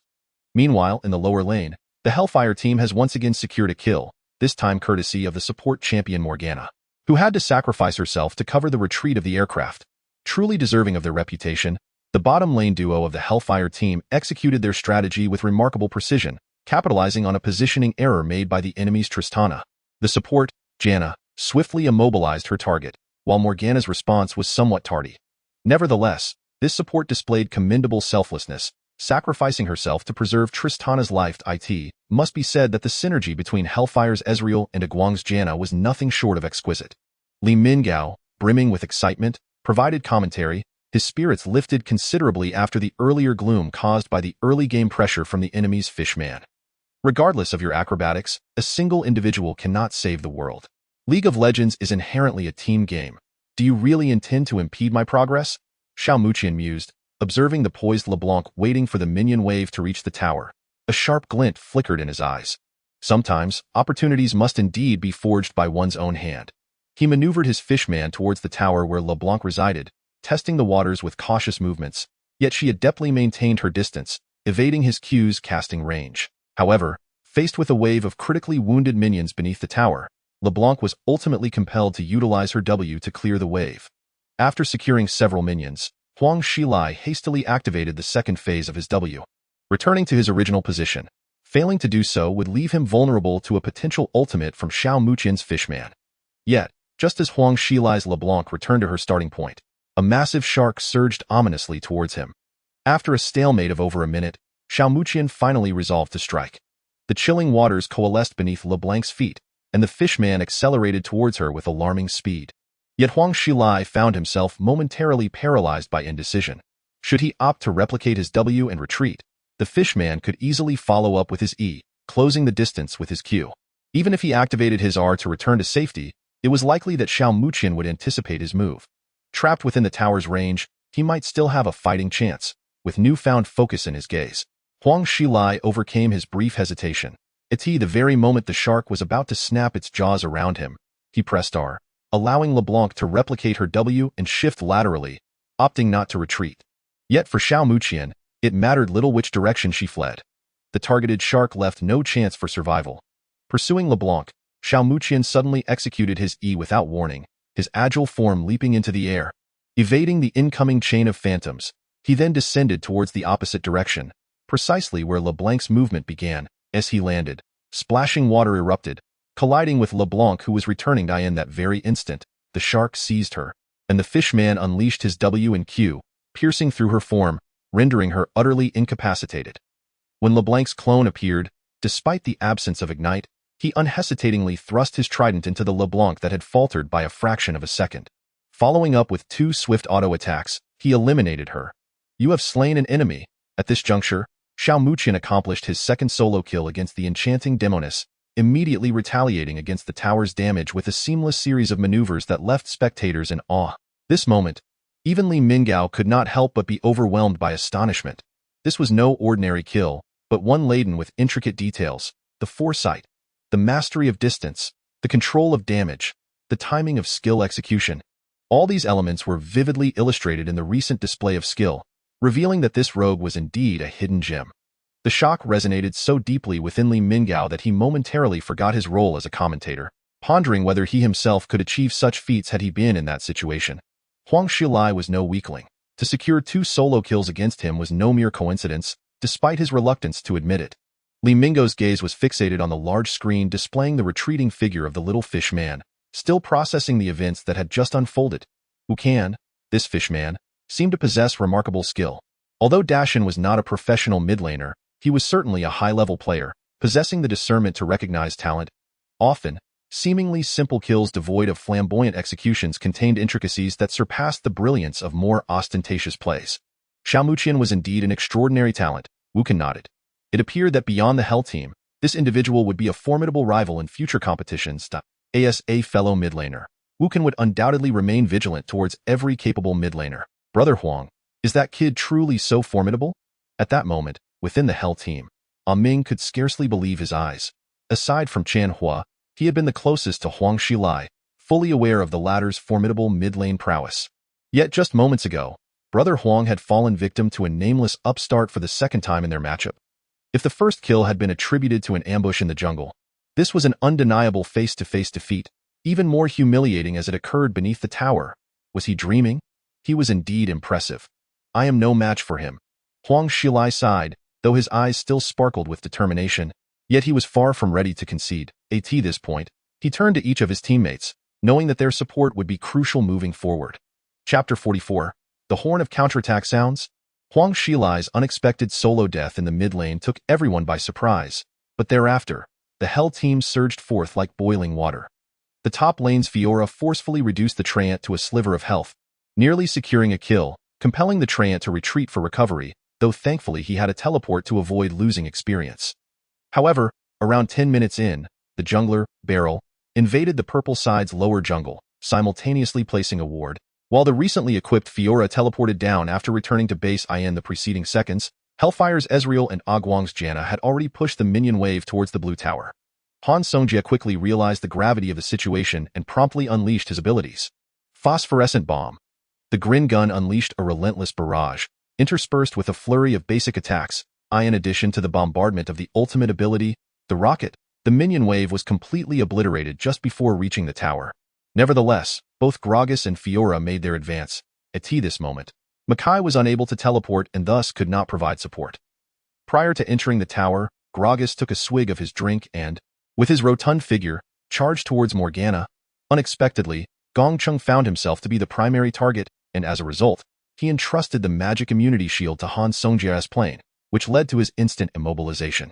Fiora then followed suit, unleashing her ultimate ability and employing her exquisite swordsmanship to swiftly carve out a healing zone, which, in conjunction with Ezreal's damage output, quickly dispatched Morgana. Thanks to the healing zone, Gragas was able to withstand the onslaught with relative ease. He then unleashed his ultimate ability. Although it failed to have any effect due to the magic immunity, it did shatter the shield nonetheless. At that moment, Janna seized the opportunity to flash in and cast her ultimate, interrupting the fleeing plane and pulling it back. Gragas then retreated from the tower, allowing Fiora to absorb the tower's damage. And together they effortlessly secured the kills of the duo from Dawn's Light under the tower. Following this, they took down the tower and swiftly proceeded to claim the dragon. Meanwhile, upon witnessing their bottom lane being surrounded, Nunu and the Fishman rapidly began dismantling the mid lane tower, while LeBlanc hesitated to defend the first mid lane tower alone, knowing that a single shark could mean the loss of both herself and the tower. With Nunu's attack speed boost, the duo successfully destroyed the first mid lane tower, while Makai in the top lane had been developing on his own for a while. Overall, although this engagement resulted in a loss, it was still somewhat acceptable. The only player flourishing on the side of Dawn's Light was the Fishman, boasting a 3-0 record along with gold accrued from a defensive tower and 93 minion kills at the 12-minute mark. He currently possessed an abyssal item, a Doran's ring, and a 4-stack killing ring, complemented by cooldown reduction boots, making his equipment quite formidable. The singular point of potential resurgence for Dawn's Light rested solely upon this Fishman. In a corner, Wukan offered his commentary. Deshaun nodded, recognizing the same. Yet couldn't he help but notice that the Fishman's teammates seemed rather lacking in skill. Deshaun pursed his lips, reflecting on the Fishman's poor choice of allies. Oh, right, he seemed to not even be the captain of this team. It was quite a predicament. Xiaomuqian glanced at the map. The enemy's first mid-lane tower had already fallen, presenting a prime opportunity for him to roam. However, true to their moniker, the Hell team had already organized a team fight in the mid lane. The Hell team's strategy was astutely executed. At this juncture, Dawn's Light possessed only the Fishman as a strong point. Yet, as the saying goes, a single tree cannot support a forest. As long as they grouped together, they could easily overwhelm their opponents, Li Mingao remarked. Although the Fishman's impressive performance unsettled him somewhat, he understood that should they lose the match, even the most dazzling display would bear no significance. The enemy's sudden grouping forced Dawn's Light to dispatch personnel for defense, and the only silver lining was that they had indeed reacted in time. Without timely reinforcements, they could have easily surrendered their first mid-lane tower. Within the team, Han Songjia's plane and Morgana both possessed decent wave-clearing capabilities, which hindered the enemy's advance. Due to the presence of the Fishman, the Hell team dared not recklessly tower dive. The situation stagnated in the mid-lane, with both sides farming minions in a stalemate. However, after being suppressed for over 10 minutes by Xiaomuqian's Fishman, Huang Xilai finally seized an opportunity. He adeptly maneuvered his LeBlanc, executing a seamless combination of 3 skills in swift succession, landing a strike on the enemy's plane within the minion wave. Although Huang Xilai did not secure a kill, his last hitting remained impressive, allowing him to retain a significant item, the Abyssal Scepter. Coupled with the formidable nature of LeBlanc, this sequence rendered Han Songjia's plane severely crippled. Faced with this predicament, Han Songjie could no longer afford to carelessly clear the minion wave. He hesitated, contemplating whether to retreat to base. Yet, should he return, the enemy would undoubtedly capitalize on the opportunity to damage or even destroy their mid-turret. Master Huang, do not go back. Position yourself slightly forward to draw their attention, Xiao Muqian advised, retreating stealthily into his jungle path, making his way towards the dragon's abyss, then leaping over with an E ability. At that moment, he activated a scan, circling around to the enemy's F4, discovering, as expected, the absence of vision. Meanwhile, the opponent seemed to have noticed the fishman's disappearance and became exceedingly cautious. The fishman must be lurking behind the tower, or perhaps planning to initiate a surprise attack. Chen He remarked gravely. Given the low health of the enemy plane, which stubbornly remained on the field, a sense of foreboding arose. He must be attempting to act as bait, leading suspicion towards the vanished fishman. The riverbanks were already under the Hell team's vision, yet upon hearing Chen He's warning, a Guang cautiously ventured into the river to place a ward, and then positioned another at the entrance of their lower jungle before planning to return. Is the captain being overly cautious? How could the fishman possibly take such a long route? Not long ago, he was just beneath the tower. It would be more prudent to focus on dismantling their outer turret, he pondered.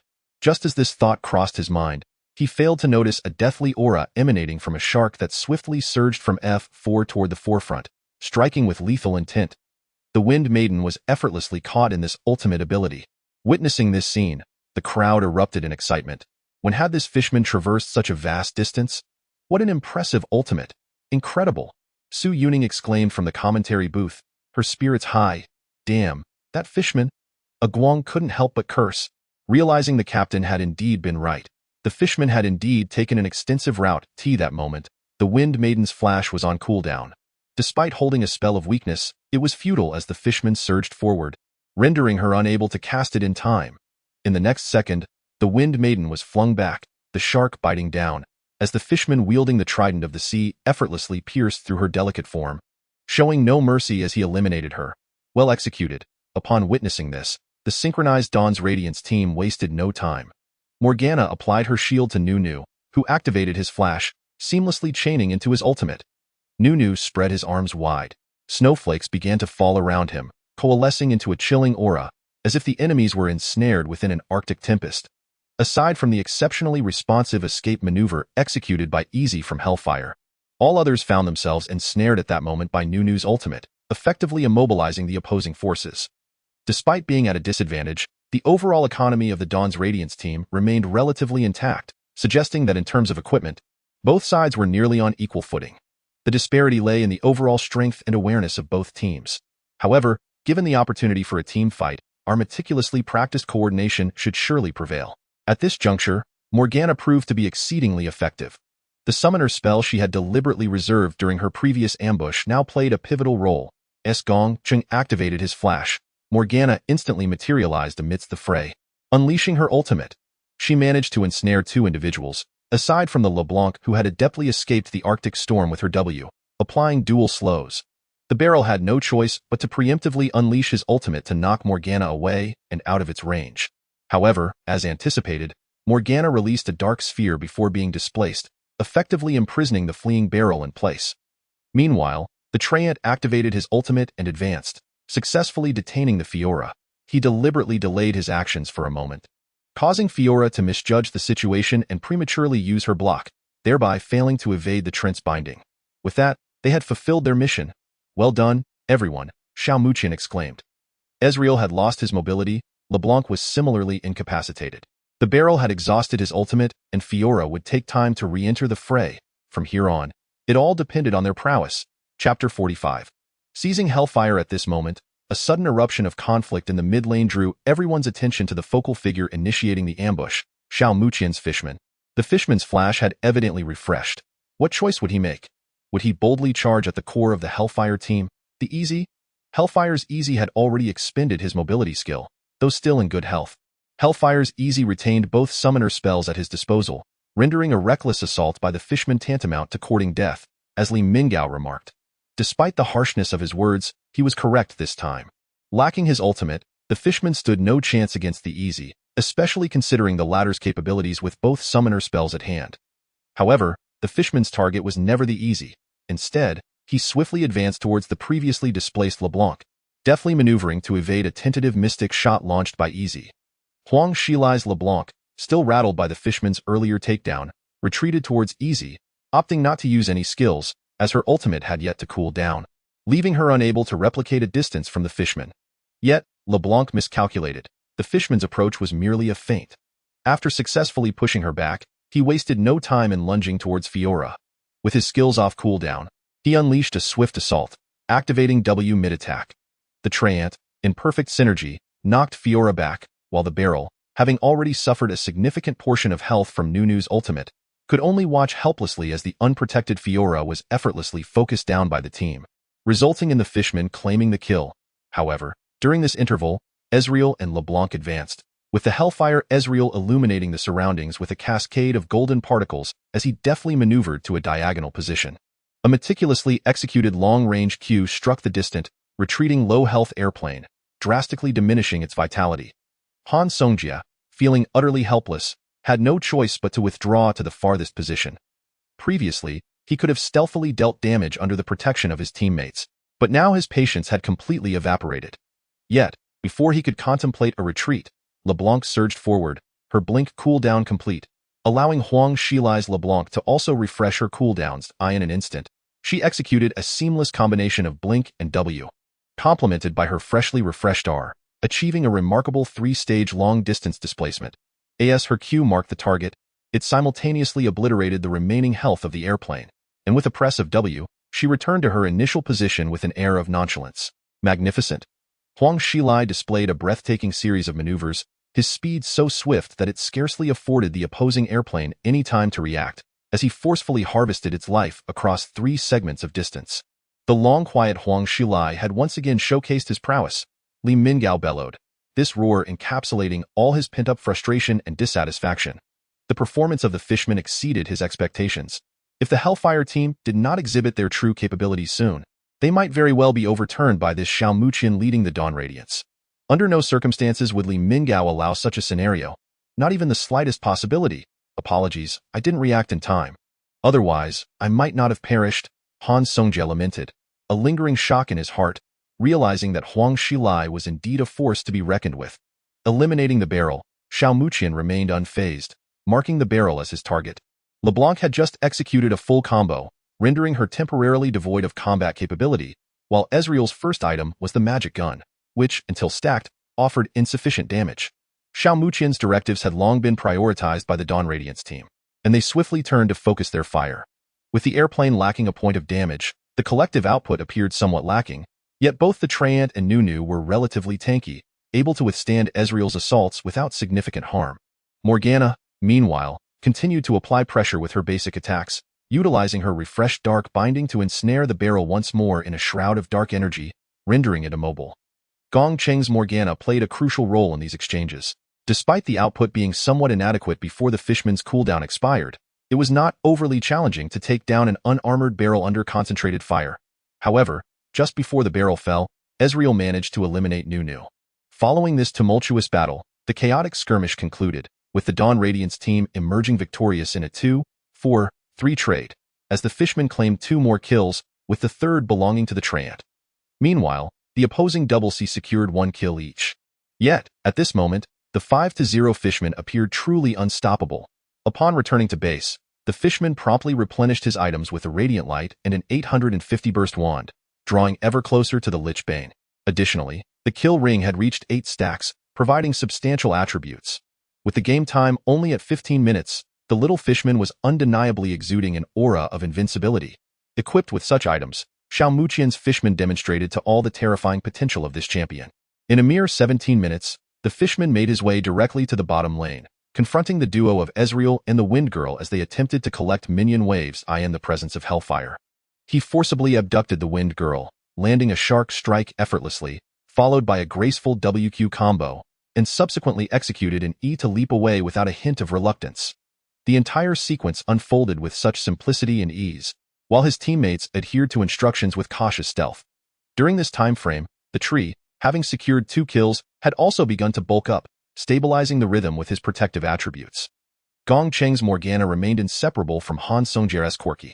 Thwarting several attempts by Huang Shilai's LeBlanc to dispatch them with a swift blow, as Morgana's magic shield shattered her ambitions.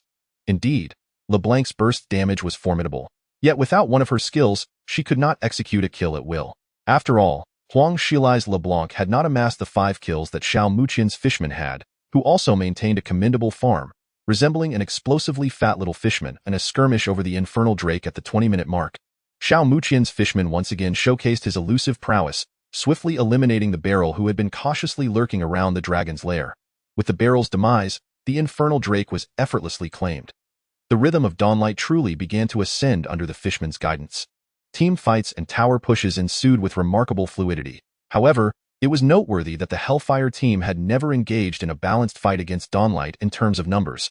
The fishman's unpredictable movements, equipped with true sight and scanning abilities, proved difficult to anticipate, as the Wind Girl or Beryl, tasked with vision control, were consistently caught off guard.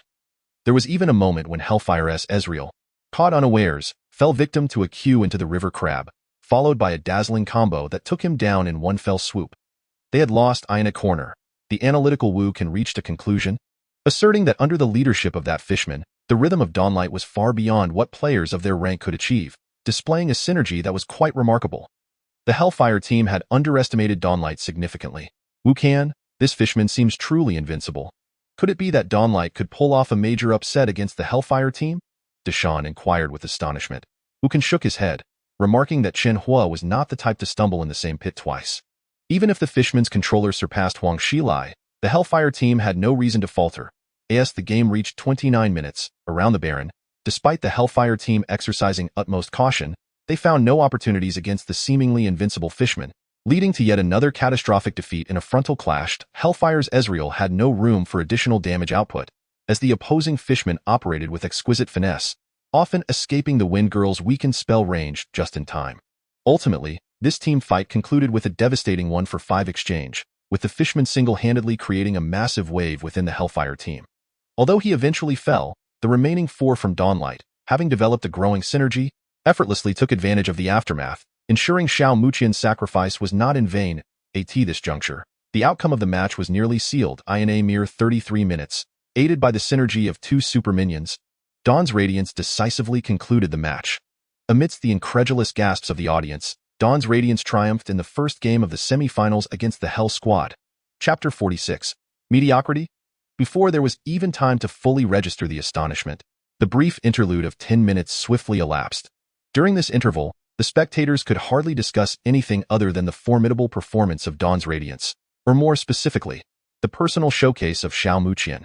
His prowess was overwhelming. He led his team to seize a substantial victory from the ferocious Hell Squad, subtly embodying the essence of Jiangqing's premier mid-laner. Among the most renowned mid-laners in Jiangqing are Huang Shilai and Wu Can. While the latter may surpass the former in overall operational awareness, it was evident to discerning eyes that the disparity between Huang Shilai's LeBlanc and Xiao Muqian's Fisherman in this match was nothing short of staggering. The latter was thoroughly suppressed. Nevertheless, for all League of Legends enthusiasts in Jiangqing, the emergence of strong players only heightens their excitement. In previous years, the city has produced only a handful of outstanding trainees, those achieving an A-level composite score.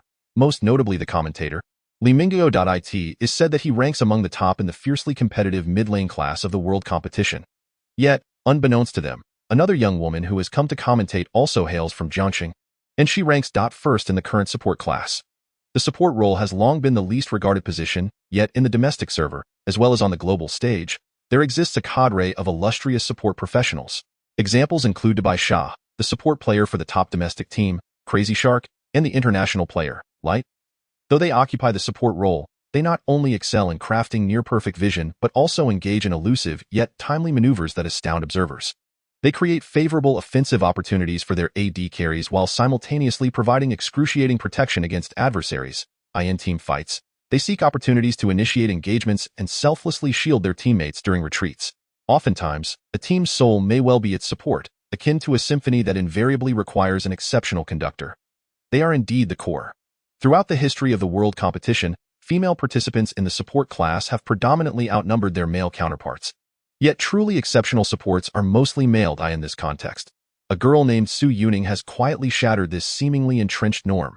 Returning to the match, both teams engaged in a rapid series of bans, with Dawn's Radiance, now on the blue side, targeting the opposing team's formidable carry by banning Lucian, Wheelmom, and Ezreal, totaling 3 AD heroes.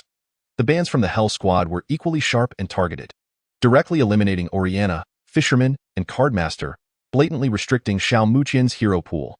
The teams swiftly alternated in their selections. In the end, the Azure Dawn assembled a formidable lineup featuring the top laner Makai, the jungler Rek'Sai, the mid laner LeBlanc, the ADC Vayne, and the support Kayle. In this match, Han Songjie synthesized his previous experiences. Recognizing that choosing a potent ADC could not withstand the onslaught of Hellfire, he opted instead for a champion he was most adept at, vowing not to remain as inconsequential as before. Conversely, the Hellfire team presented a composition of their own: top lane Poppy, jungler Skarner, mid lane Morgana, ADC Tristana, and support Lulu. The moment this lineup was selected, Gao Jinxiang could hardly suppress his frustration, exclaiming inwardly at the blatant targeting of Xiao Muqian's LeBlanc. With Poppy's tankiness, LeBlanc would find it nearly impossible to engage, while Skarner posed a similar threat. One misstep could see LeBlanc dragged away, and if she were to perish, the morale of Azure Dawn would undoubtedly plummet. Furthermore, with Lulu as support, the protective capabilities were substantial, and if the timing of her abilities was executed flawlessly, LeBlanc could easily be turned into a sheep, facilitating a swift kill in conjunction with her teammates. Even attempts to eliminate Tristana would encounter difficulties, as Hellfire was renowned for its resilience, compounded by the protective presence of Morgana and Lulu, allowing the formidable prowess of Hellfire to shine through. Indeed, the match concluded hastily at the 28-minute mark. Huang Xilai, having learned from prior experiences, played cautiously, and as a Morgana, despite facing early adversities, upon reaching level 5 and acquiring 3 points in her W ability, unleashed a wave of black sludge to decimate a cluster of minions in the back line. Even if LeBlanc attempted to force the issue, she was hindered by Morgana's shield. Whether in the top or bottom lane, Hellfire's vision control was exemplary, bordering on vigilant. Akun, the jungler, opted against invading the enemy's territory, instead focusing on farming and aiding his teammates in establishing vision.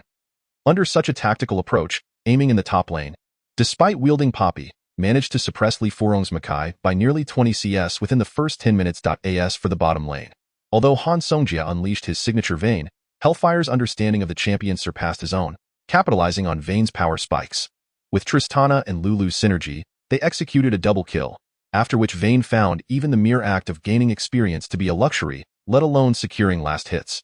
By the 10-minute mark, Tristana had amassed an impressive total of 83 CS, whereas Han Songjie's Vayne languished at a mere 5-3. It is unreservedly clear that from this point onward, Azure Dawn's bottom lane had effectively collapsed. At the 15-minute mark, Hellfire forcefully dismantled Azure Dawn's bottom tower and claimed the long-awaited first dragon. Subsequently, they methodically coordinated to capture Gao Jinxiang's Rek'Sai in Azure Dawn's jungle. During this time, although Xiao Muqian's LeBlanc seized a fleeting opportunity to eliminate the unsuspecting Lulu, it was but a drop in the bucket. The momentum inexorably tilted in favor of Hellfire. They pushed towers, secured dragons, and advanced their lead. Notably, throughout this match, their rhythm was not marked by reckless haste. Rather, it exuded a deliberate and cautious advancement. For Xiao Muqian, the Hell team's cautious approach presents the greatest challenge in seeking any vulnerabilities. It resembles the proverbial boiling frog, where the gradual yet effective tempo allows the Hell team to secure this round. Leveling the score. In the commentary booth, Li Mingao is brimming with enthusiasm, lavishly praising the victors, the Hell team. Indeed, while the rhythm of this match may have been unhurried, the Hell team adeptly drove their keen blade into the vital points of Dawn Radiance, demonstrating the fundamental qualities of a truly formidable team. Winning is not merely a matter of brute force and conflict. More crucial is the strategy employed during the match. We witnessed that under this tactical approach, the originally dominant mid-lane carry, Xiao Muqian, struggles to break the impasse. Lacking suitable opportunities, his ineffectiveness becomes unavoidable. However, murmurs of discontent and skepticism arise from the audience. What is Li Mingao up to? From the outset, he has fixated on Dawn Radiance, or rather, relentlessly on Xiao Muqian. The esteemed player has been performing admirably, only to be collectively targeted by the Hell team. Moreover, Xiao Muqian has previously executed several dazzling skill combos, with Lulu being eliminated before she even had a chance to unleash her ultimate. What on earth is Li Mingao thinking? Is he just shooting off his mouth? A disgruntled fan of Xiao Muqian expresses his dissatisfaction. Enough is enough. Li Mingao is a source of pride for our Jiangqing. What he says is beyond reproach. This Ahri has achieved nothing significant. She chose a hero that simply cannot carry the game. Instead of blaming the Hell team for targeting him, shouldn't one consider that the lineup was chosen by the players themselves? Who does he think he is to question Li Minggao? Haven't you noticed that the lovely lady beside him seems to tacitly agree? In the previous match, Xiao Muqian's performance as the fisherman was remarkable, but this time, his performance as Ari is indeed lacking. Does a matter acknowledged by two outstanding competitors warrant your interjection? A fan of the Hell team retorts. Yet, his words leave the supporters of Dawn Radiance momentarily speechless. Though harsh to hear, they are not entirely without merit. Even the most stubborn of fans can only contend in this manner. Does the lady's silence not imply agreement? Perhaps she believes Xiao Muqian's performance wasn't so problematic after all. Enough already. The lady's commentary may simply be more nuanced and subtle at this moment. The individual merely smiles. Meanwhile, a smug grin spreads across Li Minggao's face. Indeed, Xiao Muqian's performance as Ari leaves much to be desired. But if I were to take the reins at this point, he intentionally turns his head to gauge Su Yuning's expression, perhaps anticipating her disappointment in Xiao Muqian. Indeed, he is far superior to that scoundrel. Even if that cat happens to deliver a standout performance on occasion, it changes nothing. It is he who deserves the right to pursue Yuning. Regrettably, when he turned his head, what met his gaze was a face that exuded an air of indifference and unfamiliarity. Yet, despite this, she remained undeniably captivating, leaving Li Minggao inexplicably shivering. Shortly thereafter, he heard the chilling words escape the lips of the girl beside him. As if squeezed through clenched teeth, I could not possibly think otherwise. Chapter 47. The helpless Huang Xilai. The Jiangxing Selection Tournament for the League of Legends, the most significant event of the year, was currently unfolding. At this juncture, the semi-final best-of-3 series stood at a tense 1-1 tie between the Dawn Radiance and the Hell team, with the crucial deciding match now underway. In the blue corner, the Hell team comprised of top laner Echo, jungler Lee Sin, mid laner Lulu, ADC Caitlyn, and the support champion, Karma. Their champion selections clearly indicated a strategy aimed at maintaining a steady rhythm from the previous game, gradually building momentum through meticulous gameplay to secure victory in this final match. Conversely, the purple corner, Dawn Radiance, allocated the last pick to Xiao Muqian. The other positions featured Poppy as the top laner, a champion that Li Furong had been practicing extensively and was becoming increasingly adept with in the jungle. Gao Jianxiang, having discerned the opponent's strategy, promptly locked in Rek'Sai, affectionately dubbed the Excavator. This choice was intended to foster efficient farming, and even if the enemy altered their approach, Rek'Sai's early game prowess was not to be underestimated. Furthermore, the champion's diverse gank routes, enhanced by the presence of tunnels, afforded exceptional capabilities for both escape and ambush.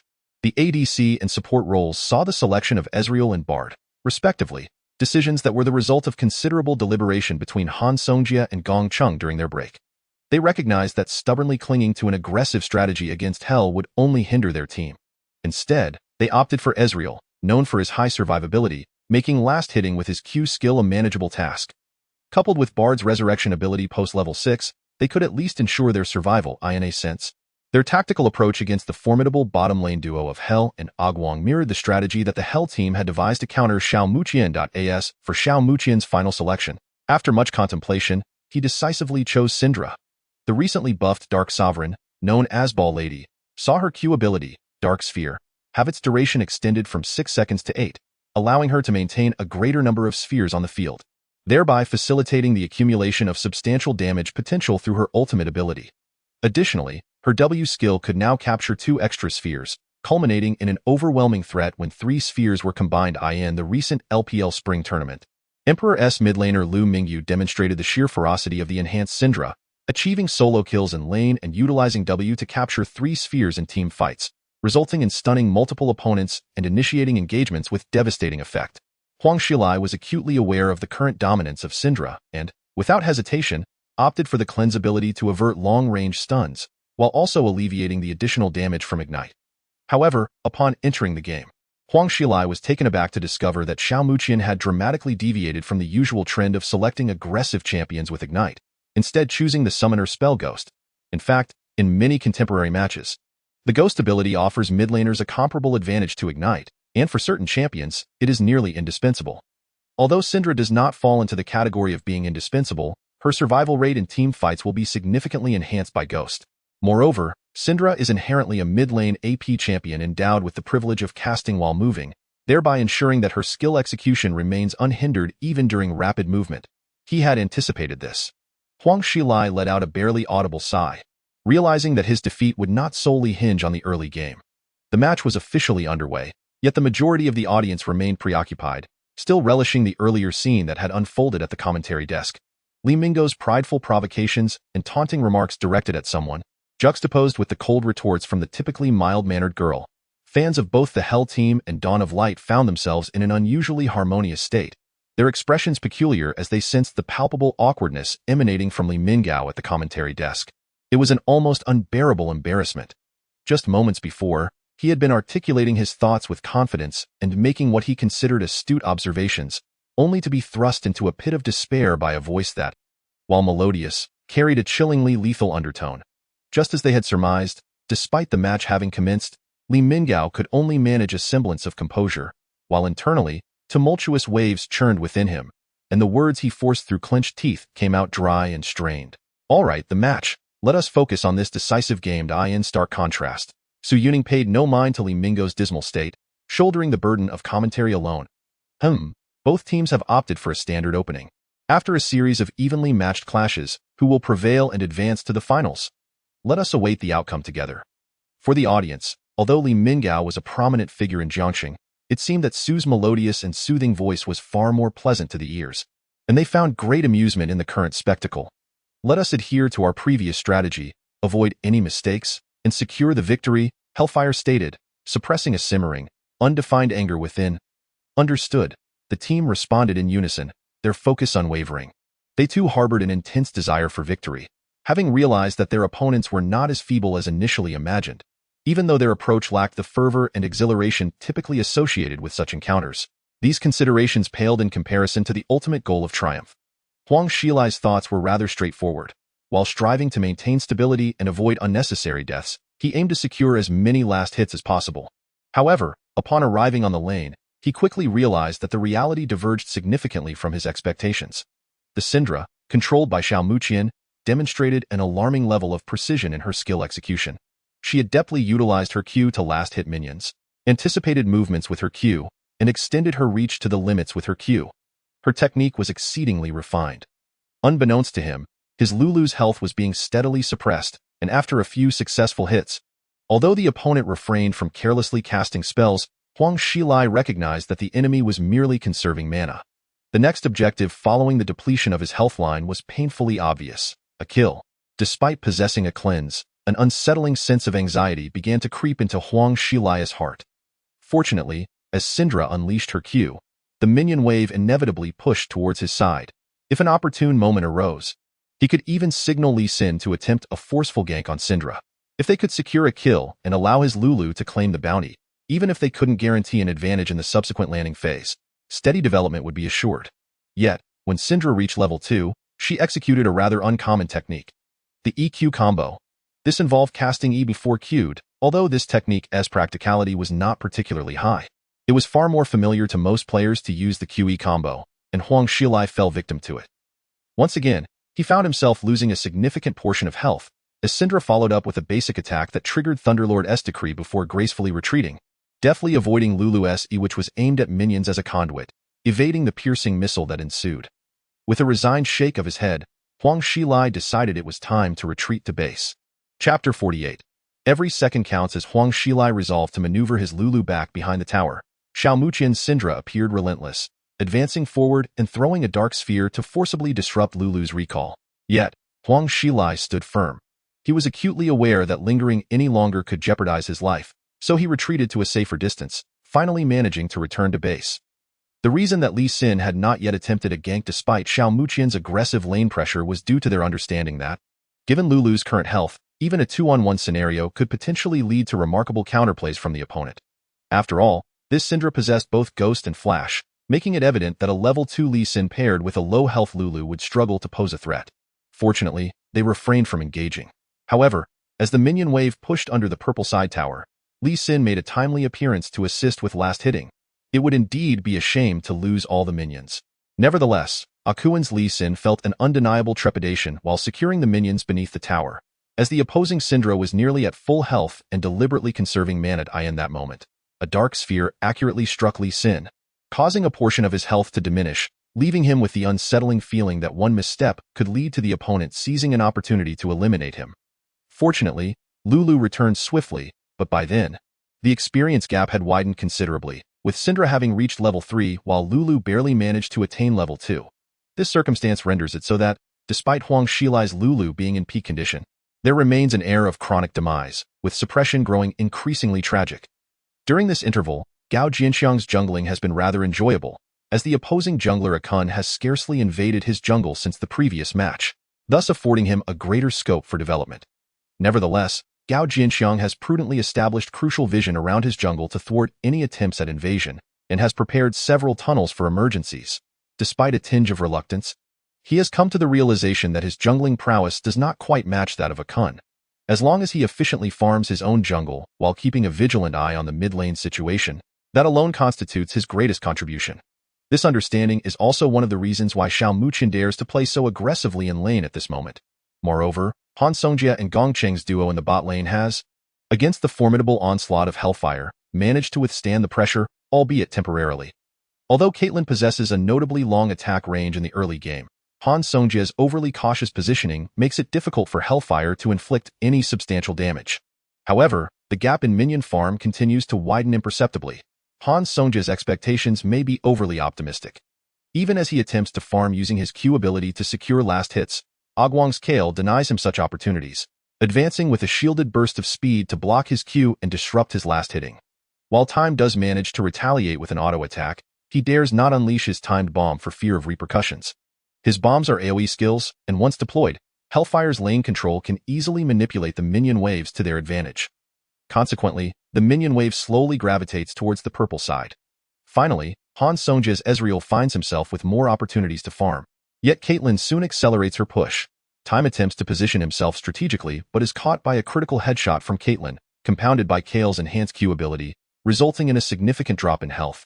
He immediately abandons his efforts to control the minion wave, allowing it to advance into the tower.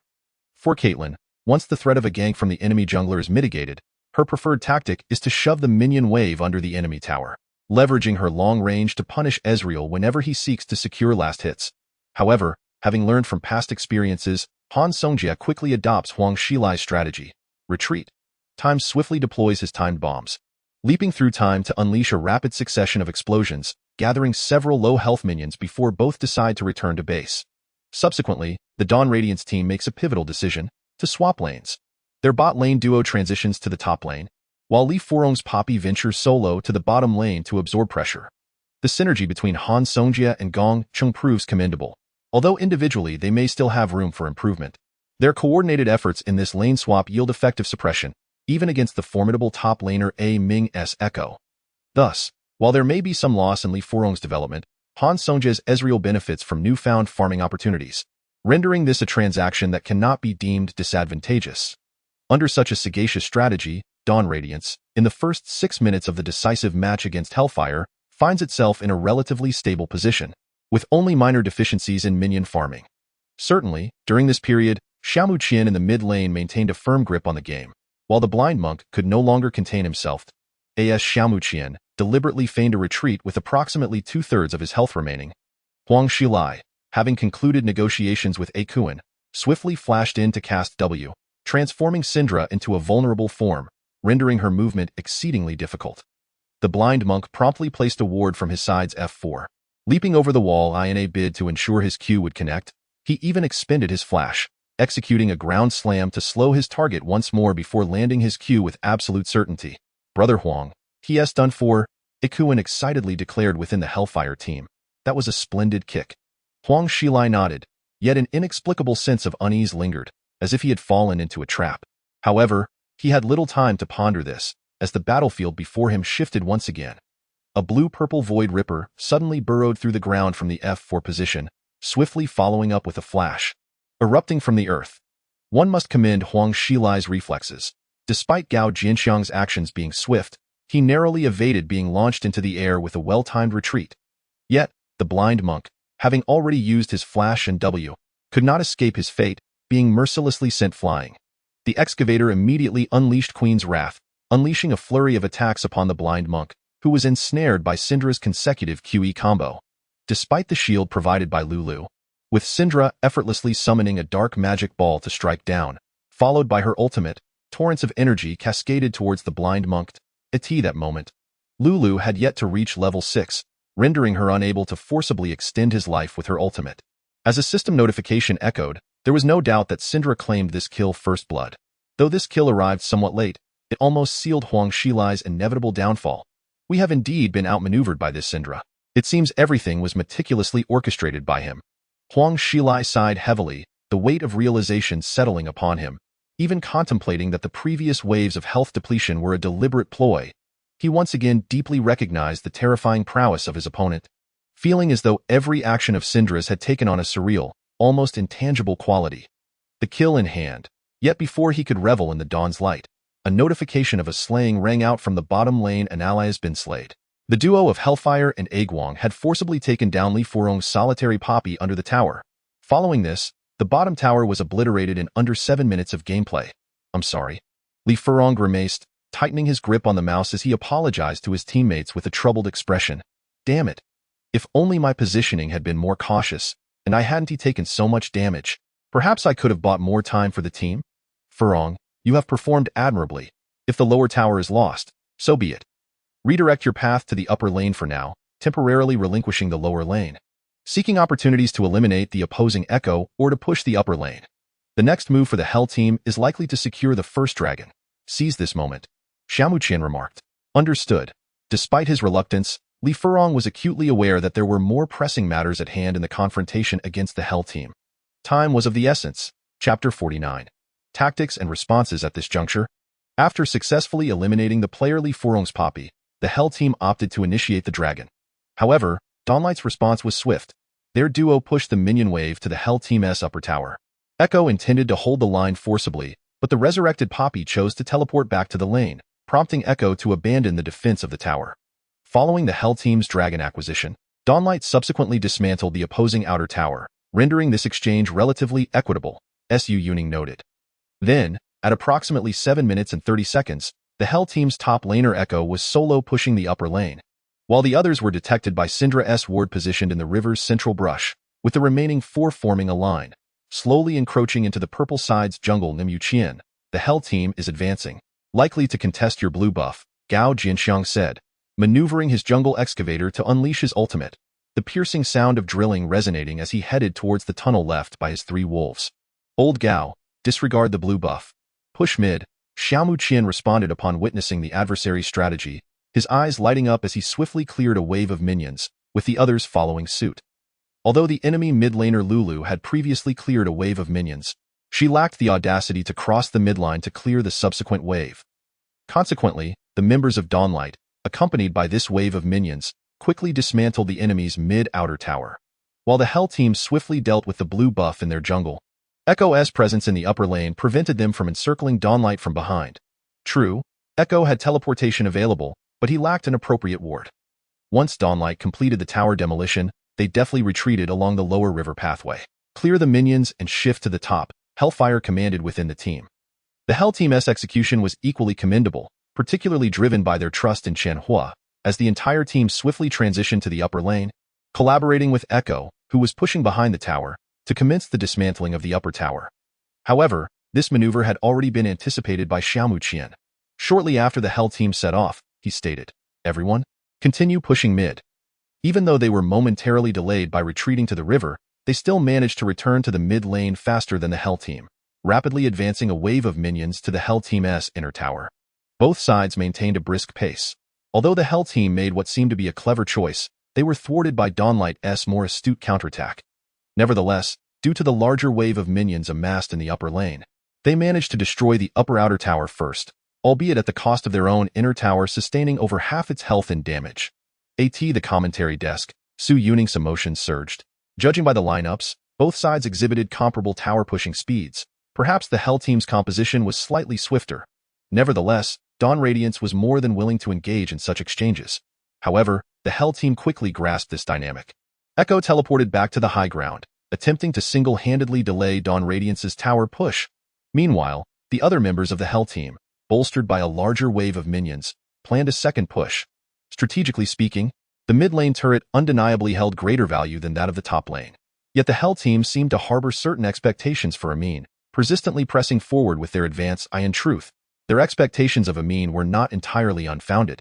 He maneuvered Echo, seeking an opportune angle to unleash his time device, effectively eliminating a significant portion of the newly arriving purple minions. The excavator's tunnel-digging knock-up was effortlessly evaded by a phased dive from the opponent. At first glance, this maneuver appeared to merely chip away at the minion's health, lacking substantial impact. However, Xiao Muqian was already acutely aware of their intentions and began to rapidly assess in his mind. They aimed to exchange high grounds, potentially planning to encircle afterward. But isn't it they who would incur losses by trading high grounds? Han Songjie questioned, somewhat perplexed. They seek to accelerate the pace. We remain at a disadvantage in team fights, and the disparity in raw strength cannot be easily bridged. Once they dismantle our high ground, they can eliminate the threat of turrets and initiate team fights at will, Xiao Muqian explained with remarkable speed. Although Han Songjie comprehended the situation, his hand gripping the mouse trembled slightly. Rather than fear or trepidation, it was a surge of excitement. It was almost unimaginable that, merely 8 minutes into the game, they were embroiled in such fierce combat against the Hell team. It wasn't a direct team fight, but rather a more sophisticated tactical confrontation. We absolutely must secure this victory. Han Songjie felt his spirit soar, his desire for triumph intensifying to unprecedented levels. My goodness, this is incredible.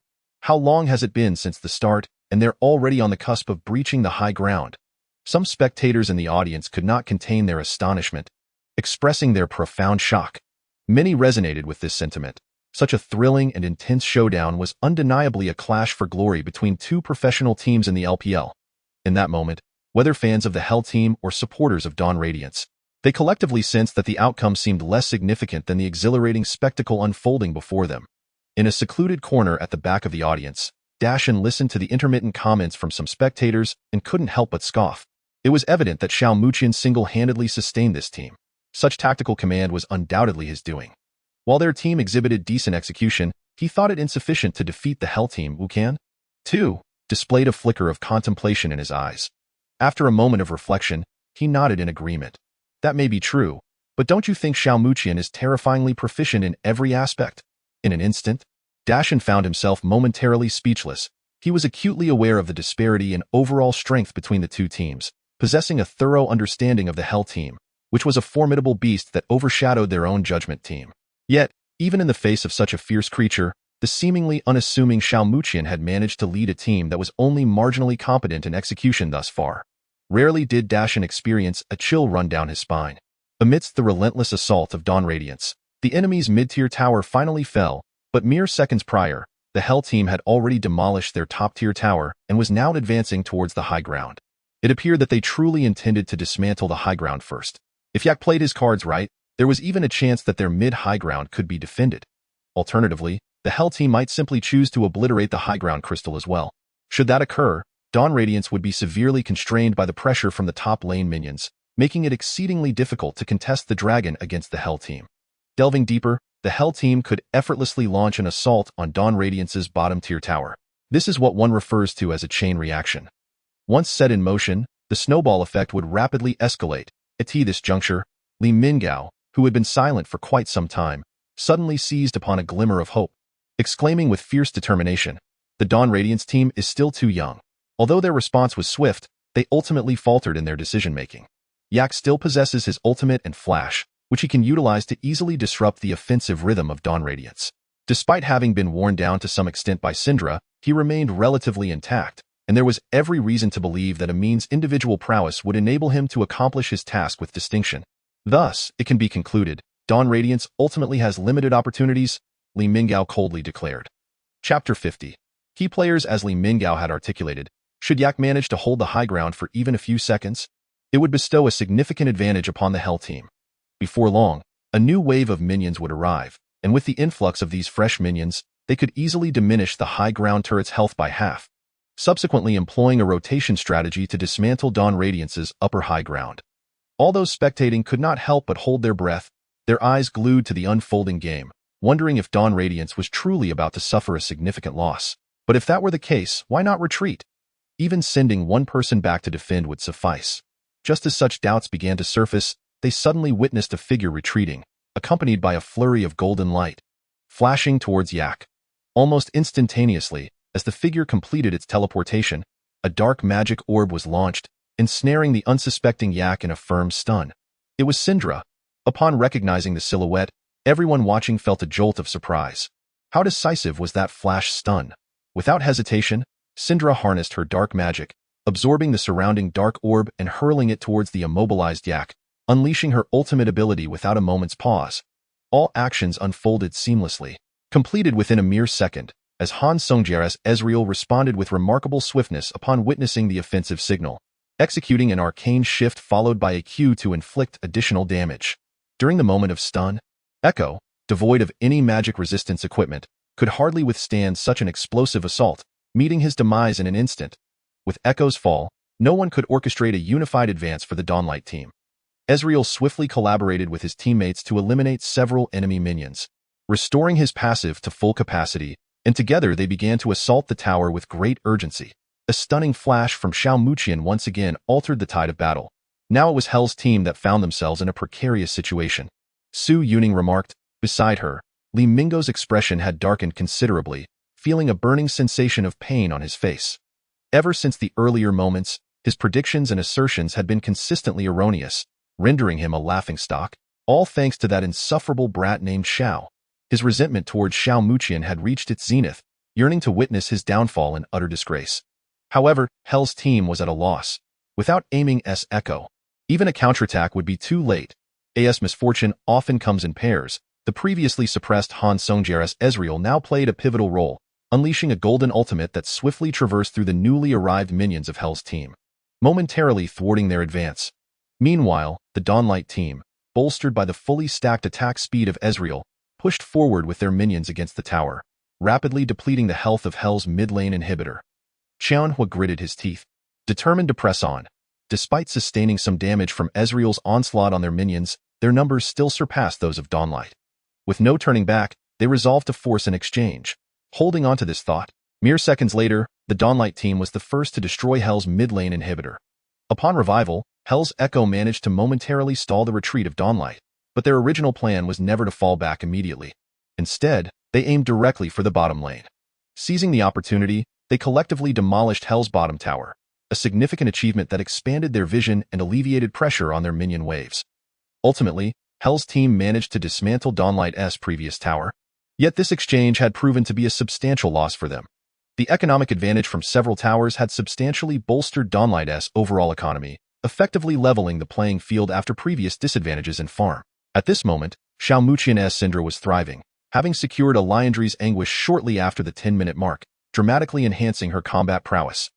Meanwhile, Hellfire's Caitlyn, under the protection of her support, cautiously approached to collect the minions pushed in the bottom lane, as she urgently needed to complete her Infinity Edge. This time, Caitlyn and the Enchanter were particularly vigilant while farming the minions, for Syndra had not yet made her presence known on the map, and the area was thoroughly warded, leaving Xiao Muqian with little opportunity to exploit. Following a series of intense skirmishes, the pace of the game momentarily slowed, as both teams entered a stable state of farming. As the second dragon was poised to spawn at the 13-minute mark, the supports from both sides began to establish vision around the dragon's pit. However, fate intervened unexpectedly. When Gongcheng's Xylian ventured into the triangular brush in the bot lane to set up vision, a mark from the soundwave struck him directly on the head. Almost immediately, the enemy's Lee Sin executed a resonating strike, delivering a swift kick, followed by a sonic wave. Gongcheng's Xylian found himself ensnared under the watchful eyes of the Hell team's champions. The slightly distant Caitlyn, sensing the danger, prepared her ultimate to snipe Xylian. Fortunately, Gong Chung managed to cast his R ability just in time. Although he was quickly focused down and eliminated, his ultimate transformed him into a wisp of white light, slowly transitioning him into a state of resurrection. There was no time to waste. They promptly initiated the dragon. Xiao Muqian assessed Gong Cheng's position and made a swift judgment, prompting his teammates to quickly engage the dragon. Sacrificing one support for the dragon was a worthwhile trade for Dawn's Radiance. Yet, the Hell team had also discerned their intentions. Without waiting for Hellfire to issue commands, they instinctively knew how to respond.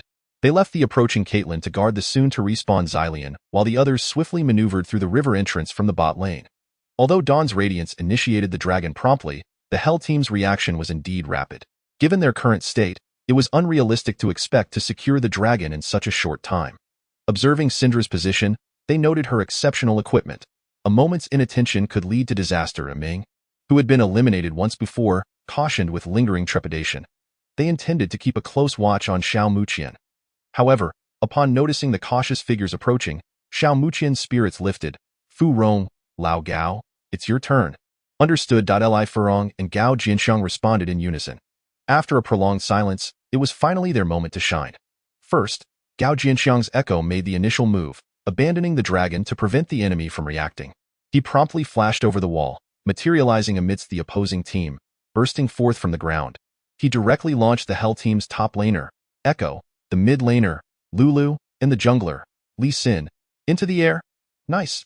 Li Furong shouted in exhilaration, immediately flashing in, activating his W for a burst of speed, while adjusting his position to find the perfect angle to slam Lulu against the wall, stunning her. Simultaneously, Han Songjiere's Ezreal unleashed his ultimate, creating a golden energy wave that tore through the air with a resounding sonic boom, slicing away a portion of health from the three opponents. Xiao Muqian's Syndra also activated Ghostly Walk, hastening toward the front lines, yet he chose not to unleash a QE combo. Instead, he casually tossed a Q into the midst of the enemy ranks. In the next moment, both Lulu and Li Xin flashed to create distance, evading the ensuing damage, while the prodigal sorceress activated her enhanced E, providing group shielding and acceleration. Under the feet of the Hell Squad, they surged forward like a gust of wind, while the female marksman who had claimed the life of the Timekeeper joined the fray. Equipped with attack speed boots, a Stormbreaker, a Doran's Blade, and a Yellow Fork, her damage output was exceptionally formidable. Most crucially, the current output environment for Hellfire was exceedingly favorable. In a matter of moments, combined with her teammates' counterattacks, they reduced the health of the frontline champion, Poppy, who had no flash, to a mere fraction. Poppy activated her ultimate in an attempt to knock back those before her, but the collective acceleration allowed the Hell Squad to create a significant distance, effortlessly evading this wave of assault with their adept positioning. However, at this moment, Xiao Muqian finally made his move, locking onto the opposing Lulu. With his E skill still unutilized, he unleashed it in conjunction with his Q, stunning both Lulu and the nearby Echo. He summoned a dark magic orb and hurled it towards the enemy, simultaneously channeling the energy of his ultimate. With the combined output from the Excavator and Ezreal, both Lulu and Poppy fell almost simultaneously. The decision to eliminate Lulu so swiftly was born out of necessity. Xiao Muqian understood that without Flash, breaching the defenses to eliminate the Hellfire Marksman was an insurmountable task. The enemy possessed dual summoner spells alongside the protective shields of Lulu and Karma, making it impossible to secure a kill. Thus, executing Lulu before she could even activate her ultimate was undoubtedly the wisest choice at that moment. Master Han, please pay attention to your positioning. Your output is crucial, Xiao Muqian stated with gravity. Indeed, although his Syndra had developed quite well, her threat to the enemy diminished significantly after using her ultimate. At this juncture, Ezreal's sustained damage output became paramount. Having swapped lanes to farm, Ezreal, bolstered by the team economy from towers, had already acquired Ice Fist, cooldown reduction boots, a Doran's Blade, and a long sword, making his skill-based damage exceptionally potent. It could be said that during this period, his output eclipsed that of the marksman. Hence, his role was of utmost importance. Han Songjie deeply recognized this, feeling an exhilarating mix of excitement and anxiety coursing through him. He believed in his capacity to succeed. Chapter 51. The AD moment. We must first deal with this excavator. Just as Aming's Echo was freed from the stun, he executed a close-range time twister, landing just behind the excavator. This maneuver effectively segmented the battlefield, isolating Ezreal and Syndra from the excavator. If they could eliminate the excavator, the remaining output environment for Dawn's dual carries would become exceedingly challenging. With 4 of their own members still standing, they were fully capable of controlling this team fight.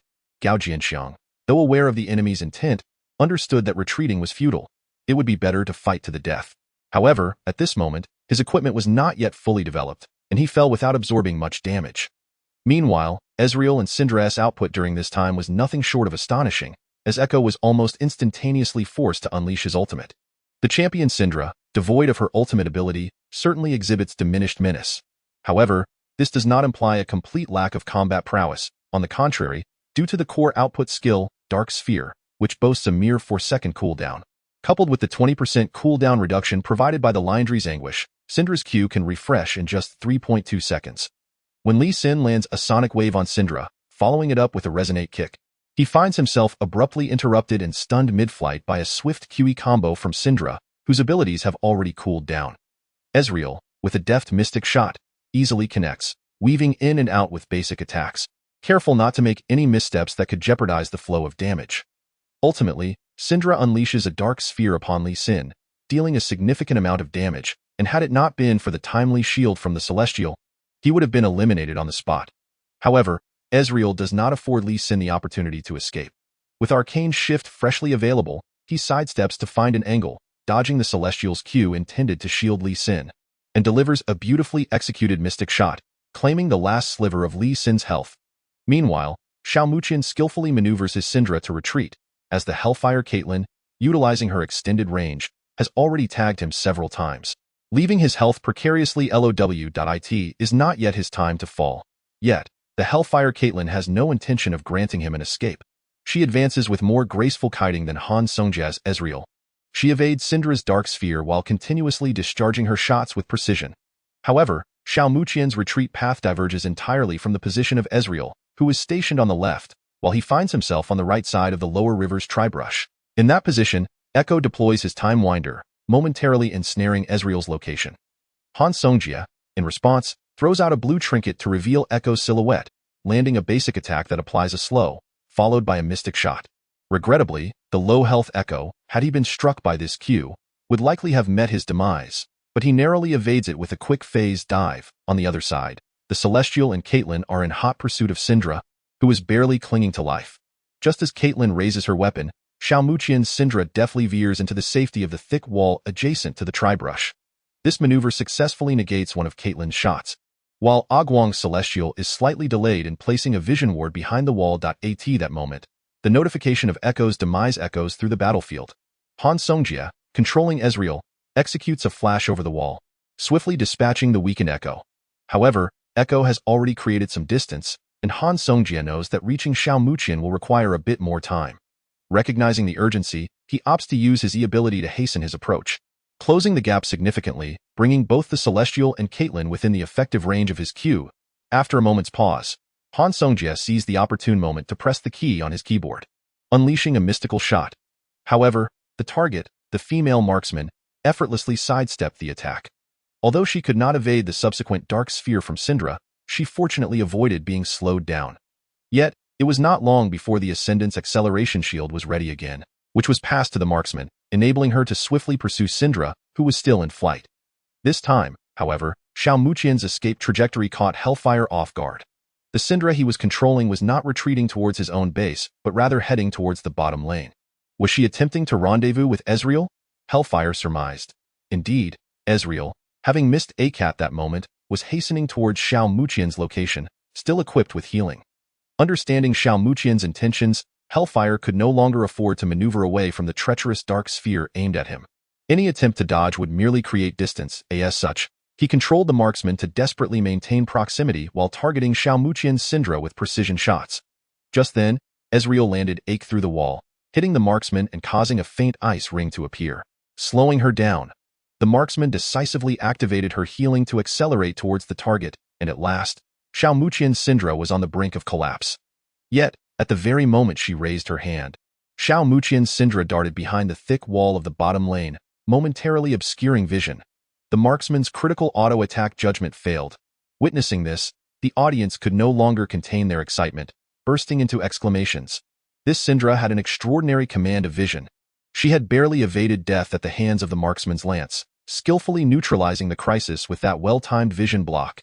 At this juncture, Ezreal activated his healing, and both champions rapidly regained health, allowing Syndra's condition to stabilize somewhat. Just then, Syndra's abilities refreshed once more. A swift QE combo was unleashed. Han Songjia sighed in relief. It seemed they would triumph in this team fight, as both the Ascendant and the marksman had charged in too recklessly, leaving them with no escape. However, in that fleeting moment, the marksman vanished in a glimmer of golden light, evading Syndra's QE combo while simultaneously beginning to fire her lance. Upon witnessing this, Han Songjia was taken aback.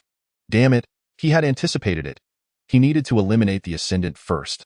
Otherwise, she'd regain her shield, and he was already low on health. Time was of the essence. Just as Han Songjia intended to coordinate with Syndra to take down the marksman, Xiao Muqian suddenly declared. Syndra was now out of abilities, and with Hellfire's skillful play, facing an opponent in such a state alongside Ezreal was hardly a challenge. Even though the marksman's health was currently lower than Ezreal's, dodging a single from Ezreal would not pose a problem. Meanwhile, Han Songjia's Ezreal had locked onto the stunned descendant behind the marksman, landing Ake followed by an auto attack that brought her to the brink of death. Just as the opponent broke free from control, Han Songjia's Ezreal, bolstered by his passive's increased attack speed, swiftly delivered the final blow with another auto attack. The ascendant fell. Meanwhile, the Hellfire's Misfortune finally positioned herself at a considerable distance, reaching the extreme limit to unleash a final basic attack on Xiaomuqian's Syndra. Thus, in this 5v5 team battle, both the blue and purple sides were left with only one remaining hero each. And both were ADCs. In terms of health, Misfortune's vitality was reduced to just over a third, while Ezreal boasted more than half, granting him a significant advantage. Of course, in terms of equipment, Misfortune was indeed more formidable. However, with the maximum stacks of his passive activated, Han Songjia felt an overwhelming sense of confidence, albeit tinged with a hint of nervousness. Nonetheless, he remained resolute in his belief that he could secure the kill on the Hellfire champion. At that moment, after eliminating Syndra, Hellfire's Misfortune began to move towards the nearest bush in the blue side's bottom lane. Without needing Xiaomuqian's reminder, Han Songjia was aware that the opponent aimed to seize the opportunity to utilize vision to interrupt one of his basic attacks. However, given the current circumstances, even if he were to cancel his own basic attack, it would bear little significance. The reason was simple. His Ezreal's E ability was about to come off cooldown. Chapter 52. Ambush in the Bush. Han Songjia firmly gripped his mouse, maneuvering his Ezreal forward to exchange a basic attack with Misfortune. A pure white mystic shot was unleashed shortly thereafter. Yet, as anticipated, Hellfire's Misfortune deftly sidestepped Ezreal's Q, retreating a step to continue her assault. In this exchange of basic attacks, Ezreal's health dwindled slightly faster. Despite his passive being fully stacked, if his Q failed to hit, its damage would undoubtedly pale in comparison to Misfortune's. Conversely, if Ezreal's Q had indeed struck Misfortune, it would have signified the premature conclusion of this final 1v1 encounter, for his E ability had a cooldown of merely over 2 seconds. Hitting the target would reduce its cooldown by 1.5 seconds, effectively refreshing it. Misfortune would barely have time to step into the bush before meeting her demise. Yet, ifs, alas, remained merely hypothetical. Another exchange of basic attacks ensued as Misfortune approached the edge of the bottom lane bush. At the moment Ezreal raised his hand, she darted into the bush, simultaneously canceling his basic attack. Additionally, with her entry into the bush, each of her subsequent bullets would now carry 2 layers of headshot marks, thus elevating her combat prowess to a new level. However, a smile involuntarily crept across Han Songjia's lips, tinged with exhilaration as the cerebral cortex was intensely stimulated by this excitement. Indeed, his E ability had refreshed. And during the preceding exchange, Misfortune's health had fallen below 150, while his Ezreal retained over 100 more health points. Crucially, his E ability was ready to go. With a mere press of the arcane shift, he could slip into the bush, and with a close-range mystic shot, secure victory. Even if, for argument's sake, this nearly point-blank Q were to be anticipated and evaded by Misfortune, 2 basic attacks would suffice to end the confrontation. With Ezreal's current attack speed, those 2 basic attacks would require less than 2 seconds. Under the watchful eyes of all, Han Songjia pressed the E ability on his keyboard, dashing into the bush. However, crack! This is a clip placed by the female officer, and upon closer inspection, one would discover that she has strategically positioned clips in 3 different locations.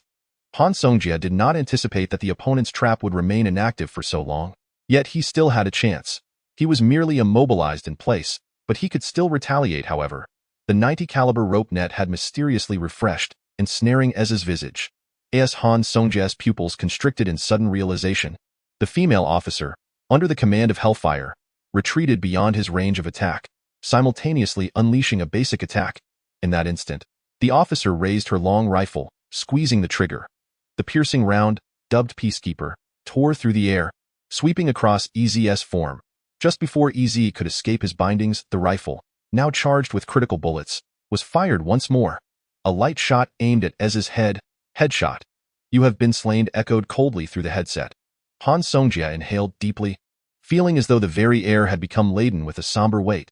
He gazed at the monochrome screen before him, powerless to relinquish the mouse, yet ultimately shook his head and grasped it once more. My fault, Han Songjia reflected. He had been too eager to eliminate the female officer, as she was the Hellfire's champion, akin to a desperate quest for a certain glory.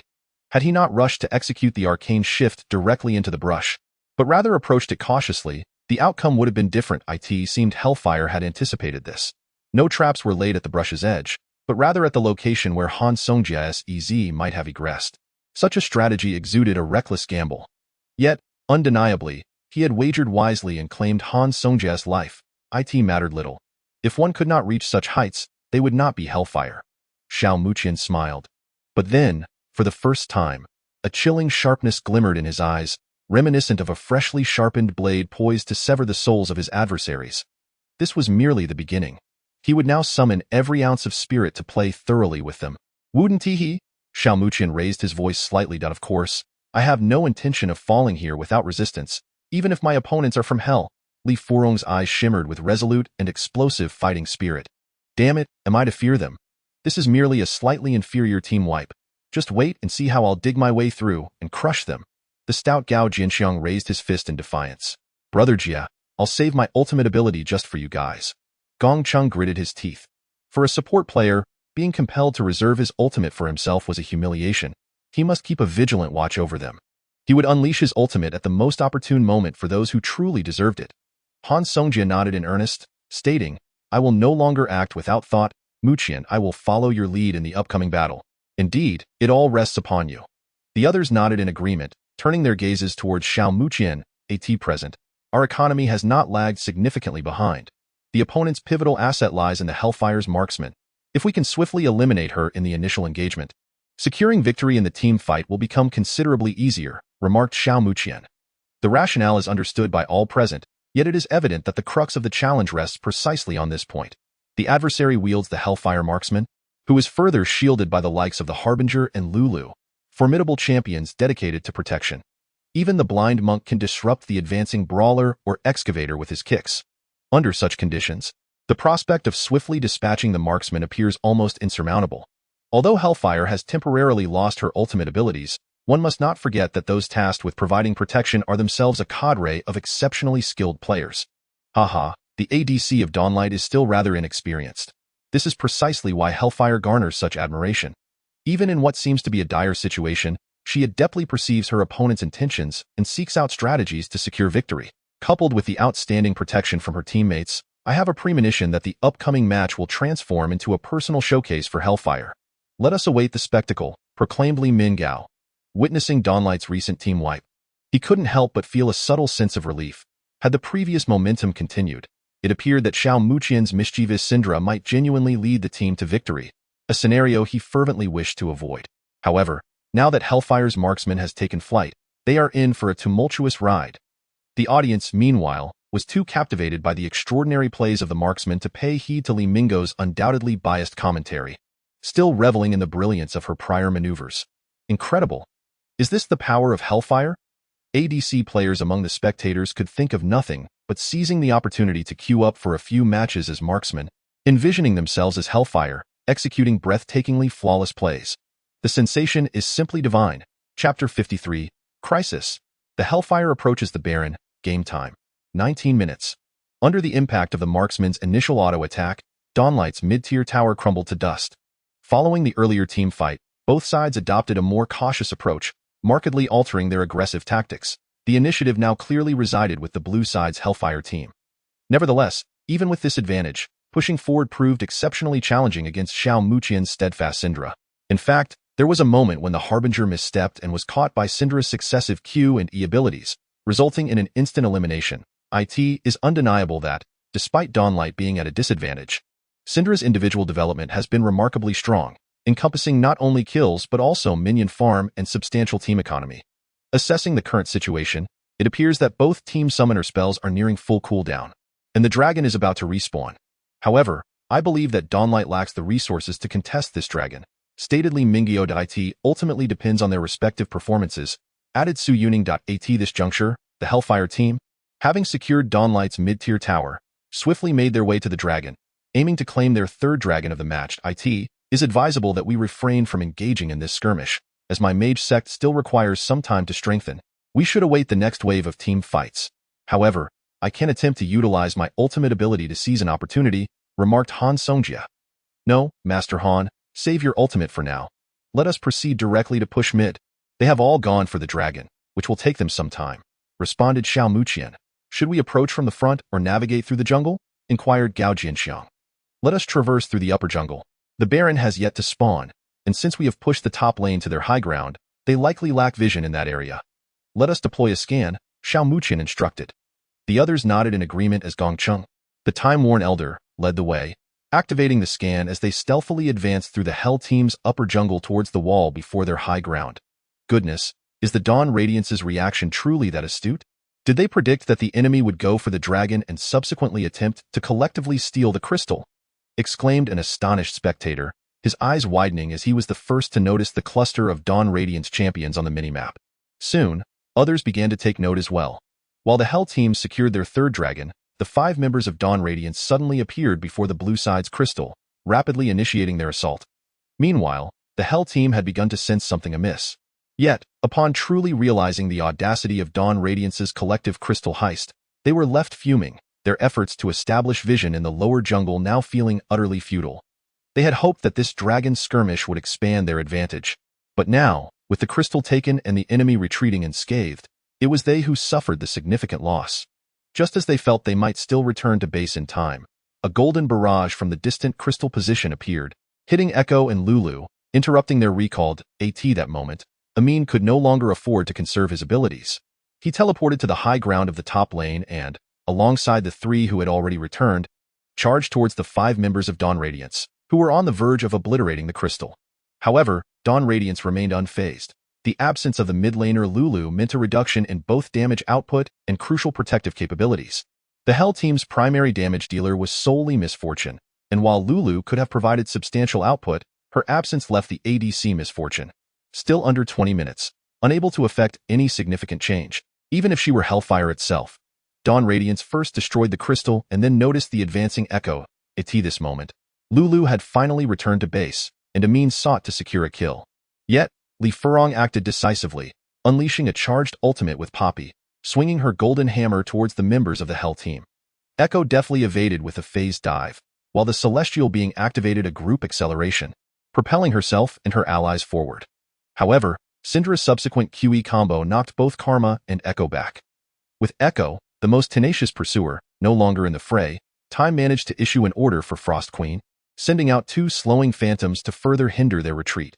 The members of Dawn Radiance effortlessly withdrew.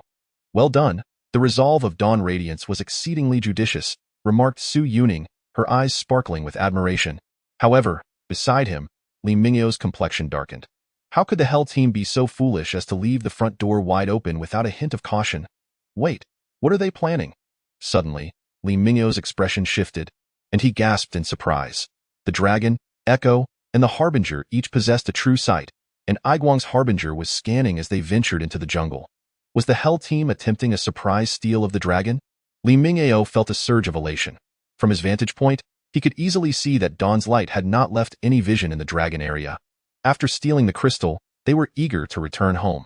And even now, Ezreal intended to head to the bottom lane to clear that wave of minions. Meanwhile, Syndra was also looking to collect the wave in the top lane. It was just 20 minutes in, and the dragon had already respawned. Given the current equipment of the Hell Team, while it would take some time to take down the dragon, it was indeed feasible. The Hell Team initiated the dragon, and the minion wave in the mid lane for Dawn's Light had only just crossed the midline, meaning they had ample time before vision could seep back in. They had a genuine opportunity, Li Mingyao remarked. The audience in the stands was also taken aback. They had only just been astonished by Dawn's Light's decision-making, but who would have thought that the Hell Team would soon retaliate in such a daring manner? Master Han, come back for a moment. Their players have vanished. They might be trying to set an ambush, Gao Jinxiang said. Vanished?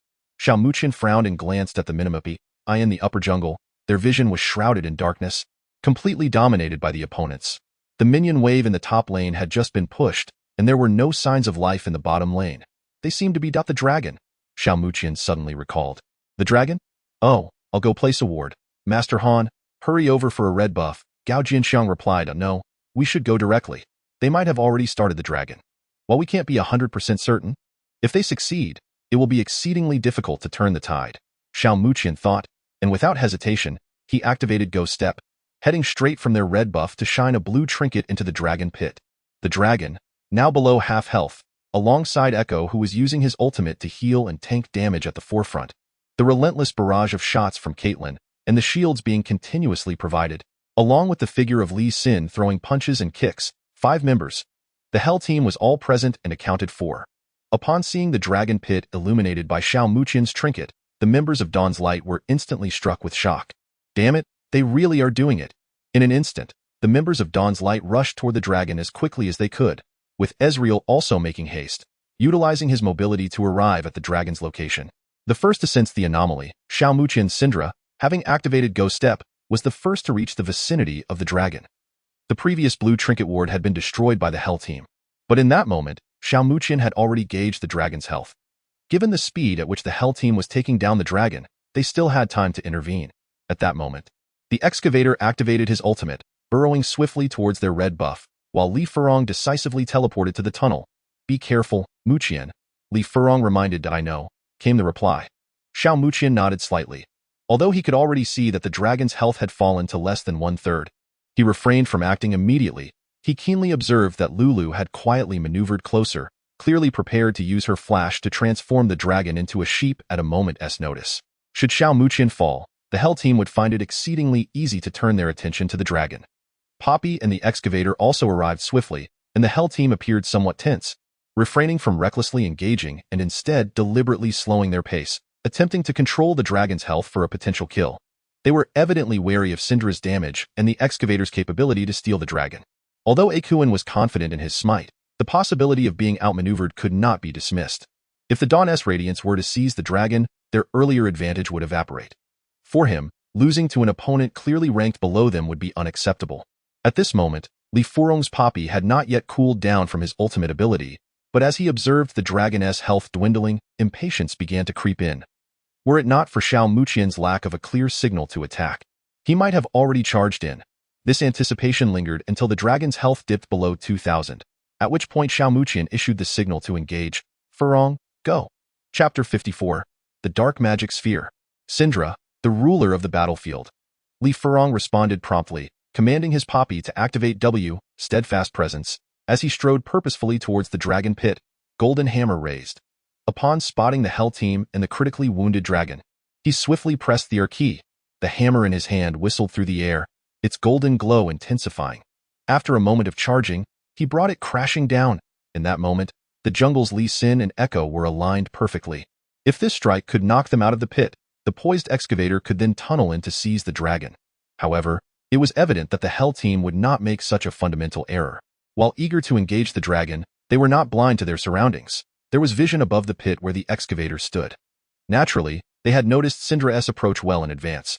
Their AD carry and support were still some time away from arriving. As Akuin spoke, he effortlessly placed vision to evade Poppy's ultimate. The ward was positioned above the dragon, and should the excavator tunnel down, he could then use his ultimate to send him back to where he came from.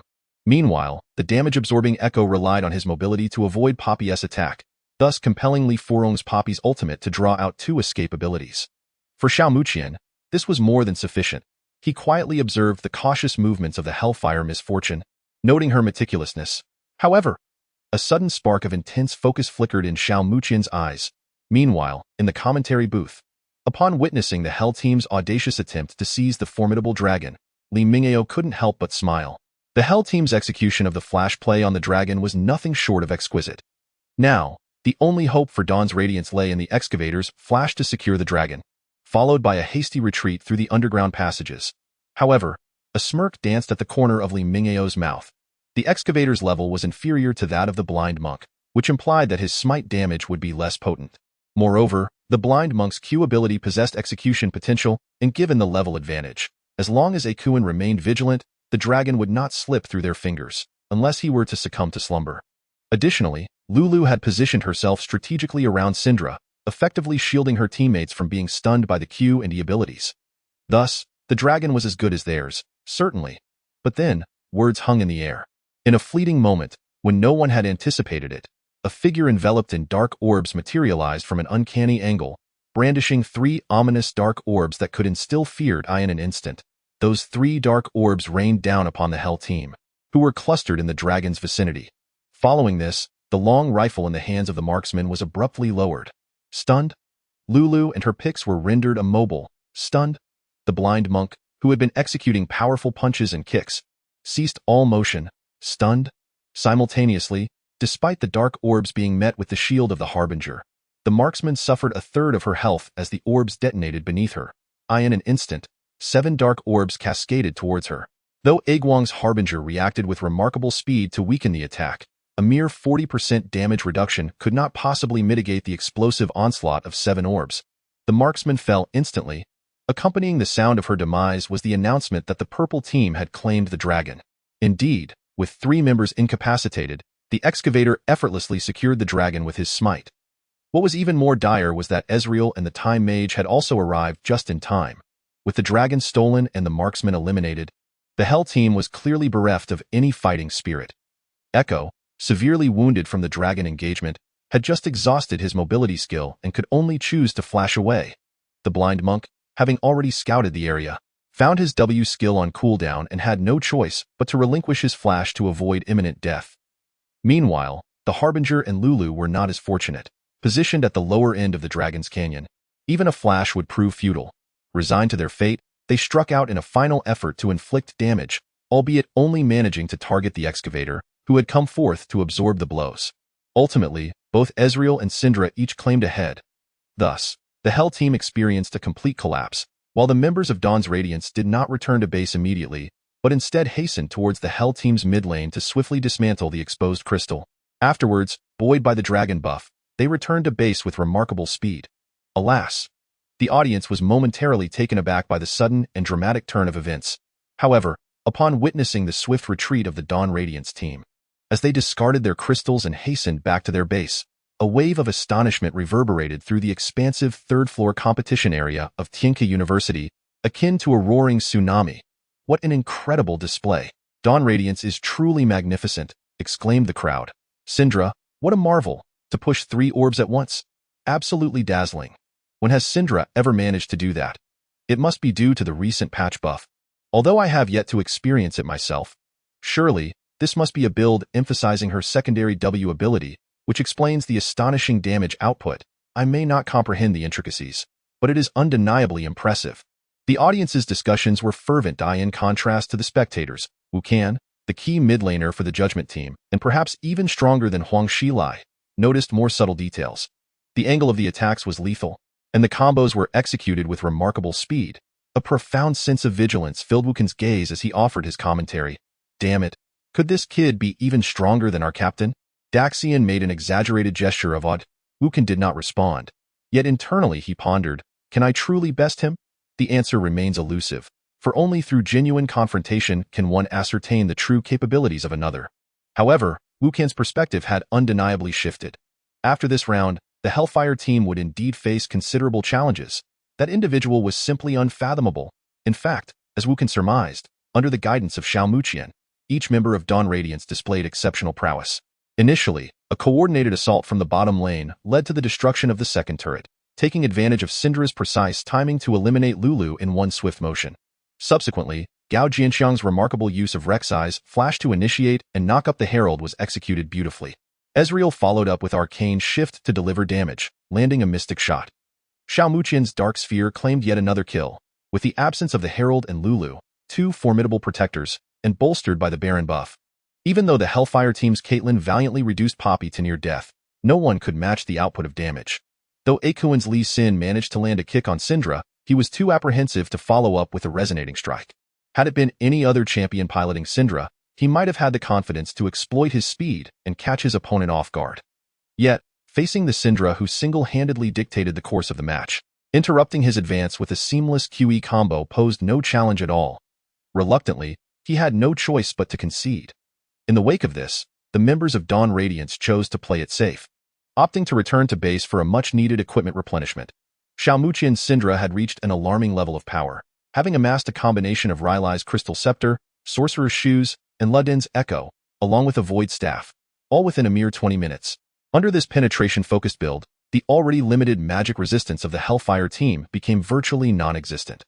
Although the Baron buff's duration had expired, the overwhelming equipment advantage allowed Dawn Radiance to swiftly dismantle the crystals in the bottom lane. At the final moment, time was frozen at 28 minutes. Syndra raised 3 dark spheres once again, skillfully positioning them to stun both Lulu and Echo, leaving them incapacitated on the ground. Remarkably, Xiao Muqian did not even resort to his ultimate ability. He merely coordinated with Ezreal's ultimate and, with the addition of a dark sphere, swiftly eliminated the unfortunate Lulu. Following this, Poppy boldly advanced, delivering a powerful charge that left Echo stunned before their own base turret, allowing Syndra to seamlessly connect her ultimate. Without a doubt, she secured the double kill. As Xiao Muqian's Syndra claimed her second victim, the Hell team, bereft of Lulu and their frontline, swiftly lost all capacity to resist. Once Syndra's cooldown had reset, she unleashed another wave of attacks, striking down the Harbinger with her Dark Spheres and Ezreal's damage, leading to yet another elimination legendary. The voice prompt, imbued with a sense of awe, signaled that Xiao Muqian's Syndra had achieved true greatness. Meanwhile, the Hell team ultimately surrendered, choosing to capitulate without further struggle. Not only Syndra, but even her teammates had been revitalized. Han Songjia had already transformed his Mage's staff into a Muramana, complemented by cooldown reduction boots, an Iceborne gauntlet, and a small cutlass, elevating his damage output beyond that of the ADC. Poppy also proved to be remarkably resilient, able to withstand even the onslaught from the ADC, who, despite her efforts, would eventually succumb to the revival capabilities provided by the Chronokeeper. It was truly a situation of helplessness. Chapter 55. Qualification for the World Championship. Congratulations to Dawn's Radiance for clinching this match and becoming the first team to successfully reach the finals, Su Yuning announced with a smile. However, apart from her, few in attendance had comprehended the magnitude of the match, particularly the devoted fans of the Hell team, who felt their minds blank in disbelief. How could this be? They lost, just like that. Even as they rubbed their eyes and reassured themselves that this was not reality, upon reopening their eyes, they found the outcome had irrevocably settled. Although losing in the semi-finals did not spell the end of their hopes for the World Championship, on the contrary, given the Hell team's prowess, securing a third-place finish would be relatively easy.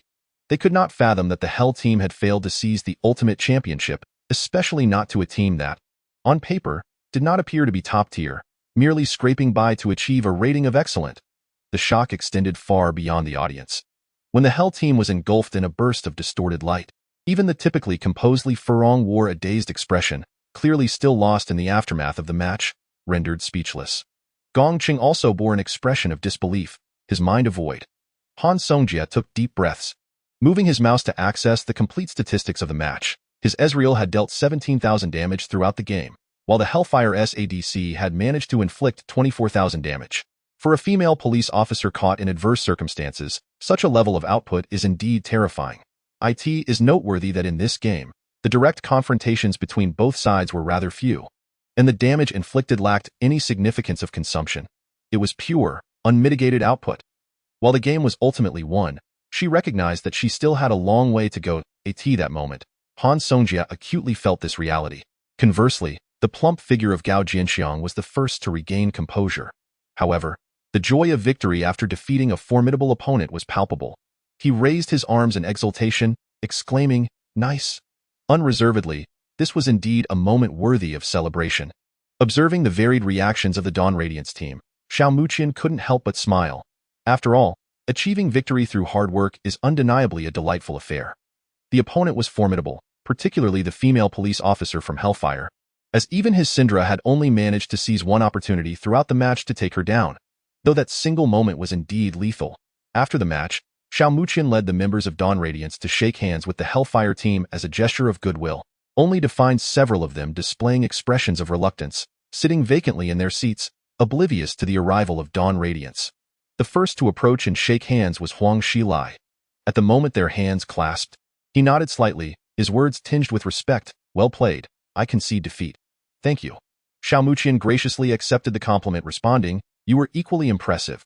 Huang Xilai felt a sense of helplessness. He knew that Xiao Muqian's you did not include him.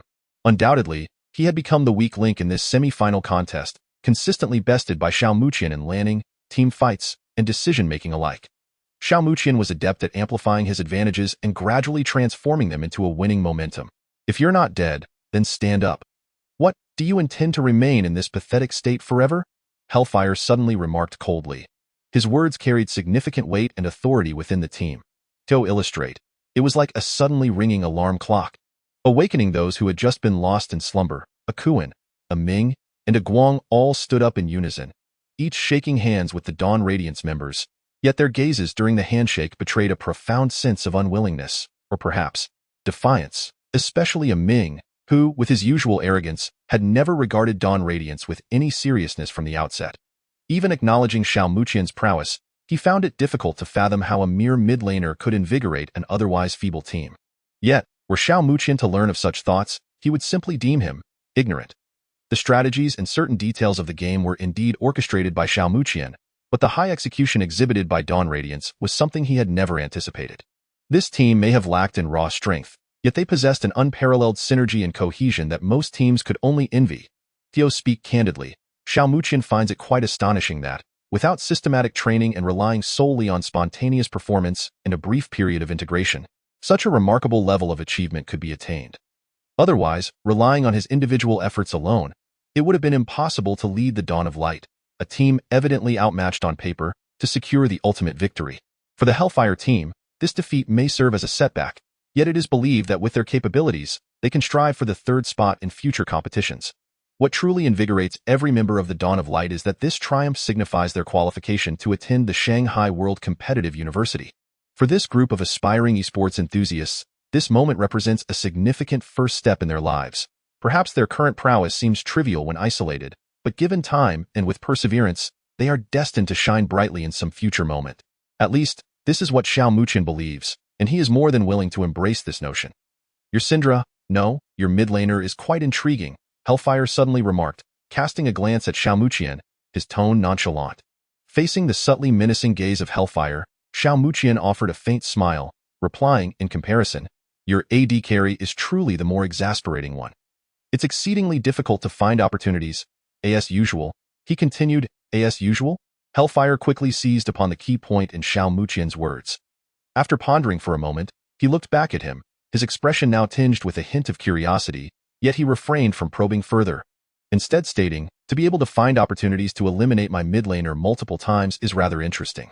For the first time, Hellfire's lips curled into a smile, though it was far from a friendly gesture. Rather, it exuded a palpable sense of hostility. Xiao Muqian understood that he referred to the 3 complete matches, but at this moment, he chose not to respond. The handshake had concluded. He merely smiled at Hellfire before rejoining the other members of the Dawn of Light on the main stage, bowing to the audience in acknowledgement. Oh, Dawn of Light, Dawn of Light. The venue erupted with the audience's generous applause and fervent cheers. For them, supporting their favored team is one aspect, but more importantly, it is the opportunity to witness a breathtaking contest firsthand. Just like the recent exhilarating BO3 series between Hellfire and Dawn of Light, which was truly full of surprises. Chapter 56, Unbelievably Strong. The clash between Hellfire and Dawn of Light came to a close, and after a brief respite, it was time for the Judgment and Rending teams to take the stage. Vying for another spot in the finals in terms of strength, the Judgment team held a significant advantage over the Rending team, particularly in the mid lane position. Before Xiao Muqian, Wukan was undoubtedly the top mid laner in Jiangxing. However, as they had not yet faced each other, no definitive assessment could be made in anyone's mind. Yet, for many who had not closely followed the Jiangxing players, after this battle, Xiao Muqian had already been established as the strongest mid laner in their hearts. However, when the match between the Judgment team and the Rending team reached the 24-minute mark, everyone bore witness to the terrifying prowess of Judgment, specifically Wu Kan, the mid laner. Summoning Echo to the mid lane, he swiftly dispatched the opponent's Diamond 3 mid laner, Twisted Fate, within a mere 4 minutes, securing first blood with a flawless combination. At the 6-minute mark, Echo, in collaboration with his jungler, Rek'Sai, executed a decisive kill on Twisted Fate beneath the enemy turret, thereby amplifying their advantage. Meanwhile, Dasha, the top laner for Judgment, forced the opposing top laner, Dr. Mundo, to use Flash in a desperate escape. By the 8-minute mark, an intense skirmish erupted around the bottom lane. Both top laners teleported down, creating a sudden 3-on-3 confrontation. Remarkably, Wukan's Echo sensed the impending team fight before Twisted Fate could respond. Although Twisted Fate possessed superior support capabilities, he arrived merely in tandem with Echo. Under such circumstances, the defeat of the tier team in the ensuing team fight became nearly inevitable. Moreover, Rek'Sai, leveraging her ultimate, arrived at the bottom lane ahead of the enemy jungler, Nidalee, establishing a presence on the battlefield. Ultimately, Judgment secured a favorable exchange of 1 for 3 in this frontal clash. Wukan's Echo achieved a double kill, while Dasha's Dr. Mundo also managed to claim a kill with his guillotined. In stark contrast, the tier team could only celebrate a single kill acquired by their ADC, Caitlyn. Unquestionably, Judgment had seized a commanding lead. Boasting a kill count of 5-1 and an economic advantage exceeding 2,000 gold. At the 9-minute mark, Judgment claimed the first dragon of the match. 13 minutes in, Dasha single-handedly eliminated the opposing top laner, Dr. Mundo, while simultaneously taking down the first turret. Concurrently, Wukin's Echo, in concert with his ADC, Ezreal, unleashed a barrage of damage that decisively felled Caitlyn amidst the chaos, then utilized his ultimate to manipulate time and retreat. The audience erupted in astonishment. Caitlyn's demise allowed Judgment to effortlessly seize the mid-tier turret.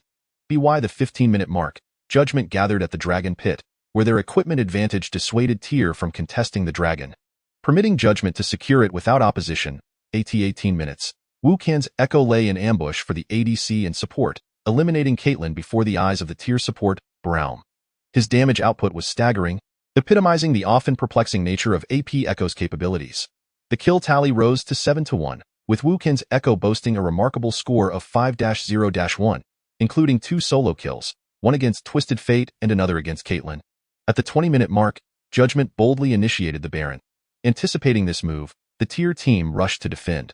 The support cautiously placed a blue trinket ward, revealing 4 members in the Baron Pit engaged in fierce combat. The Baron's health was diminishing, though not at an alarming rate, and time was of the essence. Despite lingering doubts about Echo's whereabouts, they soon noticed a white temporal field beneath them, and in that moment, a figure emerged from behind the wall near the blue buff, executing a phased dive that struck the vulnerable Caitlyn with devastating force. Her health plummeted dramatically, more critically, with the entrance of Echo. The temporal field instantaneously elicited a powerful reaction. A radiant white barrier enveloped the female police officer along with her companions, Blitzcrank, Twisted Fate, Dr. Mundo, and Nidalee, rendering them collectively incapacitated. Consequently, Echo acquired an additional layer of white shield. And after a slight adjustment of position, he flung the time device in a linear trajectory, inflicting significant damage upon the 4 individuals ensnared in the triggered temporal field. The other members of the Judgment team had long anticipated this development and, in perfect synchrony, momentarily ceased their assault on the dragon, converging upon their adversaries in unison. Ultimately, what commenced as a skirmish swiftly culminated in a resounding victory for the Judgment team. During this interval, the top laner, DSHAN, relentlessly cleaved through his foes, while the rampaging Nasus secured 4 kills amidst a flurry of bloodshed.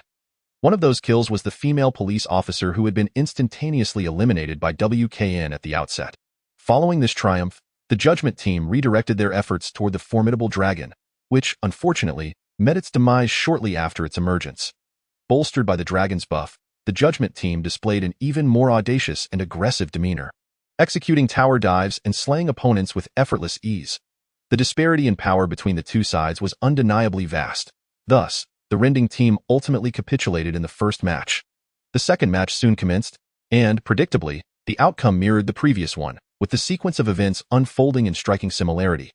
The dual ultimate carries, WKN and DSHN, thoroughly dominated the Rending team to in this match. WKN selected LeBlanc as his mid laner and continued his trend of solo kills, even achieving a remarkable 3 kills against the opposing mid laner, Azir. Meanwhile, the top laner, DSHN, exhibited similar brutality. Utilizing his exceptional skills, he dismantled the opposing top laner, Makai, with unrelenting ferocity. Even a gank initiated by the jungle's Lee Sin, in collaboration with Makai, was effortlessly thwarted by DSHN, who killed one and then evaded capture. Despite the unwavering resolve of the Rending team, this game concluded hastily after a mere 25 minutes. Remarkably, the 2 matches combined lasted less than an hour, showcasing the Judgment team's prowess beyond anyone's expectations. Goodness, WKN and DSHN are rather formidable, remarked GOG Nexiang. Left somewhat bewildered after witnessing the 2 matches, as the finals were scheduled for the afternoon, the Dawn of Hell team, having just conquered the Infernal team, opted to remain and observe the team they would soon face. Logically, the overall strength of the Judgment team should have been slightly inferior to that of the Hell team, yet the astonishing display of power they exhibited raised questions. The overall strength of the Rending team still seems lacking, which hinders our ability to fully gauge the Judgment team's capabilities, remarked Xiom Chien. However, it is evident that the presiding judge, WKN, and the arbiter, DSHN, possess remarkable strength. What intrigues me even more is DSHN. His landing prowess is almost absurdly potent, Xiom Chien stated with a solemn expression. Absurdly potent? The members of the Dawn of Hell team were taken aback. This was the first time they had heard Xiaomi express such high praise for an individual. Could it be that his performance was even more striking than that of WKN? Indeed, Deshawn has had his fair share of brilliant moments, yet it is still Wukan who plays the decisive role. Deshawn is truly formidable in the landing phase. His profound understanding of the heroes, coupled with his adept mechanics and meticulous control over minion waves and landing details, is nothing short of breathtaking. Li Furong suddenly interjected. Facing this individual, even if I exert my utmost effort to withstand the pressure, I fear I cannot escape the fate of being solo killed. How can that be? If it were you, boss, even if you cannot confront him directly, surely you can withstand the pressure, Gong Chung replied, his voice tinged with urgency. Li Furong chuckled lightly, acknowledging, there is no shame in admitting this. Though it may be somewhat embarrassing to say aloud, I can recognize this truth. Xiao Muqian nodded in agreement, noting that Deshawn's calculations regarding damage are equally exquisite. Even the slightest misstep could result in his taking you down. However, he has one flaw. He tends to overextend his lane. This can be attributed to his confidence, but if we can capitalize on this weakness and exploit the lane's vulnerabilities, everything will be manageable. Xiao Muqian concluded, in summary, the Judgment team is exceptionally strong. However, since we have secured our qualification for the World Championship, we need not restrain ourselves. We should seize the opportunity and fight with all our might. Chapter 57. A perfect conclusion. World Championship qualifiers. Finals. At 5 o'clock in the afternoon. This best-of-3 finals, which had been fiercely contested across 3 matches, came to an end. After a series of intense battles, the Judgment team ultimately triumphed over Dawnlight with a score of 2-1, earning the title of champion in this World Championship qualifying tournament in Jiangcheng. Subsequently, the Hell team and the Tier team will vie for the final qualification for the World Championship. It is anticipated that the Hell team should be able to secure this last opportunity to board the final train to the World Championship with relative ease. Despite giving their all, the match was ultimately lost. Following the confrontation between Dawnlight and the Hell team, it was evident that Judgment had thoroughly studied the current optimal strategies employed by Dawnlight. Mid-laner Wukan exerted himself to the fullest, selecting a hero of considerable difficulty, Aurelian Soul. The Star Forger, Kan was the only user of this champion in the Jiangcheng World Championship qualifiers.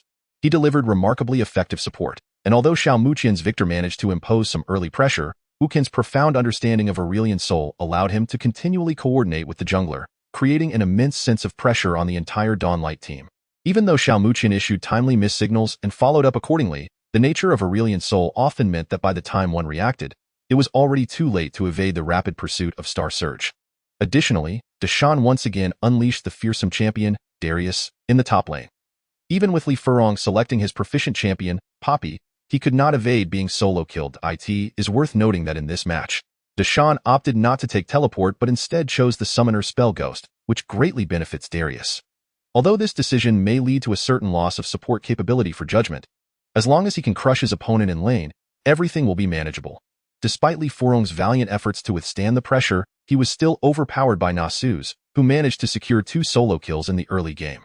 Fortunately, the current patch does not implement a first blood system for turrets. However, once the next patch introduces it, an early collapse in a solo lane would render the situation even more dire.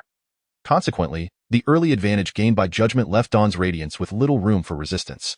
Had it not been for the steadfast presence of Xiao Muqian's Victor, who valiantly defended the mid-lane turret for an extended period, this battle may have concluded even more swiftly. Nevertheless, even in this context, Xiao Muqian's Victor appeared to be at a disadvantage, as Wukan's stunning performance left him momentarily astonished.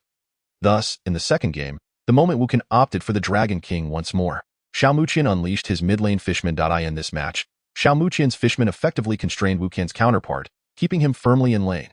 Although Wukan displayed remarkable composure, revealing no vulnerabilities, during the pivotal moment when Xiao Muqian's Fishman reached level 6, a sudden R-Flash combo caught Wukan off guard, leading to the takedown of the Dragon King with the assistance of Gao Jianxiang's jungle Lee Sin. Following this, Xiao Muqian's Fishman soared to prominence, setting the pace of the game, while Li Furong resorted to using Mundo in a rather elusive manner against the formidable top lane Fiora.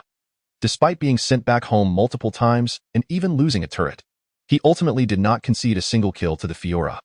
Ultimately, the game concluded at 38 minutes, with Xiao Muqian's Fishman boasting an impressive 12-4-7 record and nearly 90% participation rate, securing a victory for Dawn's Radiance and serving as a response to Wu Kan's previous dominant display with the Dragon King. As for the final match, it was decisively claimed by Judgment at the 30-minute mark.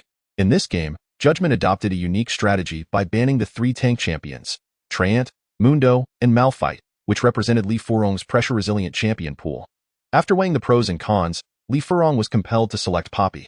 While also banning Darius, Nasus, and Renekton, it was evident to any keen observer that the most pronounced disparity lay in the top lane. With Judgment targeting Li Furong in such a manner, Dawn's Radiance did not hesitate to utilize their bans effectively. However, no one anticipated that Deshawn would opt for a tank, albeit a remarkably aggressive one. Troll. Despite its somewhat unsightly appearance, this champion's brutality was undeniable, especially when engaging in skirmishes against tanky opponents. This was evident in the landing phase, where Troll consistently suppressed Li Furong's Poppy, engaging in fierce trades. Thanks to Troll's inherent passive, the surrounding minions became his source of sustenance, quickly widening the health gap. Deshawn, low on health, attempted to retreat but was abruptly interrupted by Troll's pillar, forcing him to maneuver awkwardly. However, the jungle spider lurking in the upper lane's tribrush ultimately severed Poppy's last hope for survival, securing a kill that further emboldened Troll's aggression. Around the 10-minute mark, a successful turret dive led to a swift execution. During this period, Wu Can's selection of the vampire hero to counter Xiaomu Qian's Syndra proved to be remarkably effective, as he managed to avoid being excessively worn down. Once Syndra's blue mana dwindled, the vampire was able to gradually restore his own health. Furthermore, the items he chose upon returning to base were predominantly magic resistance gear. Throughout the course of the game, although Xiaomu Qian seized an opportunity to stun the vampire and executed a full skill combo for a solo kill, it ultimately did not alter the outcome. The disadvantage in the top lane was too significant, and the Troll's items came online far too swiftly. Even Xiaomu Qian found himself at a loss in team fights, yet he could not afford to ignore the threat posed by the Troll. Consequently, the Troll became the most formidable hazard for Dawn's Light. In the final team fight surrounding the Baron, Xiaomu Qian's Syndra managed to secure a triple kill, only to succumb to the Troll's onslaught. The Troll likewise achieved a triple kill, while Wu Can's vampire claimed a double kill, leading to a complete annihilation of Dawn's Light. Due to the early destruction of their top lane crystal, coupled with the advantageous minion wave, the Troll and the Card Master executed a decisive push. Both the Troll and the Card Master boasted impressive tower destruction speeds, which ultimately resulted in Dawn's Light arriving too late to prevent the catastrophic explosion of their crystal. After the match, both teams shook hands. Despite their defeat, members of Dawn's Light were understandably disheartened, yet they undoubtedly harbored no regrets. They had never imagined reaching this stage. The surprises and exhilaration they experienced were already ample. From this moment forward, they officially qualified for the prestigious Shanghai World Championship as the second-place team from the Jiangxing Selection Tournament. The schedule for the World Championship qualifiers is generally fixed each year, with the academic term commencing significantly later than that of conventional universities. Within a month of securing their qualification, they could officially become members of the Shanghai World Championship University League with merely 600 yuan for tuition. Thus, this chapter concluded in a most fulfilling manner. Why not unleash your true potential? Wu Can inquired, his voice low, laced with questioning and a hint of dissatisfaction, as he shook hands with Xiaomu Qian. I've given it my all. If I can't win, then I simply cannot. Xiaomu Qian replied with a resigned shrug. Upon hearing Xiaomu Qian's response, Wu Can narrowed his eyes, holding Xiaomu Qian's gaze for a moment, yet ultimately refrained from articulating his initial thoughts. There would be future opportunities to witness. I refer to your complete mid-lane prowess and condition. With that remark, Wu Can and his judgment team turned to leave. As Deshawn passed by Xiaomu Qian, he patted him on the shoulder, saying, "Well done, young man. You've truly ignited Wu Can's fighting spirit."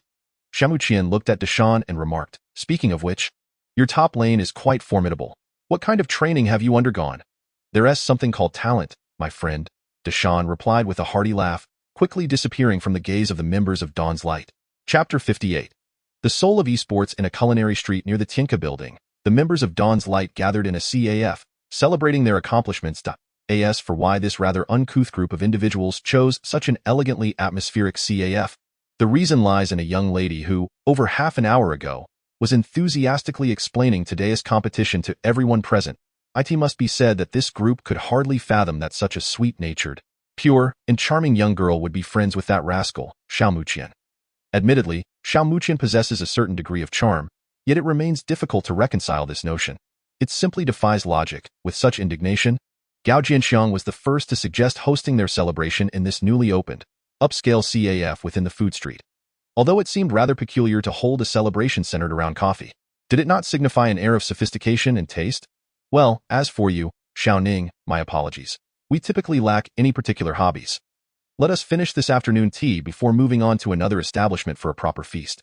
Gao Jinxiang raised the cappuccino he had purchased for 30 yuan and took a sip. For a fleeting moment, his expression changed, but he soon wore a smile. The cappuccino here was indeed delightful. Damn, what a waste of 30 yuan. This thing looks rather delectable, yet it tastes so bitter. The others felt similarly. Though they yearned to curse under their breath, they maintained their composure in front of Su Yuning. She looked at them with a hint of confusion and could not help but inquire, "Don't you add some sugar? It might be a bit bitter, it's all right." Bitterness is a form of self-cultivation in life. Only through enduring hardship can one rise above others. This principle has been my guiding tenet since childhood, Gao Jinxiang declared. You truly are remarkable, Su Yuning replied with a gentle smile. Jinxiang, I have to say, I find you rather contemptible, Gong Cheng muttered under his breath. By the way, Gong Cheng, how have you been contemplating the upcoming world competition? Han Songjie suddenly asked. His question redirected everyone's attention to this matter. Not long ago, Gong Cheng had confided in them about his indecision regarding this choice. He harbored a deep admiration for the strong and firmly believed that no matter how circumstances evolved, those he deemed worthy would undoubtedly become shining stars, perhaps in the present or the future. Yet, he seldom felt a sense of self-trust, subtly revealing an underlying insecurity. Nevertheless, both Xiao Muqian and the others were acutely aware that Gong Cheng longed to overcome this aspect of himself and desired change. It simply required time. Yet, with the doors to the world competition now ajar before him, everyone hoped he would muster the courage to step inside and carve out his own brilliance in the future. You need not worry about me. Since everyone is striving desperately for this precious qualification, I have no reason or right to give up. Therefore, I shall no longer hesitate. My dreams have caused you all considerable concern for far too long, and for that, I am truly sorry. With those final words, Gong Cheng rose, solemnly bowing to all present in the dawn light. Hey, why has it suddenly become so emotional? Let's keep pushing forward, in truth, at our current level. We can only be considered novices in the international competition, yet I firmly believe that one day we shall grow strong. Of course, this does not apply to Muqian, who is an exceptional talent. Gao Jinxiang patted Gong Cheng on the shoulder and remarked, Jinxiang is right. As long as we maintain this determination and strive diligently, we will leave no regrets. A glimmer of resolve flashed in Li Furong's eyes as he spoke. In fact, it is this very mindset that has sustained him thus far in today's match. They heavily relied on Xiao Muqian's strength, so after further study and self-improvement, they must showcase their own distinctive flair. Observing this group of spirited esports youths, Xiao Muqian could not help but smile with contentment. To bravely pursue their aspirations with such conviction is indeed a beautiful endeavor. He had once wavered due to various circumstances, but now, having regretted once, Xiao Muqian would not allow himself to experience regret again. At this moment, with Gong Cheng's final question resolved, the Dawn Radiance team officially decided to embark on their journey to the international competition. Although they would eventually part ways, the fact that they could strive towards the same grand objective together was irreplaceable. Su Yuning cast a glance at Xiao Muqian's profile beside her. He had not changed much from a few years ago, still exuding the same seriousness and focus, though now there was an added sense of composure, and his once overt confidence had become more subdued. Yet, seeing such a familiar profile brought a smile to Su Yuning's face. Indeed, he had always been deeply connected to esports. Watching this group of driven individuals, he must have felt quite moved. After all, he was only 18 this year. Would this realization lead him to mistakenly believe that he was aging? With that thought, Su Yuning couldn't help but chuckle softly. Thankfully, the others were engrossed in animated discussions, sharing their plans and ideas for the future, having resolved their inner conflicts. However, while the others were oblivious, Xiao Muqian noticed Su Yuning's gentle smile and turned to her, asking, What has got you so cheerful, Xiao Ning? What are you thinking about? Nothing much, just a sense of joy and feeling that we can reclaim some of the past. Su Yuning replied candidly. Xiao Muqian paused, memories flooding back, accompanied by an unavoidable wave of guilt. Yet, he knew that Xiao Ning had never been fond of hearing him say I'm sorry. The phrase could never truly encapsulate the depth of his remorse. However, now that he had returned, he needed only to accompany Xiao Ning in the way she anticipated, moving forward together. Thank you, Xiao Ning, Xiao Muqian said earnestly, gazing at her with sincerity. Su Yuning gently shook her head. This is merely something I wish to uphold. I should be the one thanking you, Muqian. Xiao Muqian chose not to respond further. Some thoughts and feelings are best kept within the heart, requiring no verbal expression. With such thoughts, a fervent flame ignited within Xiao Muqian's heart. His return. Let it commence from the path of competitive gaming. Let him exhaust his very blood, carrying along Xiaoning's hopes, and in the rebirth of the esports spirit forged in the crucible of fire. Let him blaze forth in this golden era for dreamers of esports. Chapter 59. Farewell to Jiangqing. All right, Dad, I won't say anything more unnecessary. After conveying his thoughts, Xiao Muqian intended to end the call. I understand, son, do your best. Your mother and I are busy with work, but we fully support you in this endeavor. However, you must remember one thing. Never give up so easily again. Since you have rekindled your determination, your mother and I will not stand in your way. But if you were to abandon this path once more for any reason, I would not permit you to re-enter this field, no matter what I might say. On the other end of the line, Xiao Muqian's father expressed his support, yet his words carried a weight of seriousness. Xiao Muqian was well aware of his father's sentiments. Both his father and mother were quite supportive of his pursuit of a career in esports. However, following an incident a few years prior, Xiao Muqian had forsaken the passionate world of competitive gaming, which had led to his father's furious outburst at the time. His father held no disdain for any legitimate work that did not contravene the law, but he harbored a strong aversion to those who easily succumbed to giving up. Reflecting on his past self, Xiao Muqian could not help but recognize his own frailty. He had been easily swayed by circumstances, a youthful folly indeed. After hanging up the phone, Xiao Muqian let out a long breath. 3 days had passed since the selection for the World Championship, and it was nearly time to embark on his journey. The enrollment schedule for new students at SH for the World Championship was notably inconsistent, as not everyone who excelled in the selection process was necessarily aiming for the championship itself. Many regarded it as a credential or a means of self-assessment.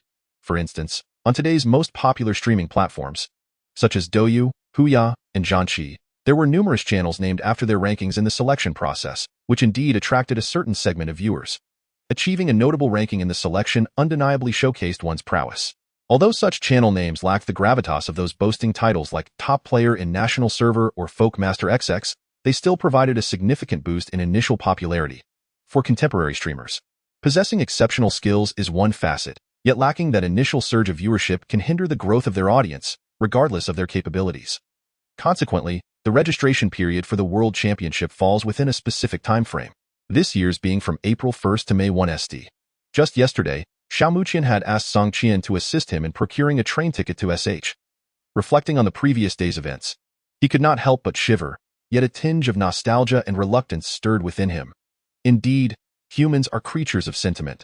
After spending so much time, both joyfully and diligently, with everyone, it had truly been a delightful chapter. Despite the imperfections, it is somewhat disheartening that Song Qian, this boss, is not merely a miser, but also possesses a propensity for violence. Though she is not lacking in physical appeal, why does she insist on adopting a masculine demeanor? Nonetheless, her heart is undeniably kind. Xiao Muqian suddenly recalled a particular autumn day last year when he was working at an internet CAF and fell ill with a high fever. Despite incessantly grumbling about the expensive medical fees, Song Qian surprisingly exhibited a tender demeanor as she took him to the hospital and covered his expenses. It is worth noting that it was the end of the month, and had she not experienced a pang of conscience, he might have had to endure the illness alone. Regardless, it was time to embark on his journey. The train ticket was for 2 o'clock, and he was expected to arrive in the bustling metropolis by 7 in the evening. Su Yuning had called earlier to inform him that she had made hotel arrangements for him. The following day at 8 o'clock marked the commencement of the world competition's normal enrollment period, after which he would move directly into the dormitory. According to Xiao Ning, accommodations in Shanghai provided each participant with a dedicated computer and peripherals, which was truly commendable for the world competition. Given that Xiao Muqian currently had very little money to his name, the conditions offered by the world competition had him practically overjoyed. After tidying up his relatively organized room, Xiao Muqian locked the door and set off. As for Li Furong and Gao Jianxiang, their departure times did not coincide with his.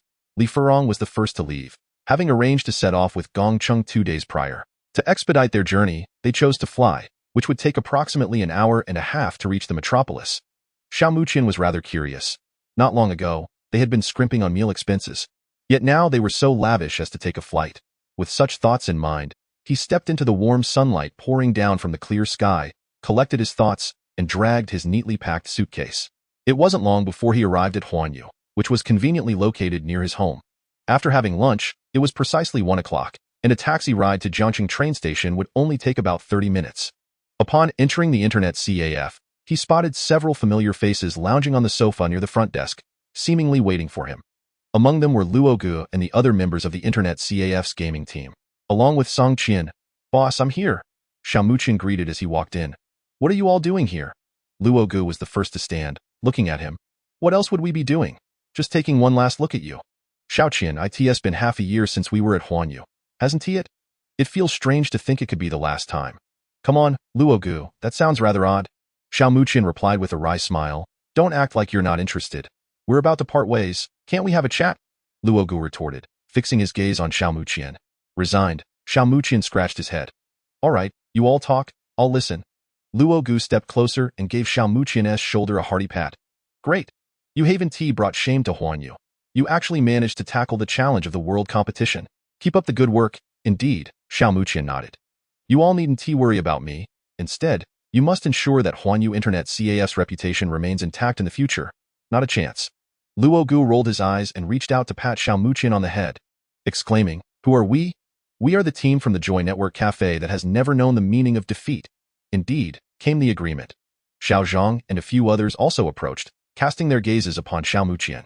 In an instant, they each offered their blessings. However, this spectacle proved overwhelming for one individual. Song Qian, rather unsympathetically, shouted, "All right, enough. Isn't this a bit excessive for a group of grown men? It's merely a temporary farewell. You're not about to start sniffling and crying, are you? Please spare me. I just had lunch." Cough, cough. The boss's intimidating presence was undeniable. With that single outburst, Luo Gu and the others couldn't help but cough awkwardly, retreating to leave the scene to their boss and Xiao Muqian. "Have you packed your belongings?" Song Qian inquired, glancing at the suitcase in Xiao Muqian's hand. "I'm all set," he replied. "Then let us get going. It's getting late. We should leave promptly. I still need to see you off to the train before I rush back to catch the new American thriller," Song Qian stated impatiently. Xiao Muqian found himself at a loss for words. And following Song Qian's lead, he bid farewell to Luo Gu and the others before exiting the Joy Network Cafe. Spotting a taxi approaching, Xiao Muqian reached out to hail it, only to be pulled back by Song Qian. Confused, he looked at her, only to see his boss calmly extend a slender finger. Following the direction of her finger, he noticed a bus heading towards Jiangxing train station slowly making its way to their stop Xiao Muqian, although the bus caused a slight delay. They eventually arrived at the train station shortly after 12-40. As they were parting ways, Song Qian imparted a few words of advice. "Xiao Qian, there's something I need to tell you," she began. "Go ahead, I have a younger sister. Although she and I don't quite see eye to eye, when you meet her, please try to take care of her for a bit." "No problem. Make sure to look after her properly." Xiao Muqian was utterly taken aback. His boss's thought process was truly unlike anyone else's. What kind of sister entrusts someone else with reprimanding her own sister? That girl has a terrible temper. She's a girl after all, and she really needs to change her ways. Song Qian remarked, "I bet your sister wouldn't want to hear you say that." "Indeed, sisters are alike." "All right, I understand now. What's her name?" "Song Sini." "Got it. I'm off to security now. Goodbye, boss. Thank you for taking care of me these past 6 months." With that, Xiao Muqian turned and left, dragging his luggage behind him. As he gradually disappeared into the crowd, a faint smile crept onto Song Qian's lips. What a charmingly foolish little rascal he is. Chapter 60. A couple of games the night sky was clear, and the rare sight of stars flickered above the bustling metropolis. From above, the radiant glow of streetlights in the thriving city converged into a winding river of light, illuminating this great economic hub of China. The night air bore a hint of chill, as Su Yuning, wrapped in a beige coat, drew herself tightly together. She retrieved her phone to check the time and mused, "It's nearly time." Observing the throngs of people streaming out of the train station, each carrying their own unique narratives, she soon spotted a familiar figure emerging into her line of sight. It's rather cold. Xiao Muqian had just disembarked from the train and immediately felt the biting evening breeze of sh. Fortunately, he had donned a long-sleeved shirt. Otherwise, he might have succumbed to the cold. As he grumbled to himself, Xiao Muqian was suddenly greeted by a gentle and familiar voice. "Xiao Ning, you arrived so swiftly? Have you been waiting long?" "I've only just gotten here myself. It seems to be perfectly timed," Su Yuning replied with a shake of her head. Xiao Muqian, however, was not convinced. He understood her too well. Xiao Ning was notoriously punctual, often arriving well ahead of their arranged meeting times. "I must thank you for arranging the hotel. It's truly remarkable, I must admit. There was a time when I thought I would never return to this magical city," he reflected, surveying the bustling crowd around him. It was reminiscent of his first visit to the city years ago, evoking an inexplicable sense of familiarity. After all, Muqian, You did spend quite a considerable amount of time here. But I suppose you will start to miss home, won't you? With only 1 day off each month from your demanding schedule, you likely won't have much time to return, Su Yuning remarked, her gaze fixed on him. Missing home isn't quite the case. Both my father and mother are preoccupied with their own affairs, and we seldom see each other. The fact that I can be with you, Xiao Ning, is far more significant than anything else, Xiao Muqian shrugged in response. Indeed, while I often find myself longing for home, the prospect of studying and striving alongside you brings a sense of worrylessness, Su Yuning said earnestly, lowering her head slightly. Xiao Muqian smiled, choosing not to elaborate further. Some sentiments were better left unspoken, and he cherished this deeper, unspoken understanding they shared. It was a special feeling that only emerged in moments spent together with Xiao Ning. It's rather chilly here. Let me escort you to the hotel we booked, Su Yuning suggested. Xiao Muqian nodded in agreement, acknowledging the discomfort of the station. To expedite their return, Su Yuning hailed a taxi, and approximately 20 minutes later, they arrived at the hotel she had arranged for him, aptly named Huatian. Upon reaching room 302, Su Yuning swiped the key card to open the door, and a pleasant warmth greeted them, providing a comforting respite from the cold. The hotel was well equipped, featuring a bed, television, bathroom, and a viewing platform. What caught Xiao Muqian's attention was the computer resting on the desk beside the bed, complete with a full set of Razer peripherals, which appeared to be of high quality. Unable to contain his thoughts, he turned to Su Yuning. Xiao Ning, this hotel seems rather extravagant. Even if it's just for one night, you shouldn't be spending money so recklessly on my account. It's really unnecessary. We could just manage with something simpler tonight. Muqian, I recall you were never one to be so frugal, Su Yuning replied with a smile. One must consider whose funds are involved. Arranging accommodation for you is already quite troublesome, and now this. Xiao Muqian felt quite helpless. In truth, Su Yuning was absolutely correct. He had indeed been rather oblivious to the concept of money in the past. However, after becoming independent and experiencing the myriad hardships of life through his own efforts, he began to cultivate some new perspectives. Frankly speaking, if the funds were provided by Song Qian, Xiao Muqian would merely be astonished for a moment, but he would certainly not feel a twinge of sympathy for the miserly boss's money. Nevertheless, since Xiao Ning was contributing now, it would be inappropriate to decline, and to discuss it further would only render him seem overly sentimental. Rest assured, this money is actually provided by Shijing. Su Yuning understood that if she did not clarify, Xiao Muqian would likely feel uncomfortable, so she chose to be candid. Shijing provided it?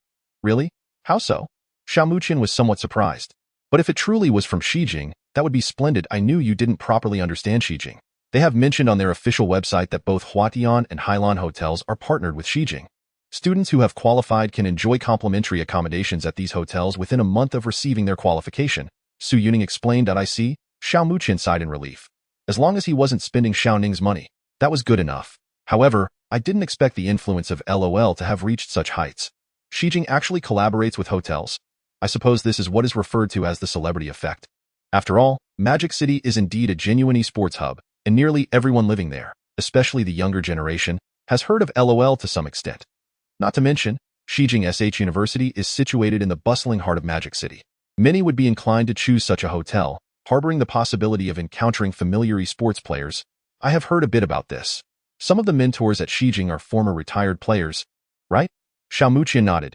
Yes, our support class mentor, EU, used to be the support for number 1. Xingming. Su Yuning continued, and the top lane mentor is a former substitute top laner for the Guangsha team, quite a prominent figure indeed.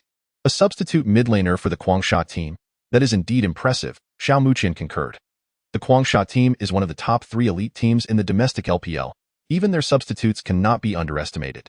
This team's gameplay has always been aggressive and forceful, from top lane to support.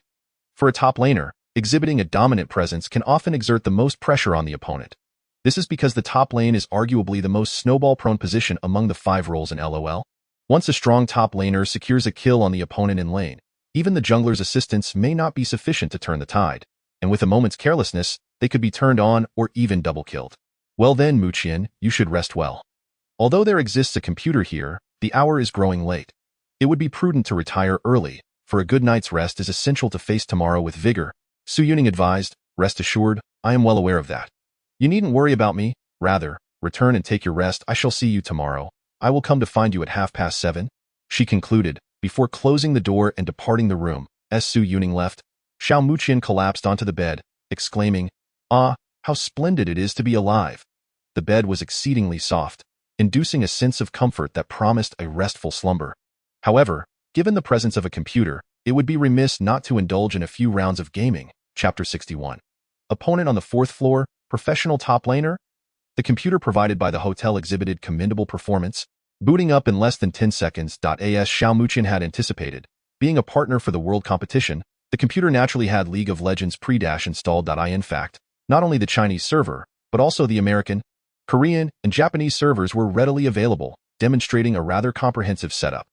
After a moment's hesitation, he ultimately opted to log into his account Shui Mu of the snowy season. Since he had resolved to start afresh, there was no need for subterfuge. Glancing at the clock, it was still not yet 8 o'clock, providing ample time for a couple of practice matches before resting. Dinner had already been taken care of on the flight, alleviating concerns of hunger. Furthermore, the refrigerator in the room was stocked with various beverages and some bread, ensuring that late-night snacks were not a cause for worry. Therefore, let the battle commence. Upon returning to this city, long coveted by all esports enthusiasts, the latent competitive spirit within Xiao Muqian began to stir. He swiftly entered his password, navigated through the loading screen, and logged into the game. Just as he was about to commence a match, a friend request notification appeared in the lower right corner of the screen. It was likely from a random player he had previously carried in a game. Although he did not pay it much mind, he still opened the friend request, only to be taken aback upon seeing the ID. Glorious Marksman? A look of surprise and astonishment crossed Xiao Muqian's face. This ID was familiar to him. He had faced this player multiple times, both in ranked matches and training games. During the S3 era, this person was merely an unknown entity, albeit a young talent who had joined Glory but spent a long time as a trainee. It was rumored that he had finally made a name for himself, becoming a key ADC for Glory and even ranking as one of the top ADCs in the Chinese server. It is important to note that in the talent-scarce LPL, one must possess formidable skills to deserve the title of top tier. Their previous encounters had not been particularly deep, so it was curious that this individual would reach out to someone who had been out of the spotlight for so long. Oh well, Xiao Muqian mused as he clicked accept. Regardless of the other's intentions, they were once acquaintances. It felt somewhat impolite to refuse, even if their interactions had been minimal. After adding the marksman, Xiao Muqian entered the ranked system, selecting the primary mid lane and secondary bottom lane positions. Today, the atmosphere on the national server appears to be quite lively, as players quickly find themselves immersed in the game. Xiao Muqian has been allocated to the mid lane on the blue side's 3rd floor. Ah, splendid. Damn it, it's you again, mineralwater.in, the blue team's voice channel. An individual with the ID Xiao Kongji Padiani Wangzhe angrily typed on the keyboard. Oh, I love mineral water sent an expression of utter bewilderment. Stop being cute. Just play your best support. Crap, they banned the support.gg. Can someone please eliminate them? Without the support, mineral water is utterly terrifying. Xiao Kongji Padiani Wangzhe was engulfed in a profound sense of panic. Although Xiao Muqian found it puzzling, he could roughly surmise that this mineral water fellow support was rather unreliable. Eliminate whom? We have matched against a grandmaster, this moment. Another player with the ID Baudinho feigned indifference and spoke up. We have a grandmaster on our team? No, that can't be right. There aren't any particularly skilled players here, just a bunch of masters who haven't yet reached the rank of king. Jipei Wangzhe inquired with confusion. The 4th floor on the opposing side boasts the Great Gray Feather. After finally matching against a grandmaster, you expect us to eliminate someone? Are you out of your mind? Baudinho replied. Gray Feather? Is he streaming? Jipei Wangzhe exclaimed in astonishment. Of course. My top laner learned from him. I never miss a single one of Gray Feather's streams. Just the thought of facing him in lane makes it worthwhile to lose today. Baudinho gritted his teeth. All right, to have the opportunity to play against a professional player, even if I lose this match, I'll accept it. Perhaps after the game, I might even have a chance to befriend him. Jipei Wangzhe just steadied his mindset. Xiao Muqian stared blankly at his teammates, typing fervently. Gray Feather? I haven't heard much about him. He must be a newcomer in the LPL. However, pondering such matters seems futile, as the 1st floor player had already locked in the Barbarian, while the opposing 2nd and 3rd floors secured the mid laner Clockwork and the jungler Lee Sin. Forming a commendable combo, it was now his turn to select a character. Should I play Clockwork? Xiao Muqian pondered for a moment and, accompanied by a character voice line, locked in his choice. Knight of Harvest. What a splendid name. The Crimson Reaper, Vladimir, commonly referred to as the Vampire. This champion was one that Xiao Muqian had not played extensively in the past, with his understanding largely rooted in the pre-revision era. The revamped version of the Vampire had only seen limited gameplay, and indeed, he had become significantly more potent, which explained his emergence in various professional leagues today, securing a place in the mid lane selection. Opting for Clockwork was indeed a commendable choice, For Vladimir does not shy away from contesting development against Clockwork, and his contributions in mid to late game team fights are not to be underestimated, perhaps even superior in terms of margin for error. This champion certainly requires more practice. The selection phase for a high-tier ranked match concluded swiftly. The blue side's lineup consisted of top lane Barbarian, mid lane Vampire, jungler Blind Monk, ADC Willmaster, and support Enlightened One Karma. The purple side's composition included top lane Blade Sister, mid lane Clockwork, jungler Lee Sin, ADC Lucian, and support Cowhead. The game swiftly transitioned into the loading screen. Concurrently, as the match was on the verge of commencing, the SH Glory Esports Club saw its marksman, who had just returned from the restroom, settle into his gaming chair once more, habitually glancing at his friend's list to see if there were any suitable companions for duo queue. His gaze abruptly halted upon an ID that evoked both surprise and delight. Xuemu from the Snowfall season, currently engaged in a game. Old Fong, hurry up and join me. There's an exciting spectacle to behold. Did you hear that, Fong Pongzi? The excitement was palpable as the main ADC of the prestigious Glory team, a top-tier ADC in the LPL, found himself flushed with exhilaration. Before Fong Pongzi could arrive, he hastily entered Xuemu's observation perspective. Before long, a round-faced man with a prominent belly approached, his demeanor seemingly gentle, albeit with small eyes that squinted into thin lines when he smiled. Yet, his words were far from courteous. Little marksman, why call for your father? Are you as anxious as a riled-up monkey? Fong originally anticipated a heated reaction from the marksman, yet he was taken aback to find that the marksman appeared utterly unfazed by the jest, adopting an unexpectedly earnest demeanor, akin to an employee under scrutiny by a superior. Old Fong, as our team's mid laner, I need you to closely monitor every move of the blue side's Vampire this match. After the game, I expect your assessment based on your insights. Chapter 62. The pressure on the lane. The screen loaded, and the game commenced. Upon entering, Xiaomuqian observed his own ID, violently defeating Cattle, sending a message on the public chat. Grey Feather, I'm your fan. I watch your streams whenever you go live. I can't believe I'm so lucky to encounter a master like you today. After the match, could you send me a friend request? However, the renowned Grey Feather remained aloof, offering no response. The domineering ruler was typing in their chat channel, Mineral Water, you must play your enchanter with utmost caution this match. Let our bot lane farm safely.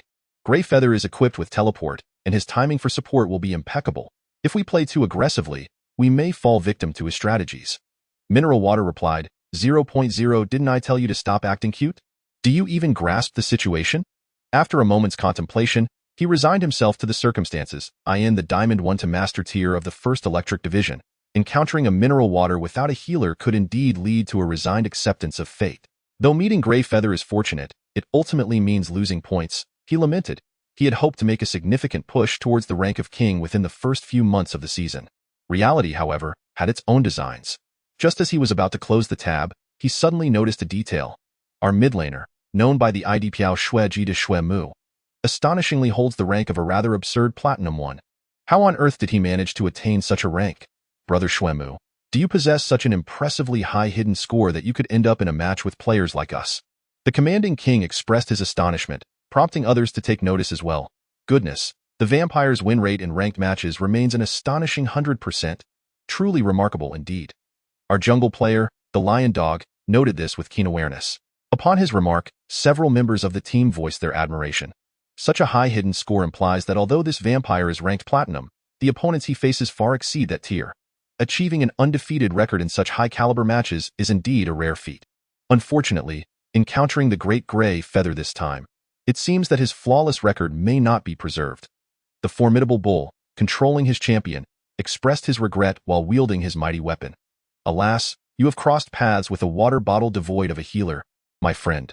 The commanding king echoed this sentiment with a tone laden with regret. I truly appreciate your sentiments.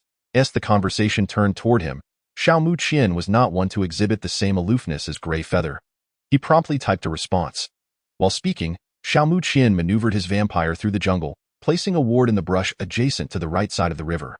Just then, he caught sight of the opposing jungle player, Lion Dog, and casually drained a sip of health. Although this minor restoration would not significantly affect Lion Dog, it served to stack a layer of the vampire's blood red rush, a clever tactic. After this small indulgence, Xiaomuqian did not linger and retreated to his defensive tower. He chose not to immediately head to the lane but instead, upon the respawn of his F4, he pulled a small bird. During this process, he also managed to stack a Q ability. As Xiao Muqian's vampire arrived at the lane, the cooldown for his Q was nearly complete. He advanced with purpose, placing the opposing mid laner, the Clockwork, in a rather precarious position. The minions, engaged in close combat, were already battered and bruised, leaving Clockwork no choice but to command her puppet to clear the minions. However, this decision inevitably led Clockwork to endure a direct hit from the vampire's charged Q followed by an auto attack, resulting in a staggering loss of nearly 1/3 of her health. Reluctantly, Clockwork retaliated with a basic attack as the vampire withdrew. But how could Xiao Muqian relent, since you dared to approach? This Clockwork is rather inexperienced, he mused inwardly. With deft control, he countered with an auto attack on Clockwork, compelling her to consume her first health potion. This exchange left Clockwork at a significant disadvantage, yet she found herself with no options. Continuing to trade blows with the vampire would undoubtedly be unwise. As Xiao Muqian swiftly gained the upper hand in the mid lane. On the top lane, Grey Feather's Katarina unwittingly controlled the minion wave to her advantage against the barbarian. It is evident that neither side has excessively pushed the minion wave. Yet the sole reason for the minion line gravitating towards Huayu lies in the exquisite control exhibited by the Blade Dancer. While perhaps the barbarian could strike a minion when its health dwindles to a mere 10 or 20 points, Huayu's Blade Dancer demonstrates a precision that is almost surgical, targeting with pinpoint accuracy. Though one or two instances may not reveal much, the cumulative effect becomes apparent, leading to the current predicament. Once the barbarian's minion wave falls under the Blade Dancer's dominion, it becomes exceedingly challenging to manage. The rationale is straightforward. The barbarian relies on accumulating rage to engage in combat, and once he loses the initiative to gain that rage, his combat effectiveness is significantly diminished, leaving him vulnerable to ganks. In his predicament, the barbarian, known for his brute strength, resolves to establish vision first, diligently seeking opportunities.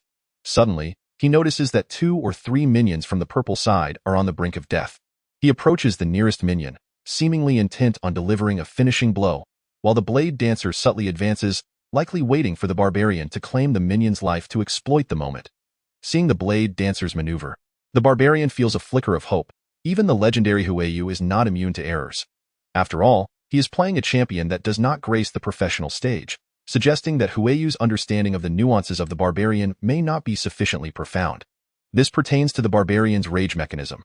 Striking a unit grants 5 points of rage, while killing a unit yields an additional 10 points. Thus, by vanquishing these 3 minions, he could instantaneously garner 30 rage points. The barbarian is equipped with Ignite, and if he applies it during this sequence, he could at least force the Blade Dancer to expend her flash, should she hesitate or find her health too low. A retreat would be necessary, resulting in an additional teleportation cooldown. It can be said that the barbarian's plan is meticulously crafted. His chosen skill at level 1 is Whirlwind, which, owing to its area of effect, allows him to wipe out the 3 minions while simultaneously striking the Blade Dancer. With determination, he swings his massive blade, embodying the indomitable spirit of the barbarian king, swiftly dispatching the 3 purple minions. Considering the rage he had previously accumulated, his total rage now exceeds 50, significantly boosting his critical strike chance. However, just as the barbarian whirls his great sword, the Blade Dancer, as if anticipating his every move, presses the Q key, Blade Surge. The graceful figure of the Blade Dancer emerges, swiftly slicing through a minion from the blue side while flawlessly evading the barbarian's whirlwind, refreshing her Q and creating distance between them. Truly, Huayu is a master. It seems he had foreseen this. Yet, in this position, the barbarian finds himself in a rather uncomfortable predicament as well. The barbarian is awestruck by his idol's quick reflexes, but witnessing the Blade Dancer amidst his minions brings him no small measure of distress. Suddenly, the blade-wielding maiden made her way towards the patch of grass in the center of the upper lane, causing the bull-headed brute to lose sight. This predicament now fell squarely upon him. With the prowess of the illustrious Grey Feather, manipulating vision and transforming it to inflict damage, then executing a swift escape through the lacerating charge, was a feat far too effortless. The brute sighed, realizing he had underestimated the situation, and relinquished this pursuit, instead seizing the opportunity to secure some last hits. However, at that moment, a notification announcing a kill echoed from the mid lane, swiftly erasing his fleeting disappointment. First Blood, mid lane, the first blossom has bloomed. Chapter 63. The shifting tide in the training room of the World Esports Club. The screen displayed the Mage Marksman and Fong Xin, their first-person perspective fixated on Xiao Muqian's vampire, meticulously observing his early maneuvers. Upon witnessing the vampire's successful initial engagement with a red fury Q that caught the clockwork, even the acerbic Fong Xian could not help but nod instinctively. This detail was executed quite skillfully. Yet, he mused, such a tactic could primarily be effective against casual players, for true professional contenders would not be so easily ensnared at level 1. Moreover, this vampire is equipped with Ignite? It seems this fellow possesses quite the aggressive spirit, which aligns well with my preferences, Fong Xian remarked, satisfied with the summoner spell the vampire had chosen. Old Fong, display some decorum, he chided, though, employing Ignite in high-stakes matches without gaining an advantage early on can be quite detrimental. The disparity in effect between early and mid to late game is substantial. The mage marksman, however, viewed the situation from a broader perspective. What decorum? When have I ever lacked it? He retorted. The vampire's chosen talent was Wind Rider, allowing him to gain a small movement speed boost after dealing a certain amount of damage, which would suffice. Furthermore, Fong Xian thought, if this lad with Ignite fails to secure an advantage, it would indeed be rather unamusing for me to have been summoned to witness this. Little marksman, Fong Xian said coolly, let's not dwell on such matters. That Snow Moo is indeed quite fierce, isn't she? Her eagerness to trade blows at level 1 is rather industrious, wouldn't you agree? The mage marksman expressed mild astonishment, for in such matchups, an excessively aggressive approach could easily attract the ire of the jungler. Being caught and killed once could be quite troublesome. What do you know? If I surmise correctly, this lad is awaiting an opportunity for a kill. Fong Xian glanced sideways, disdain evident in his gaze. The clockwork was reasonably alert, consuming a health potion, yet her health was rapidly plummeting below 400. The vampire has devoured the small bird and secured level 2. The mage marksman exclaimed suddenly. For someone who had spent years in the bot lane, he understood the significance of achieving level 2 more profoundly than anyone else. It meant a substantial increase in attributes, and most crucially, it would grant him a skill advantage over his opponent. The vampire's next Q, imbued with blood rush, presented an opportunity. Observing the current state of affairs, a glint of sharpness flickered in Fong Xian's eyes as he decisively commanded. Meanwhile, the vampire's maneuvers were anything but sluggish. Rather, they were executed with remarkable swiftness. The reservoir of blood, continuously infused by Vladimir's own essence, rapidly reached saturation, in an instant, accompanied by a flash of golden light. The vampire appeared at the side of the clockwork, leaving no time for a reaction. The blood reservoir erupted violently.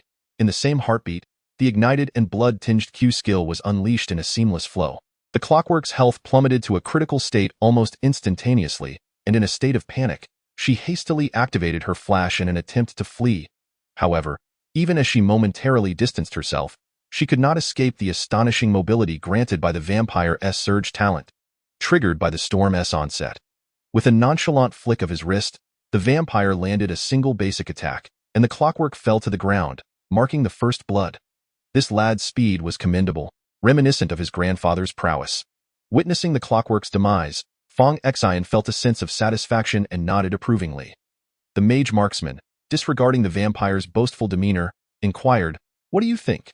Fong Xian glanced at the mage marksman, noting the rare seriousness etched upon his face, which struck him as peculiar. After all, he was merely a passerby player. Though his skills were decent, it seemed excessive for the mage marksman to be so concerned. Not bad. His hands are quite swift, and he timed his moves impeccably. He certainly didn't squander the early preparations and the ignite in hand.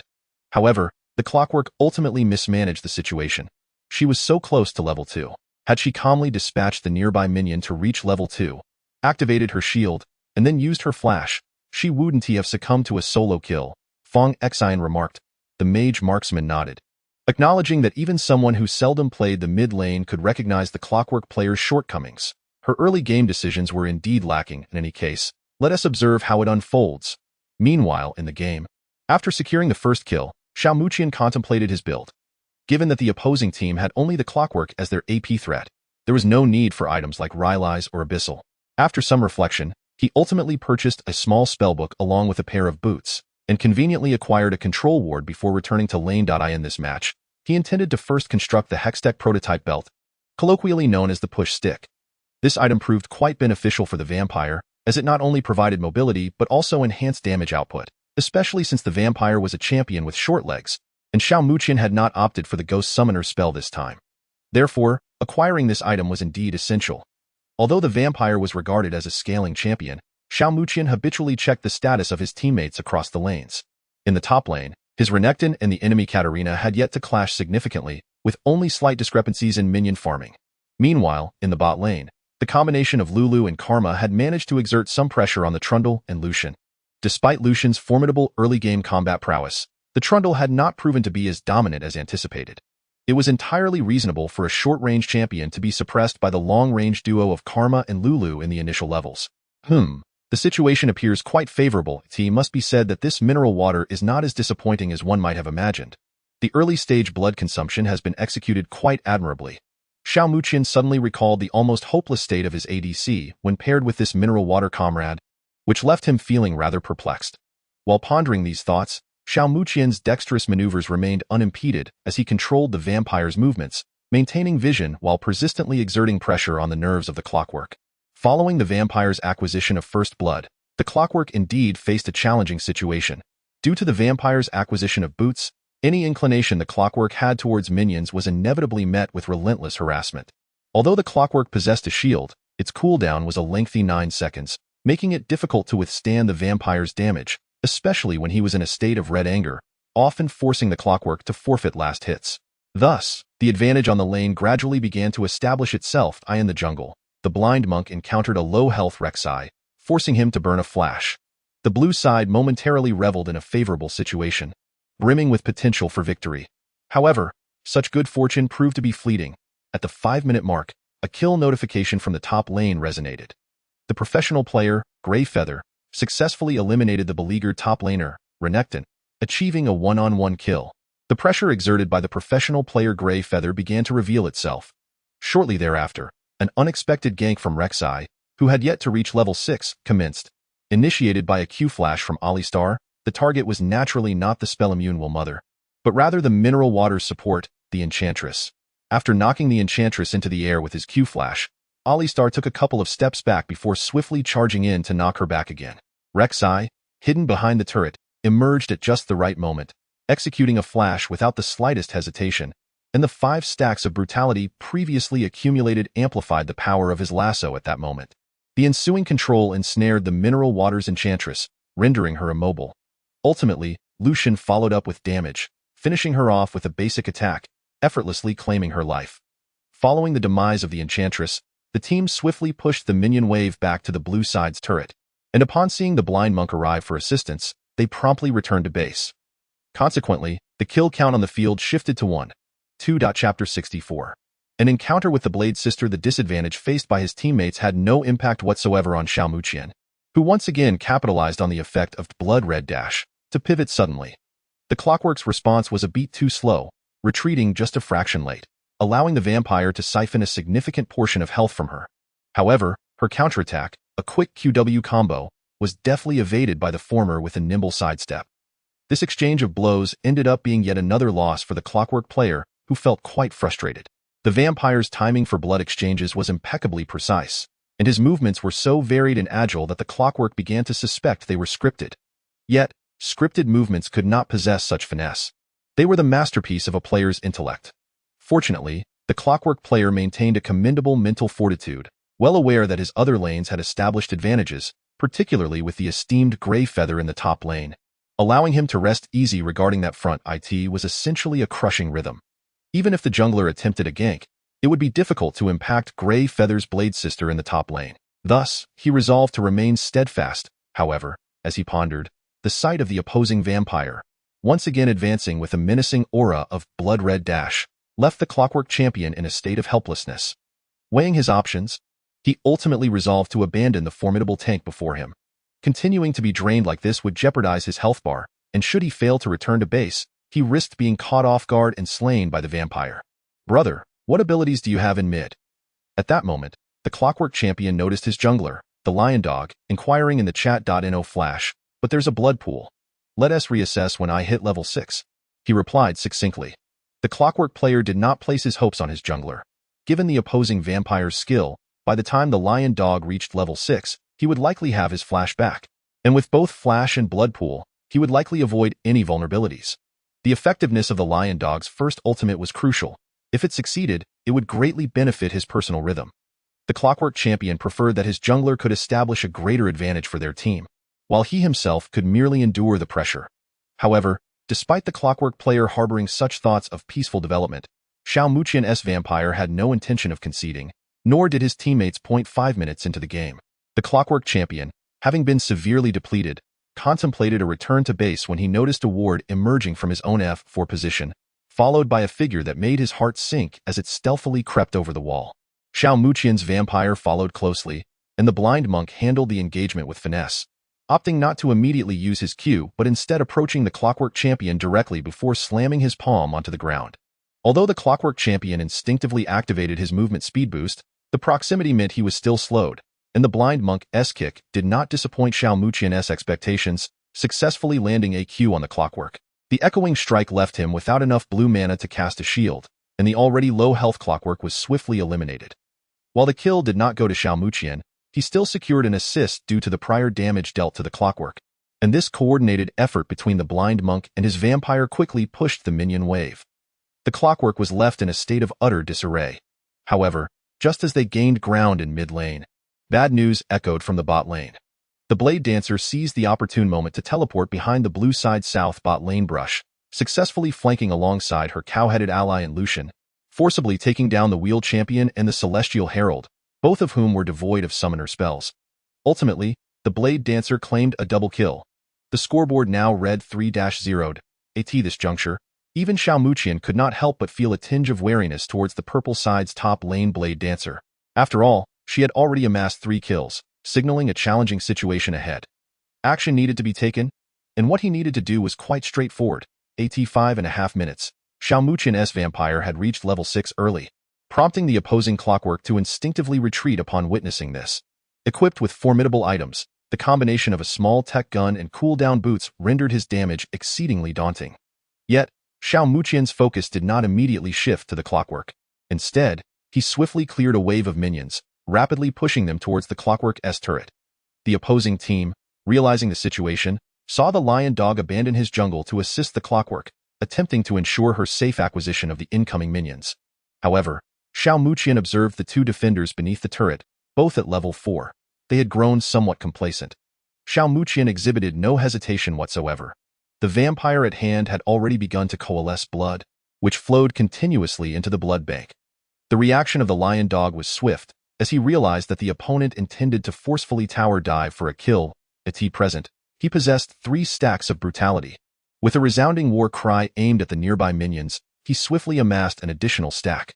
Subsequently, he executed a rapid succession of lasso moves. Both a standard lasso and a binding lasso were hurled towards the Vampire. Unfortunately, Xiao Muqian's Vampire was far too astute to fall for such trivial tricks.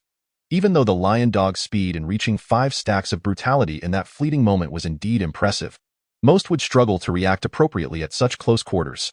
Yet, as Xiao Muqian gathered blood for the tide of blood, he simultaneously unleashed Blood Plague and Blood Pool, transforming into a pool of blood that evaded the incoming QW combo from the Clockwork and the binding lasso from the Lion Dog.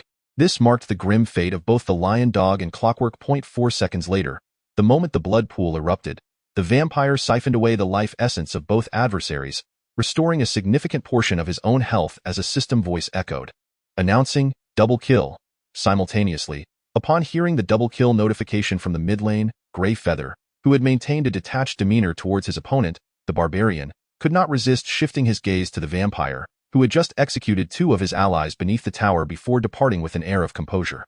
This Vampire must perish, Grey Feather declared nonchalantly, yet his tone bore an undeniable certainty, as if he had unwittingly pronounced the Vampire's death sentence. Little did he realize that although his equipment had begun to take shape, something crucial was still lacking.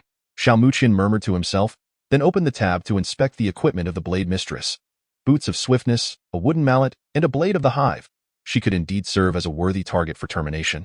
With just a bit more gold required to acquire the push stick, he resolved to grind a little longer before seeking out the Blade Mistress for some sport. Xiao Muqian contemplated this as the game clock ticked to 10 minutes. His last hitting had reached a formidable count of 105, and he had claimed 3 kills. Now equipped with both cooldown reduction boots and the push stick, he glanced towards the top lane, where the pressure was palpable. Indeed, during this interval, although the Blade Mistress had not secured any further kills, the Barbarian had found himself utterly unable to continue, resigning to a state of surrender in the top lane. Barbarian, come to mid to farm. I'll head to top, Xiao Muqian instructed. The barbarian's prolonged indulgence in the jungle alongside the blind monk was proving untenable. Not only was he failing to progress himself, but he was also hindering the blind monk's development. Thankfully, allowing him to face clockwork would at least stabilize his experience and last hitting. Chapter 65. You will fare the same in the top lane. The Blade Mistress, having controlled the minion wave for some time, was now gradually pushing it towards the blue side's tower. Xiao Muqian's vampire arriving at this moment was indeed fortuitous. To be candid, the Blade Mistress was not an easy opponent for the vampire. Despite his formidable regenerative capabilities, he would find it challenging to withstand the imminent burst damage from the Blade Mistress, who was on the verge of acquiring her Trinity Force. With Grey Feather's prowess, a single misstep could lead him to be at her mercy. Nevertheless, it must be said that this particular knife maiden, Grey Feather, is indeed quite extraordinary.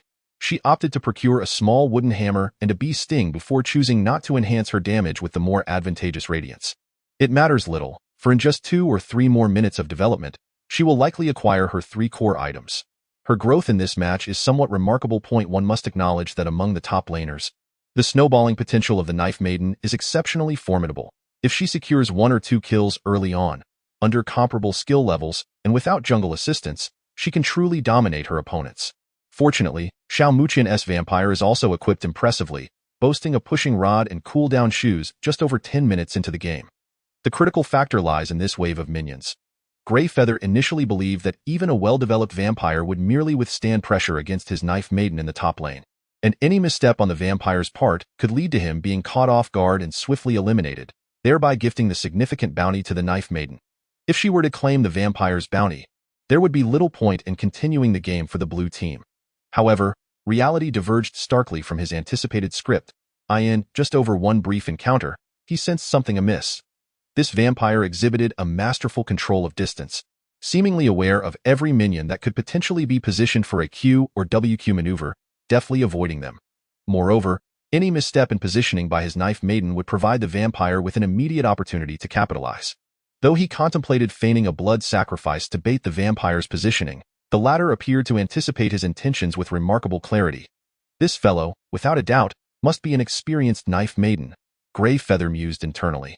As a member of a professional team in the domestic LPL, Grey Feather harbored a sense of pride, and he had approached this match, set in a server where the average rank barely reached the realm of master, with a somewhat casual attitude, much like his choice of items. Yet at this moment, he recognized a shift in the dynamics. It seemed prudent to adopt a more serious approach. Xiao Muqian, unaware of Grey Feather's internal deliberations, was nonetheless surprised to witness the knife maiden's suddenly more nuanced movements. Is she planning to reveal her true skills? Xiao Muqian chuckled. This was more like it in the ensuing landing phase. The knife maiden resolved to withstand the current damage from the vampire, swiftly clearing the wave of minions on the blue side before retreating to recall. However, Xiao Muqian, ever the trickster, pressed forward after eliminating the nearby minions with blood tide, positioning himself aggressively. The knife maiden was not far ahead, nearly ready to return to base when the vampire surged forward, launching several rockets towards her in the nick of time. He interrupted her recall. The knife maiden, having endured his damage while clearing the minions, now found her health below half, and with the opposing jungler, the lion dog, having recently revealed himself in the bottom lane, it was the perfect opportunity to apply pressure.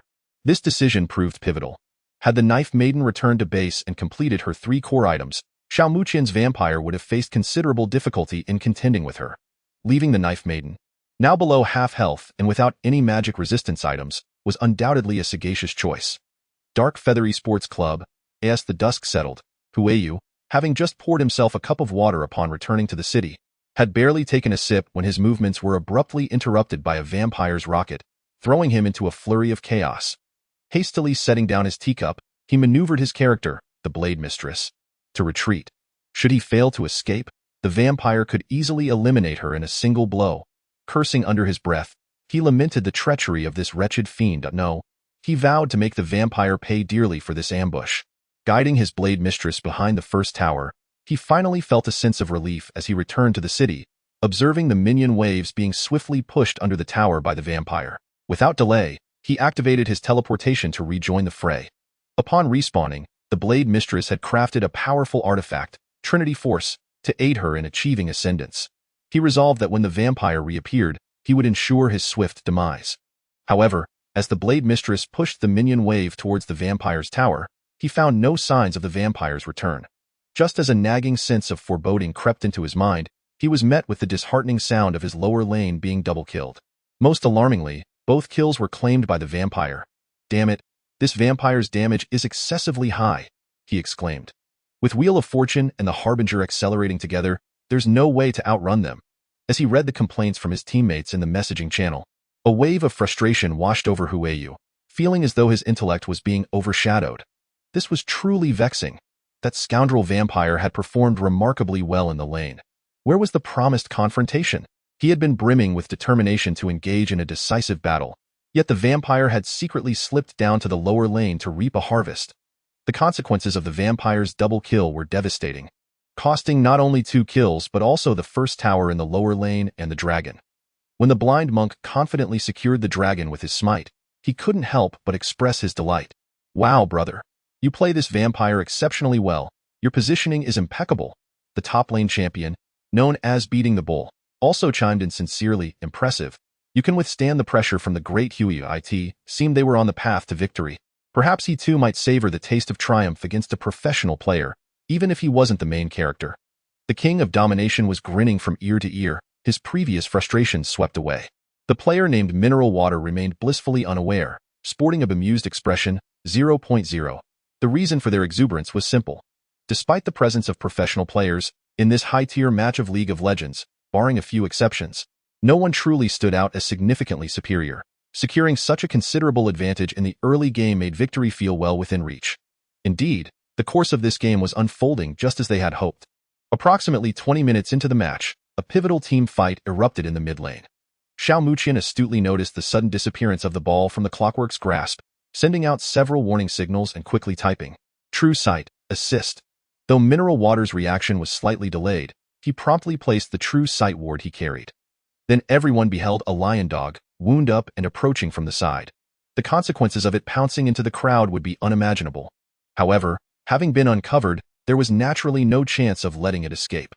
The formidable abilities of Wheel Mother and the Harbinger were unleashed simultaneously, and under the dual acceleration effects, the blue team's members soared as if riding the winds.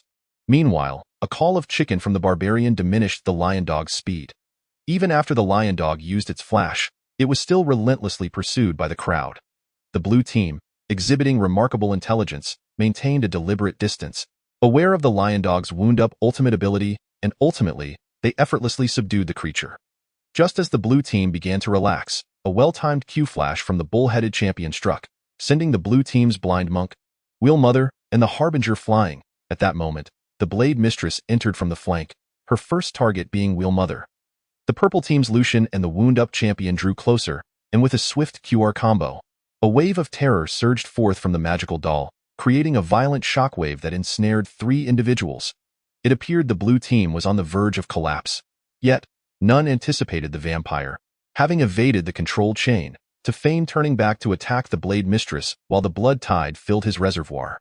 Just as the Harbinger advanced to unleash her ultimate, and Lucian prepared to follow up with his holy gun baptism, the vampire flashed away. With impeccable timing, Xiao Muqian's fingers danced over the keys, seamlessly executing an R that unleashed the blood plague's deadly poison upon both the Harbinger and Lucian. The push stick struck both adversaries with equal swiftness, igniting Lucian, and alongside the explosive release of the blood reservoir, the health of both the Harbinger and Lucian plummeted to the depth. The moment the blood plague detonated, both the Harbinger and Lucian collapsed. Double kill. Even though Lucian had used his healing ability, the ignite effect rendered it utterly futile. During this period, a vampire with such terrifying growth was an exceedingly formidable presence in team fights, dealing explosive damage. Even as the vampire secured a double kill, the Blade Mistress did not disappoint her teammates, swiftly eliminating the 3 remaining blue team members who were left battered by an AoE attack. Thus, both sides had lost 3 members. The blue team was left with the barbarian and the vampire, while the purple team retained the bull-headed champion and the Blade Mistress.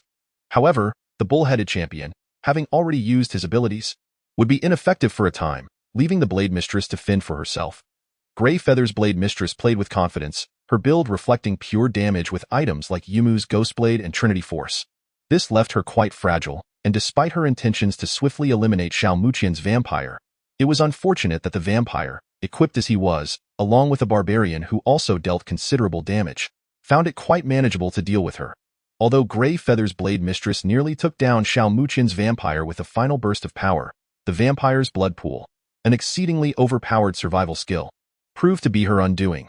With the Blade Mistress falling, the remaining bull-headed champion was inevitably doomed as well, falling to the barbarian's blade for the second kill. Thus, even the initially underperforming barbarian, known for his aggressive playstyle, managed to rise.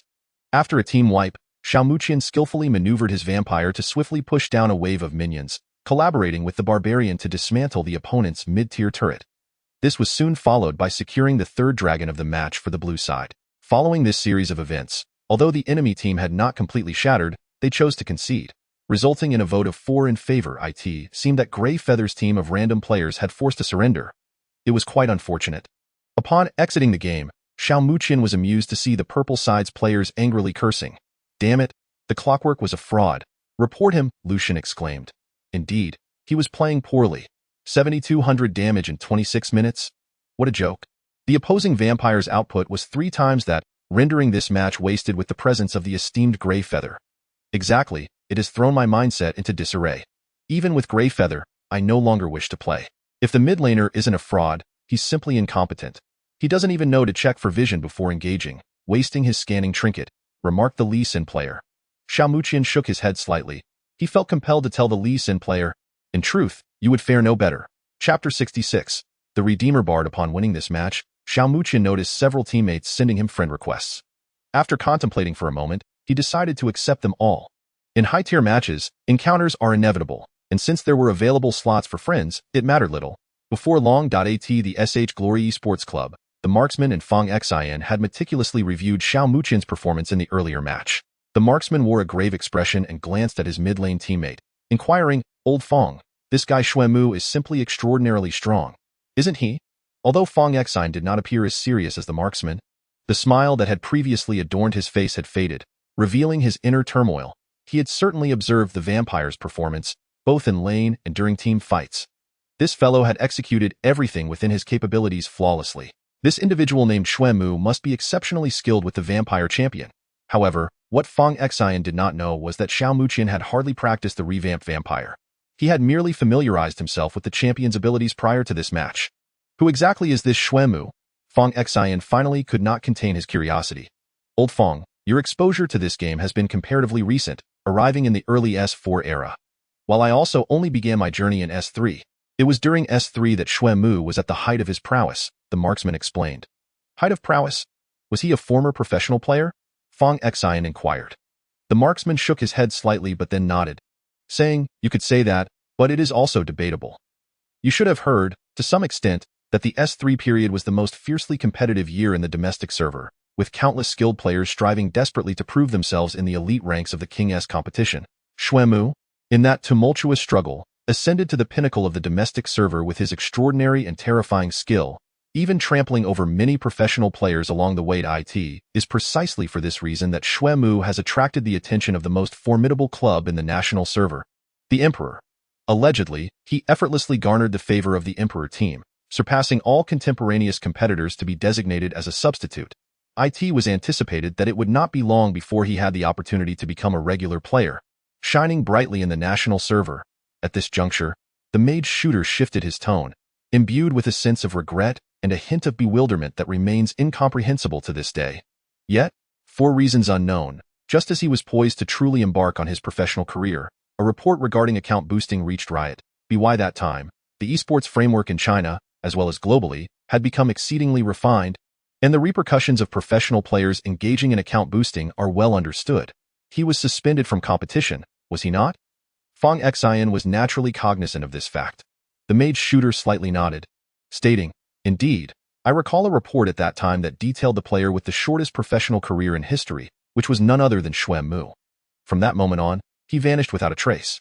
The once revered king of the casual scene shattered his own future just as he was on the brink of creating a glorious chapter for himself, even sealing away the account known as Xuemu of the snowfall season. In a short while, he sank into obscurity, gradually forgotten by all." The mage shooter felt a twinge of nostalgia, yet soon his demeanor brightened. "However, this individual has returned, albeit without warning. and I am grateful that Xue Mu has not squandered his skills. Still exhibiting the regal aura of his former self, in an era where the shadow of Korean esports looms over the world, and European and American esports have surpassed the national server. Even wildcard and Taiwanese teams possess formidable competitiveness. The national server is in dire need of such royal players, or rather, more Xue Mus. As the mage shooter spoke, his breath fluctuated, clearly indicating his heightened emotions. The esports environment in the national server has stagnated for far too long. Even prior to the announcement of the esports Olympics, a plethora of Korean foreign aids were still prevalent in the national server. The dim national server requires more beams of light to dispel the shadows, illuminating the glory of the national server on the world stage. This is a genuine aspiration shared by every ordinary individual who truly loves esports, as well as the professional players themselves. Although I do not wish to dampen your enthusiasm, based solely on his current performance, he can at best be regarded as nearing the level of a top-tier mid laner. After all, this is merely a ranking match in the national server where the average player is at the master rank. Despite the presence of players like Hui Yu among his opponents, you should also be aware that Hui Yu's strength is rather limited. While he may thrive in casual matches, in the LPL he is merely one among many, Fong Xian remarked. This individual has not undergone professional training for quite some time. Maintaining such a standard is indeed remarkable, the mage shooter countered. Yet, in the professional arena, no one will care that you are a once glorious veteran. They will only regard your present condition, will they not? Until you fully grasp Xue Mu's intentions, I advise you to temper your expectations. What if he merely wishes to rekindle the warmth of the game? Fong Xian regarded the mage shooter unfazed. The mage shooter fell into silence, uncertain of how to respond to Fong Xian's words. What old Fong said could very well be the truth. For a veteran who has lost his fighting spirit for over 2 years, even if this soldier once soared through the skies like a majestic eagle, it is likely that his wings have now been clipped. Reflecting on this, the magical marksman deleted the words he had originally intended to send to that person. It would be presumptuous to intrude as he passed by. He sensed a lingering flicker of undiminished resolve within the veteran, and felt that no further words were necessary. Surely, he would announce his return in his own way, embarking anew on the chapter that belongs to him. Xiao Muqian, of course, remained unaware that someone was still concerned about him. If he were to find out, he might feel elated. However, at this moment, after concluding a ranked match, Xiao Muqian swiftly entered into his second game. In this match, he once again occupied the mid lane, selecting the champion Yasuo, the Unforgiven. He had always felt that his skills as an AD assassin were still not up to par. Nevertheless, in this standard master tier game, even his Yasuo thrived, executing a flurry of harassing attacks and chaotic slashes. Ultimately, at the 29-minute mark, he emerged victorious with a commendable score of 12-7-5, dealing the highest damage in the match. He acknowledged that he had played a bit recklessly. In truth, his teammates had performed admirably. Had it not been for Xiao Muqian's own moments of overzealousness, the game would likely have concluded more swiftly. After securing his second victory, Xiao Muqian's spirit soared, prompting him to queue for 2 more matches in the third game. His champion, the Bombardier, flourished throughout the match, delivering explosive damage in team fights. However, in the fourth match, disaster struck. Interestingly, he found himself matched with a familiar face, an acquaintance he referred to as the mineral water classmate. Previously, he had not perceived any issues with this player, yet during this match, the Bard support was a source of numerous problems. There is no need to enumerate them all. Discussing it further would only invite tears, particularly regarding the disastrous team fight in mid-lane. The moment when the opposing team surged forward, bolstered by Wilmother's ultimate. Xiao Muqian's Vladimir made a daring flank with an E-flash into the fray, perfectly striking 4 foes with his ultimate. Simultaneously, the mineral water classmate's Bard perfectly intertwined his own ultimate in an instant. Those afflicted by Xiao Muqian's ultimate, the Blood Plague, swiftly received the salvation of celestial powers. Chapter 67. The rules and regulations of the world competition the following day, as dawn broke, long before the alarm clock had a chance to ring. Xiao Muqian awoke from his slumber. To his own surprise, he found himself experiencing a feeling he could only describe as excitement. Was it due to the upcoming world competition? It seemed he was relishing the thrill of competition even more than he had anticipated. Glancing at the time, he noted it was just past 6 o'clock. Xiao Ning had mentioned she would come to find him at 7:30. With time still on his hands, he pondered what to do next. After arriving at SH, Xiao Muqian felt an irresistible urge to remain active. Just as he hesitated over whether to start 2 more games while time allowed, a sudden knock at the door interrupted his thoughts. Xiao Muqian was momentarily taken aback. Who could possibly be knocking at this hour? Despite his confusion, The unusual quietness made it easy to discern that someone stood outside, rapping on his room door. Without much thought, Xiao Muqian approached and opened the door. Upon seeing the familiar figure standing before him, he exclaimed in surprise, "Xiao Ning." Once Su Yuning stepped inside, Xiao Muqian closed the door behind her, poured a cup of tea, and set it on the table. Unable to contain his curiosity, he asked, "Xiao Ning, why are you here so early? Isn't it only 7:30? I knew you wouldn't be able to sit still, so I specifically got up early to check on you, as expected." "You haven't changed at all," Su Yuning replied with a subtle smile. It seemed she had chosen not to counter the remark regarding her nature. Perhaps feeling a touch restless, Xiao Muqian did not deny it. "Then how about we head over now?" Su Yuning suggested. "Now?" Xiao Muqian questioned, perplexed.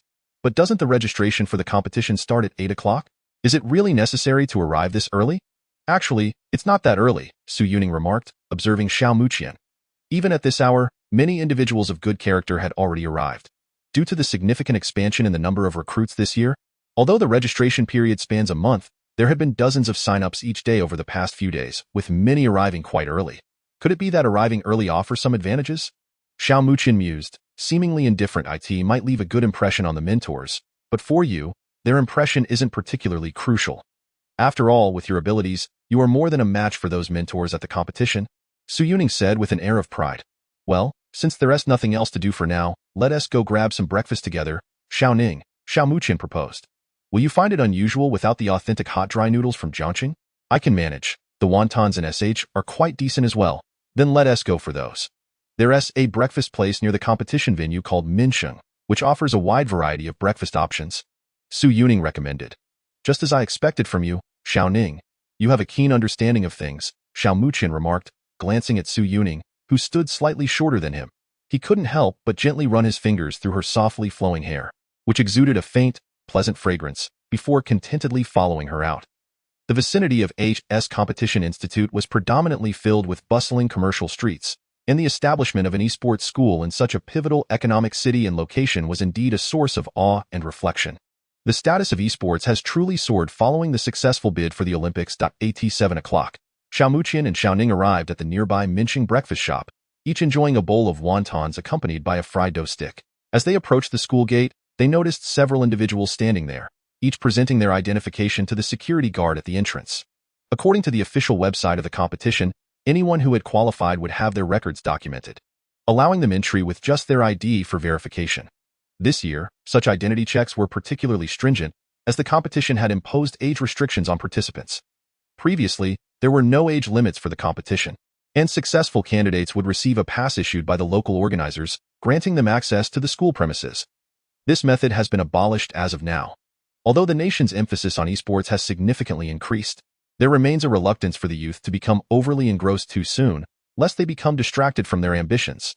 The number of individuals outside the school is not considerable. Most likely, they have already completed their identity checks and entered.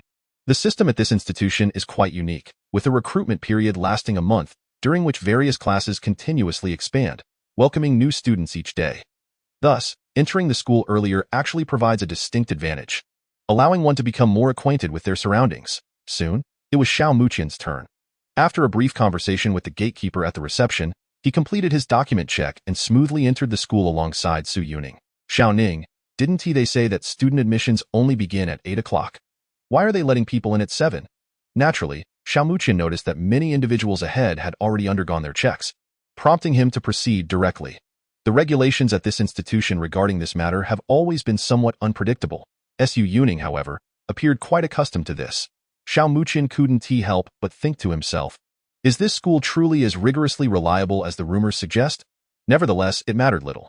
His purpose for being here was not primarily for academic pursuits, as he had a far more significant objective in mind.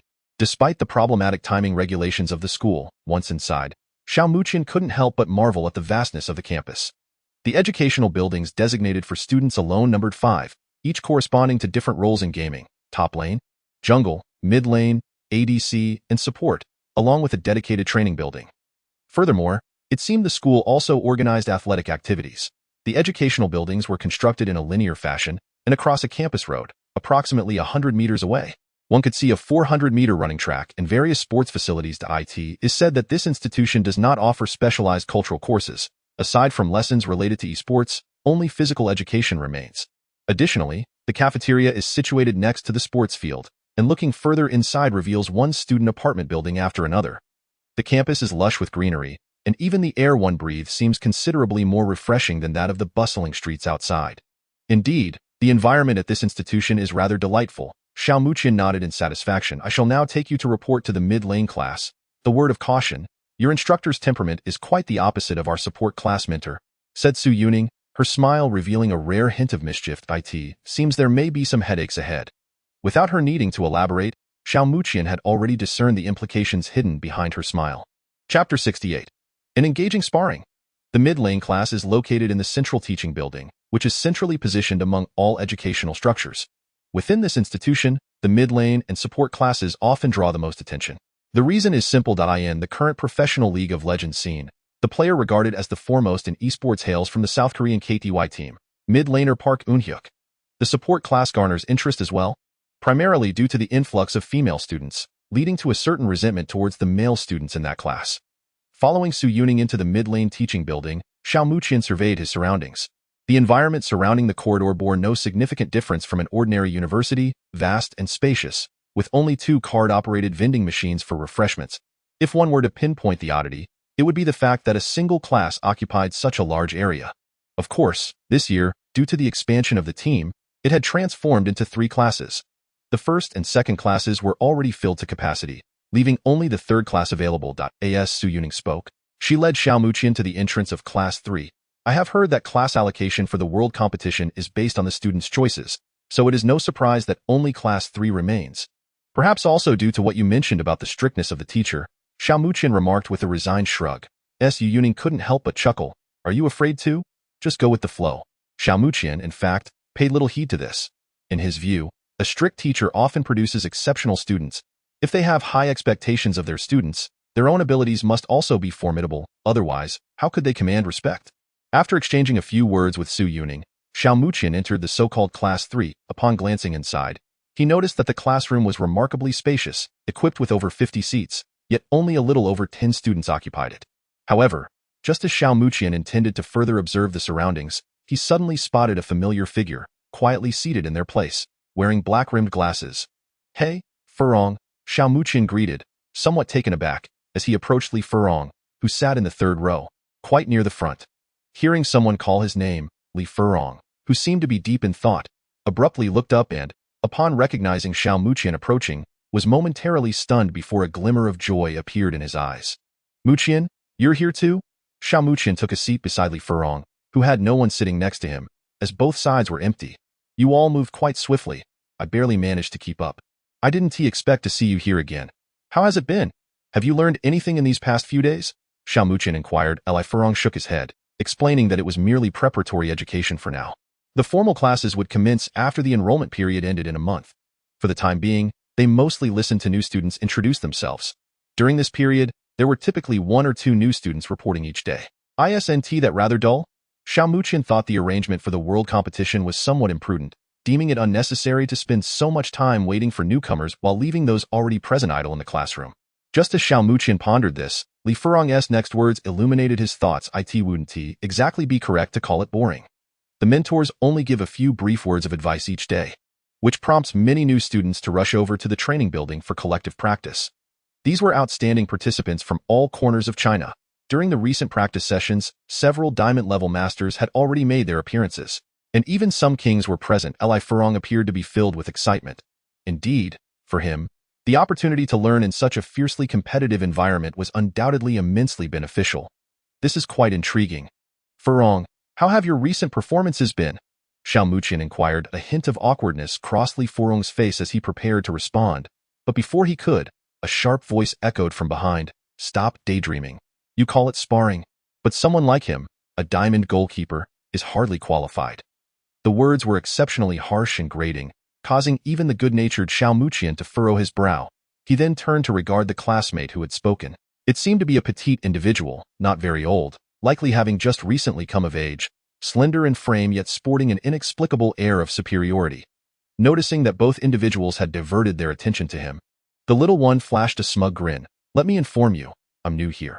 Although they claim it's a sparring session, there are undercurrents at play. Only those with genuine prowess are worthy of participating in their competitions.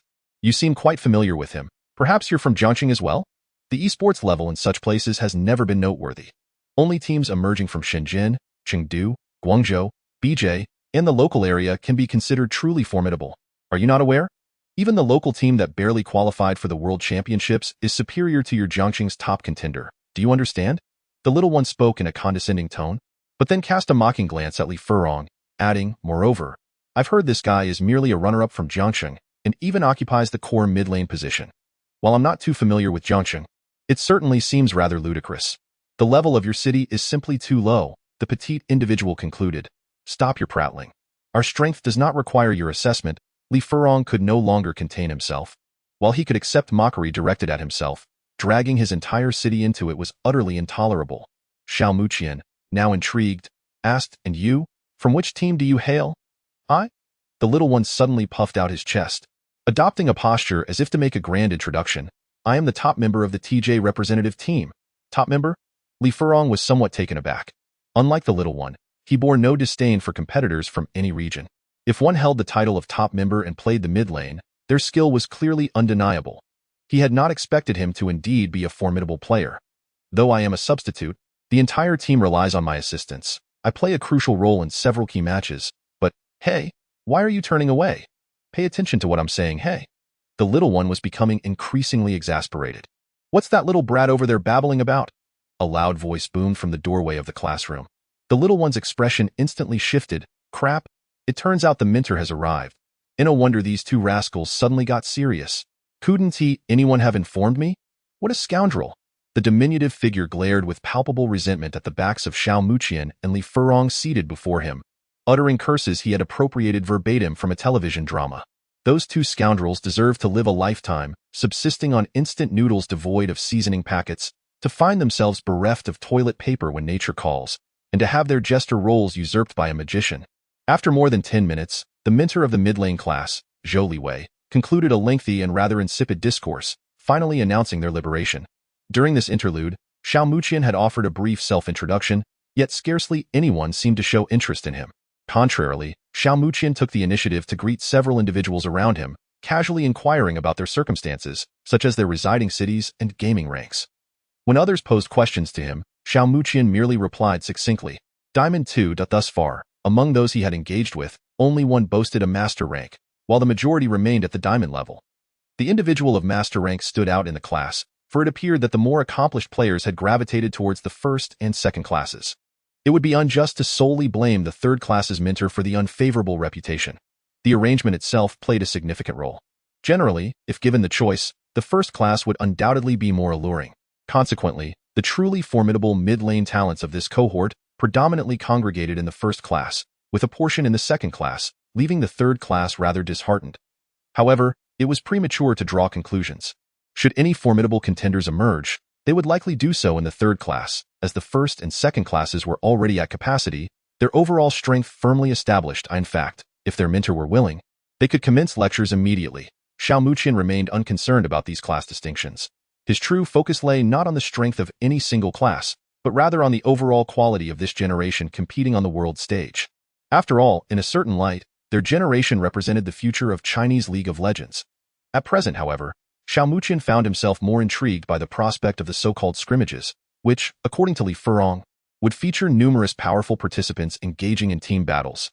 Yet, he pondered, what level could those individuals possibly attain? Chapter 69. Stunning Bombardment, Captain's Family Bucket. How did it come to this that even you are here?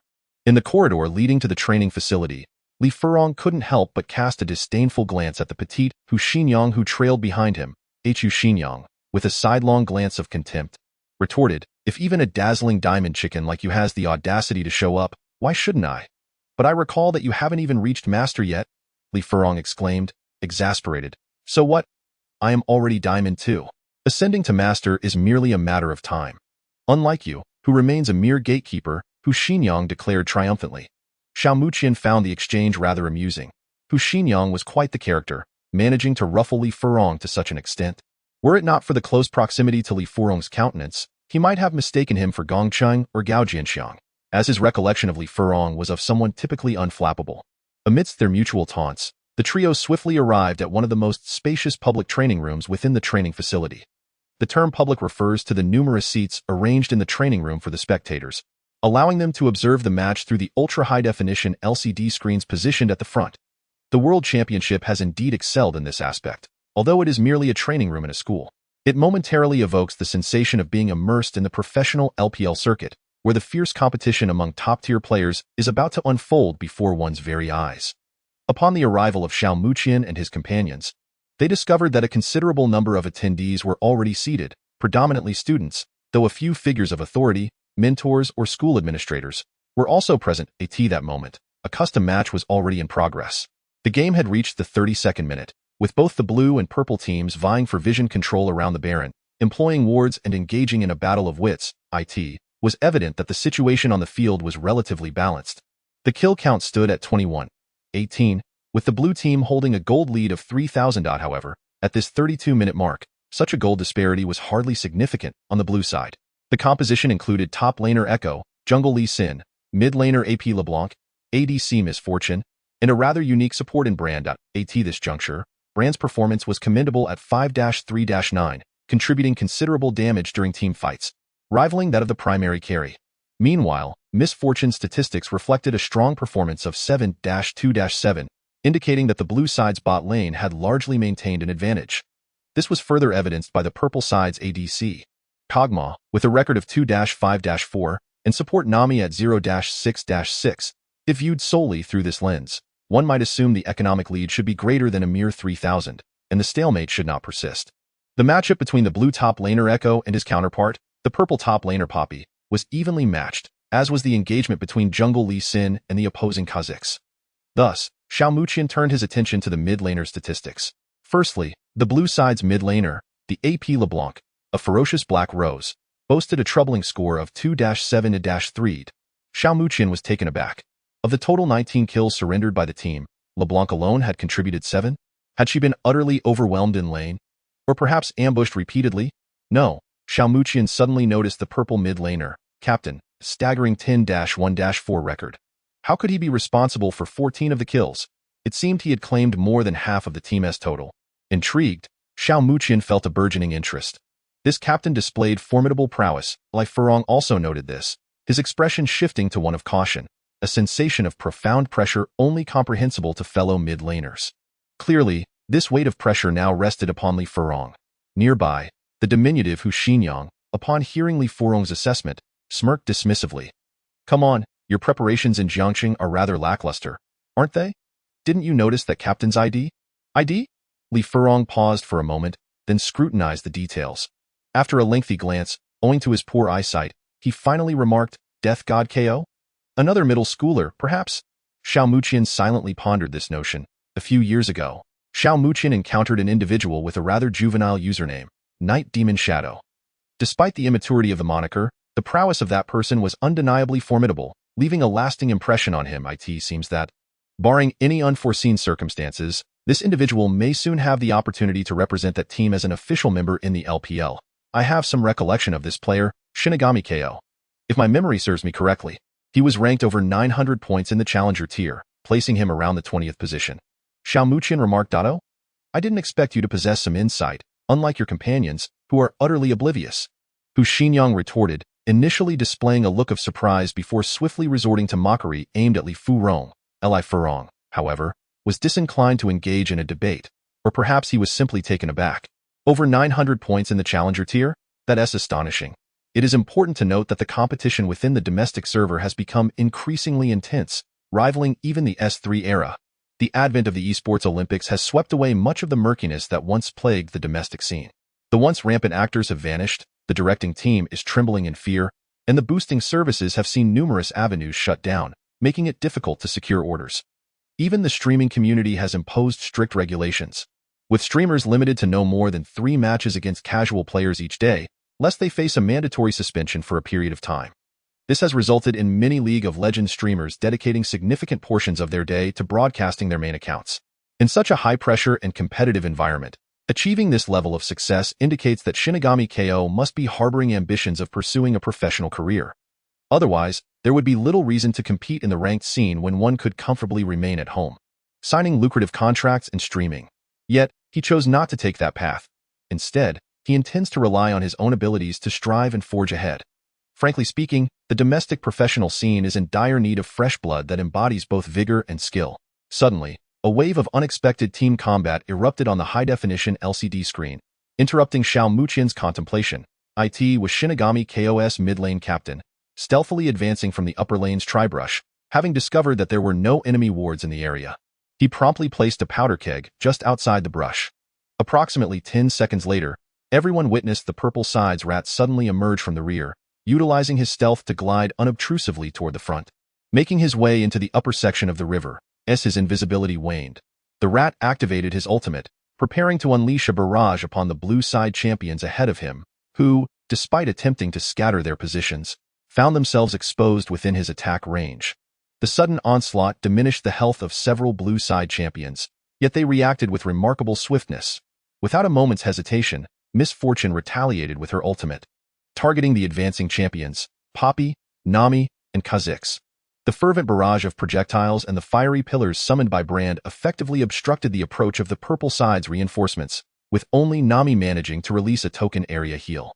However, the overwhelming force of the blue side champions swiftly engulfed the isolated RAT that very moment.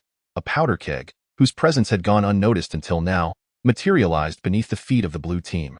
This was the fourth keg, accompanied by the captain, concealed in some corner, issuing the command for a fiery negotiation. The powder keg detonated instantaneously before anyone could react. The health bars above the heads of the blue team members, nearly engulfed within the radius of the explosion, plummeted drastically amidst the rampant sparks of chaos. And that was not the end of it. A barrage of cannonballs descended from above, unleashing a collective bombardment upon the densely clustered blue team, who had gathered to focus their fire on a lone target. To their astonishment, the members of the blue team realized that their health bars were on the brink of obliteration in mere moments. Chapter 70. Victory exploded. What consequences could arise from the sudden detonation of 4 kegs and the subsequent aerial bombardment, directly inflicted upon the blue team's formation? Destruction. Indeed, amidst the chorus of gasps from the observing students, the unexpected eruption of firepower from the captain single-handedly dismantled the blue team's formation. The marksman, in a hasty response, unleashed her dual abilities. While she preserved her life, she remained grievously injured. The illusionist, having already used her displacement, found herself compelled to utilize her flash, unable to resort to her ultimate ability due to her prior use of the E-skill, Phantom Chains. Although Echo was remarkably resilient, he too suffered considerably, his health diminished by over half, a testament to the captain's terrifying damage output. Of course, the captain, embodying the Grim Reaper, was adorned in splendid equipment, his lethality augmented by the dual armor penetration of Yumu's Ghostblade and Dominic's Regards. Even with Echo's robust physical defenses, he found himself struggling against the onslaught. If Echo was in such dire straits, one could only imagine the plight of others. Though both the illusionist and the marksman had used their flashes, their health was perilously low. The marksman, having previously employed a healing ability, fared slightly better, yet remained teetering on the edge of danger. The blind monk swiftly moved to the side of his ally, the marksman, escaping the captain's deadly bombardment with less than a third of his health remaining. As for the fire mage, having already expended his flash, he found himself vulnerable and swiftly met with demise.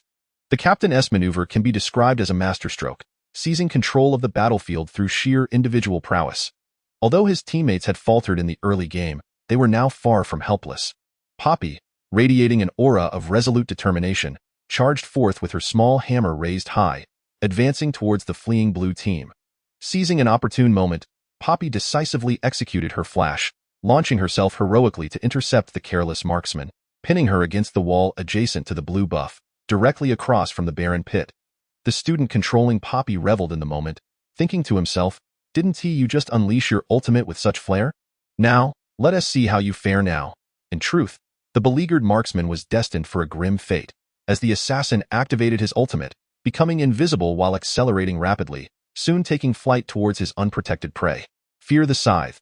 With a devastating strike, the last segment of the female gunslinger's health bar was completely depleted.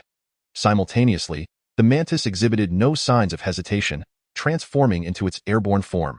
With a swift leap reminiscent of a dragonfly skimming the water's surface, the mantis soared once more, and as it landed before the blind monk, it decisively activated its flash. At that moment, The monk executed a sweeping kick, but due to the mantis's timely use of flash, the strike inadvertently propelled him towards his own champion, the enchantress. Seizing the opportunity, the mantis swiftly severed the enchantress's head. Meanwhile, the source of all this chaos, Captain Death God KO, rapidly advanced thanks to his Wind Rider talent, unleashing a barrage of gunfire from a distance. The first bullet struck with critical precision, landing on the blind monk and causing his health to plummet further. Additionally, Poppy joined the fray, her passive Icy Punch slowing the monk's movements to an arduous crawl. Ultimately, it was the mantis who claimed the monk's head, securing a remarkable triple kill that astonished the audience. This skirmish concluded with the purple team achieving a 1-for-4 exchange, leaving the blue team with only a single resilient and elusive Echo barely escaping. However, it was primarily because the purple team was more focused on the Baron at that moment. Otherwise, given any profound enmity, Echo would have surely met the same fate. Despite the ADC mouse having been the initial catalyst sacrificed in the previous battle, the blue team, still in good condition, found it exceedingly easy to claim the Baron. With the Baron's anguished roar echoing, the purple team members reveled in the dragon buff, marking a complete turnaround in the match. The blue team, which had been clinging to a slender advantage, found the scales tipping rapidly in favor of the purple side. Under the methodical onslaught of the purple team, the blue side struggled to mount a defense. The reason was quite straightforward. Captain's damage was undeniably overwhelming. Any attempt to defend their towers could easily be thwarted by a casual 3-barrel combo. Theo put it bluntly, with a mere press of the R key, Captain could unleash a tempest that would leave the entire blue team in disarray. The only viable strategy to break the deadlock was a forceful engagement, for the purple team's frontline combat capabilities were relatively lacking, yet they had Poppy on their side. Do not be deceived by her appearance as a mere hammer-wielding yordle. A well-timed charged strike could send enemies sprawling to the farthest reaches. In a balanced team fight, even a few seconds of absence from one side could plunge them into profound disadvantage. Moreover, the positioning of the purple team was exceedingly cautious. Neither the mouse nor the healer afforded the blue team any opportunities. The mantis lurked in the shadows, poised to take flight at any moment. The only one exhibiting somewhat reckless movement was Captain Death God KO, but fortunately for him, he possessed an orange to dispel any crowd control, and with his skill level, being eliminated while holding flash was virtually impossible. The blue team, in a state of despair, watched helplessly as their mid-lane inhibitor tower was dismantled. As the purple team prepared to obliterate the inhibitor crystal, the blind monk could no longer contain his frustration. Previously, Yak's several attempts to initiate a team fight had been thwarted, leaving him as the sole hope. He possessed the flash ability, and if he could manage to kick either the captain or the healer, or even the rat, there was a chance to turn the tide. Seizing the opportune moment, the blind monk executed a precise sonic wave, striking the captain, and was overjoyed. Following up with a resonating strike, he cleverly anticipated the captain's flash and, while executing the kick, placed a ward, positioning himself directly in front of the rat. With a simultaneous press of the R key and flash, the unsuspecting rat was abruptly sent tumbling into the embrace of the blue team, courtesy of the blind monk's exquisite maneuvering. Yet, for reasons unknown, the members of the blue team exhibited no sign of panic.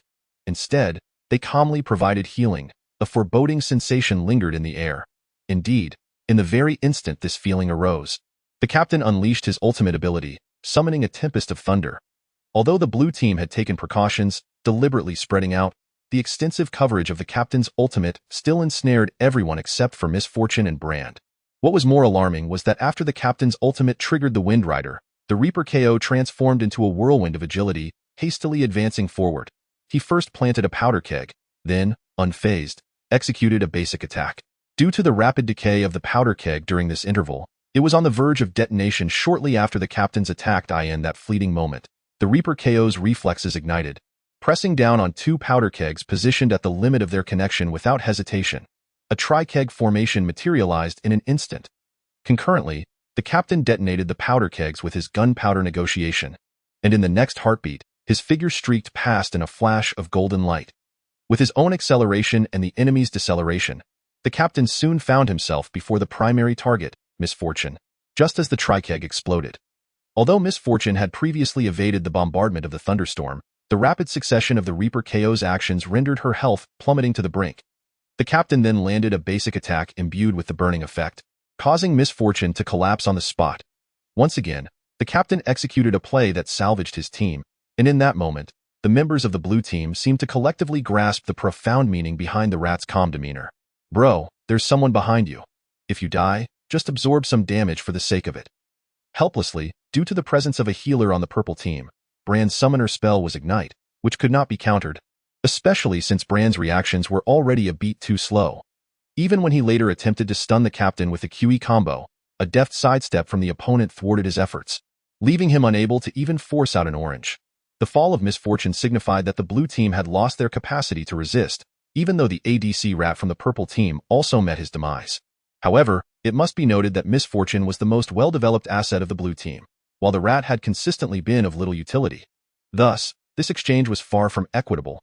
Moreover, the captain's series of actions resulted not only in the loss of misfortune, but also heralded the complete disintegration of the blue team's morale. The captain has truly become formidable. The blue team's fortunes have waned, and it is a hint of admiration flickered in Xiao Muqian's eyes, acknowledging that these two sequences of maneuvers were indeed intricate and powerful. It could be said that this has firmly established their victory. And indeed, 5 minutes later, the blue team's bottom lane high ground crystal lay in ruins, leaving them in a state of demoralization, unwilling to continue battling in front of so many peers and instructors, as they did not wish to suffer embarrassment. Chapter 71. What game to watch? The girls, of course. Amazing. Death God KO, the king of the first Electric League, has executed these maneuvers flawlessly, truly impressive. I would say he possesses professional-level skill, wouldn't you? Although it is difficult to ascertain, he is certainly not far from it. The sparring has concluded, yet the group of students remains engrossed in the recent duel, especially relishing the perfect bombardments executed by Death God KO against the captain. Logically speaking, being elite players from various major cities, who among them is not somewhat proud? However, they genuinely respect a player of Death God KO's caliber. One cannot help but be in awe. Those life-saving maneuvers, particularly the previous barrage during the dragon fight, are feats they themselves would struggle to replicate. For a few of the new female students, their interest extends beyond Death God KO's gameplay. They have also taken note of his appearance. How handsome! Some of the new girls find themselves smitten. To be honest, Death God KO is not exceptionally handsome. He possesses a slender build, a composed visage, and his hair is cut quite short. Yet, for some reason, his demeanor exudes an air of aloofness that belies his appearance. That moment, while everyone was privately discussing Death God KO, he unexpectedly turned around, his gaze settling upon a corner where a middle-aged man sat upright in a chair.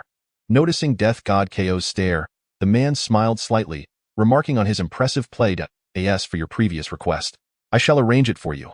Request? What request? Xiao Muqian queried curiously, turning to the seemingly knowledgeable petite Hu Xinyang beside him. An exceedingly important training match slot, with only 2 teams arranged for the entire school, selected from the second and third year students, as most freshmen are still quite inexperienced. However, Zhang Yujie is different. With his prowess, he stands equal to many seasoned mid-dash laners. Hu Xinyang indeed seems well informed. Zhang Yujie, he is the mainstay of Death God KO. I never expected Lu Jun to actually agree to it. Li Mingao and Qin Qingbin are in for some misfortune, as it remains uncertain who will be eliminated. Hu Xinyang's words carried a tone of sympathy. Yet a glimmer of glee lingered in his eyes. Li Mingao, you say? Xiao Muqian chuckled, acknowledging that being chosen to represent the world competition in the city selection match speaks volumes about his standing within the school. However, if Zhang Yujie, as Death God KO, has the opportunity to contend for that slot, does that not imply that others may have a chance as well? Li Furong suddenly inquired, not for himself, but rather for Xiao Muqian beside him. He had heard whispers regarding the so-called training match, vaguely aware that it was to be contested against the youth training squad of a renowned domestic team. Furthermore, the leader of this endeavor was rumored to be a formidable newcomer poised to seize a pivotal position within his own team. In summary, even a youth training squad of such caliber was sufficient to instill a sense of pressure, albeit accompanied by a thrill, in any participant of the World Championship. The opportunity to engage with them would undoubtedly enhance one's own abilities. This was indisputable. Regrettably, Hu Xinyang, predictably, extinguished Li Furong's hopes with a cold splash of reality. Are you jesting? Aside from Zhang Yujie, which newcomer possesses such qualifications? Even Kai Sheng falls short, and the chances for others are even slimmer. Xiao Muqian, however, remained indifferent. To be candid, he held little interest in such a so-called training match. Rather, he found himself more intrigued by the individuals Hu Xinyang had mentioned. Who exactly is Kai Sheng, compared to his demeanor toward Li Furong?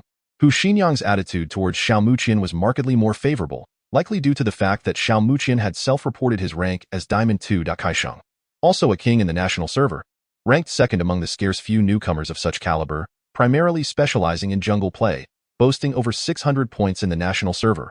A remarkable feat, albeit not on par with Jiang Yujie, who Xinyang recounted the details with enthusiasm. You certainly have done your homework, Xiao Muqian remarked appreciatively, recognizing that most individuals would not invest so much time gathering information of little personal relevance. Indeed, therefore, it is best to refrain from daydreaming about things that ought not to be contemplated, Hu Xinyang replied. There is ample time ahead. Xiao Muqian smiled, unperturbed. Li Furong disregarded Hu Xinyang's unpalatable remarks and turned his attention to Xiao Muqian. Muqian, since you are here, shall we at least engage in a match? Xiao Muqian nodded. His initial intention to merely test the waters had transformed into a fervent desire to secure a victory. With that, Xiao Muqian strode towards the array of training machines. As he approached, several self-assured individuals also advanced, eager to participate in the new round of sparring. Those who had just completed a round gradually retreated to the audience seats. While passing by, Xiao Muqian caught sight of Jiang Yujie gliding past him. He took a moment to appraise Jiang Yujie, who seemed to sense the scrutiny but chose not to utter a word. Silently continuing on his path, he appeared not to be departing but rather heading towards Lu Jun to discuss subsequent matters. I fail to comprehend the mindset of you folks from Jiangsheng. While it is true that this lad has achieved Diamond 2, he is rather overestimating his capabilities. Surely, one must possess at least a master rank to be deemed worthy of such sparring. Hu Xinyang remarked with an expression that conveyed his bewilderment at the mentality of Jiangsheng's inhabitants, shaking his head with a mixture of resignation and mild lament. Just watch. His brilliance will shine far more radiantly than you can imagine. Li Furong replied with a calm demeanor. Upon hearing those words, Hu Xinyang's expression soured instantly. Just as he was about to impart a lesson with a condescending tone, his gaze fell upon Li Furong's serious, even focused, profile. For reasons unbeknownst to him, the words he had intended to express were abruptly swallowed back. Suddenly, a wave of gasps erupted from the audience below. Initially, these exclamations came from a few individuals who had discerned something remarkable, but soon they spread throughout the entire training hall, as if a truly extraordinary event had been uncovered. Goodness gracious, Goddess Su has arrived. This fervent exclamation came from a sophomore who had come specifically to observe the abilities of their junior peers. Yet, even when witnessing the shocking family bucket maneuver executed by the Grim Reaper KO, his emotions were not nearly as heightened as they were now. Accompanied by the astonished cries of some upperclassmen, an increasing number of freshmen began to notice the graceful silhouette that had just peered in through the door. Beneath the softly cascading, straight black hair lay a flawless, fair visage, emanating a delicate blush. With skin so smooth it seemed almost fragile, and long eyelashes that fluttered like the wings of a lively little sprite, untouched by the dust of the world. My goodness, what are we even watching this game for? It's all about the beautiful girl. Someone voiced what was undoubtedly on the minds of most males present. Chapter 72. Concerns of teammates. The arrival of Su Yuning indeed stirred a tempest within the training hall, as discussions that had previously revolved around the competition swiftly shifted to her. After all, for these freshmen, they had never laid eyes on Su Yuning before.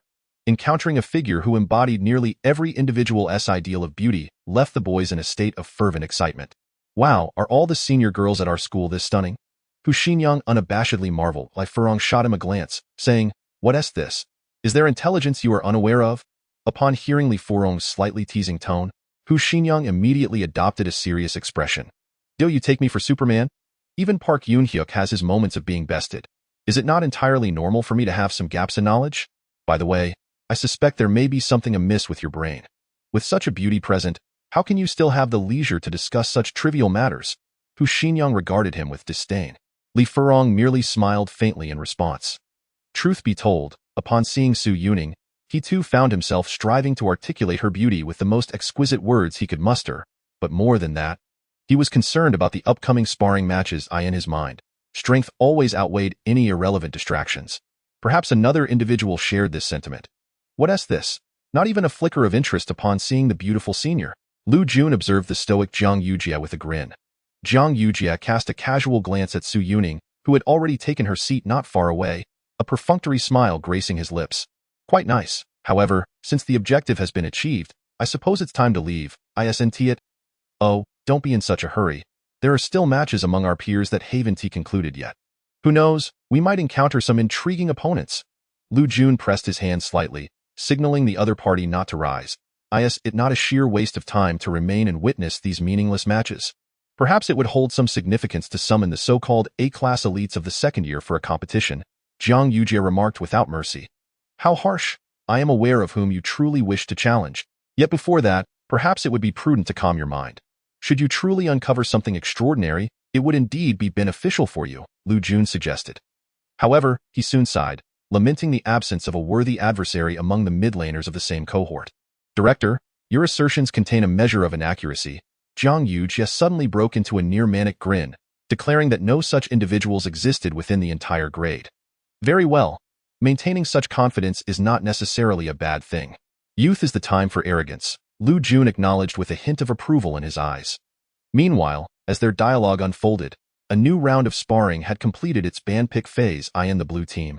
There were the top laner Troll, jungle Lee Sin, mid laner Vladimir, ADC Vayne, and support Braum on the purple team. The lineup included the top laner Malphite, jungle Graves, mid laner Lissandra, ADC Lucian, and support Thresh. Both sides employed their primary accounts and established a custom room. With Xiao Muqian utilizing the King tier account he had previously achieved out of course, this account had now plummeted to Diamond 2, influenced not only by natural demotion but also due to the meddling of a childhood companion. Nevertheless, Xiao Muqian was indifferent to the account's ranking, feeling no pangs of regret. Setting aside his Diamond 2 status, the remaining 9 players were all master rank, which was indeed a testament to their quality.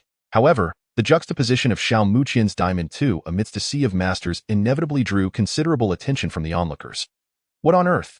Did you all see that the mid laner Vladimir from the blue team is still Diamond 2? A sharp-eyed freshman called out first. Diamond 2? Impossible. Surely no one is that thick-skinned? Some expressed disbelief, clearly unable to fathom that anyone would seek to embarrass themselves in such a manner. Average rank is master. And you, a Diamond 2, would be utterly humiliated. Wait, hold on. By the heavens, he really is Diamond 2. I must commend this brother for his audacity. Haha, this fellow's ID is Big Face Monster Xiao Muqian. Impressive, indeed. Originally, Xiao Muqian had been only vaguely aware of the murmurs below, but suddenly a particular detail caught his attention. Big Face Monster Xiao Muqian? He looked at the ID of the account he was using in sheer disbelief, a few dark lines appearing on his forehead, nearly causing him to faint. Fei Qiang, are you stirring up trouble? So that's how my remaining points disappeared, he exclaimed, buying a name change card for this ludicrous name. Even with Xiao Muqian's usual composure, he could not suppress the urge to rush before someone and give them a good thrashing. Fortunately, Xiao Ning was not present. Otherwise, he would have lost all his face. Xiao Muqian felt a silent sense of relief. Regrettably, he had not paid attention to the considerable commotion caused by a certain girl in the hall earlier, instead focusing on adjusting the runic talents of the vampire champion. He had practiced with this hero the previous night at the hotel, achieving quite satisfactory results, which sparked within him a desire to refine his skills further. When wielded adeptly, this hero could yield impressive outcomes both in lane and during team fights. Nevertheless, the game had commenced, and it was best not to dwell on these thoughts. Although slightly disheartened, confronting the match with a composed mindset was far more crucial. After all, this was akin to his inaugural battle in the world competition of high schools, and a loss would be rather embarrassing. Tio, his mid-lane comrade, he advised, just focus on maintaining stability this match. You are playing as a vampire, so trading blows with the Ice Woman should pose no significant issue. Just be mindful of the synergy between the Ice Woman and the Gunner. The top lane troll player from the blue team remarked. They had reluctantly accepted the fact that their mid-lane vampire was merely a Diamond 2 player, yet that was sufficient, as he would not be significantly outclassed by the opposing master-ranked Ice Woman in the landing phase. Their primary concern lay in the fact that the enemy's Ice Woman possessed teleportation, which might exert considerable pressure across their lanes later on. Xiao Muqian likely understood his teammates' apprehensions and thus flashed a reassuring smile, conveying, rest assured, I am steady. Although the anxious expressions on his teammates' faces did not significantly improve, at least they refrained from voicing further concerns, promptly purchasing their gear and exiting the fountain in unison. Shall we engage at level 1? The support champion, Braum, inquired. Let's refrain. The enemy also has Thresh, and a level 1 vampire is of little utility. It's best to play it safe, the troll player replied. Understood. Observing that his teammates had no intention of initiating a level 1 skirmish, Xiao Muqian made his way to the enemy's F4 jungle, and at 1 minute and 40 seconds, as the jungle monsters respawned, he stealthily stole a small bird, subsequently accumulating a layer of passive before cheerfully returning to lane. Upon arriving in lane, Xiao Muqian noticed that the opposing Ice Woman exhibited an aggressive positioning, seemingly eager to trade blows, perhaps underestimating him. Witnessing her fierce approach, Xiao Muqian was more than willing to engage in a trade. After all, a vampire must not shy away from exchanging health. Without hesitation, he leaned in to take a bite from the Ice Woman's delicate form. The Ice Woman player displayed considerable finesse, deliberately waiting for Xiao Muqian's vampire to use his Q ability before unleashing an ice spear, which subsequently shattered into icy fragments that struck the vampire while simultaneously clearing 2 melee minions. Had the Ice Woman dealt damage first, the health regained by the vampire through his siphoning would have significantly mitigated the damage he had previously incurred. Upon completing the blood exchange, the Ice Maiden swiftly executed a basic attack just before her third melee minion from the blue side was about to be felled by her own minions. A detail that earned her full marks. In contrast, Xiao Muqian, amidst the exchange, missed a minion. Merely witnessing this, Hu Xinyang, who had been closely observing Xiao Muqian's prowess, couldn't help but smirk. He had undeniably been outmaneuvered. Well, I suppose, Li Furong chuckled, yet his relaxed demeanor clearly indicated that he did not believe this minor oversight would significantly affect Xiao Muqian. Being aggressive in the exchange is certainly a positive trait. Xiao Muqian glanced at the opposing Ice Maiden. His Q cooldown was about to expire, and the next wave would feature his Blood Red Charge, also known as the Red Fury Q'd. Observing his own minions, he noted with satisfaction that there were 2 nearly depleted ranged minions nearby. An opportune moment indeed. Consequently, the Ice Maiden was faced with 2 choices. She could either use her Q ability, Frost Shard, to secure the last hits, but that would inevitably expose her to damage from the vampire's Red Fury Q, or she could forego the 2 minions entirely. After a moment's deliberation, the Ice Maiden positioned herself to release her Frost Shard just as the vampire's Q was about to vanish. In a preemptive strike, the vampire activated his Q ability, mirroring the first wave's dynamics. The Ice Maiden sought to secure her last hits while minimizing her losses. However, the Ice Maiden player was somewhat taken aback by the overwhelming damage of Xiao Muqian's Red Fury Q, which nearly stripped away 1/3 of her health. As if this were not enough, prior to unleashing his Q, the vampire executed a subtle pivot, causing the Ice Maiden's intended Q strike, meant to hit both the minions and her adversary, to miss its mark. Thus, without being slowed, Xiao Muqian naturally followed up with another basic attack, simultaneously retreating with a swift, wind-like motion, evading the Ice Maiden's counterattack and the aggro of the minions.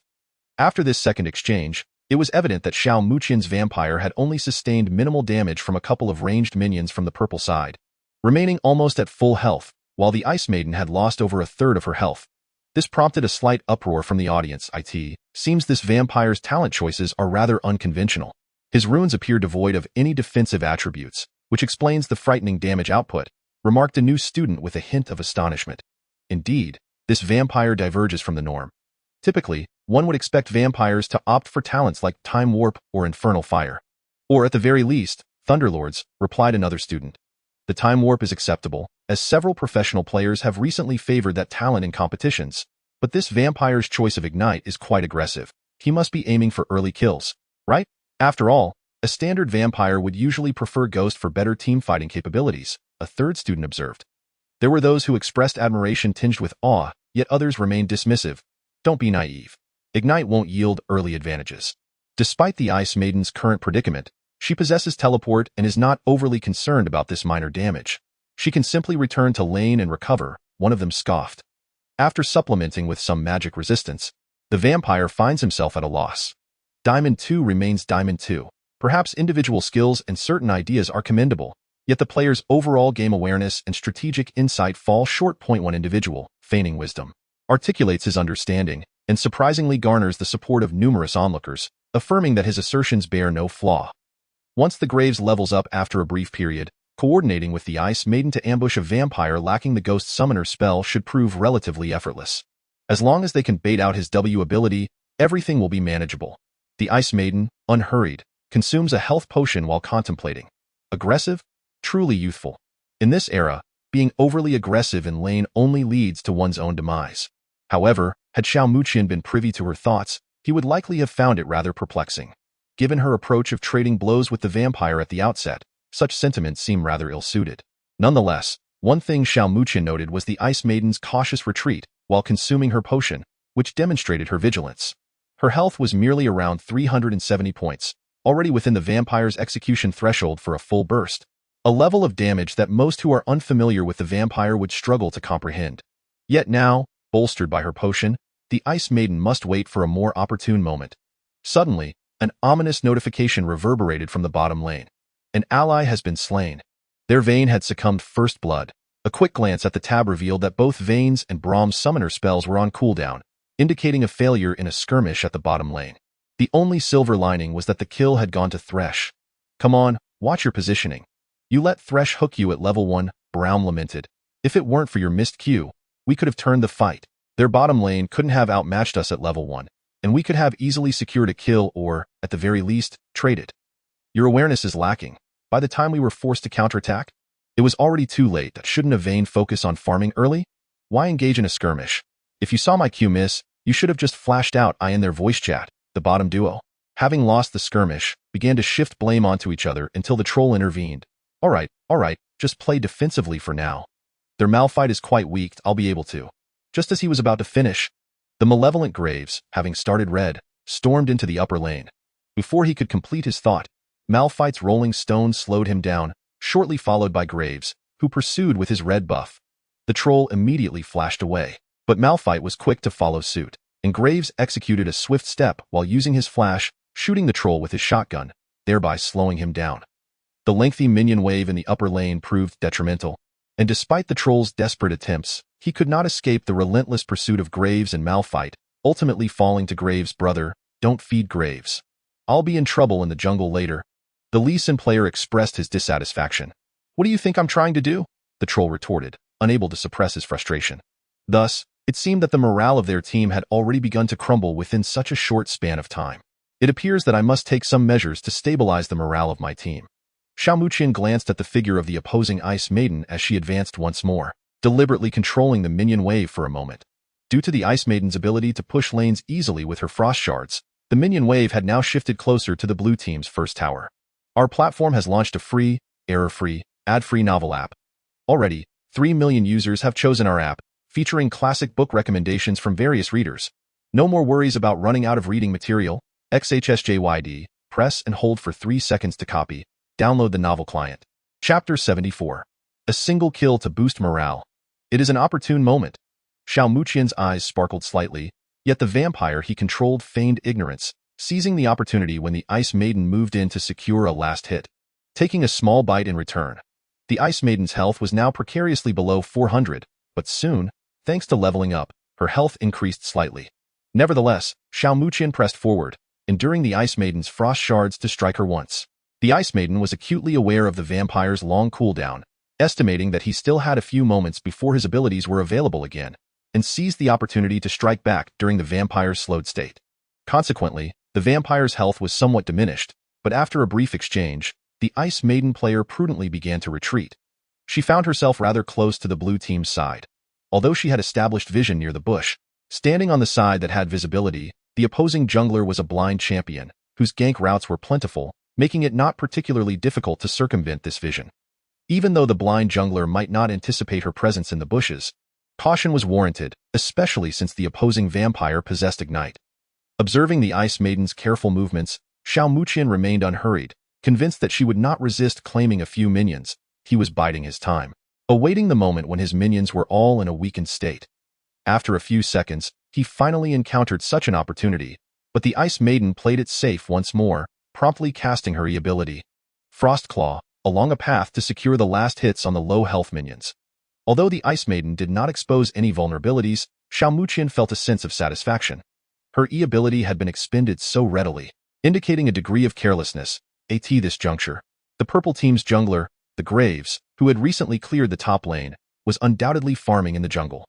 Despite having secured a kill, the blind jungler seized the moment to invade Graves' lower jungle.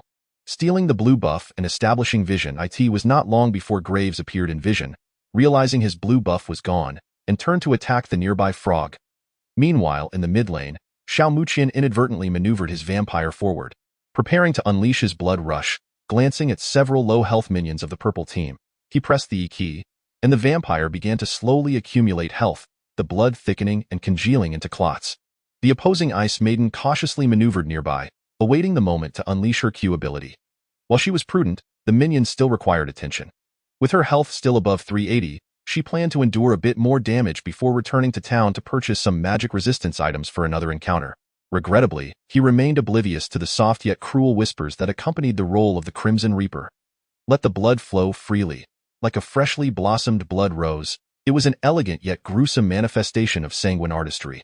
This was precisely the swift and unexpected maneuver executed by Xiao Muqian at that moment. As the tip of his index finger charged the E skill to its utmost potential, he pressed the flash key designated on the D key of his keyboard with the middle segment of his finger. In the blink of an eye, as fragmented light danced around, he seized upon the fleeting opening in the Ice Maiden's movement. The vampire's figure materialized abruptly hundreds of yards away, and at that very moment, the blood reservoir burst forth like a dam breaking. Crimson splattered, ruthlessly staining a portion of the Ice Maiden's health bar and inflicting a slow upon her. In the same heartbeat, Ignite was cast, and the searing mark was now emblazoned upon the Ice Maiden's forehead. By the time she registered the threat, the vampire had already unleashed a basic attack, swiftly followed by his furious cue. In that instant, the Ice Maiden felt an impending crisis and, without hesitation, activated her flash to distance herself by several hundred yards. Yet, the controller of the Ice Maiden soon spotted the vampire, propelled by the winds. Hastening towards her in a moment of panic, she attempted to decelerate the vampire with frost shards. However, for a vampire capable of effortlessly evading the Ice Maiden's Q skill under normal circumstances, the drastic speed boost from the Wind Rider rendered her Q's projectile velocity laughably sluggish, akin to a racing sports car transforming into a sluggish toy vehicle. Slightly sidestepping, he deftly evaded the Q skill and pressed on. Although the mid-lane minion wave is indeed the shortest line compared to the top and bottom lanes, the Ice Maiden ultimately could not escape back to her tower, even while exerting every effort. As the vampire's composed basic attack dealt the final blow. Despite her attempt to sustain her life with a last vial of health potion, it proved futile, as Ignite severely diminished the potion's efficacy. How could this be? How could this fellow's vampire inflict such high damage? The Ice Maiden player was nearly driven to madness. Under ordinary circumstances, a vampire's damage output should only amount to a little over 300. Alas, Xiao Muqian had equipped the most brutal vampire runes. With a yellow rune granting 72 health points and no movement speed in the essence, but 3 major essences for ability power, and with the talent tree featuring the double-edged sword, a series of meticulous enhancements culminated in the terrifying damage output exhibited by the vampire at present in the audience. Upon witnessing this mid-lane vampire's solo kill, Lu Jun squinted slightly, a faint smile of satisfaction creeping onto his lips. This nascent vampire was indeed skilled. With that thought, he cast a glance at the Grim Reaper KO Zhang Yujia seated beside him. Without the need for words, Zhang Yujia understood the sentiment he wished to convey. It's simple. The Ice Maiden is just too weak. Nothing more. Zhang Yujia replied coolly, if it were you. Upon being hit by the vampire's initial cue, you would have already regretted your ignorance, wouldn't you? Lu Jun remarked with a smile. Not merely this, but the Ice Maiden's awareness is profoundly lacking. At the moment when the vampire is about to execute a blood-red dash, and even as her E ability is already charging, she naively assumes that her sole objective is to secure last hits, resulting in such foolish positioning. At this juncture, a gleam of disdain filled Zhang Yujia's eyes. Does he truly deserve to be called an extraordinary master? There is some merit to this observation.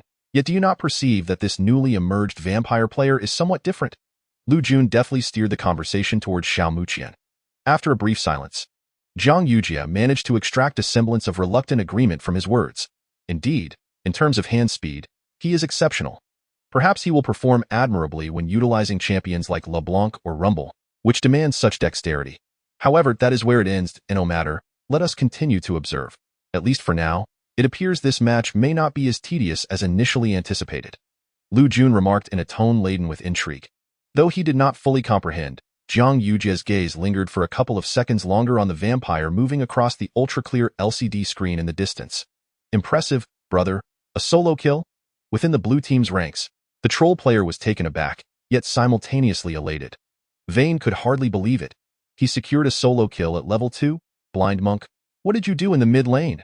The newly emerged Blind Monk shook his head. I just countered a blue buff not long ago.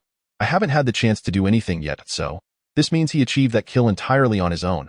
But the opposing team boasts a master-level Ice Maiden. Could it be that he was overly reckless?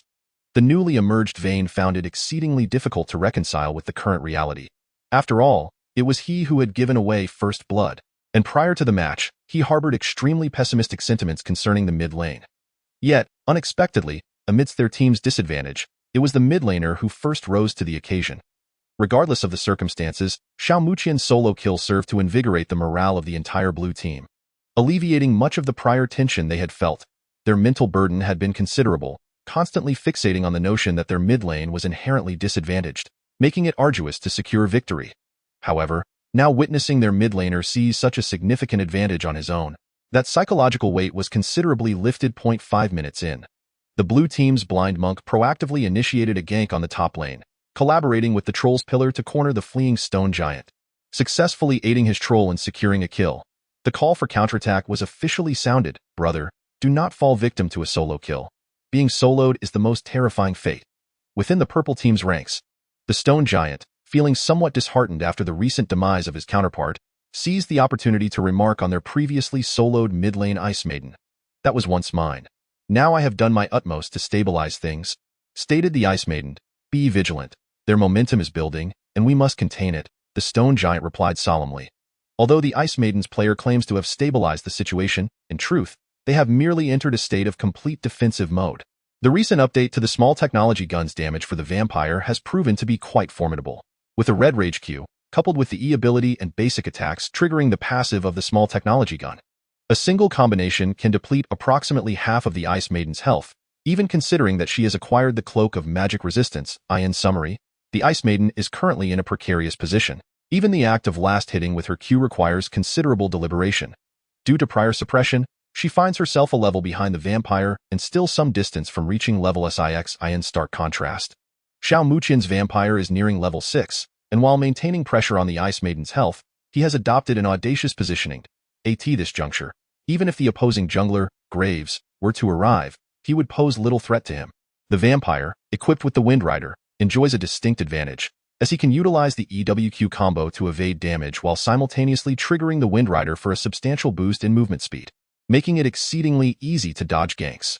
During the Ice Maiden's cautious maneuvers, Xiao Muqian refrains from overly pressuring her. Attempting to eliminate such a wary opponent without flash is evidently unrealistic. If a kill is to be secured, it must wait until level 6 when his ultimate becomes available. The explosive potential of the vampire at level 6 is nearly transformative, capable of inflicting an immense output of 800 to 1000 damage if all skills connect. However, while securing a kill may not be feasible, demanding that she surrender minions seems rather excessive. Xiao Muqian maneuvers his vampire to stand before the minion wave. Despite the Ice Maiden's discomfort, she finds herself powerless. Graves cannot assist her, and before she masters her ultimate, capturing this Wind Rider vampire is akin to an insurmountable challenge, even with flash still on cooldown. During this period, both sides enter a brief phase of peaceful development. Neither wishes to embarrass themselves in front of their peers or the esteemed audience gathered to witness the match, resulting in exceptionally cautious gameplay. Xiao Muqian, however, emerges as an unexpected factor. His gameplay style following the acquisition of an advantage is nothing short of audacious. Yet the purple side is momentarily at a loss in dealing with him. Before long, Xiao Muqian's vampire reaches level 6, and he begins to swiftly utilize his E ability to clear minions, pushing a wave under the purple side's tower. Observing this, the Ice Maiden hastily employs her skills in an attempt to halt the advance of the minion wave.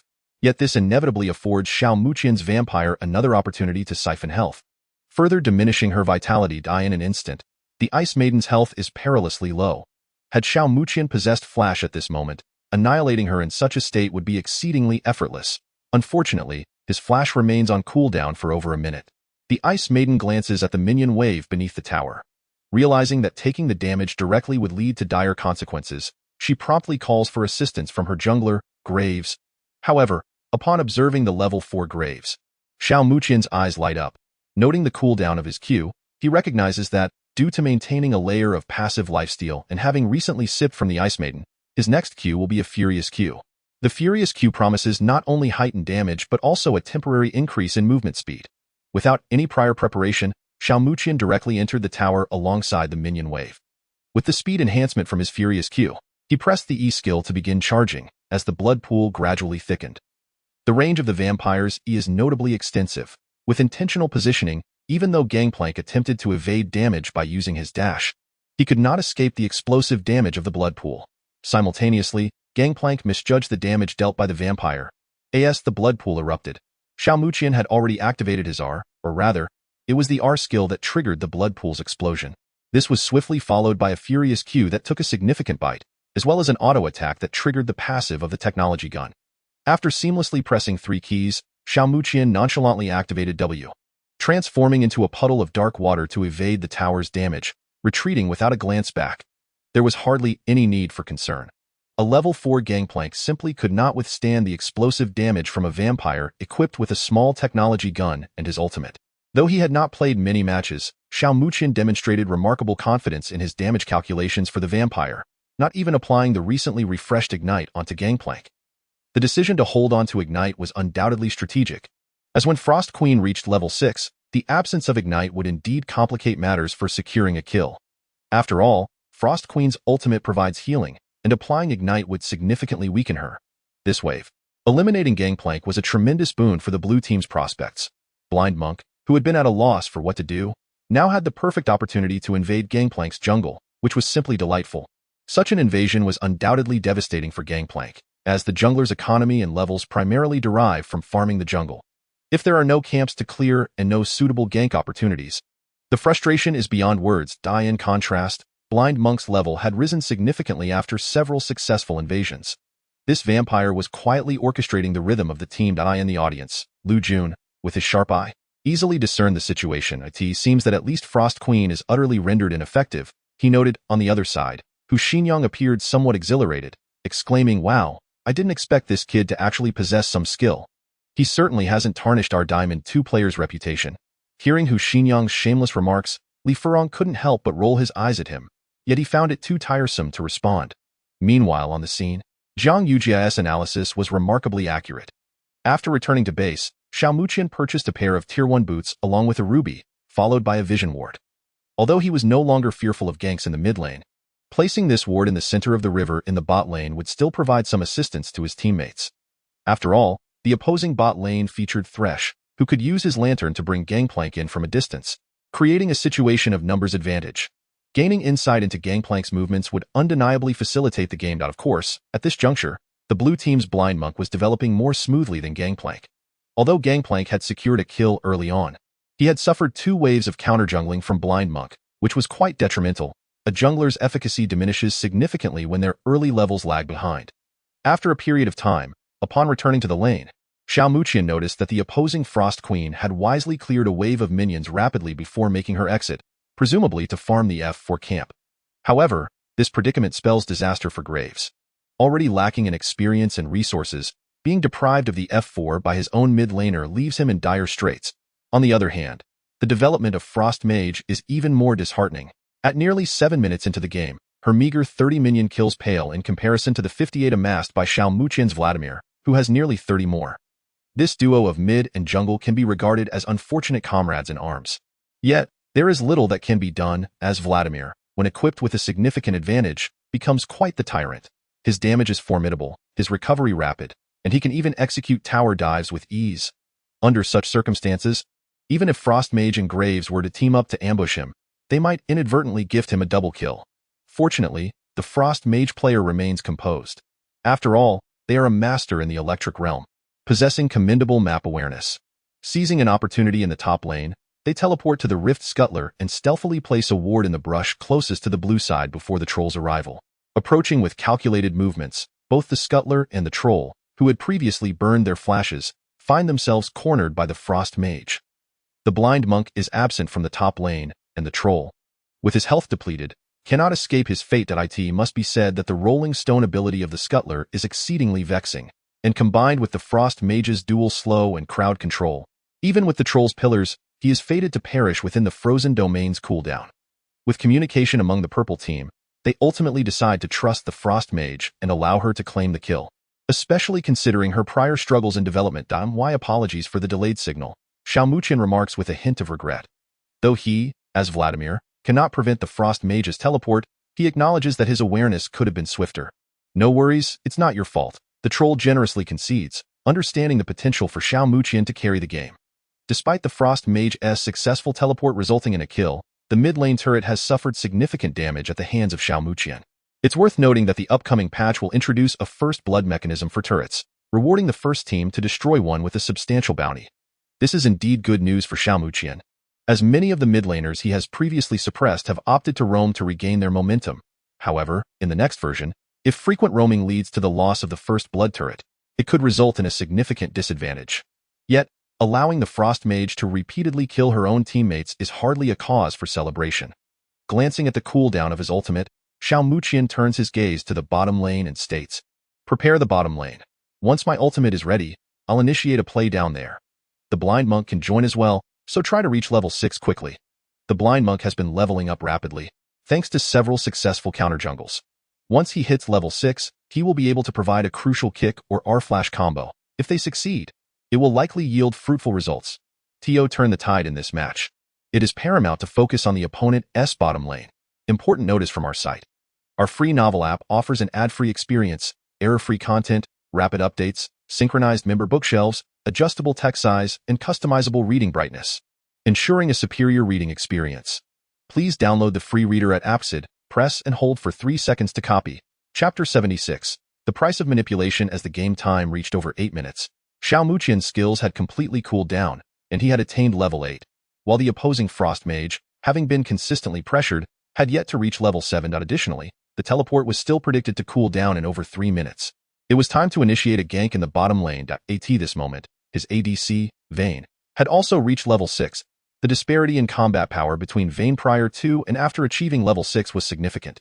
Controlling the lane, I prepared for the gank. Xiao Muqian communicated his intentions to his teammates in advance. The jungler, Blind Monk, promptly responded, "All right, I'll join you shortly. We're controlling the lane," Vayne stated. In truth, the bottom lane had been somewhat suppressed since the beginning due to an early first blood, and now that they had finally gained some ground, they naturally hoped for a wave of support from their teammates to completely turn the tide in their favor. Vayne was confident. As long as he secured a few kills, he would ensure his teammates' victory in the ensuing team fights, ultimately leading to their triumph in the game. Having conveyed all this, Xiao Muqian swiftly began pushing the wave in the mid lane, with the Frost Mage hesitant to intervene. Observing the minion wave approaching, he felt quite pleased, finally able to feast on this wave of minions. However, soon realizing that Xiao Muqian had vanished, he quickly reported a miss to his team. Signaling frantically, the current vampire had already acquired a pushing stick along with a pair of boots, and both his flash and ultimate were fully cooled down, making his combat prowess extraordinarily formidable. In contrast, their own bottom lane, having endured yet another intense pressure just over a minute ago, had exchanged healing with Vayne, further diminishing their survival options. At this juncture, it was nearly impossible for them to withstand the vampire's damage, and should he secure another double kill, the game would likely come to a close. Although the Frost Mage had established some vision around the river, the vampire was not within sight, leading to the possibility of a gank through the blind spots. Emerging from behind their tower was not out of the question. Thus, as a precaution, Lucian and Thresh, upon receiving the signal, cautiously retreated, abandoning a wave of minions approaching the blue side. Just then, the vampire's figure suddenly appeared in the central bush of the bottom lane river, swiftly destroying a true sight ward placed there by the Frost Mage, before leisurely returning to the lane, happily clearing another wave of minions, and then vanishing from the mid lane. Lucian. Thresh, should we retreat or not? Damn, we've been outplayed. The vampire never intended to gank. We must secure this wave of minions. Lucian expressed his frustrations. Go ahead. I'll join you shortly, just be cautious, the Frost Mage replied. The gangplank also assured, I'm in the bottom lane. Don't worry, I'll keep an eye out for the vampire and maintain my distance. The purple team deliberated on how to counter the vampire. Xiao Muqian cast a glance at Thresh's movements. Just as the ward disappeared, another was placed. This ward was likely not situated in the river's lower brush, but rather in the position diagonally opposite that thicket. Although this approach inevitably bore the risk of the Blind Monk sneaking in to scout, it was paramount for them to detect the vampire's movements as early as possible. For the tribrush, they had already established a true sight ward there. Nevertheless, during this period, Lucian and Thresh dared not make any reckless maneuvers, limiting themselves to farming minions. The reason was simple. In such a position, should the vampire emerge from the tribrush, even if they spotted his approach, they would often be unable to retreat in time. After all, the vampire possessed two forms of mobility with his push and flash ability, coupled with explosive damage. Yet, just as the purple team stood ready, anticipating the vampire's arrival, he reappeared in an utterly unexpected location, top lane. The moment the true sight ward provided by the troll faded at the river-adjacent position in the top lane, Xiao Muqian's vampire stealthily made his way there. Seizing the opportunity while the stone golem was occupied with a rolling stone to secure a distant minion, the troll swiftly launched a pillar, grounding himself in his frozen domain, and charged forward with his hefty club, unceremoniously unleashing his ultimate. Initially, the stone golem was perplexed by the troll's audacity, full health, and yet he opted to use his ultimate. Wasn't the blind monk's position already exposed in the lower lane? It was evident that he had ventured off with the vampire. Was this merely for a bit of poke damage? Never mind. He decided to retreat and replenish his equipment in preparation for a teleport to the bottom lane. Brothers, if something arises, I can teleport immediately. The troll will likely arrive later, the stone golem declared. However, scarcely had he uttered these words when he suddenly noticed a gaunt figure, with eyes gleaming in crimson, materialize before him. The stone golem was momentarily taken aback, only to be struck by the rocket belt in an instant. Realizing with horror, what the hell, the vampire is here. Regrettably, by the time he processed this revelation, the vampire's R and Q abilities had already been unleashed. With the troll's ultimate having consumed the stone golem's defenses, how could he withstand the explosive damage the vampire dealt at this stage? He was decisive, not even utilizing his ultimate or flash, awaiting the second burst of damage from the ultimate, which obliterated his remaining health. Kill spring. A hero has achieved a rampage. Brothers, what do we say? The stone golem expressed his embarrassment. Damn it, daring to toy with us. If he hadn't shown up, we could have executed a dive. They will surely pay a blood price for this, Misfortune declared emphatically. The others, too, were incensed. This was indeed infuriating. Can you imagine the feeling of a group standing resolute, anticipating an imminent team fight, only to discover that the very instigator of the conflict had slipped away to another location, blissfully securing a kill? In a moment of fury, these individuals momentarily lost their reason. Under ordinary circumstances, during a typical ranked match, their reactions might have been subdued. However, this was a contest held under the watchful eyes of many influential figures, not to mention the scorn from their contemporaries, which they could scarcely endure. The troll was preparing to teleport, and should they attempt to dive, there was no need for alarm, as the stone golem still had a while before his resurrection. Observing the sudden collaboration between Lucian and Thresh to push the lane, Xiaomuqian calmly remarked, the bot lane. The Ice Maiden had stealthily emerged from her position in the triangular brush, followed closely by Graves. The two of them stealthily entered the bot lane brush, and once their duo had pushed the minion wave to the enemy turret, they appeared from the first brush into the second. This was the signal for an offensive from Thresh, who then charged forward, leaving behind a lantern. Accompanied by a flicker of golden light, he unleashed his verdant chains towards the rear, ensnaring Braun and pulling him closer, while Vayne, reacting swiftly, executed a sidestep flash, shooting her silver crossbow bolt imbued with the essence of judgment directly at Thresh, pinning him against the wall diagonally in front of her. Yet, Thresh had already placed a control ward, rendering Vayne's ultimate futile. At that moment, the Ice Maiden stepped onto Thresh's lantern, unleashing a frosty blast that perfectly ensnared Braun. Vayne, however, demonstrated remarkable skill, rolling to narrowly evade the Ice Maiden's abilities. Nevertheless, no matter how adept she was at dodging, she could not escape the Ice Maiden's supreme magic. The frozen tomb. In an instant, Vayne's blood ran cold, her movements slowed to a crawl. Seizing this opportunity, Lucian executed a displacement, vaulting over the stationary Braun to unleash a barrage with his ultimate. Graves' explosive shells joined from a distance, depleting Vayne's remaining health. Despite Braun's weakened state, aided by the Ice Maiden's damage reduction, he could not withstand the onslaught of the purple team's relentless combo. At that moment, the troll had returned to base and activated his teleport, while the blind monk emerged from behind.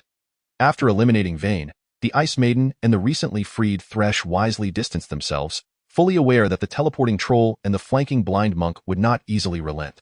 Thus, they resolved to adopt a strategy of skirmishing while retreating, intent on eliminating every last one of their foes.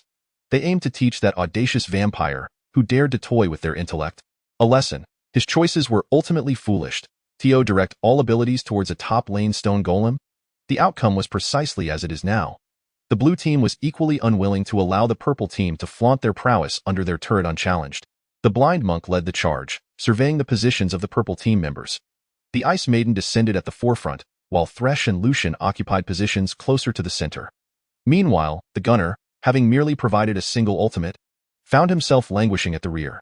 Despite their numerical advantage of 4, Thresh's health had dwindled to less than a quarter, and all his skills had been expended. Likewise, the Ice Maiden, the gunner, and Lucian had unleashed their ultimates without reservation.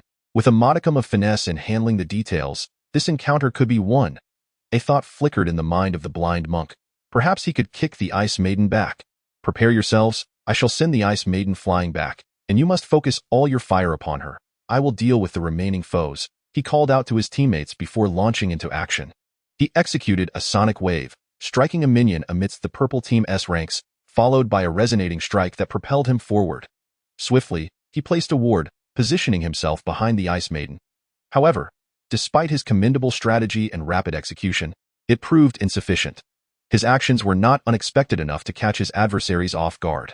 Thresh, seemingly anticipating the monk's every move, fixed his gaze upon him and, upon seeing the monk place the ward, immediately turned to cast his hook. With a resounding crack, the hook struck, and before the monk could deliver that pivotal kick, he was yanked back mid-motion by Thresh's unyielding grasp.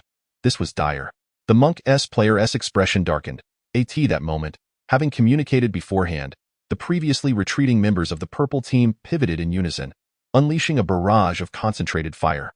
First, the Ice Maiden's frostbite pierced through the monk, siphoning away a portion of his health. Following this, the gunner unleashed a volley of scattershot, combining it with his powerful lead bullets to inflict substantial damage. Despite the monk being at full health, he could not withstand the onslaught, his vitality plummeting to below 1/5. Yet, Lucian compensated for the deficit in damage, ultimately delivering the final blow with his Q skill, the piercing light, triggering his passive and dispatching the monk with 2 rapid shots. With the monk's demise, the blue team effectively lost their capacity to continue the pursuit. At this juncture, the stone golem had respawned, and with a teleportation scroll in hand, they would surely suffer should they remain entangled further. Reluctantly, they abandoned their pursuit, resulting in the purple team reclaiming 2 kills. The tally of heads now stood at 4-5 in favor of the purple team. Speaking of which, the blue team's kills were predominantly credited to the mid-lane vampire, Xiaomuqian, whose impressive 3-0 record shone brightly. Following this exchange, having secured the kills, Xiaomuqian's relentless pressure in the top lane forced the stone golem to teleport back to the first lane. Otherwise, he risked losing the tower. Consequently, the purple team dared not recklessly secure the dragon. Although the next patch would introduce a first blood tower mechanism, sacrificing a dragon for such a trivial gain was hardly justifiable. It is worth noting that the dragon mechanics in the upcoming version would also undergo changes, with the introduction of entirely new elemental dragons replacing the current ones. In the audience, Lu Jun's approval was increasingly evident. Although the game had yet to reach the 10-minute mark, I dare assert that the newly emerging player controlling this vampire was no ordinary contender. He was subtly orchestrating the rhythm of the entire match. As a scaling vampire, his approach to ambushes was particularly astute, skillfully crafting illusions to mislead his opponents before deftly reversing the situation. Moreover, under such a series of circumstances, his foundational skills are remarkably solid. After merely 9 minutes, he has accumulated a staggering 80 last hits. This is attributable to his impeccable timing and roaming, which has allowed him to avoid falling behind in farm. Zhang Yujie nodded slightly, a rare gesture of approval, acknowledging that this individual may indeed possess some merit. Yet, is it merely a possibility at this point? Lu Jun couldn't help but feel somewhat taken aback. The opponent's weight in this contest is evidently lacking. Thus it is simply that Zhang Yujie's words this time were more explicit and devoid of sentiment. However, the statement he made was undeniably striking. It is important to note that the ongoing exhibition match is of no ordinary caliber, as it features a clash among a group of master-level players. To label this match as lacking in substance seems rather absurd. Regrettably, the player known by the ID Death God KO does possess such credentials, as only those who can be regarded as the strongest king have ever warranted his attention. My apologies for my earlier impulsiveness. The blind champion expressed his regrets, acknowledging that his previous maneuver was executed too slowly, resulting in a rather embarrassing reaction from Thresh. For a player of a blind champion, there is no greater indignity than having one's splendid performance forcibly interrupted or even obliterated by the opposition. As the match has progressed, no one has cast blame upon them. The newcomers suddenly realized that although their adversaries are also rookies, their coordination and individual skill seem to surpass theirs. Ironically, it was Xiaomuqian, who had previously been underestimated within his team, that has achieved an astonishing advantage. However, the members of the blue team are not preoccupied with that aspect. Instead, they find themselves reflecting, are they truly inferior to their contemporaries on the opposing side? As fellow newcomers, who should fear whom? If you can achieve excellent synergy, so can we. Fueled by this ignited spirit of competition, Xiaomuqian distinctly sensed a shift in the atmosphere among his teammates. As their interactions became increasingly frequent. 13 minutes in, Troll and Graves are at the bottom. I'm going to wrap around behind the tower. This was the herald of the blue team's jungler. The blind monk, preparing to strike. Don't worry, the stone man has no ultimate. Even with flash, he won't escape. This was the information the troll had noted regarding the enemy top laner's abilities. Following this, the blind monk executed a stunning flank to place vision. The swift transition, one library, dragon tail. He delivered a powerful kick that sent the sluggish stone man reeling, seamlessly following up with heavenly sound wave. RQQ, unleashing a burst of damage. The stone man attempted to use rolling stones to escape along the river, clinging tightly to his flash, poised to dodge the troll's pillar. However, the blind monk's decisive ground slam effectively curtailed his speed. Despite the acceleration granted by rolling stones, the troll also possessed his own speed-enhancing icy domain, charging forward with ferocity to take a bite, further hindering the stone man's pace. Observing that the troll did not immediately deploy his pillar, the stone man quickly assessed that using his flash now would be futile, as the distance to a wall was still considerable. Wisely, he opted to conserve his flash for a potential gank. Shortly thereafter, upon his revival, the stone man immediately signaled a strong intent to launch an offensive on the mid lane, while Misfortune stealthily slipped out from her F4 area, poised to strike. Should the Frost Maiden manage to bait out the vampire's W with a well-timed initiation, securing his head would be astonishingly effortless.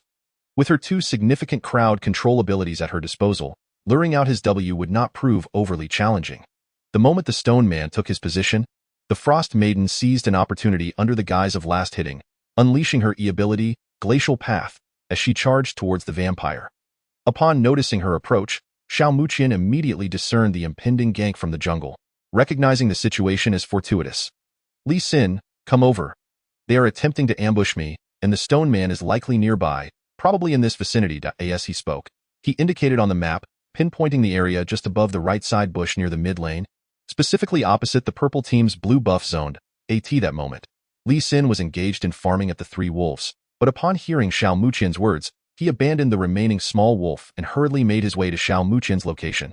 Meanwhile, the Frost Maiden was closing in rapidly, casting her W, Frost Ring, in an explosive manner towards the vampire. You must use your W now. After that, I will follow up with my ultimate, and it will be your demise. She refrained from casting her R initially, believing that Xiao Muqian would decisively activate his W upon sensing peril, thus preventing her ultimate from targeting him. This would allow him to retreat to the tower, rendering her meticulously planned gank a failure. Therefore, her strategy was to first coax out the vampire's W with her W, then deftly reposition and advance to encase him in her R, Glacial Tomb, freezing him in place. However, there was one critical miscalculation on her part. The moment the Frost Maiden launched her attack, Xiao Muqian took a step back, which, although insufficient to evade the range of her W, allowed him to execute a remarkable maneuver. With a volley of rockets unleashed, his vampire deftly sidestepped the Frost Maiden's grasp, flawlessly evading her control. This was swiftly followed by a dazzling combination of abilities, culminating in Blood Plague. As the blood pool coalesced, it transformed into a pool of sanguine essence. This tactic leveraged the vampire's E and W abilities, enabling him to accumulate damage while remaining untargetable. Consequently, the Frost Maiden's attempt to follow up with her ultimate lost its intended target, causing her to halt mid-cast.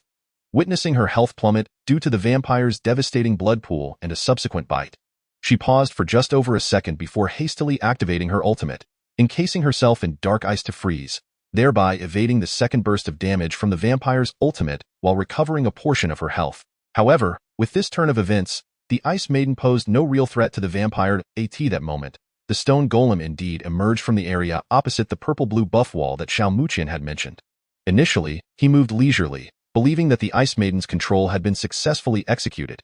He planned to unleash his ultimate ability in a second phase, hoping to enter the effective collision range of his ultimate, seamlessly transitioning into a third phase of control. In this scenario, the vampire would be left powerless, unable to summon a blood pool, facing imminent annihilation, allowing the mid-turret to be taken effortlessly. Once the mid-turret fell, they could gradually seize control of the match through the pressure of vision in the jungle, effectively bidding farewell to the dragon for the blue side. Yet, this damned vampire reacted too swiftly, countering with a burst of damage that left the Ice Maiden severely weakened, her combat effectiveness plummeting. There was no choice left. Initially intent on conserving a flash, it now seemed that one could not be overly hesitant when the stakes were high. After a moment's contemplation, the stone golem pressed the summoner ability, his sturdy stone form accompanied by a flurry of golden sparks as he teleported several hundred yards away. At this juncture, Xiao Muqian's vampire also freed himself from the blood pool's state. However, one thing was certain. Upon witnessing the stone golem expend his flash, Xiao Muqian remained remarkably unflustered, deftly evading the Ice Maiden's prior damage, and was now ready with his red rage Q. Despite the Ice Maiden having regained some health through her ultimate, the vampire's lurking presence made it clear that she could not withstand a single strike from his red rage Q. Stone Golem, time your ultimate. Do not allow him to unleash his Q. Graves, hurry up. The Ice Maiden screamed frantically within the team, the specter of death swirling ominously around her, rendering her unable to find calm. Both the Stone Golem and Graves recognized the gravity of the situation. The Ice Maiden could not afford to fall. With her skills evaded entirely by the vampire, Xiao Muqian's vampire was in remarkably good health, nearly at 80%, with the only damage sustained being due to his own blood pool and the costs of his E-skill. Yet, following the earlier explosive release of his ultimate, even though the Ice Maiden was not in immediate danger, the vampire had nevertheless regained some health. Faced with such a resilient vampire, the absence of the Ice Maiden's output meant that the combined efforts of the Stone Golem and Graves might not suffice to vanquish him. Moreover, this fellow's flash had already refreshed. Wait, the flash is still available. Graves suddenly realized this mid-stride, but his warning came too late. The moment the vampire rose, the Stone Golem charged forward with unstoppable ferocity, colliding fiercely with the vampire's form. Get up, however, Xiao Muqian's gaze lingered only briefly on the Stone Golem. The instant the Golem unleashed his ultimate, his attention swiftly shifted to the Ice Maiden, who had also completed her ultimate. Flash!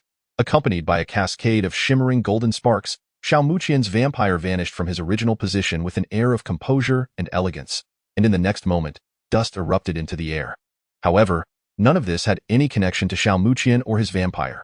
A chilling aura of cruelty enveloped the surroundings, with the scent of blood permeating every inch of the land and the air nearby. Accompanying this was a cold, mechanical female voice echoing in the ears of the newly spawned Ice Maiden. You have been slain.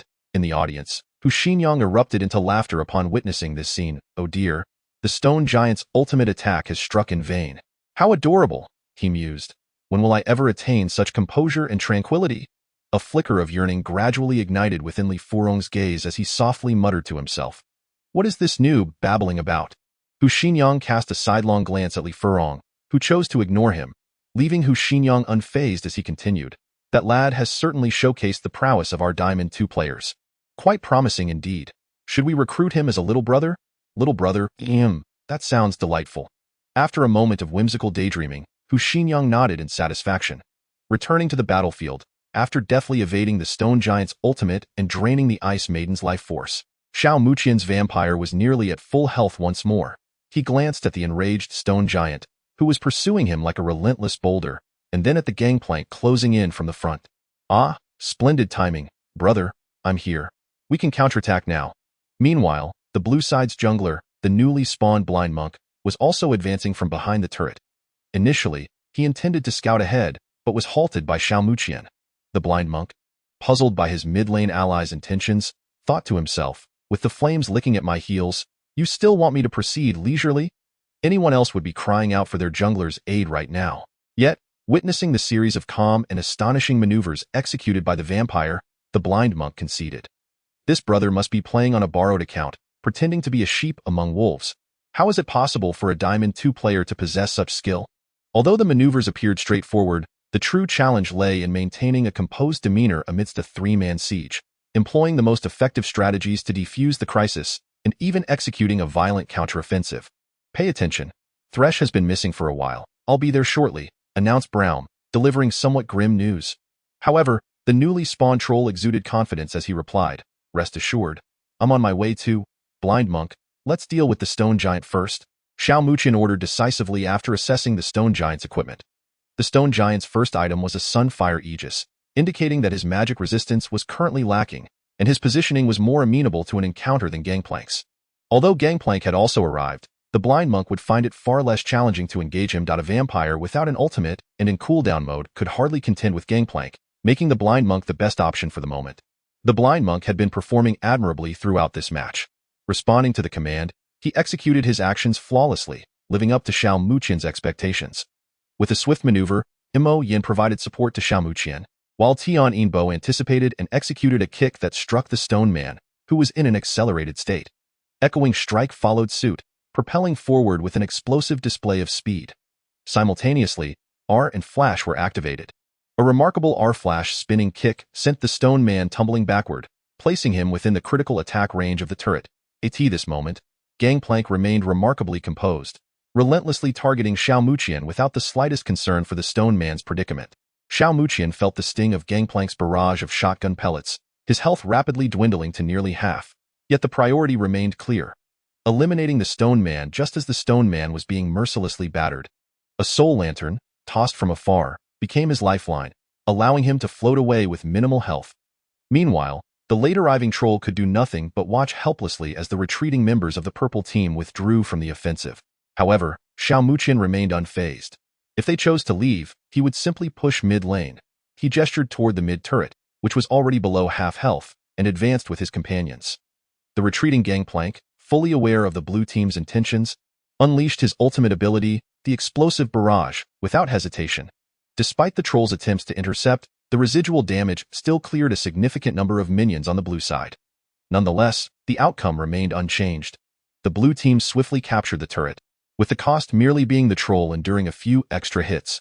With the turret secured and their health intact, the blue team was not inclined to depart easily, sweeping through the purple jungle with fervor. F4? Secured. Stone Man? Cleared. What to do next? Both teams were acutely aware that Xiao Muqian, leading his two brothers, was heading to ambush the bot lane.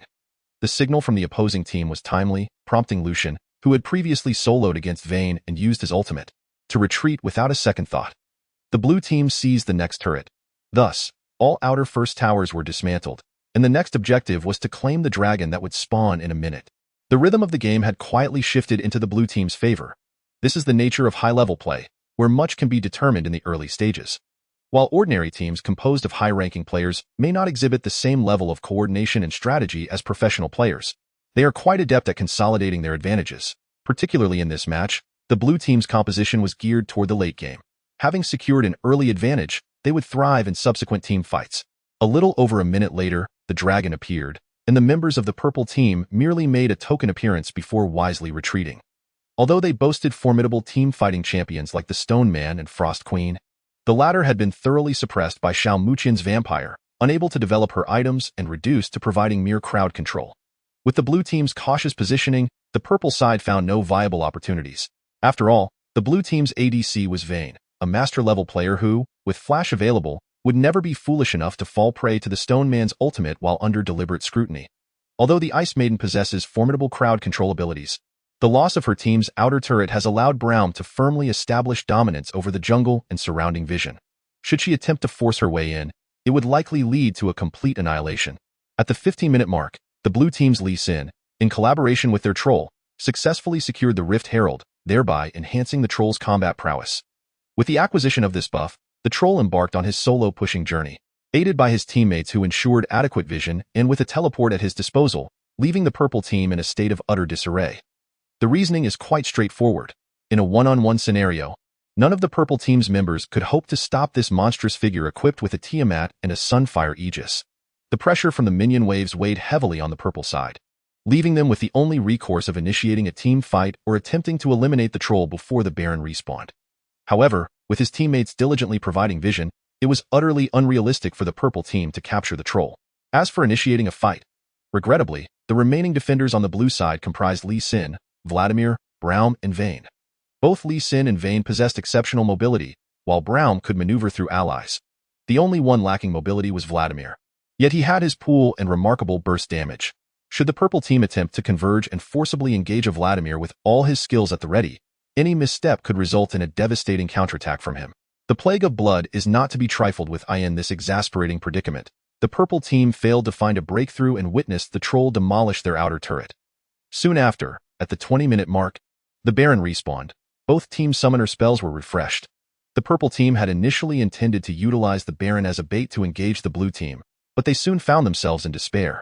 Realizing that despite the blue team holding overwhelming initiative, they had no intention of engaging in a direct confrontation. The troll, merrily wielding his massive club, swaggered down the bottom lane, slowly pushing the minion wave towards the purple team's bottom inhibitor turret. Why is the 4-1 split push considered a classic tactic within the competitive realm of League of Legends? The answer is simple. It is both exceedingly irritating and immensely powerful. The current troll is, without a doubt, a father figure that no member of the purple team can hope to solo. Furthermore, his tower-pushing speed is unparalleled among tanky top laners, relentlessly hammering away with his frozen domain, causing the turret to succumb in due time. While the troll continued his split push, Xiao Muqian and his allies gathered around the Baron, preparing to initiate a strong play for it that moment. The opposing team hesitated to send more members to besiege the troll, as even a 3-man squad would easily fall prey to the dense vision established by the blue team. The troll could simply wait for them to delve deeper before teleporting to the Baron, swiftly joining his teammates to commence the objective. Taking this into consideration, the purple team could only temporarily send the Ice Maiden to deal with the troll, as she too possessed a teleport. Allowing the stone giant to handle the lane would not suffice in terms of clearing speed. Although the Ice Maiden might struggle against the troll, she could effectively hinder his tower demolition by swiftly clearing waves, which is quite advantageous. What should we do now? The troll inquired while pushing the lane to this moment. The others turned their gazes towards Xiao Muqian, evidently having developed a strong trust in his decisions after his remarkable performance and leadership during this time. Indeed, Xiao Muqian's choices had never let them down. We shall execute a flanking ambush, Xiao Muqian declared. With that, he maneuvered his vampire towards the top lane, initiating a rapid wave clear with his blood-tide AoE ability. Vayne and Lee Sin, you two remain here, he signaled on the map, subsequently marking another location. Braum is here. Understood, the teammates responded in unison. Lee Sin and Vayne positioned themselves in the brush between the first and second towers of the top lane, while Braum waited in the brush opposite the purple team's red buff. As time approached the 23-minute mark, the red buff had evidently respawned. Braum had deliberately placed vision in that area, as well as in the F4 camp, with the only true sight ward positioned beneath him to ensure he remained undetected. The purple team, having maintained vision near the top lane's tri-brush, noticed the blue team's incursions into their jungle. However, they dared not venture in to investigate. Their Ice Maiden was currently absent. Despite her subpar development this match, her presence in team fights was undeniably impactful, her control serving as a significant deterrent. In her absence, while they still had the Stone Giant's initiation capabilities, facing the formidable vampire head-on would prove exceedingly challenging. Furthermore, with Braum's presence, both Lucian and Graves would find their ultimate abilities somewhat hindered. Moreover, how could the cunning members of the blue team possibly overlook such an opportunity for an ambush in the jungle? Establish vision, Graves urged within the purple team. The only member bearing a blue trinket, Lucian, glanced towards his own red buff and discovered the fresh buff still untouched, while the blue team was nowhere to be seen. Meanwhile, Xiao Muqian's vampire was nearing the purple team's second tower in the top lane, compelling the purple team to take action. The stone giant led the charge, his finger poised over the R key, ready to unleash his ultimate at a moment's notice. As they approached the vicinity of the red buff, Lucian trailed closely behind the stone giant, his nerves taut.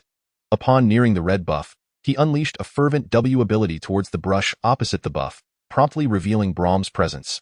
Spotting Braum, the purple team came to an abrupt halt. However, the vampire had already brought the wave to their top lane's second tower and commenced attacking it in conjunction with the minions. At this juncture, the purple team undoubtedly finds itself ensnared in a perplexing predicament, uncertain of how to proceed. Should they circumvent the obstacle? Although they have detected the presence of Braum, the locations of the others remain shrouded in mystery. Despite being discovered, Braum stands his ground defiantly, seemingly challenging. Come on, step closer. I'm not going anywhere. If you dare, come and take me down. The situation has become intolerable. They must act against him, while Lucian remains vigilant to evade Braum's ultimate ability. The stone golem, unable to endure any longer, boldly advances, placing a ward and hurling a rolling stone, gaining momentum as he rushes towards Braum with a flurry of strikes. Thresh, without hesitation, casts his hook, accurately predicting Braum's next movement, who, hindered by a slow, finds himself with little chance of evasion. However, under someone's meticulous orchestration, Braum is well aware of the series of maneuvers he must execute, and for a master like him, evading Thresh's hook with a flash and swiftly initiating a team fight poses no significant challenge. Yet, the purple team did not anticipate Thresh's audacious decision to expend his flash nearly at full health, raising his shield high before smashing it down forcefully. The area before him rapidly fractures, the fissures of ice extending swiftly, sending both Graves and Thresh hurtling through the air, caught completely off guard. Lucian, startled, fails to activate his E ability in time, but fortunately, as a master-level ADC, he instinctively employs his flash, narrowly avoiding being knocked back. However, with Braum successfully initiating the fight, Xiaomu Qian's Vladimir has abandoned the tower push and hastens from the top lane to the entrance of the purple team's upper jungle. Even quicker is Lee Sin, who stealthily positions himself within the stone golem's territory before Braum makes his move, utilizing the vision provided by Braum to clearly observe Lucian flashing into the bush adjacent to the red buff to evade Braum's ultimate. Without a moment's hesitation, Lee Sin unleashes a sonic wave, accurately predicting Lucian's entry into the bush, followed by a rapid succession of actions. The resonating strike connects seamlessly, as he simultaneously presses R and D on his keyboard. Consequently, Lucian, having just registered being struck by something, is swiftly kicked by Lee Sin's impressive R-flash into the stone golem's territory above. Vayne, who has been waiting patiently, cannot help but commend that kick was executed with finesse. Meanwhile, a judgment-laden arrow is loosed, pinning Lucian, who has just been kicked against the wall, into a state of stun with no opportunity to maneuver. As Vayne activates her ultimate, she unleashes her first attack. Yet the purple team's stone golem has already charged from the red buff position, colliding with precision. The timing is impeccable, striking just as Vayne lifts her hand, coinciding with her ultimate's impact on the target. Alas, while the stone golem temporarily thwarts Vayne's output, it cannot impede another. Xiaomu Qian's Vladimir has now arrived. At the very moment the push stick was activated, although the damage inflicted by the rocket was limited, the critical aspect was the brief displacement it afforded, allowing the vampire to close the distance significantly to both the Stone Man and Lucian. The ultimate ability was promptly unleashed. It infected both the Stone Man and Lucian, igniting and striking Lucian simultaneously with the Q ability. Even though it was not a red rage Q, the well-equipped vampire nonetheless reduced Lucian's health to a precarious level. With the subsequent burst from the blood bank combined with the second damage from the ultimate, even if Lucian utilized his healing, it would be of no avail. Fortunately, Vayne's control was not overly prolonged. At the precise moment when Xiaomu Qian's vampire was charging, Lucian executed a desperate maneuver, using a previously unspent displacement to escape the wall while activating his healing, replenishing his own health and simultaneously aiding the gangplank who was engaged in combat with the blind monk below. Initially, the blind monk, having already used his ultimate, was at a disadvantage against Gangplank, but with Lucian's timely healing, Gangplank felt emboldened. However, the presence of Braum posed a significant nuisance, as his control in such terrain was quite bothersome. Yet Thresh, displaying remarkable intelligence, consistently positioned himself to shield Gangplank, not only blocking Braum's Q ability but also anticipating the blind monk's subsequent refreshed Q. Just as everything seemed to be progressing smoothly, Xiaomu Qian's blood bank, charged to its utmost, had no intention of allowing Lucian even a glimmer of survival. The flash was executed. The E-flash was instantly completed, and with the vampire's sudden appearance below, the blood bank erupted with a cataclysmic force, causing Lucian's hard-won final sliver of health to plummet to zero. Additionally, the surrounding Gangplank and Thresh were also caught in the blast, suffering a terrifying loss of more than a third of their health. "Kill the vampire!" Gangplank exclaimed, witnessing his rapidly depleting health bar. Thresh, not daring to hesitate, activated his ultimate, the Soul Prison, creating a green-tinged barrier that isolated Braum, while he advanced to deliver a Fate's Call, attempting to momentarily restrain the vampire. Yet, Xiaomu Qian denied him that opportunity, swiftly activating his W ability, evading Thresh's pendulum while also sidestepping the Gangplank's attempt to reposition for his ultimate. The massive cannonball, Gangplank had aimed to adjust his position parallel to the wall, enabling his cannonball to unleash its second wave of damage swiftly. Alas, he had underestimated the vampire's reflexes. As Gangplank rose once more, the cooldown for his Q had already elapsed, and crucially, this Q bore the mark of blood-red acceleration. The moment Xiaomu Qian's red rage Q struck Gangplank, the latter felt an overwhelming sense of despair as his health plummeted to below a quarter. In contrast, the vampire's health surged back up. Even more disheartening was the outcome of the battle above. Vayne, effortlessly utilizing her skills, kite and dispatched the Stone Man who was without his ultimate. For Vayne, who had not even utilized her Blade of the Ruined King, it was hardly surprising to take down a Stone Man devoid of his ultimate. With the passive speed boost, Vayne swiftly made her way to the lower battlefield as a hunter, collaborating with the vampire and Braum to reap a successful harvest. Although slightly delayed in securing the triple kill, acquiring 2 heads undoubtedly marked a turning point as she began to soar, dispelling the previous gloom. Subsequently, the blue team seized the opportunity to claim the second tower before hastening towards the Baron. The troll, having activated his icebound domain, retreated to a safe distance to ensure he would not be interrupted by the Ice Maiden. After securing his safety, he teleported to the barren area, joining forces with his teammates to secure the coveted objective. At this juncture, the purple team had effectively collapsed, with each member of the blue team enjoying a significant economic advantage, particularly the mid laner. Xiao Muqian's Vladimir effortlessly outdistanced the Ice Maiden, showcasing his superiority with a formidable item. Ultimately, the match concluded at the 28-minute mark, culminating in a flawless team fight resulting in a 0-for-4 exchange, wherein the blue team emerged victorious with remarkable ease in this friendly contest. Chapter 80. The boss's sister, what do you think? Are you interested? As the match concluded, Lu Jun wore a distinct smile, astonished by the prowess of the new player named Xiao Muqian, who controlled the Vladimir. He was eager to hear the thoughts of his companion. Death God KO. Lu Jun had been somewhat troubled in recent days. Among the new players in the global competition, there had been few mid laners capable of posing a threat to Death God KO. Even those who could were merely a slight challenge. However, for some reason, after witnessing Xiao Muqian's performance with Vladimir, Lu Jun felt a burgeoning notion that this newcomer's abilities might extend beyond mere expectations. Perhaps he was a character worth engaging with.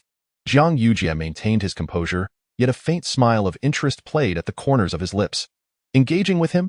Lu Jun shook his head in resignation, realizing that gaining Jiang Yujie's true acknowledgement would require more than this display. Nonetheless, Jiang Yujie, formerly known as Death God KO, had previously expressed disinterest in the first-year players, stating, "Bring forth the strongest from the second year, Li Mingao, or perhaps Chen Qingbin from the third year. These individuals are not worthy of my time." At this moment, Lu Jun found the situation amusing. Although Jiang Yujie had not made his sentiments overtly clear, he understood from that simple statement that among the plethora of first-year mid laners, a player had finally emerged who captured Jiang Yujie's attention. It seemed this newcomer, wielding Vladimir, was indeed worth observing closely. After securing victory in the match, Xiao Muqian engaged in amiable conversation with his teammates before extending greetings to their opponents. He had played quite satisfactorily, enjoying the quality of play from his teammates, which prompted him to share a few more words before returning to the spectator area, where he found Li Furong and Hu Xinyang. "Muqian, that was splendid," Li Furong remarked with a smile upon Xiao Muqian's arrival. "Hey, it was fairly decent," Xiao Muqian replied with a grin at this moment. Hu Xinyang interjected, "Indeed, it was quite good. You upheld the dignity of our Diamond 2 players. Your performance today deserves an 80 out of 100. Thank you very much," Xiao Muqian responded, looking at Hu Xinyang. "For what? You earned it," Hu Xinyang replied, completely unfazed and rather immersed in the moment. Li Furong had grown weary of discussing this individual, who, to a certain extent, could indeed be considered rather intriguing. However, a more candid expression would simply label him as an oddity. By the way, Xiaoning just came by to watch your match. Did you know that? Li Furong suddenly turned to Xiao Muqian. Upon hearing this remark from Li Furong, the smile that had graced Xiao Muqian's face abruptly froze. Xiaoning, she came? Could it be that the nickname Big Face Monster Xiao Muqian concocted by that rascal Fei Qiang was also seen? Xiao Muqian felt his spirits plummet to an all-time low, and he quickly inquired of Li Furong, when did Xiaoning arrive? Probably just before the match. I recall the crowd was quite lively at that moment. Li Furong recollected, oh no. Xiao Muqian's complexion changed dramatically as he scanned the vicinity. Although there were many people around, it was not difficult to spot the girl even amidst the throngs. Soon, he caught sight of Su Yuning in a secluded corner, accompanied by another girl, with several seats around them conspicuously vacant, clearly not due to their own preferences, but rather compelled by some matter or individual. I'm leaving, Furong. After spotting Su Yuning, Xiao Muqian uttered this line and swiftly departed. Li Furong nodded slightly in understanding, awaiting the commencement of the subsequent sparring sessions. For him, many of the individuals present possessed superior skills, and he could glean a wealth of knowledge. With each match he attentively observed, he could extract some degree of experience. However, at that moment, Hu Xinyang suddenly tugged at Li Furong, his face still bearing the shock of disbelief. Li Furong looked at him quizzically. What is the matter with you? The Xiaoning you mentioned? It wouldn't be Su Yuning, would it? With a strong sense of suspicion, Hu Xinyang voiced his query. Yes, what of it? Li Furong had a fair idea of what was on Hu Xinyang's mind. Yet at that moment, he felt a mischievous inclination to tease the fellow. Come on, that is outrageous. Are you all that familiar with her? Were it not for the throng surrounding them, Hu Xinyang would have nearly leapt to his feet in a fit of exclamation. Li Furong replied nonchalantly, I'm fine, but Muqian is indeed quite familiar with her. They seem to have known each other for quite some time, though I'm not entirely clear on the specifics. Impressive. So, it turns out that brother Xiao Muqian has been keeping a low profile, knowing none other than the goddess Su. I must insist he elucidate the details next time. Hu Xinyang appeared unable to contain his excitement. Li Furong felt somewhat reflective. Indeed, Xiaoning's popularity at this World Competition Academy was extraordinary. Although he had previously noticed Su Yuning's location, navigating through the crowd to reach her proved to be somewhat laborious. When Xiao Muqian finally arrived at the secluded corner where Su Yuning was situated, the peculiar sensation within him grew increasingly pronounced. Something was amiss. Why was such a large area around them left vacant? Yet, before he could greet Su Yuning, he suddenly sensed a pair of unfriendly eyes fixed upon him. It is evident that the unkind gaze emanates from the girl beside Su Yuning. Xiao Muqian, puzzled, casts a glance at her, but soon finds himself taken aback. This girl, well, she possesses quite an alluring figure. Yet there is an inexplicable and intense aura of menace surrounding her. No, what am I thinking? More importantly, this girl bears an uncanny resemblance to someone from my memories, a person I am rather familiar with. How can this be? Wait a moment.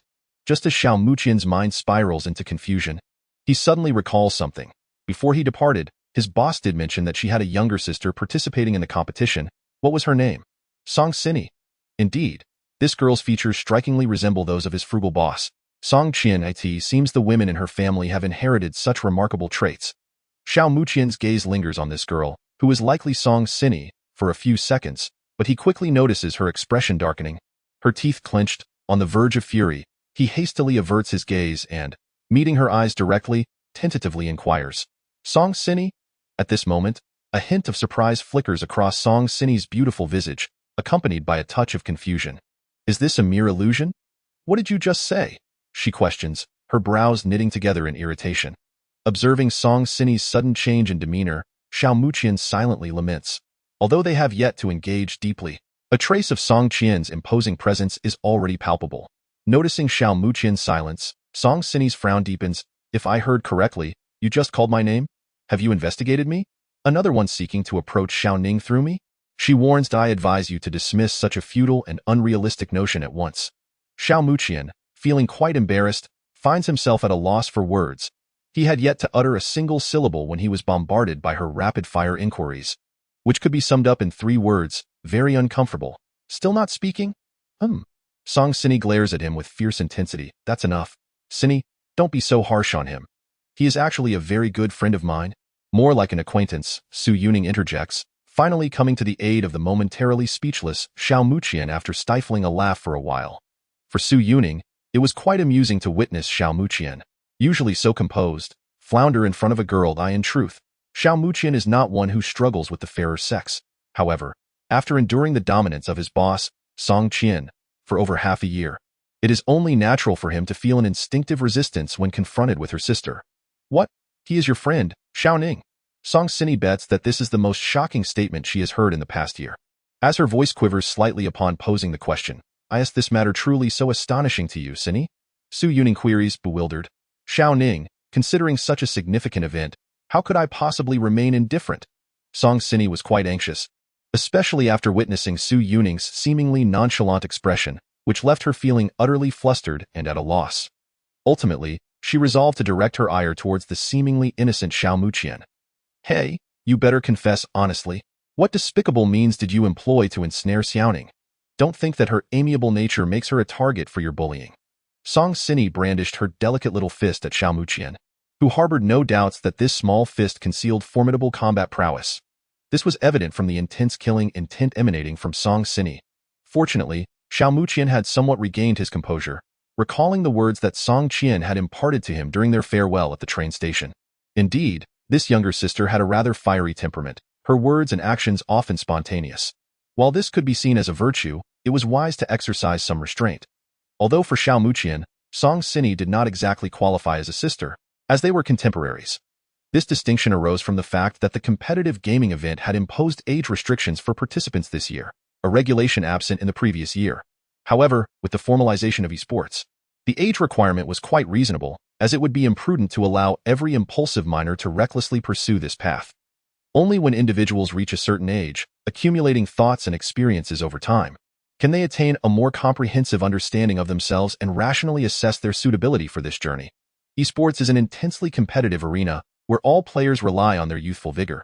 If one were to squander their future due to a momentary surge of passion, It would indeed be a grave miscalculation, and the event organizers would prefer to avoid such outcomes. Senior sister, must you speak so harshly? Xiaoning and I are indeed friends. Do I strike you as the sort who excels at deceit and trickery? Moreover, given Xiaoning's intelligence, would she fall prey to such a trivial scheme? Xiao Muqian flashed a smile he deemed quite sunny, as he wished to avoid escalating the tension. Song Sini paused momentarily, taken aback. This fellow appeared rather harmless, and his looks were quite decent, leading her to believe he wouldn't engage in such underhanded behavior. Yet, she realized that it was precisely because Xiaoning's mindset mirrored her own that she had been ensnared by this rogue's machinations. No need for explanations. You claim to be friends with Xiaoning? Very well, tell me, how did you two meet? Song Sini was unwilling to relent, adopting an inquisitive demeanor. Xiao Muqian discreetly cast his gaze toward Su Yuning, who mirrored his exasperation with a knowing look. Dio, you really think I am here for no reason? The answer to that question seems rather apparent, doesn't it? Xiao Muqian regarded the suspicious Song Sini with a mix of bemusement and frustration. This boss's sister might prove to be even more challenging than Song Qian. Initially, he had found it odd that, given his boss's capabilities, he couldn't manage his own sister. Now he had gained insight into the situation and could empathize with some of Song Qian's sentiments. LOL? Are you really that impressive? It was unmistakably evident that Song Sini's taut, charming visage and her aggressive demeanor softened considerably at this moment, following a few words from Xiao Muqian, even her eyes sparkling with newfound brightness. As a close confidant of Su Yuning, while Song Sini's own prowess may be set aside for now, she was acutely aware of Yuning's remarkable talent and expertise in the realm of support. The fact that she had met Yuning through League of Legends suggested that this individual before her must possess considerable strength in the game as well. I've heard a few things. You and Xiaoning hail from Jiangcheng, so you must be a member of this year's premier team from Jiangcheng. Song Sini inquired with keen interest, gazing intently at Xiao Muqian. No. Our team only secured the runner-up position in the qualifiers. Which is to say, second place, Xiao Muqian replied. Just second place. Song Sini scoffed, pouting slightly. Then you hardly seem worthy of Xiaoning. Why are we straying so far off topic? Su Yuning smiled softly, observing Xiao Muqian's pained expression, and playfully asked, So, Muqian, how was the experience of the scrimmage? It was quite good. I didn't expect the new blood at the world competition to be so formidable, Xiao Muqian stated without exaggeration. It was noteworthy that, in the S3 season, a master from Zone 1 had already become the admission criterion for many professional teams and clubs, and now they were all converging at the world competition. Not to mention the likes of the top-tier champion, Death God KO. This year's standards and dynamics at the event were evidently impressive. Wait, Xiaoning, did you just mention the scrimmage? Could it be that he also participated in the match? Song Sini had just witnessed the entirety of the game alongside Su Yuning and had to admit that there were indeed many surprising aspects. The strength of the newcomers seemed to have reached an unprecedented peak. Amongst the recent match, the formidable dominance exhibited by the blue side's Vladimir deeply resonated with her, leading her to believe that this Vladimir might very well be this year's second-best mid laner. Just behind that Death God KO. Are you the blue side's jungler, Lee Sin, from the last game? If so, you performed respectably. Your rhythm and teamfight contributions were commendable, albeit not on par with your team's powerhouse. Vladimir, Song Sini remarked, the sensation of embracing one's own thigh. Well, I could certainly attempt that later in bed, though I imagine it would be quite a peculiar action. Xiao Muqian mused silently, noticing Xiao Muqian's silence, and with Yuning stifling a laugh beside him, Song Sini's irritation flared once more. Hey, what exactly do you mean by that? Even if you're not Lee Sin, there's no need to wear such an expression.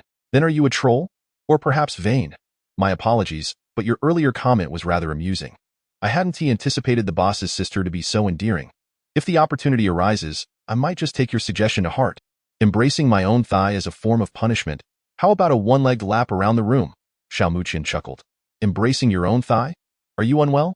What prompts such bizarre statements? Song Sini queried, her brow furrowed in confusion.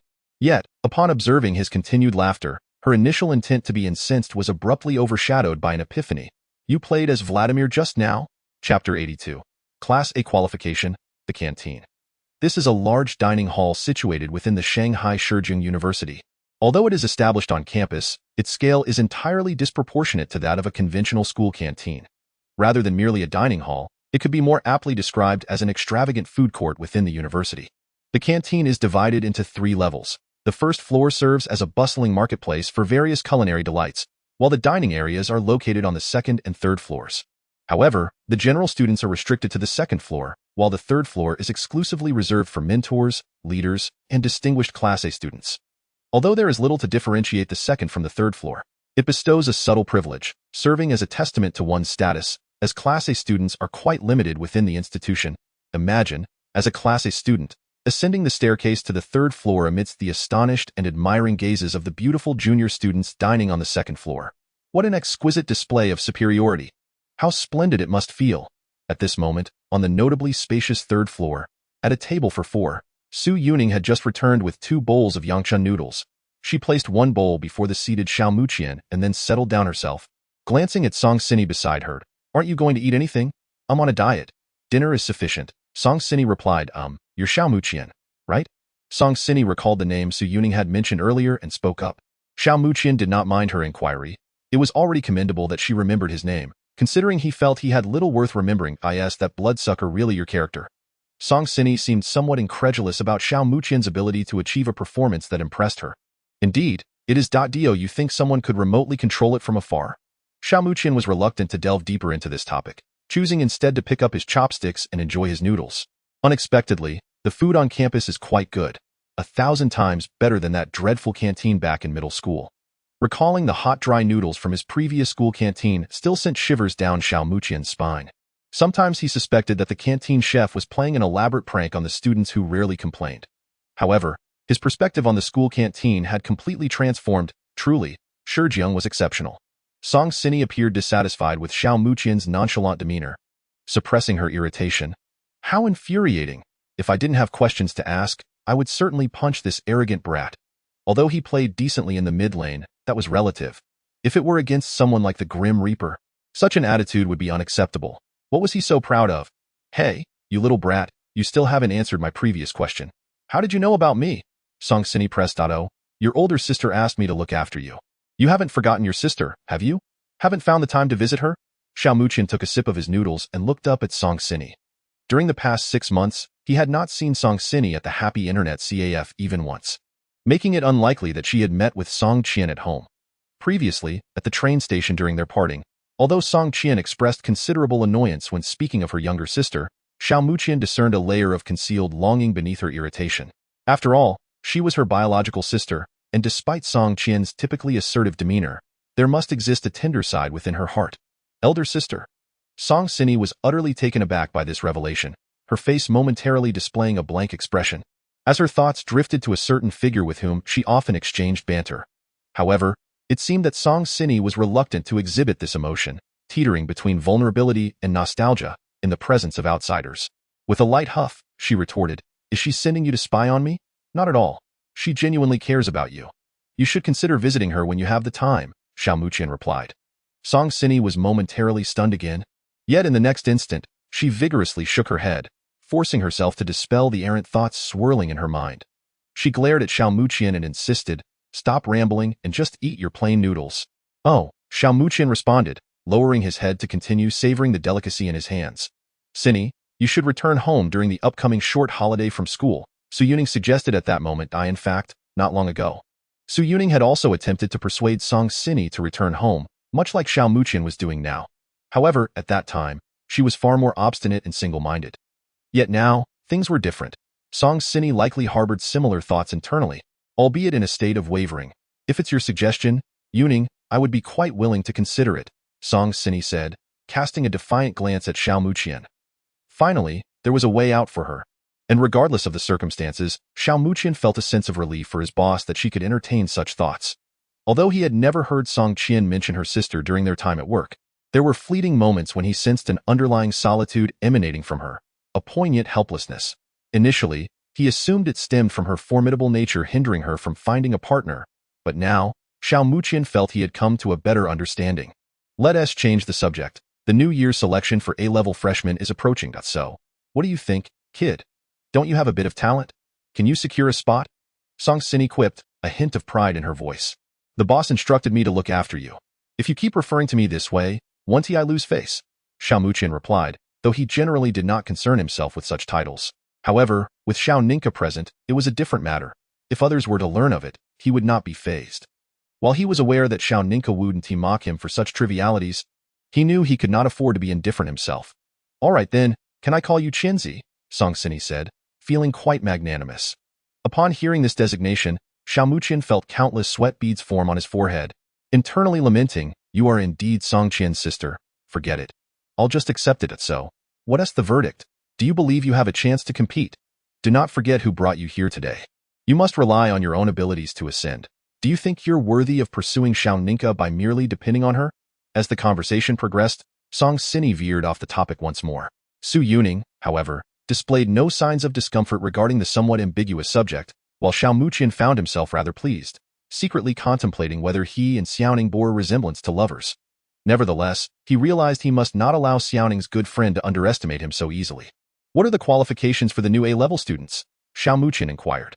"After the month-long enrollment period concludes, there will be a special instructional competition, likely to take place following the exchange contest, of course. You need not concern yourself with the exchange contest. Among all the new students, only Jiang Yujia is qualified to compete. Performing well in the instructional competition would be commendable," Song Sini asserted, adopting the demeanor of a seasoned upperclassman. The instructional competition. It is quite literally as it sounds. A team composed of 5 mentors from the world competition will engage in a contest against teams formed with new students at random. Song Sini revealed, her words striking, "Isn't that somewhat challenging?" Xiao Muqian understood this well.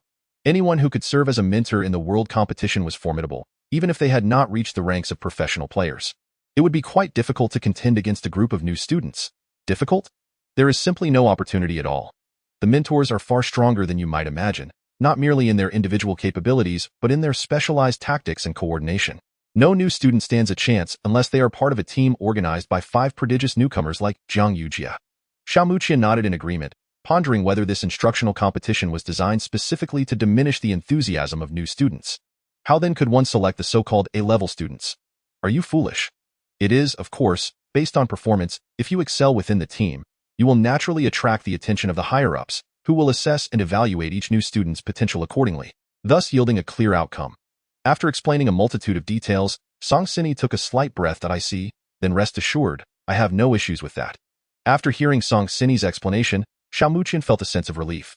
It turned out to be such an arrangement, and the world competition was rather creative. On one hand, it allowed students to recognize their own shortcomings, while on the other, it enabled a discrete assessment. Truly a win-win situation. However, seeing Xiao Muqian's confident demeanor inexplicably irked Song Sini. "Do you really think that being an A-level student is as simple as picking cabbage from the field?" Just as she was about to voice her thoughts, a voice laced with subtle mockery drifted from behind.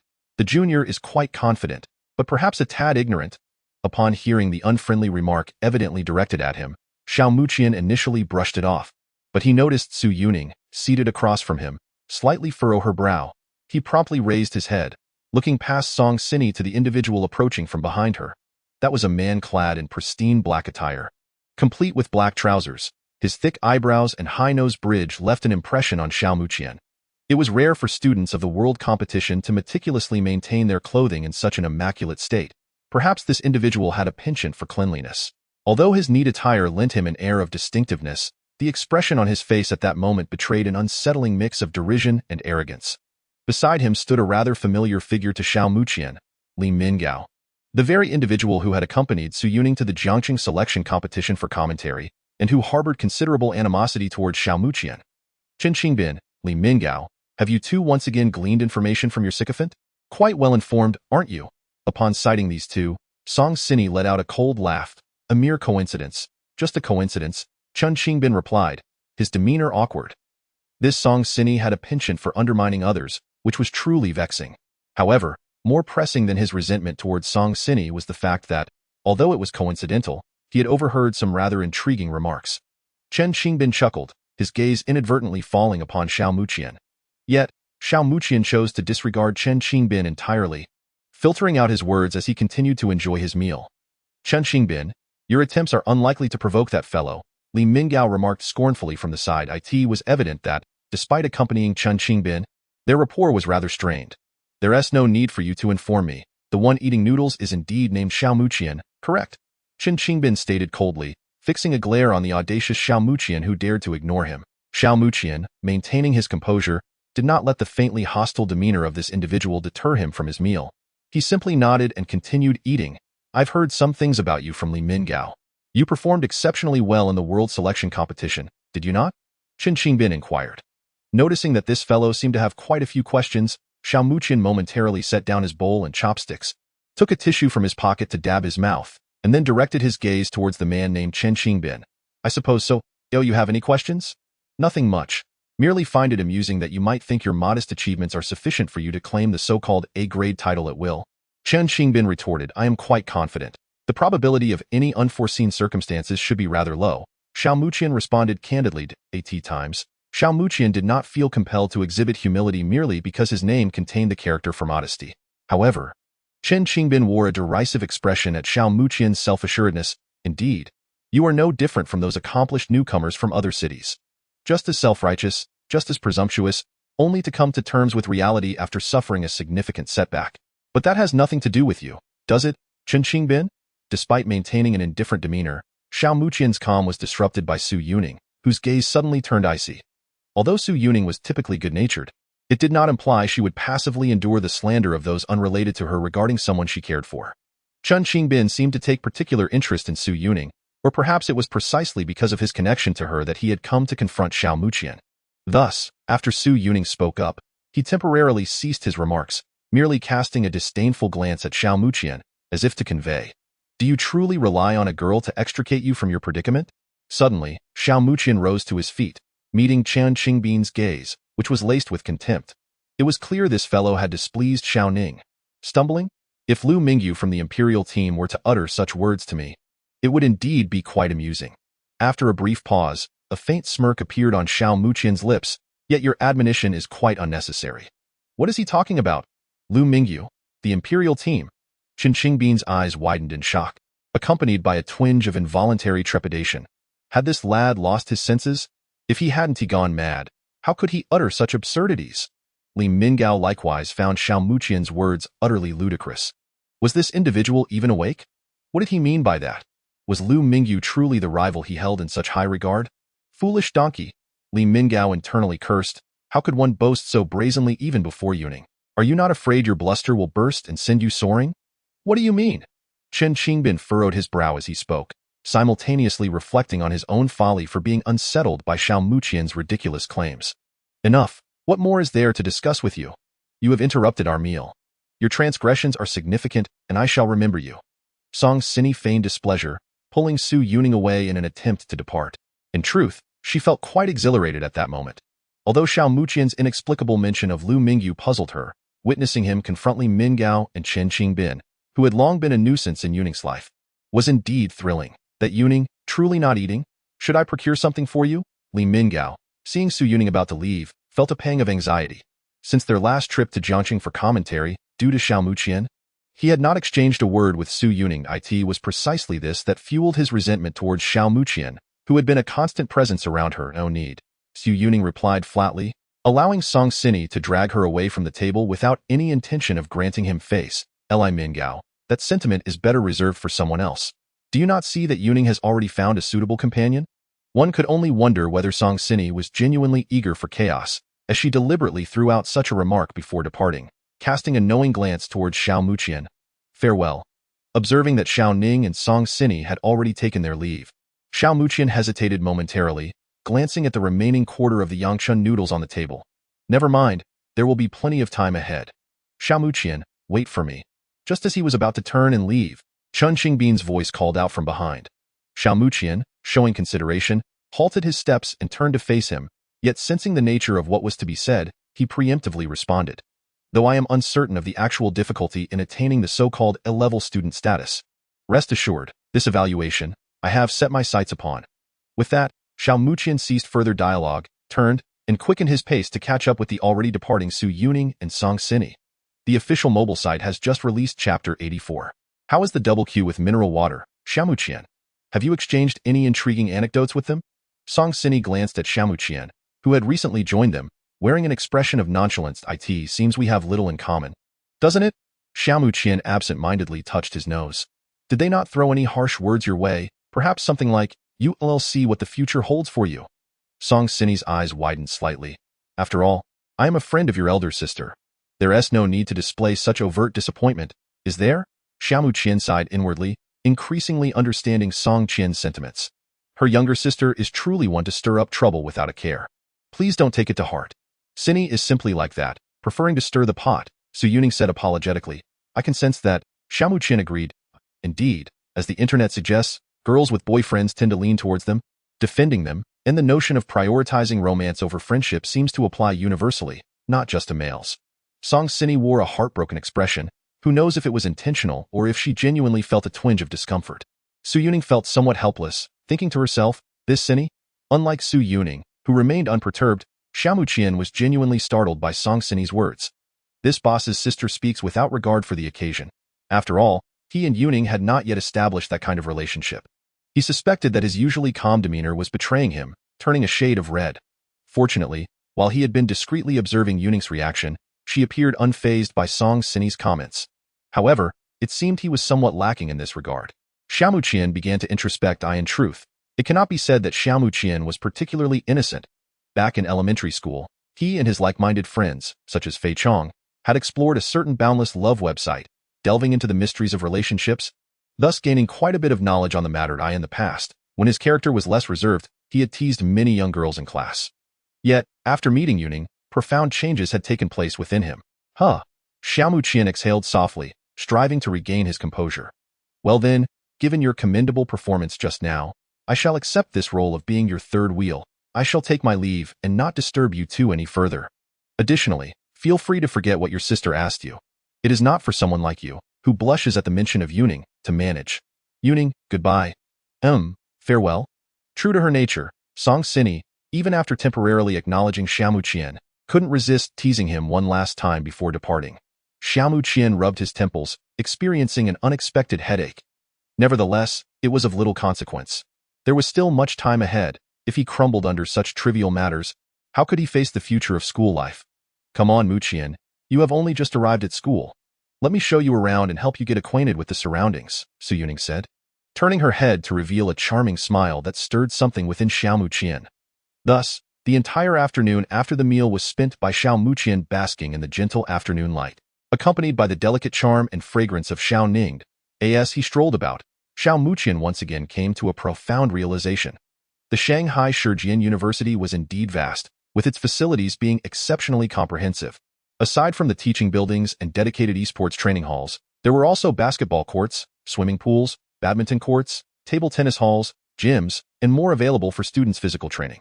Additionally, there were tranquil places such as libraries. Of course, few students at Shijian actually found the quietude conducive to studying. Xiao Ning was a rare exception, often taking time amidst her training to peruse a few beloved books there. Although Xiaomu Qian was not particularly fond of reading, today, as he walked alongside Xiao Ning past the library, he suggested they take a look inside together. This was, in fact, a small wish of his. He was eager to witness the sight of Xiao Ning immersed in her reading. As the afternoon sunlight streamed through the windows, casting ethereal rays upon her, adding a dreamlike allure to her beauty that was simply breathtaking, he chuckled to himself. Upon returning to the hotel that evening, Xiaomu Qian continued to reflect on the unforgettable scene he had witnessed that afternoon. However, now that it was time to focus on training a bit more for the upcoming teaching competition. Although Xiaomu Qian was inherently confident, he did not let that breed arrogance. Talent may determine the starting line, but reaching the finish line undoubtedly required countless efforts and relentless pursuit along the way. Inputting his account credentials, Xiaomu Qian logged into the account Snowy Season's Snow Moo, which had already completed the placement matches and, after some time of ranking, had achieved diamond status. Of course, the regular diamond tier posed little challenge for him, especially since ranked matches were matched based on players' hidden scores, which were quite high in this case. Just as Xiaomu Qian was about to embark on his first ranked match of the evening, a message from someone appeared on his screen. Mineral water? In his friends list, Xiaomu Qian had fewer than 10 people currently, having removed many previous acquaintances, and this mineral water was someone he had met during a prior ranked match. He still harbored a vivid memory of his savior-like bard, albeit not a particularly favorable one. Shall we team up? The message read straightforwardly. So you can indeed type beyond just cute emojis. Xiaomu Qian found himself amused by the thought. Sure. For Xiaomu Qian, solo or duo queue made little difference. So he invited mineral water into the match and selected his role. The other players specialized in support, which would expedite their queue time. A rather advantageous arrangement. Speaking of which, mineral water had been experiencing quite a rough patch in the national server's ranked matches lately. During the queue, Xiaomu Qian casually glanced at mineral water's recent performance records, which were almost entirely red, with only a couple of victories as a healer. His rank had plummeted from the esteemed Grandmaster to Diamond 1. Indeed, Quite a disheartening situation. Soon, they were matched with opponents, and Xiao Muqian clicked to enter the room. "Oh no, I got matched with mineral water," exclaimed a random player. "My heavens, the opposing team ought to show mercy." "Wait, what? They've banned the healer. This is outrageous." The bystanders see. Mineral water. Well, here we find ourselves in yet another familiar scenario. It must be noted that the reputation of mineral water in the domestic server is quite considerable, albeit not for the best of reasons. Alas, I apologize, but with the healer gone, I may find myself in a bit of a predicament. The mineral water sent a message. Observing his forthrightness, Xiao Muqian couldn't help but chuckle. Yet it mattered little. In light of this, he must carefully deliberate his character selection. Soon, it was the turn of the purple team on the third floor, where Xiao Muqian made his choice. Without hesitation, he secured the fox. His intention was straightforward, to set the pace of the game. Before long, the minions on both sides clashed, engaging in a fierce skirmish. Xiao Muqian deftly maneuvered his fox, swaying its elegant and agile tails as it approached slowly. He managed to catch the rhythm of Victor's movements, and with a well-timed prediction, a deceitful orb struck Victor directly, draining a portion of his health. An adept fox player invariably leverages their superior casting range at level 1 to exert pressure on their opponent. This time, he faced Victor, who, regardless of whether he opted for Q or E at level 1, could not match the fox's Q skill, boasting an impressive casting range of 880 units. Having gained an early advantage, Xiao Muqian refrained from recklessly advancing to unleash a thunderous assault. The retreating movement following Victor's successful hit indicated that he had likely chosen the Q skill, Siphon Power, which not only inflicts damage but also grants a shield and enhances his next basic attack. Should Xiao Muqian's fox venture forward impulsively to deliver a strike, it would swiftly be met with a formidable counterattack. At this juncture, the minion waves had only just begun their skirmish, and they had yet to reach the point of last hitting the first minion, so Xiao Muqian had no inclination to engage in a futile struggle. After a brief pause, the cooldown on the fox's skills had nearly elapsed, prompting Xiao Muqian to move his fox forward to eliminate the first minion, while Victor quickly dispatched another. Subsequently, he attempted to ensnare the fox with Siphon Power. Unfortunately, Xiao Muqian's fox retreated decisively, evading Victor's casting range, and with a swift response, the first segment of the deceitful orb struck Victor once more. But that was not the end of it. The fox nimbly shifted its position to the right, slightly altering the trajectory of the magical orb, and Victor's attempt to dodge the second segment was once again predicted. As a result, he was hit by another Q spell. Meanwhile, invigorated by the speed boost, the fox advanced once more, just as Victor's shield and enhancement effects dissipated.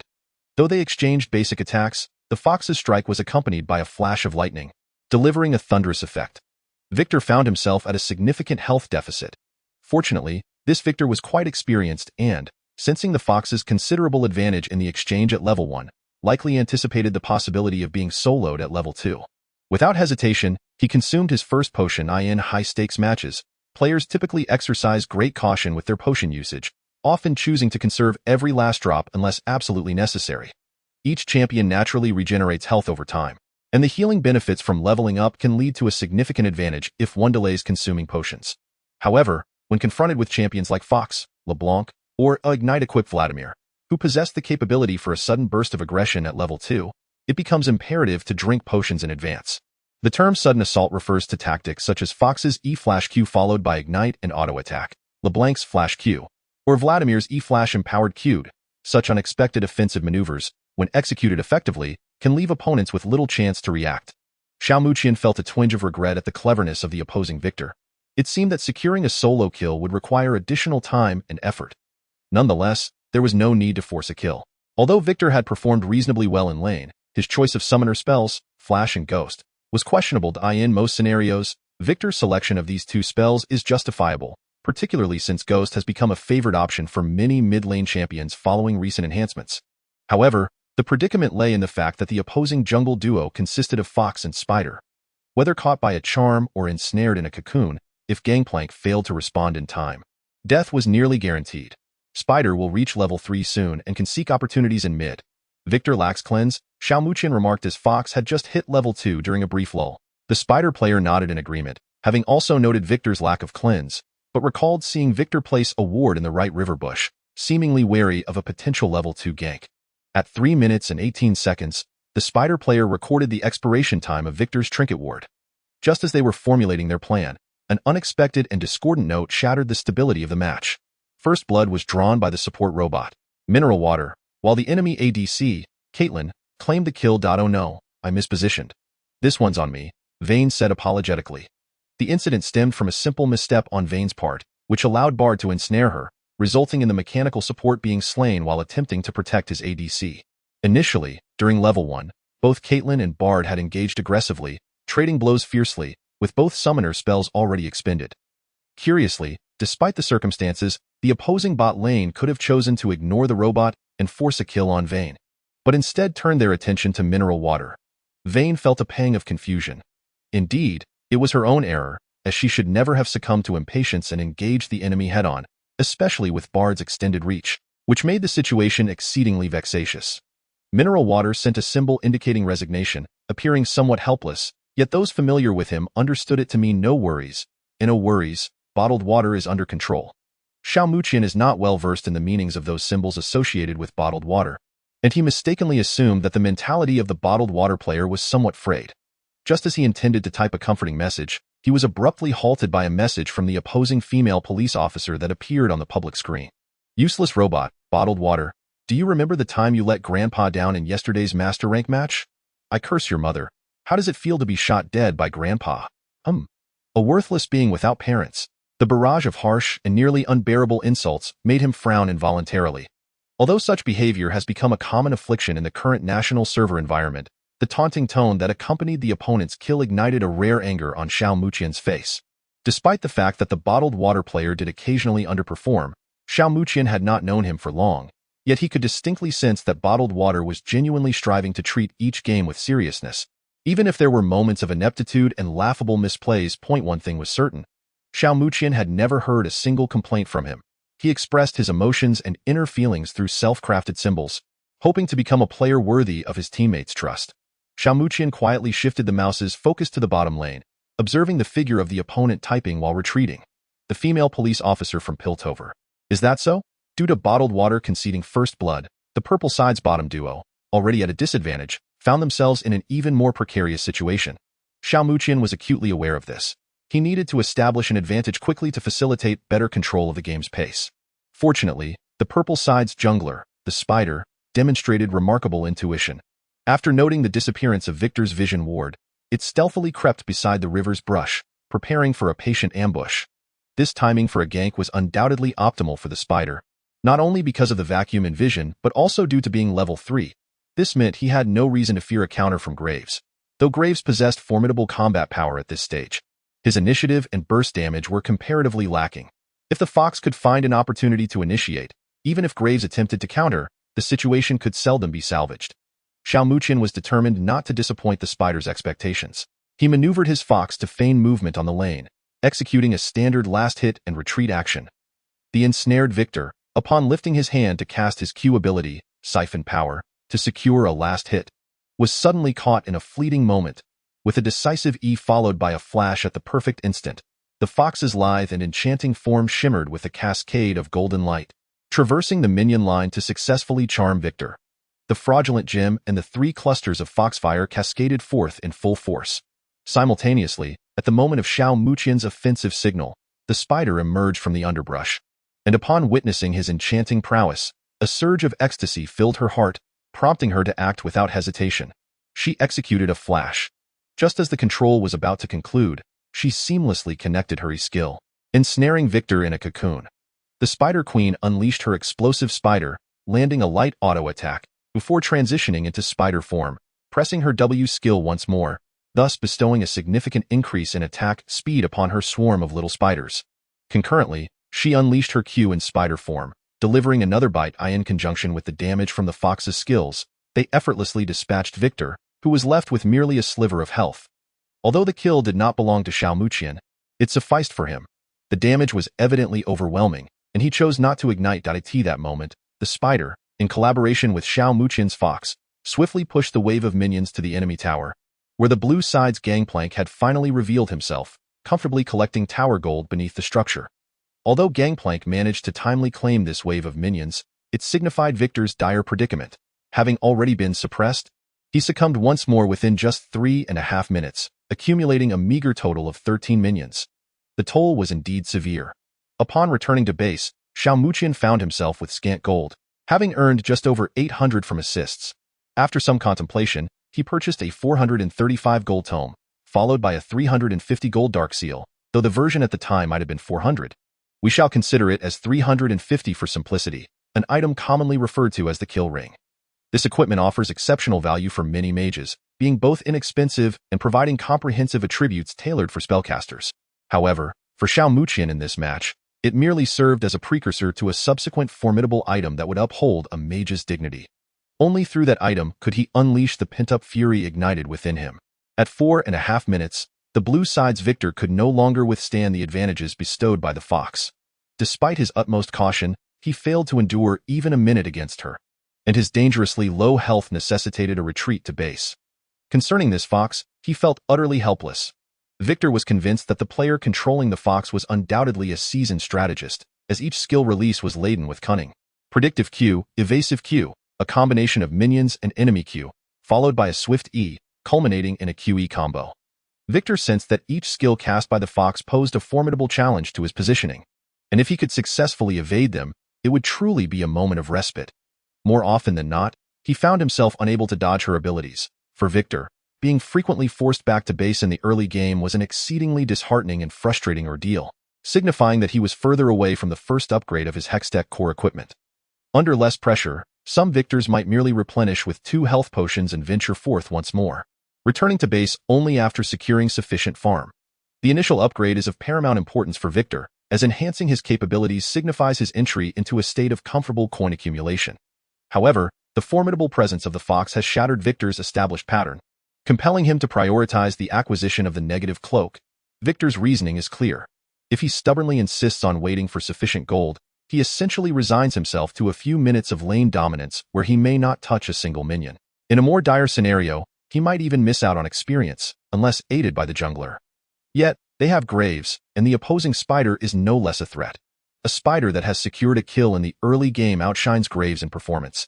Her damage output during this phase is equally explosive. Thus, Victor has begun to contemplate whether he should first construct the abyssal equipment for pressure resistance, especially since his bot lane has been consistently overpowering the opposition from the outset. Although the opposing team's sudden steadiness has prevented further kills, the advantage in last hits is quite evident.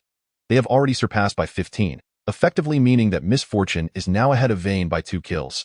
Despite Vayne's combat prowess significantly improving at level 6, the enemy support is that of a mineral water, and having shrewdly banned the opposing healer, he feels no cause for concern regarding his bot lane.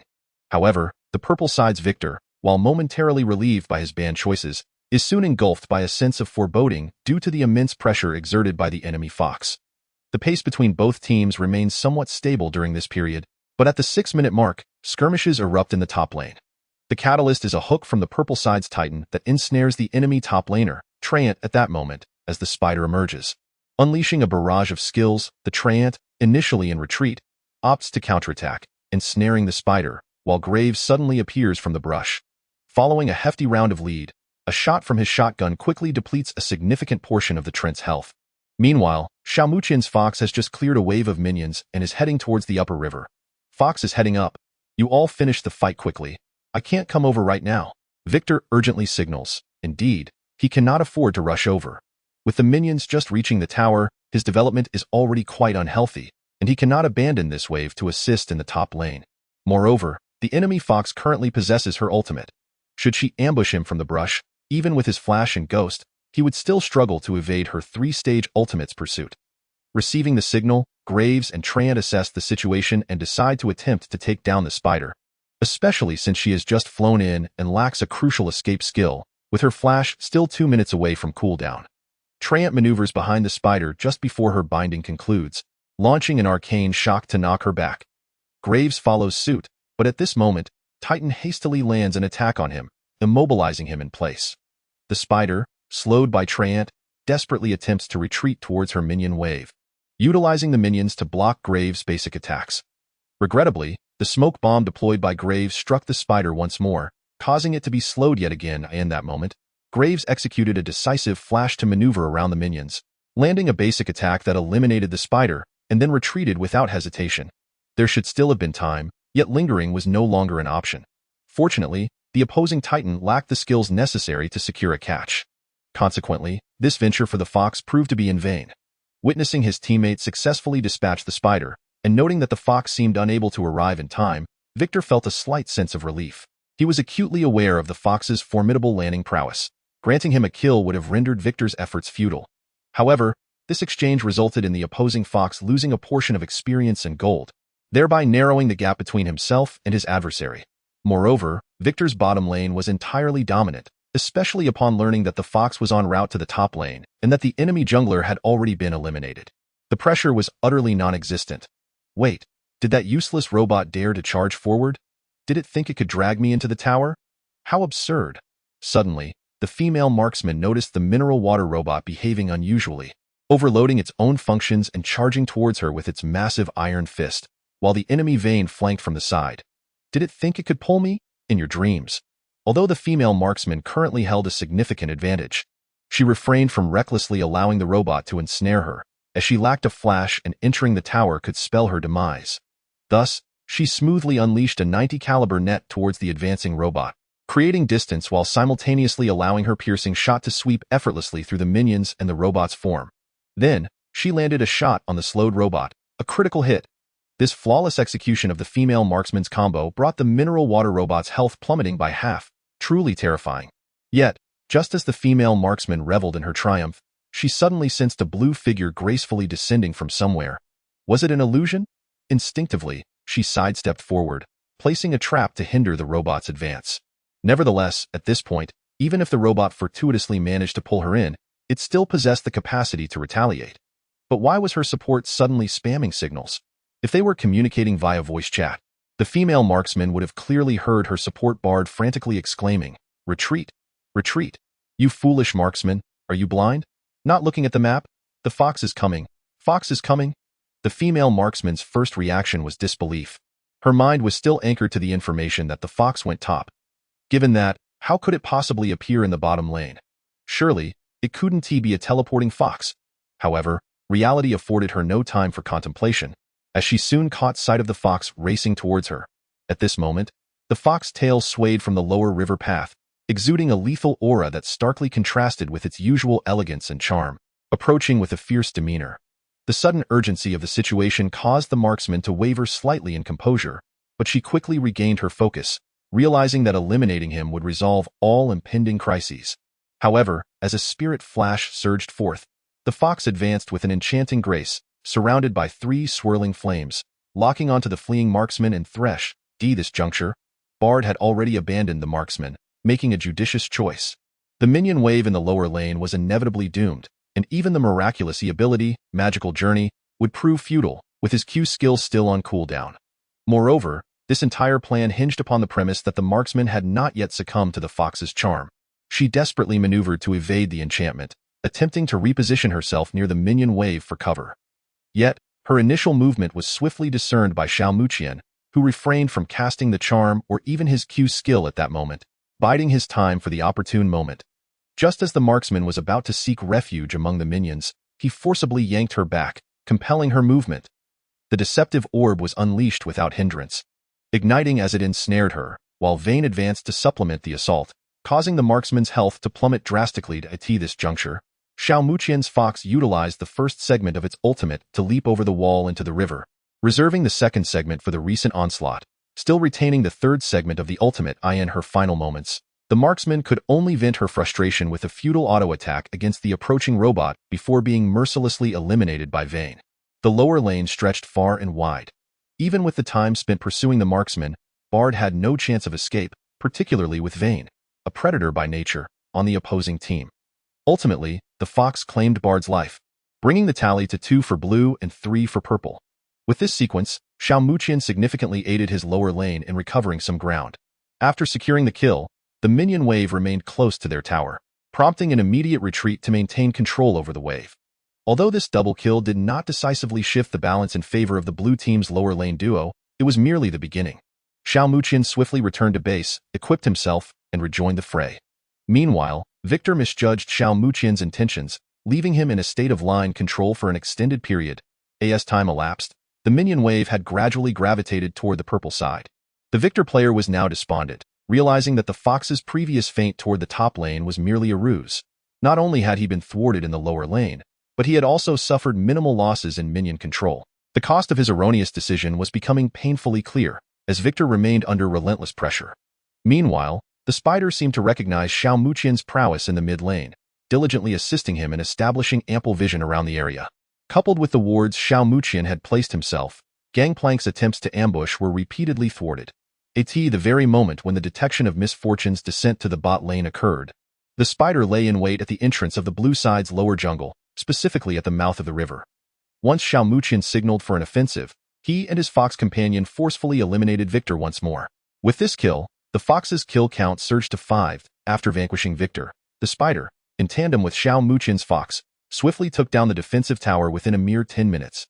To be honest, the Victor player, upon witnessing the fall of his mid-tier tower, felt as though he had attained a form of redemption, finally able to farm in peace. Such were the true sentiments of his heart. However, for Xiao Muqian, the purpose of demolishing this tower was abundantly clear. The bot lane. Following this, upon returning to base, Xiao Muqian promptly acquired the item known as the Kill Book, his gaze coldly fixed upon the opposing bot lane duo. Thus, at the 13th minute, the Spider allied with the Fox and their own 4-man squad to besiege the purple side's bot lane, targeting the Caitlyn and Bard. Double kill. At this juncture, although Misfortune was present in the bot lane, she was merely clearing her own red buff in a short span. The opposing bot lane duo found themselves ruthlessly dispatched, without a trace of resistance. Caitlyn and Bard had both developed commendable escape abilities, having recently exercised considerable restraint, partly due to fear of Xiao Muqian's elusive fox, and partly because the purple side's Vayne had become a formidable force, no longer the lamb for slaughter. Even though they had retreated quite early, they were regrettably met with the gank from the Fox and Spider, complemented by the synergy of the robot and Vayne. Confronted with such a 4-man ambush, particularly under the precise charm of the Fox, the coordination between the Spider and the robot's control became remarkably effortless, rendering Vayne's judgment of the demon ineffective. Consequently, Xiao Muqian's kill book swiftly accumulated to 9 stacks. The bot lane, deemed inept, resorted only to calling for help when faced with defeat. The opposing Caitlyn appeared exceedingly enraged. What had once been a favorable situation was now completely obliterated. In response, Mineral Water remained unfazed, silently cooperating with his teammates to push down the bot lane tower, subsequently claiming the dragon without a care. Indeed, there was no need for him to worry about such matters. At the 16th minute, the purple side began to group up to pressure the mid lane, while Caitlyn remained alone in the bot lane to clear the last wave of minions before her second tower. Just as she finished attacking the final minion and prepared to join her teammates in the mid lane, a figure, both hauntingly familiar and terrifying, materialized before her. Although the figure exuded a captivating elegance, it was accompanied by an overwhelming sense of dread. In an instant, the blood vessels atop Caitlyn's head were nearly obliterated.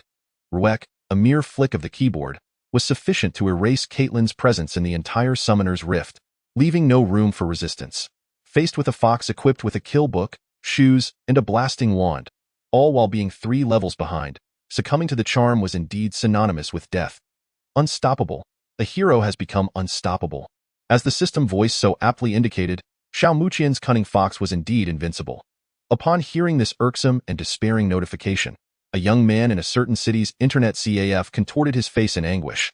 He felt his once unassailable pride rendered as fragile as that of an infant in the presence of this fox. How many times had it been now? It seemed to be the 3rd instance. In this high-stakes match, he had been eliminated 3 times in a mere 16 minutes, a sheer humiliation. Fox, do you revel in slaying your father? I am your progenitor. In his impotence, the marksman could only resort to verbal assaults in an attempt to salvage his dignity. However, such taunts failed to provoke Xiao Muqian, nor did they affect his gameplay. Instead, the marksman soon found himself engulfed in the fox's palpable malice. In team battles, the fox was invariably the first to eliminate him. When pushing lanes, the fox would surely be lurking in some nearby corner. Even with Bard's protection, the invincible status of the fox remained unchallenged. In just 20 minutes, both his teammates and he had succumbed to utter despair. He was even devoid of the motivation to continue cursing the mineral water that had contributed to his prior defeat in the life-or-death promotion match. At least afterward, he had managed to participate in another master promotion match, which was now a decisive contest for him. In this identical life-or-death scenario, the outcome was the same, yet the journey was starkly different. At least last time, he had valiantly fought under the scrutiny of TGP, earning a title of honor despite his defeat. This time, apart from the solitary kill he had achieved at the beginning of the lane, All he could recall were the myriad ways in which he had been heartlessly slaughtered by that fox, enduring a nightmarish experience throughout the game. The following is an important notification from our site. Please use our site's free resources. Chapter 88. The upcoming teaching match.as The game concluded. The blue side's marksman, who had previously mocked the mineral water, nearly scurried away with her tail between her legs. The fervent remarks from the blue side post-match made it apparent. The marksman likely faced a barrage of insults from her teammates due to her lackluster performance in several team fights. In such elite matches, everyone was familiar with one another, and the marksman dared not retaliate against so many critics, despite the recent implementation of a stringent system to penalize disruptive players in League of Legends. Yet, one could not prevent covert sabotage. For the sake of a smoother ranking journey ahead, the marksman had no choice but to endure this setback. On another note, she was eager to avoid encountering the infuriating ID Shui Mu of the snowfall season, having suffered multiple swift eliminations that had utterly shattered her mental state, leaving her disinclined to engage in another match anytime soon. As for Xiao Muqian, having vented his frustration, he noticed that the marksman had become subdued, prompting him to invite the mineral water player for a second-ranked match. Yet, at that moment, the mineral water player sent a message containing just 2 words, "Thank you." Xiao Muqian couldn't help but smile faintly upon reading this. It seemed that the player named Mineral Water was indeed quite sensitive, a stark contrast to his usual self, who preferred to express his identity through symbols. Not long after, the second match was queued up, and Xiao Muqian remained in the mid lane. While Mineral Water finally secured his desired support role in this match, Mineral Water showcased his prowess as a support, proving his capability to provide meticulous and timely protection for his teammates, often causing significant headaches for the opponents with his effective healing. Furthermore, his adept use of silencing abilities was particularly noteworthy.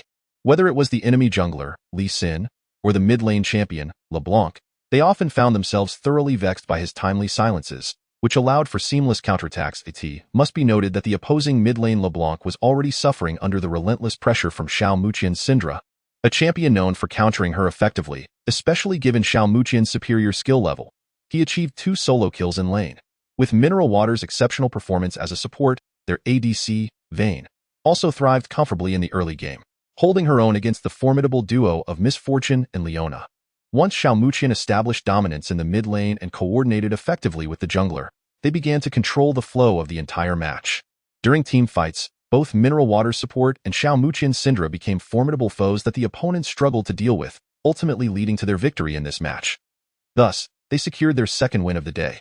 Following this, Xiao Muqian played 4 more matches with Mineral Water, triumphing in the first 3, which allowed Mineral Water to reclaim his position in the Master tier.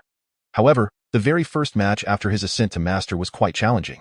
Xiao Muqian was unable to secure his preferred mid-lane role and instead played as ADC. The opposing team seemed to have received intel about Mineral Water's position and promptly banned his support champion. Consequently, Xiao Muqian's selection of Lucian was severely hindered by Mineral Water's Bard, and although Xiao Muqian still performed admirably, he was unable to establish a significant advantage in the bot lane due to his support struggles. In the realm of League of Legends, particularly in high-stakes matches, synergy becomes increasingly vital. The bot lane serves as a duo lane. It is nearly impossible to alter the tide of battle relying solely on individual prowess.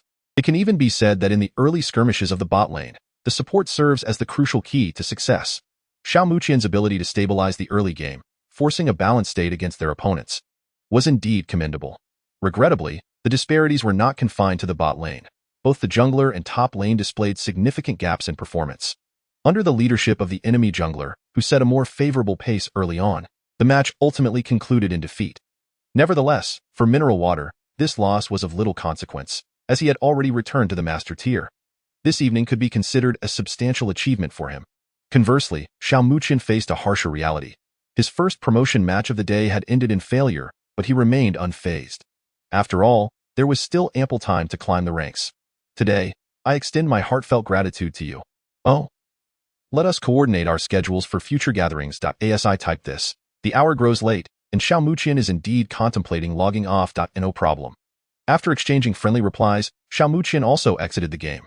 Having spent a bustling day that left him both mentally and physically fatigued, as he reclined on his bed, thoughts of the upcoming teaching competition suddenly occupied his mind.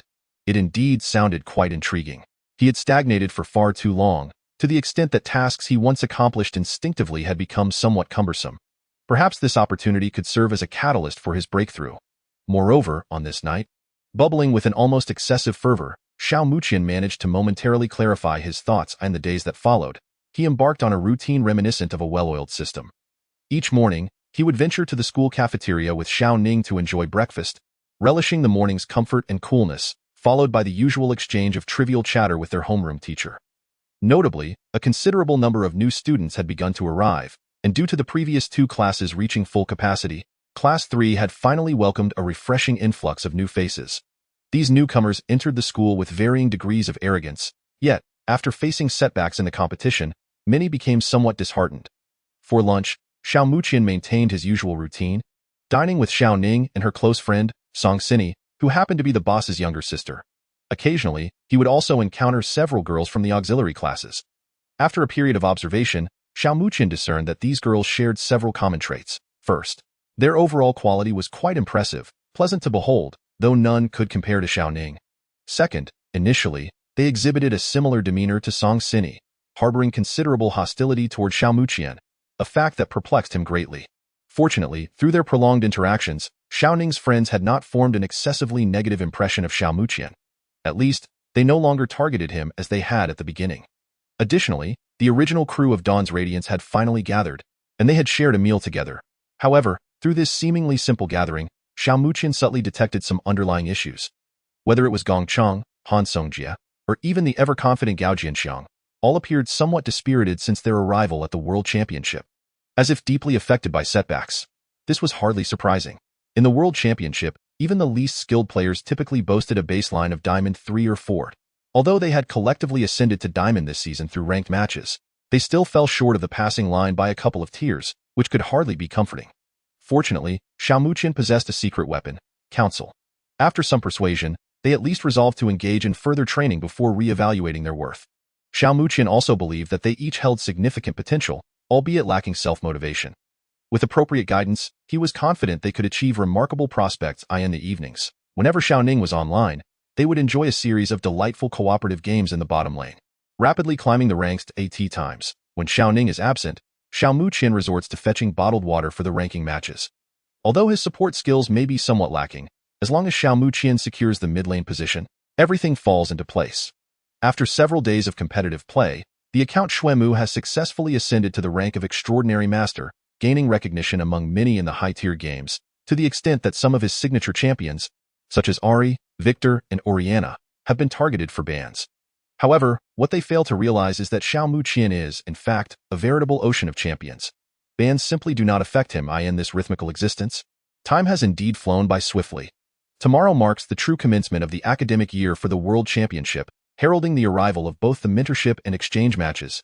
As May approaches, the spring split of the LPL has concluded, with the Emperor team claiming the championship title once again, basking in the accolades of millions. The performance of the Glory team throughout the spring split has also been remarkable, securing the runner-up position as solid proof. With the conclusion of the spring split, many avid spectators of the national server have shifted their focus elsewhere in the realm of Chinese LOL. What event could rival the attention garnered by the LPL? The answer is unequivocal: the commencement day of the World Championship. Each year, the Shanghai World Championship institutes an exchange match and a mentorship match at the onset of the academic year. A well-known tradition. Through the mentorship match, players from the national server can easily preview the performances of promising new talents from around the globe. In a sense, these individuals symbolize the future of the national server. Moreover, beyond the mentorship match, there is the exhilarating exchange match, for which fragments of information have already been unearthed. Although the specific participants remain unclear, it is rumored that the opposing team will be a professional squad from the LSBL of the national server. Curiosity and anticipation abound regarding whether the representative team dispatched by the World Championship possesses the capability to triumph over this professional team. Should such a dramatic scenario unfold, it would undoubtedly inject a considerable amount of excitement into the otherwise mundane days that have recently transpired. Many have eagerly stationed themselves at the official live streaming platform of the World Championship, awaiting the arrival of the exchange and mentorship matches. At this moment, Xiao Muqian has also risen early. After having breakfast with Xiao Ning, he returns to the classroom alone. Upon his arrival, the mentor of the mid-lane class, Zhou Liwei, stands at the podium with a serious expression. It seems that everyone is acutely aware of the significance of today's events, arriving more than half an hour earlier than usual. In contrast, Xiao Muqian is among the later arrivals. As he enters, he senses Zhou Liwei's apparent dissatisfaction. However, no reprimands are issued, for despite his relatively late arrival, he still falls within the ranks of those who arrived ahead of schedule. Bang bang, Zhou Liwei tapped the table twice with the bent fingers of his index and middle hand. Drawing the attention of everyone present, he then deliberately lowered his voice and spoke solemnly. I believe some matters you may have already heard of prior to your enrollment, but just to be thorough, I shall reiterate the details of the upcoming instructional competition. The competition will be organized by the school, assigning team numbers randomly based on your respective student IDs. Thus, you will not possess the autonomy to choose your teams. Everything is left to chance. Each of your performances will be evaluated by designated assessors. Achieving a score of 90 constitutes an A grade, 80 AB, 60 AC, and anything below that will be classified as a D. These 4 tiers will determine your initial student ratings, and there will also be an overall score comparison among the classes. Therefore, Zhou Liwei cleared his throat. Each of you does not merely represent yourselves, but also the dignity of your entire class. If you wish to avoid being the subject of ridicule from comparable classes, and do not desire to be trampled upon by others, strive ardently to achieve your utmost performance. Furthermore, Zhou Liwei's tone suddenly turned chillingly cold, instilling an eerie sense of dread, truly befitting his fearsome reputation. Should anyone receive a D grade, then consider yourselves expelled from my class. Although the school has only allotted me 3 slots for expulsion, if you possess the audacity to remain here despite that, what awaits you will only be torment. Do you comprehend? Zhou Liwei stated icily. Understood. The group responded in unison. Some individuals, plagued by self-doubt, began to feel despondent at the thought of potentially earning a D grade. Would they truly be forced to leave? How ruthless! Hu Xinyang's expression changed dramatically. Despite his previously ostentatious demeanor since the first day of school, he felt an unshakable anxiety upon hearing such grim news. What's wrong? Are you already defeated? Li Furong quipped teasingly. You're delusional. What qualifications do you, a diamond goalkeeper, have to speak to someone like me, a diamond 2 god? Hu Xinyang retorted defiantly. You should worry about yourself. Even if you were to scrape through, it's unlikely you would succeed. Hu Xinyang shot back, unwilling to concede defeat. Then perhaps you should wipe that gloomy expression off your face. If I, a mere diamond 5, can exhibit such confidence, shouldn't you, a diamond 2 god, display a more assured demeanor instead? What's with that countenance? Li Furong replied, amusement evident in his expression. Hu Xinyang instinctively attempted to retort, but upon seeing the subtle smile on Li Furong's lips, he found himself at a loss for words, prompting a change in his response. Fine, do I really need your reminders for such trivial matters? What about you, Xiaomuqian? What are your thoughts? Hu Xinyang seemed eager to divert the conversation away from his own issues. His gaze now fixed on Xiaomuqian. Not me? Xiaomuqian pointed to himself, and upon observing Hu Xinyang's earnest inquiry, he took a moment to ponder before responding. I want a win-win. Hu Xinyang was momentarily taken aback, his initial reaction being one of bewilderment at the utterance of the individual before him. Did this person truly grasp the nature of the inquiry? I was referring to the instructional competition,